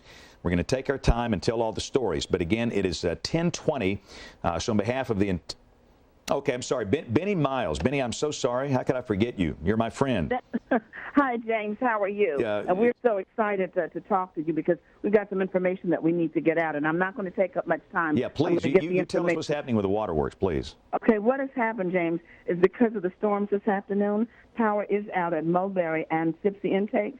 Now, these intakes provide water, as you know, to a large part of the system. And we've been informed that power may not be restored to these two locations until late Thursday or even as early as Friday. Now, also because of the numerous broken water lines as a result of the storms and trees falling in the western area of the water system, Birmingham Water Works, our board of directors, is asking all customers to reduce their water usage and their consumption to critical use only. And we expect this emergency to last from 24 to 48 hours, or at least until power can be restored in our intakes and until we can resolve. Okay, I think we just lost Benny, but you clearly heard what she was saying. Due to these big intake valves up on the forks of the Black Warrior River, they got no power. and they've got water leaks and other issues. So what she's asking you to do, if you are a customer of the Birmingham Water Works, is to use only the water that you need. Kind of get it down to an emergency level. Don't water your lawn. Don't do anything unnecessary. Grab you a quick shower. Use whatever water you have to, but don't go beyond that. So again, that was Benny Miles with the Birmingham Water Works asking all of their customers to please, please, please conserve water. Don't use a lot. Use as little as possible until the power is restored. Those big intake valves up on the Mulberry Fork and on the Locust Fork of the Black Warrior River. So that was the message there. All right, at 10:21, we are going to start ABC 3340 News at 10 o'clock. That starts now. Good evening, everyone. James, thank you and your weather team. You guys are amazing. I'm Dave Baird. And I'm Brenda Ledun. Thank you for joining us tonight. Dozens of people are dead across Alabama, at least 53 tonight after a major outbreak of tornadoes. The storm started before sunrise, then just got worse throughout the day. Severe storms slammed into West Alabama at first light and worked their way east in just that first round of storms. 6 people died. Afternoon storms left a wider path of damage with homes and businesses flattened and many people killed. The survivors. One of the tornadoes touched down west of Tuscaloosa and tore up the ground, and we want to also tell you about what happened in other parts of central Alabama. Yeah, right now, Thomas.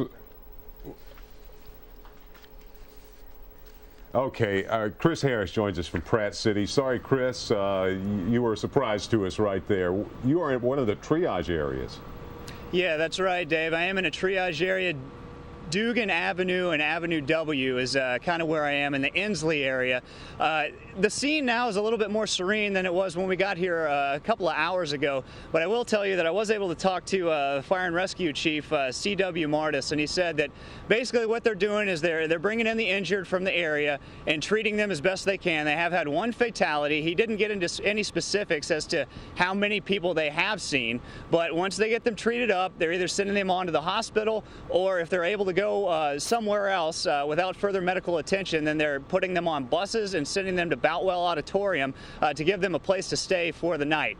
But it's all hands on deck really out here. We have EMA officials, fire and rescue, city, county medical technicians, basically whoever they could find to come out here and help has been out here. He did want me to stress that any members of the public who aren't injured and who just may be, curious to see what's going on, please stay away. Let the officials here do their job because it's going to be a long process, as we all know. They're still in the search and rescue mode, so they didn't have any specifics to give to us tonight other than the fact that they do have one fatality and many, many injured this evening. We'll have more to report once we know more, Dave, but for now we'll send it back to you. Certainly is all hands on deck. We thank you, Chris, for being out there for us tonight as well. One of the tornadoes touched down west of Tuscaloosa and tore up the ground through Birmingham. Pleasant Grove and Concord were 2 of the hardest hit areas in the metro area. At least 1 person dead in Pleasant Grove, 8 in Concord, and dozens severely wounded. ABC 3340's Honora Gathings is in the area, and let's go straight to her story. Survivors wore the pain on their faces, in their strides, and on their clothing. That's when all hell just broke loose. Everything. Bricks fell on my leg. I'm blessed that I'm still even walking. And everything Dozens of families lost their homes. It looked like bare land, just debris everywhere. You can't. There's no my bathroom houses. was across the street. Like, my bathroom was across the street. But they consider themselves the lucky ones. The ones not being carried out on doors by any and all able-bodied men. It's the best happiness in the world for helping somebody and the worst sadness and think of what you're looking at. For 3 hours, crews tried to make 10th Street passable for ambulances. Families watched to see if their loved ones would be lifted from beneath the rubble, and for some, there were a few moments of happiness. Well, Alabama power crews will be working around the clock to restore power to residents across the viewing area. Right now, 180,000 residents are without power in Birmingham, 158,000 residents without power in the western part of the viewing area, 61,000 residents no power in the eastern part of the viewing area. And a reminder, if you need to report a power outage, you're asked to call 1-800-888-2726. Now, the power outages are also affecting operations at Birmingham Waterworks. We heard Benny Miles just a few minutes ago.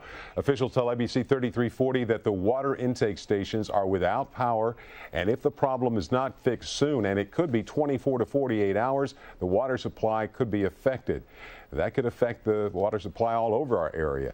And customers are being asked to conserve water only for critical needs while crews work to get the problem fixed.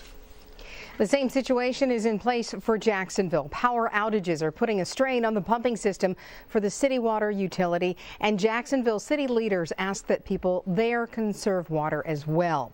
Today's storms also left massive damage behind in the Forestdale area.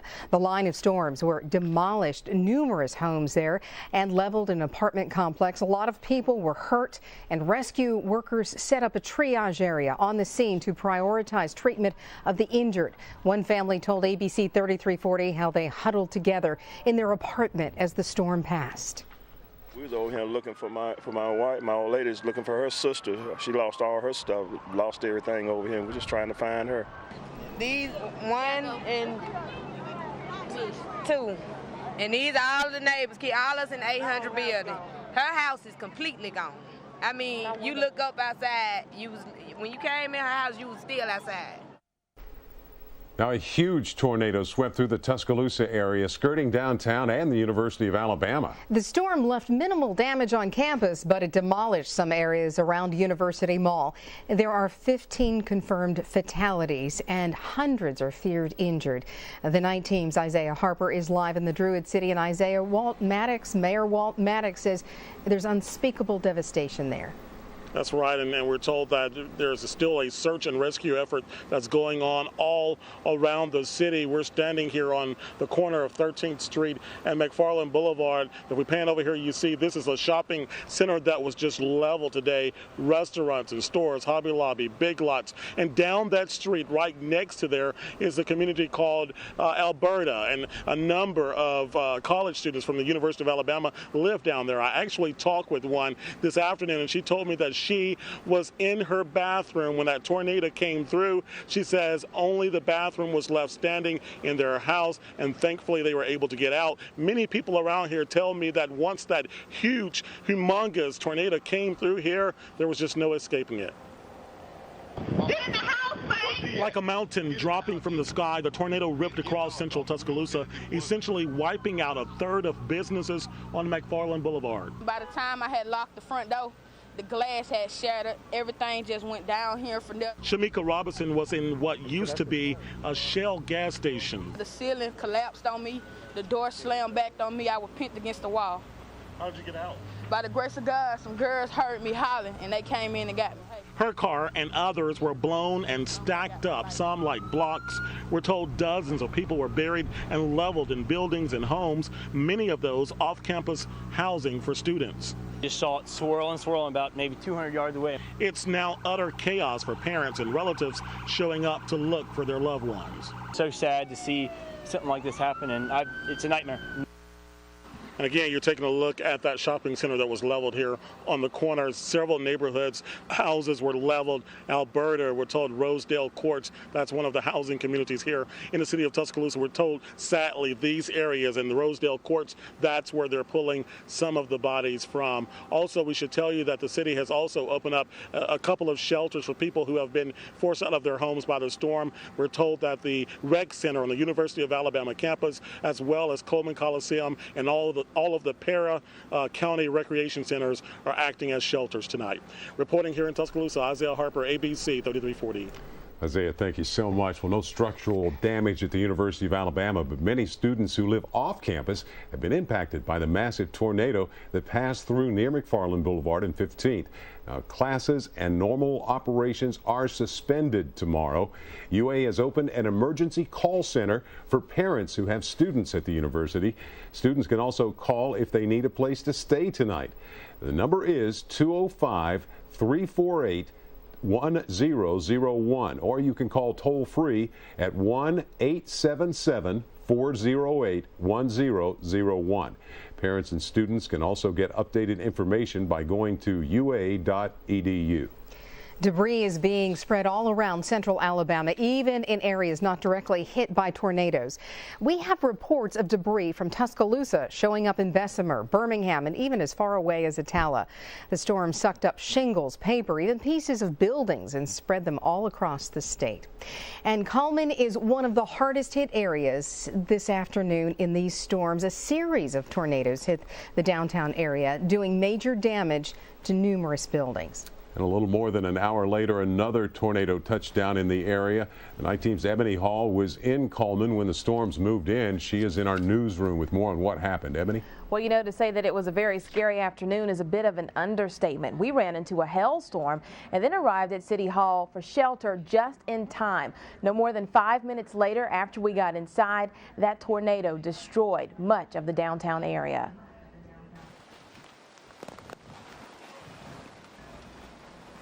What it?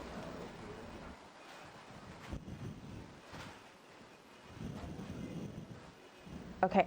Obviously, there's no audio there, but what you were seeing is video from one of our photographers, our promotions photographer rather, Don Ward, who was on the ground when that tornado touched down. Now, photographer Marcus Stroud and I, as I said, we had been on the street in downtown Coleman no more than 5 minutes before that tornado came through, and as we saw it coming towards us, we were very frightened.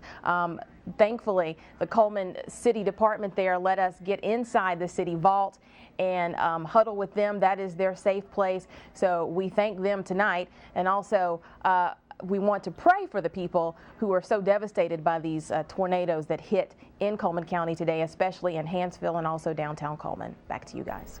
All right, Ebony, and we certainly are so thankful that you and Marcus are okay. I know later I met you in Coleman today, and the approach of the storm, as you described, was certainly terrifying, and the aftermath was heartbreaking. We saw the pieces of a broken town after the storm rolled through. Many people looking at their hometown were stunned by the destruction. It's devastating. It's just, I'm in shock. Many people perused the town of Coleman and couldn't believe their eyes. Twisted metal power lines down all throughout the town.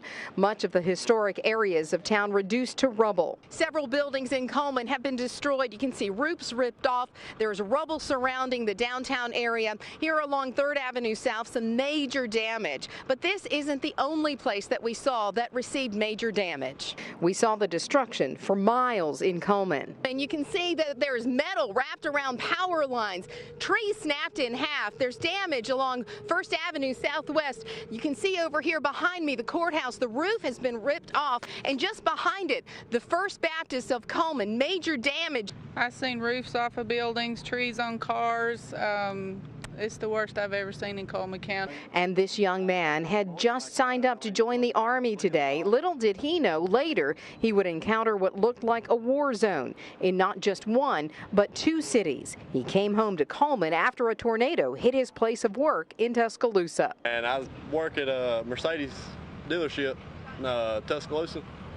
And on the way down there, we had to stop in the middle of the interstate and let a tornado come across. It flattened everything.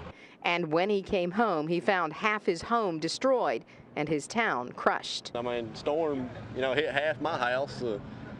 I just think, I really don't know what to think about it. I mean, look around, seeing it all, it's just chaos, really. Our prayers certainly with him and everyone who's been affected today. Crews from Huntsville and the National Guard were on hand to help. Even between storm cells, people tried to patch up broken windows to protect what was left to prepare for the next rebuilding process. And we've also received word Coleman Regional Medical Center has canceled all outpatient and elective procedures on Thursday. If you have an emergency in Coleman, call 911. Well, authorities in Calhoun County are searching for a number of people unaccounted for in Ohatchee. Emergency crews swarmed onto the Virgil Drive and Eagle Cove area off Highway 77 searching for survivors. Now, homes are heavily damaged, some ripped off their foundations. EMA says the heaviest damage is in an area near the Coosa River. The Sheriff's Department says a man was tossed into the river. He survived, but he is still looking for his wife. Crews are still trying to clear debris to get into neighborhoods. Well, dozens of homes have been destroyed in the Smithfield area. That's right. It's a section of the metro area that bore the brunt of a tornado outbreak 30 years ago. The Night Team's Jeremy King is live along Daniel Payne Drive with more there. Jeremy?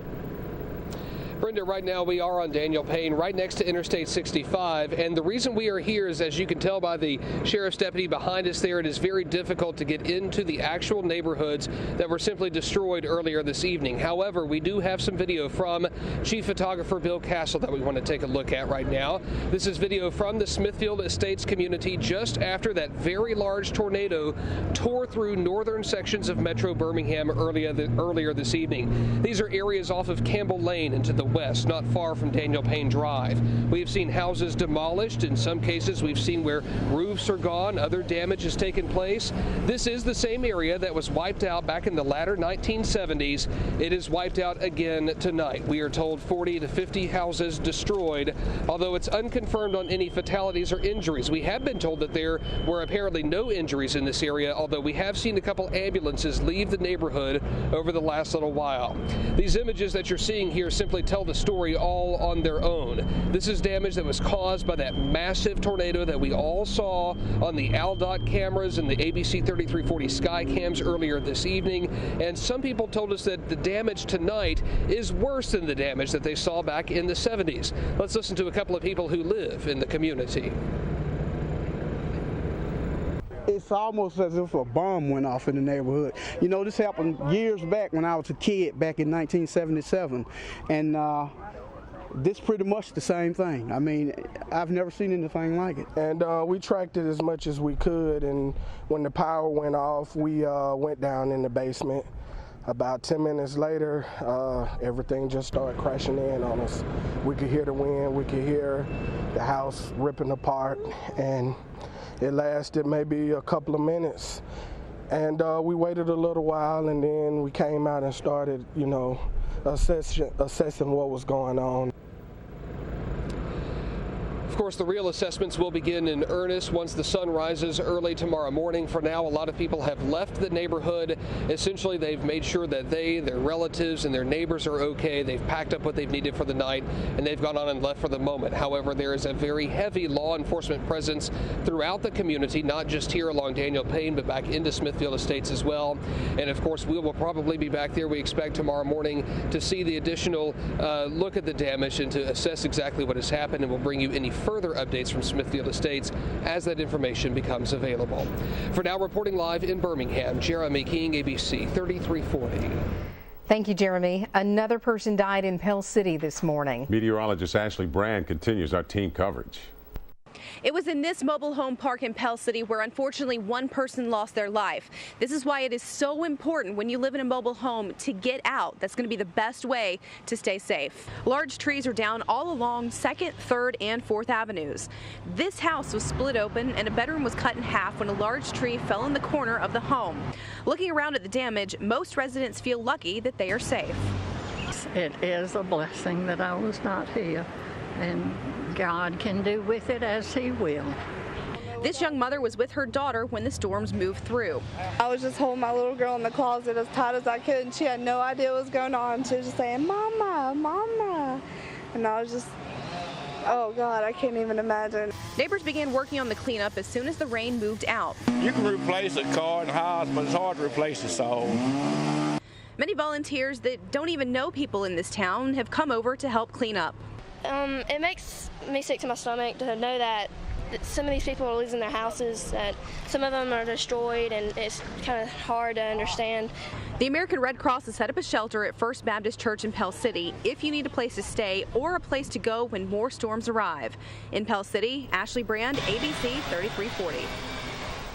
In Birmingham, trees fell on this Inslee home, missing a mother and her son, but forced her outside of it. Now, part of the tree also fell on her car. The front part of Judith Keeby's house is basically destroyed. She and her son stayed towards the back of the house and were able to get out okay. You know what I'm saying? It's lucky that no one's hurt. You know what I'm saying? Me and my mom was nobody hurt or anything. You know, material stuff could be replaced, but you know, a life is more valuable than that. Well, and take a look at this video we have from Veterans Park in Hoover. That's where the city is getting ready to celebrate Hoover Day this weekend. Tents for the event were thrown for yards. Winds ripped them from their stakes in the ground. Now, this is the second year Celebrate Hoover has been damaged by severe weather. Well, down the street on Caldwell Mill Road, trees and power lines fell, blocking the road, but that didn't keep people from taking a look at the scene. Many gathered on Caldwell Mill Bridge. One man who lives nearby says he could hear the trees and power poles snap. Well, at this point, many school systems across central Alabama have canceled classes for tomorrow. There are too many to name right now, but we will highlight a few. Tuscaloosa schools will be closed Thursday and Friday. Jefferson County schools and offices are closed tomorrow. Hoover is running on a 2-hour delay. Anniston is also on a 2-hour delay. We have a full list running at the bottom of the screen as well as on our website at abc3340.com. Others will also certainly be closing, so check with your child's school system in the morning to be absolutely sure. Well, Governor Bentley has activated 1,300 National Guard soldiers to respond to storm-damaged areas all across the state. Even while the storms were still tearing through the state, Bentley assured Alabamians aid would be on the way as they start to rebuild. We're going to reach out to everyone that's hurting, and it's going to take days. It's not, or weeks. It's not going to be a quick response, but we're going to do it as quickly as we possibly can, and meet the immediate needs first. And of course, the immediate need is to make sure people are safe, and that we get people the medical help, and then help those families who have lost loved ones. And we can tell you that President Obama has signed a disaster declaration for Alabama tonight. Bentley says EMA crews will get into storm path areas as soon as possible to evaluate the severity of the damage and make a plan to provide recovery assistance. But Bentley also spoke to the people of Alabama, and he thanked them for helping their neighbors in a time of need. Well, as we go to break, we want to share pictures with you from our viewers from today's storms, and some of them are amazing.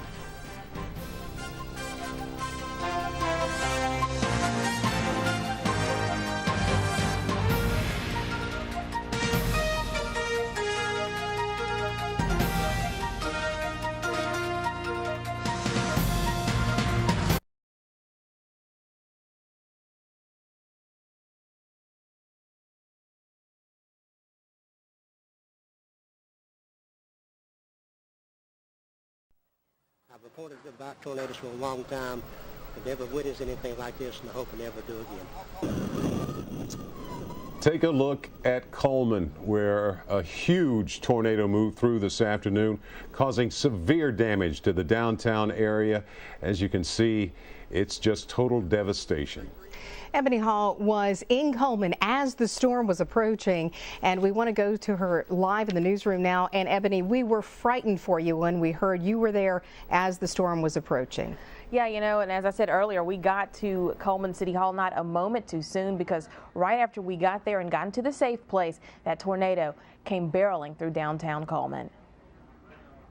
Ricky Gilliland says he saw this tornado coming, barreling its way towards downtown Coleman. What he did next is not recommended. I looked up, and right in my face, about 200-300 feet in front of me, is the tornado's there coming straight toward my house and me. So I run to my truck as quick as I can and jumped in it and tried to outrun it.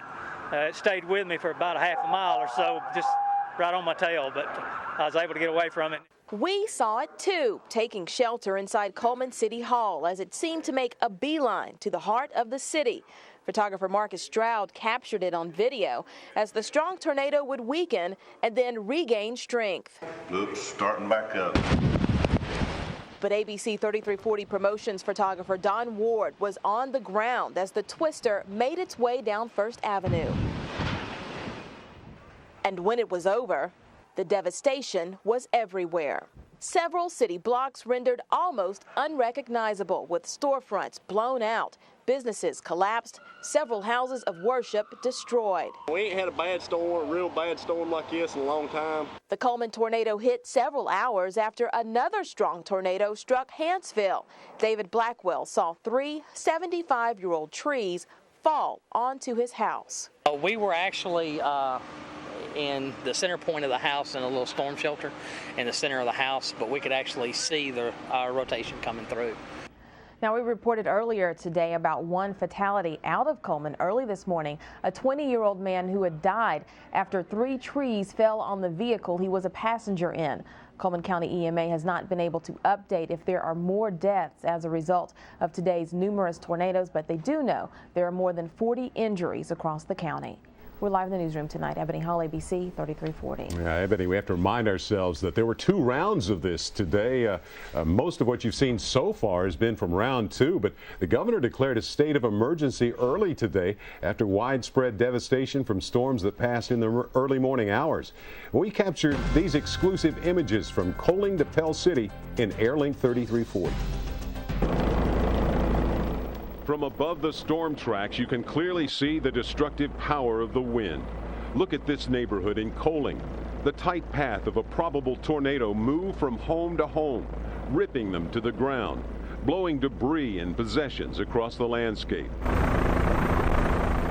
The damage was widespread across the Birmingham metro area, from Moody, where roofs were torn off of buildings and homes. Hundreds of trees snapped off like matchsticks. To Pell City, where there was roof damage to O.D. Durant Junior High School, part of the field house blown down.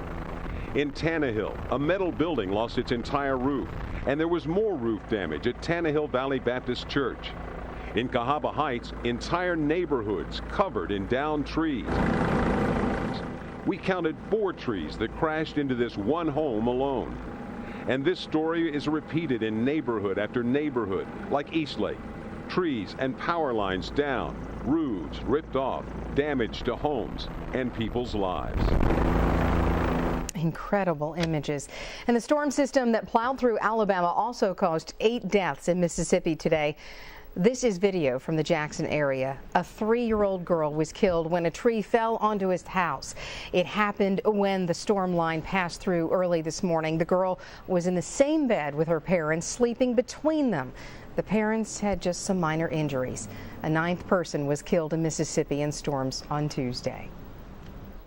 Well, James Spann joins us with weather now. Glad to see you finally getting a chance to sit down. You have been doing this almost 40 years. Have you ever seen a day like today? It's reminiscent of the 70s. You know, Dave and I lived through the 70s, and the April 3rd, 1974 super outbreak was the big one. And it will be interesting to see how this correlates to that in terms of the number of tornadoes, number of deaths. We don't know right now how many tornadoes. We don't know how many deaths.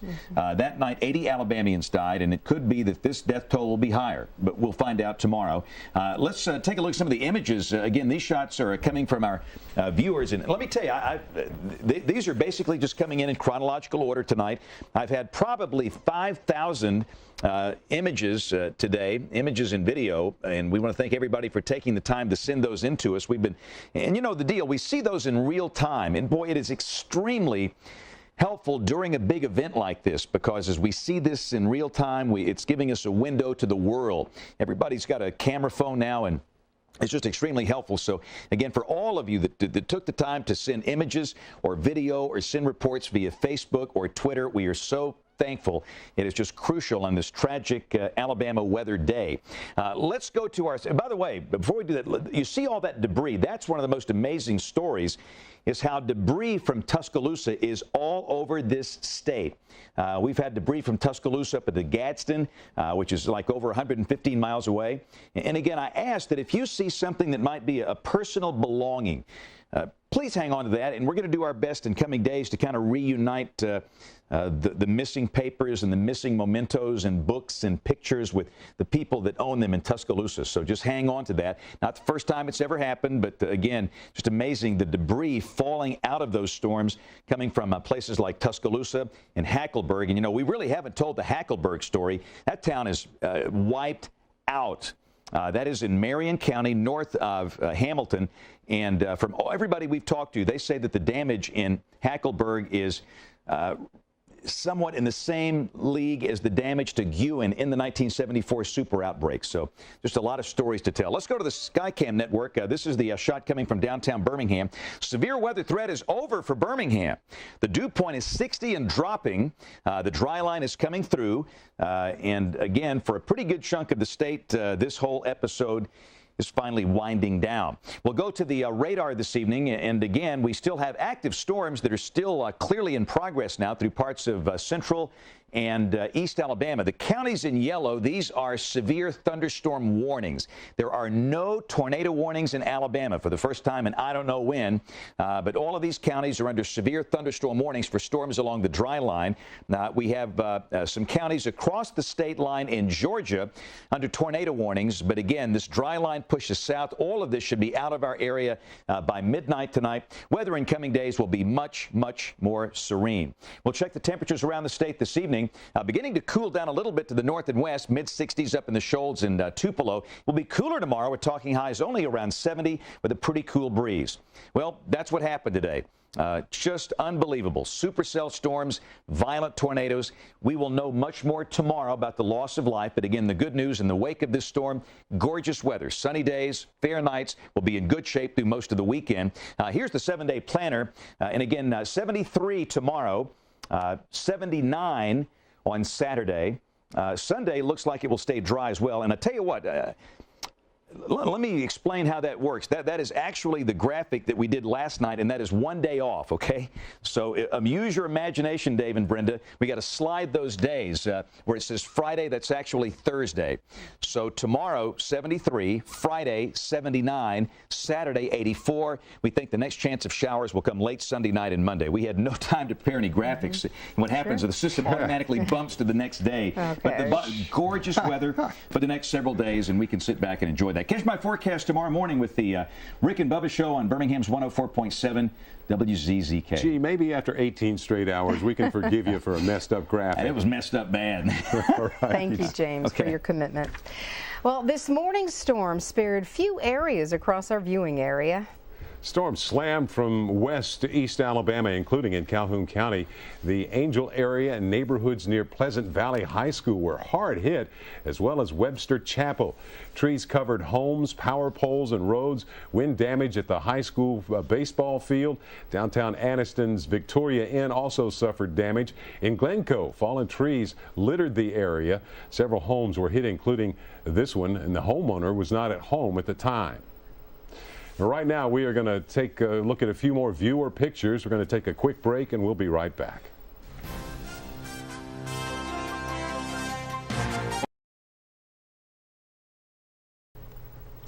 Morning storms packing a roundhouse punch in the Key community in Cherokee County, knocking off New Bethel Baptist Church's steeple. Crews raced to prep the 21-year-old building for tonight's storms, hoping to water and debris get it from getting inside the church. And the pastor says that the congregation won't let anything, not even this damage, destroy their faith. And if we have to meet out in the yard or if we have to meet in our barn, we'll do what we need to, and we'll continue to meet and worship the Lord. And homes from around Weiss Lake, just off Highway 411, also suffered some damage. Well, on the other side of the state, in Tuscaloosa County, coaling is also struggling to recover. The people who live in those neighborhoods say they've always known they had a close-knit community, but what happened today showed them the strength in their numbers. ABC 3340's Yanu Adagio has their story. And I just saw like a flash of lightning, and my husband said, "Don't panic, turn your alarm off. I'm going to run and get our baby. You need to go to the closet." In that moment, Karen Davis and her family knew destruction was headed their way. I got there as quick as I could, and by the time he got that baby, I just started hearing stuff flying and glass was breaking, and I knew it was pretty bad. Karen ran to her bedroom closet, a storm shelter they built in their house. It would be the part of the house least damaged by the storm. Her husband ran the opposite way. He went to the front door, and I heard him yell to my neighbors, "Get over here now." Karen Davis says her neighbors ran across the street barefoot to her house, but then moments later, this is what was left. 2 cars in the driveway, but no house. It's sad. It's sad. Nothing left but their lives. Bishop immediately drove over to help salvage what was left of her friend's belongings. She says Reggie Bishop and his son were both hurt, but alive. And both Davis and Bishop say that is the blessing in the midst of their destruction. And I'm just so grateful. I'm grateful to be alive. I'm alive, my baby's alive, my husband's alive. We made it. He saved them. No alarm, no newscaster, no radio, no. It was God. Reginald Epps is a Northport firefighter. He did undergo surgery this morning. His fellow firefighters have set up a fund for his family. The Fayette County town of Berry took a hard hit from the storms early this morning. ABC 3340's Isaiah Harper has that part of our coverage. It looks like the morning storm whipped through downtown Berry like a mixer. Plenty rough wind. I didn't hear it too bad because it was down the basement in the house. James Shepard had just arrived at his brother's house to take shelter. Moments later, the home and his pickup were crushed by this giant tree. I knew that one went in the house, but I didn't know it was out here on the truck. See, that one that's come this way, and it's still dark. I didn't see it. Pretty strong storm.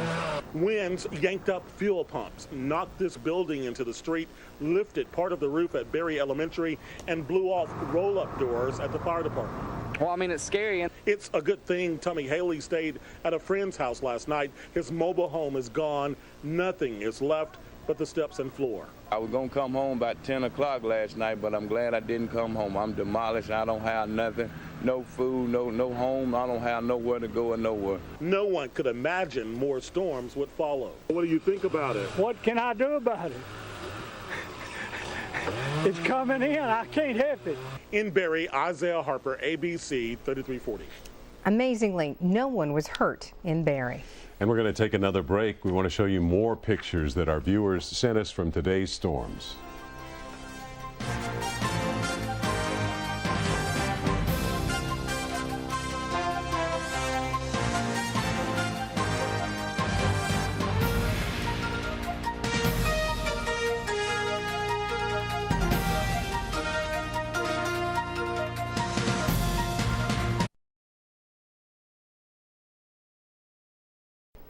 Well, today's severe weather outbreak is like a recurring nightmare for some people in Center Point. That's right. There's even more storm damage to clean up there. Trees are down and cars and homes.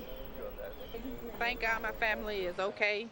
In Center Point, near 26th Avenue and 5th Street Northeast, there were power lines on cars, power poles snapped, and dozens of trees down in yards and homes. The overwhelming sentiment, the damage the storm left behind is minor compared to loved ones' lives. Woke us up about 6 and we headed downstairs to the basement. Adrienne Pickett had a tree down on her home. It's a wonder of God, I tell you. No one can say that there's not a God, because only God can do something like that. This is what I'm most worried about right here. Blaine Winstead says he was at work when his home was hit by the storm. Everybody's okay. I mean, that's the main thing, you know, loss of life. That's something that's irreplaceable. Everything else, you know, can be replaced. Cars, houses, that's all minor. Inconvenience of not having power today, maybe tomorrow, you know, that's just part of it. Cindy Bankston rushed to her mother-in-law's home after an early morning call. The tree crashed through the ceiling. So I was pretty shocked when we saw it. I was afraid that it was just going to be kind of leaning on it, and then when I saw that it's actually come through the roof, it's pretty bad on the inside. Brenda LeDunn, ABC 3340. And this is the second time many in Center Point have endured storm damage within the last week. And one of the tornadoes touched down west of Tuscaloosa and tore through parts of Birmingham. Right now, there are 10 confirmed deaths in Jefferson County and even more expected. Thomas, I'm sorry, I didn't hear you. As the search continues this evening, and we will continue to follow all those stories, and we're going to toss a break right now with more of your images.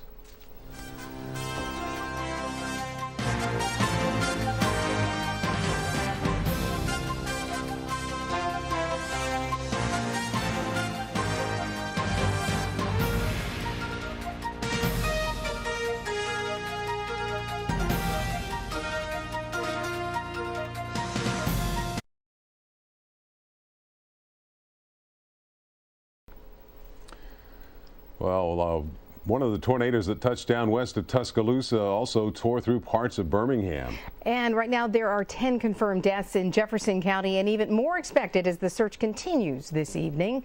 ABC 3340's Honora Gathings is in that area right now. And Honora, what's the very latest from there?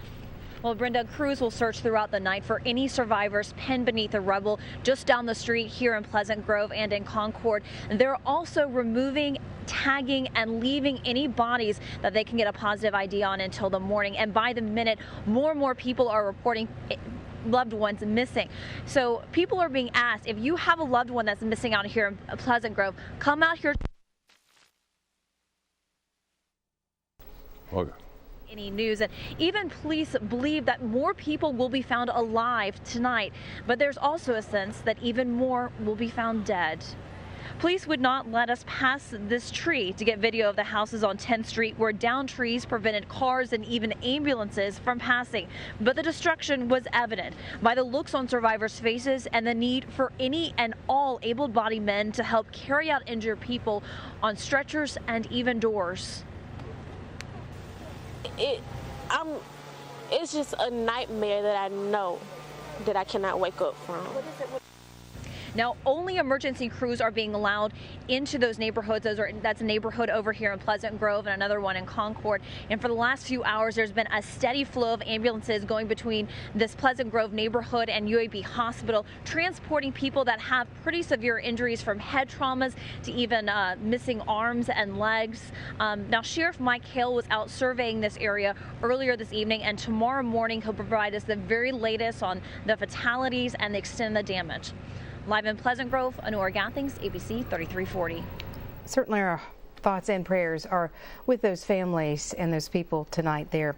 And just a few miles away from the devastation of Pleasant Grove, that same storm caused major damage in Pratt City. A triage area has been set up to make it easier for emergency responders to treat the victims. ABC 3340's Chris Harris is outside that center right now. And Chris, tell us what you see. Yeah, it's pretty much the culmination of the day for the people here in Pratt City and the Inslee area. Just over my right shoulder is that makeshift triage center that's been set up.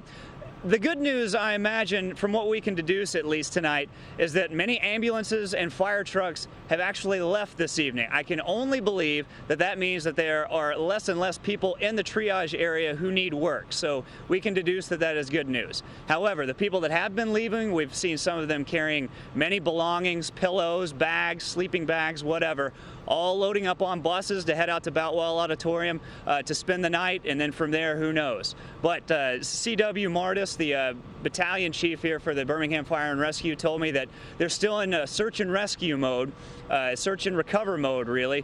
They don't know how many people really came through here. I can imagine it was at least 100, judging by the people who've been coming and going for the past couple hours that I've been here. They did report on one fatality, but still much more to be learned, and as the daylight comes tomorrow, I'm sure we'll have plenty more to see. But for now, reporting here from Pratt City, I'm Chris Harris, ABC 3340.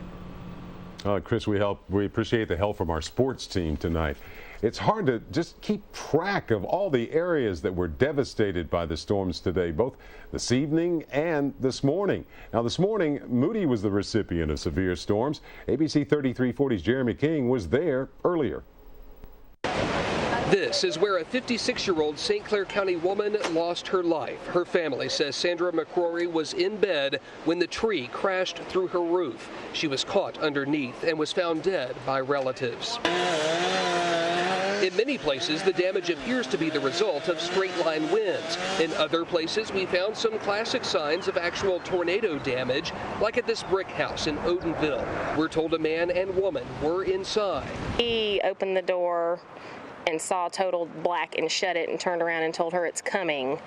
And by the time he said that is when she went flying. She was blown through the house along with furniture and debris. And they think she has some broken ribs, but we're not sure yet. From what we can tell, the man and woman who live in this house should be okay. What we don't know just yet, though, is exactly what type of storm caused this specific damage. It looks like the damage of a small tornado. You've got the twisted metal over there. You have bricks that have been shattered and spread in all different directions. Vehicles that have been picked up like that truck and then dropped into the pool. But neighbors have little damage.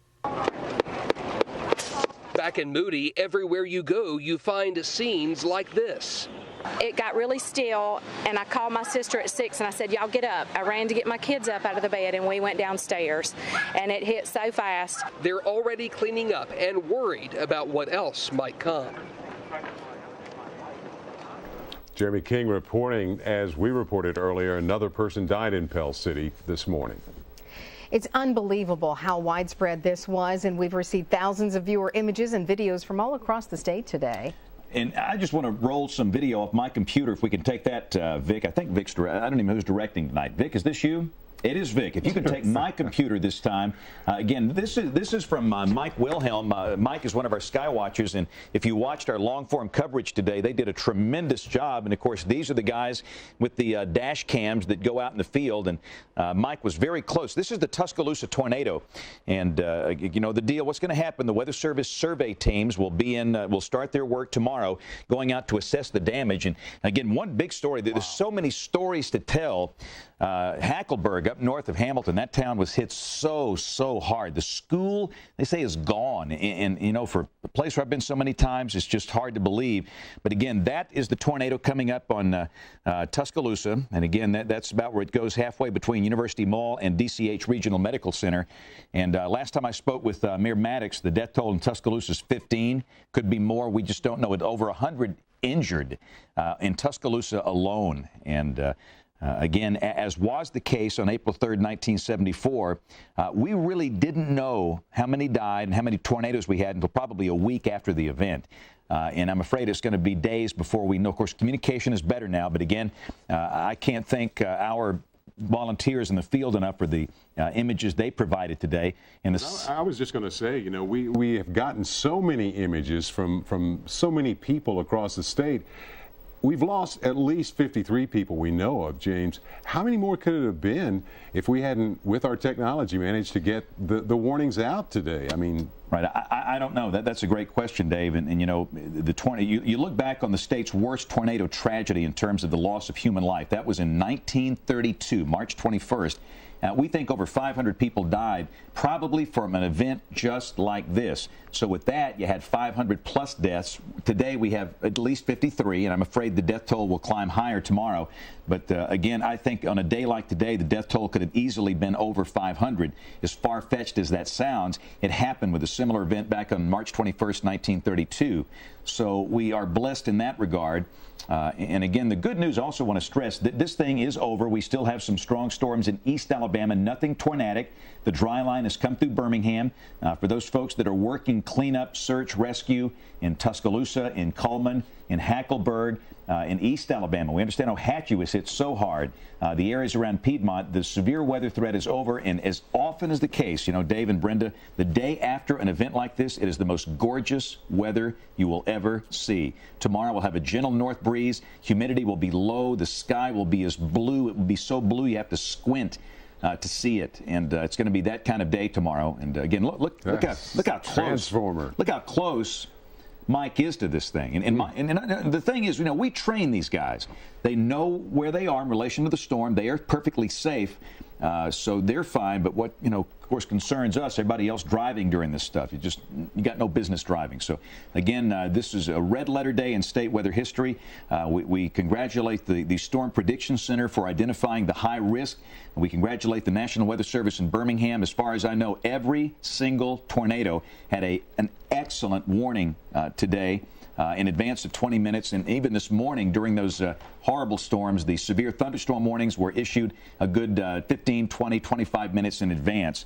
And people that have weather radios, your alarm should have sounded this morning before those storms got there, and that's why those things are critical. You know my position on sirens. I don't like them. You can't hear them inside a building. You can't hear them inside a home. There are days I wish you just take them down. And I know they serve a purpose, but again, this brings back the importance of getting the warning, having a plan, and doing the right thing. So we have a tragic loss of life, but I do think in coming days we're going to hear stories of heroes, people that went so far above the call of duty to make people safe. And those are the stories I can't wait for y'all to tell. And y'all are great storytellers, so I look forward to that. And we're already getting calls from people offering to help and wanting to know where they can help people repair damage and cut trees and remove trees. But you also mentioned traffic and driving in these things. Ooh, boy. Yeah. When I was in Coleman tonight, just looking at some of the cars and how twisted and torn they were, what you tell us to get out of the car and get into shelter is absolutely true. It was frightening to see how this metal was simply twisted. Right. And also I want to say, people should not have a phobia of storms. These days are rare. I've been doing this since the Civil War. That's true. The 1974 outbreak, I was still in high school. I was not doing this for a living, so I technically did not work that. I worked it as a volunteer, but in my career, I would say this is the one day this has happened, and I started doing this here in 1979. So don't be afraid of storms. This is what we experience today is probably a generational type event. Which in a way is good, but for most of us, the next generation will deal with it the next time it happens. But we do have to have a healthy respect for storms, and hopefully this will remind everybody that warnings are important, and this is serious business. And but generally speaking, I think we got through it okay today. Hey, congratulations to you and Jason and Ashley, the entire group, our whole weather team. We appreciate it so much. You warned us it was going to be a red letter day far in advance, and it was, and enough can't be said. It's our pleasure. Thank you, James. Well, as we go to break, we want to show you some more of our pictures. Promotions director, photographer Don Ward was in Coleman when the storm hit and went right over his head. We want to show you. Holy look at that.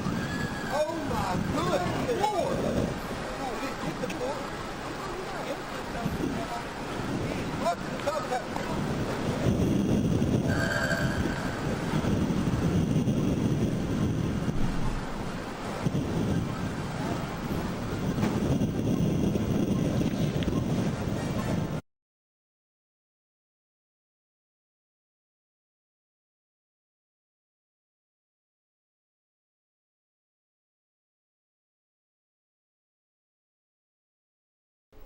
Coleman was one of the hardest hit areas this afternoon in the storms. A series of tornadoes hit the downtown area, doing major damage to numerous buildings. And little more than an hour later, another tornado touched down in the area. The night team's Ebony Hall was in the Coleman area when the storms moved in Coleman. She's in our newsroom right now with more on what happened. Ebony? Yeah, you know, we were there, and thank goodness Coleman City Hall was open. We took shelter in the city vault there. Now, photographer Marcus Stroud got video as the huge tornado would form, break up, and then reform even stronger. We watched as it came right towards City Hall, but then made a sharp turn and headed towards the heart of the downtown area. And that tornado was devastating, not only to that area, but everywhere it went. Now, while we were at City Hall, promotions photographer Don Ward was on the street downtown getting video of the tornado. He and another co-worker, Gina Womack, took shelter in a parking deck downtown. The tornado destroyed several churches, including First Baptist of Coleman. Now, Gina told us that the steeple of that church was really leaning against those high winds. And it's a miracle to report that when we left this evening, that steeple was still standing. We're live in the newsroom. Ebony Hall, ABC 3340. I'm glad you're okay. At this point, many school systems across central Alabama have canceled classes for tomorrow. And there are too many to name right now, but we will highlight a few. Tuscaloosa schools will be closed Thursday and Friday. Jefferson County schools and offices are closed tomorrow. Hoover is running on a 2-hour delay. Anniston is also on a 2-hour delay. We have a full list running at the bottom of the screen, as well as on our website at abc3340.com. Others will almost certainly be closing, so check with your child's school system in the morning to be absolutely sure. There wasn't much good news today, but we can tell you there was no structural damage at the University of Alabama. However, many of the students who live off campus have been impacted by the massive tornado that passed through near McFarland Boulevard and 15th Street. Now, UA has opened an emergency call center for parents who have students at the university. Now, students can also call if they need a place to stay tonight. That number, 205-348-1001, or you can call toll-free at 1-877-408-1001. Parents and students can also get updated information by going to ua.edu. Today's storms are even affecting one city's water system. Authorities in Jacksonville say power outages are putting a strain on the pumping system for the city water utility. Jacksonville city leaders ask that people conserve water. Well, dozens of homes have been destroyed in the Smithfield area of Birmingham. Now, it's a section of the metro area that bore the brunt of a tornado outbreak 30 years ago. The Night Team's Jeremy King is live along Daniel Payne Drive with more there. Jeremy, how is it out there? Brenda, this is specifically the Smithfield Estates area just north of Daniel Payne. And, you know, a few minutes ago, we had something that happens on nights like this whenever you have had severe weather that just reminds you of the human toll that has been taken. Everything's been calm for the last little while. Everything's been relatively quiet for the last little while. And then all of a sudden, coming from the direction of Highway 78, another several ambulances, out-of-town ambulances, racing through, trying to make it toward downtown Birmingham. And you are reminded immediately of the toll that's been taken in several different counties tonight and the injuries and the fatalities that we've seen. Let's go on and show you some more video. These are additional images from Chief Photographer Bill Castle, who was able to get back into the Smithfield Estates area just moments after that massive tornado tore through northern sections of the Birmingham metro area. You can see many homes were simply leveled. Others, half the house might be gone. In all, about 40 to 50 houses around the Smithfield Estates area. This is off the Campbell Lane area, back in that area to the west of I-65, have been destroyed with tonight's storm. And yes, this is the same neighborhood that suffered severe damage back in the late 1970s when a similar storm blew through. Although some people tell us that the storm tonight was worse than the storm that they had back in the 70s. We have some additional comments from the people who witnessed tonight's storm, some of whom remember the storm back in the 1970s. Let's listen to what they told us this evening. The sirens went off and the wind picked up, the rain started blowing, and you know, I stood on the porch as long as I could before I went to take shelter myself, and it came in from the south, I guess southwest, and by the time I got downstairs to take cover, it's like the house just started to shake. Well, my family has been here for 40 years. This house was bought when we moved here when I was a week old. Everybody pretty much knows each other, and the only thing I can say is we're just going to try to have to pull through. And certainly this community will be pulling through, although it'll be probably sunrise tomorrow morning before we're able to get that better assessment of the damage in this area. As for injuries in Smithfield Estates, we had been told earlier that there were no reports of injuries, although we have seen a couple of ambulances come down Trax Drive earlier this evening, which would indicate they were coming out of the Smithfield Estates neighborhood. We'll have more information from that neighborhood as it becomes available. For now, reporting live in Birmingham, Jeremy King, ABC 3340. And we want to thank you, Jeremy. Again, be careful on the highway in the morning. Debris could be strewn across the highway and many roadways in the area. And we want to take a quick break and take a look at a few more of the pictures, amazing pictures that our viewers sent us today.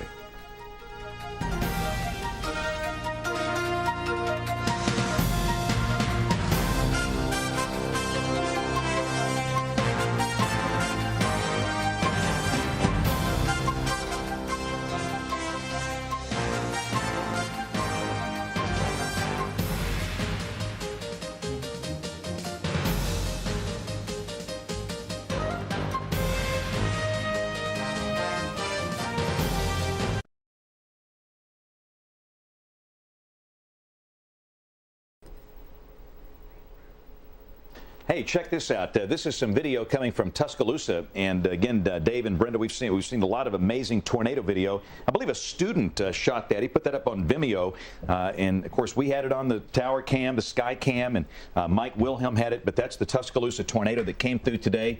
At least 15 people were killed by that tornado, and headed straight for him too. It really is, and you know, I think it was in the parking lot of University Mall. And that's pretty amazing stuff. And we're going to sort through all the video and the images, and I'm sure we'll see even more amazing video in coming days from this whole thing. But again, the good news, severe weather over. Tomorrow, clearing, sunshine returns, beautiful with a high in the low 70s. Just gorgeous weather tomorrow. And of course, we want to thank the weather team for all they've done today, but also our news team. That's right. Some folks already work double shifts and are starting on triple shifts. I mean, we're awful proud of the reporters, producers, and everyone who took part in this effort today. Production. Don't forget production. They really make it happen. We love you back there, man. Denise. Everyone that helped. We start calling names, we'll leave somebody out. Yes, but we already left Sid out. And they're already, Sid and Tina are mad over here, but listen. It's a big team effort. That's what we're engineering to keep this thing on the air. This is a complicated TV station. And now with 3 transmitters and the internet and everything else, they were just fantastic. So again, thanks to everybody. Yeah, that's why we call it a team, right? Yep. And we also thank you for joining us for just an amazing day that will live on in history books, certainly. Also, tomorrow morning, be careful as you get out and about and you're traveling. There are still a lot of down power lines, and as I was traveling back from Coleman tonight, I noticed a lot of debris on the highway. So please, as you're traveling in the morning, use extreme caution. What a day, and tomorrow we begin to cover the aftermath. Our next news tomorrow morning at 4:30 on Good Morning Alabama. Please join us then and throughout the day. Good night from all of us here on the Night Team.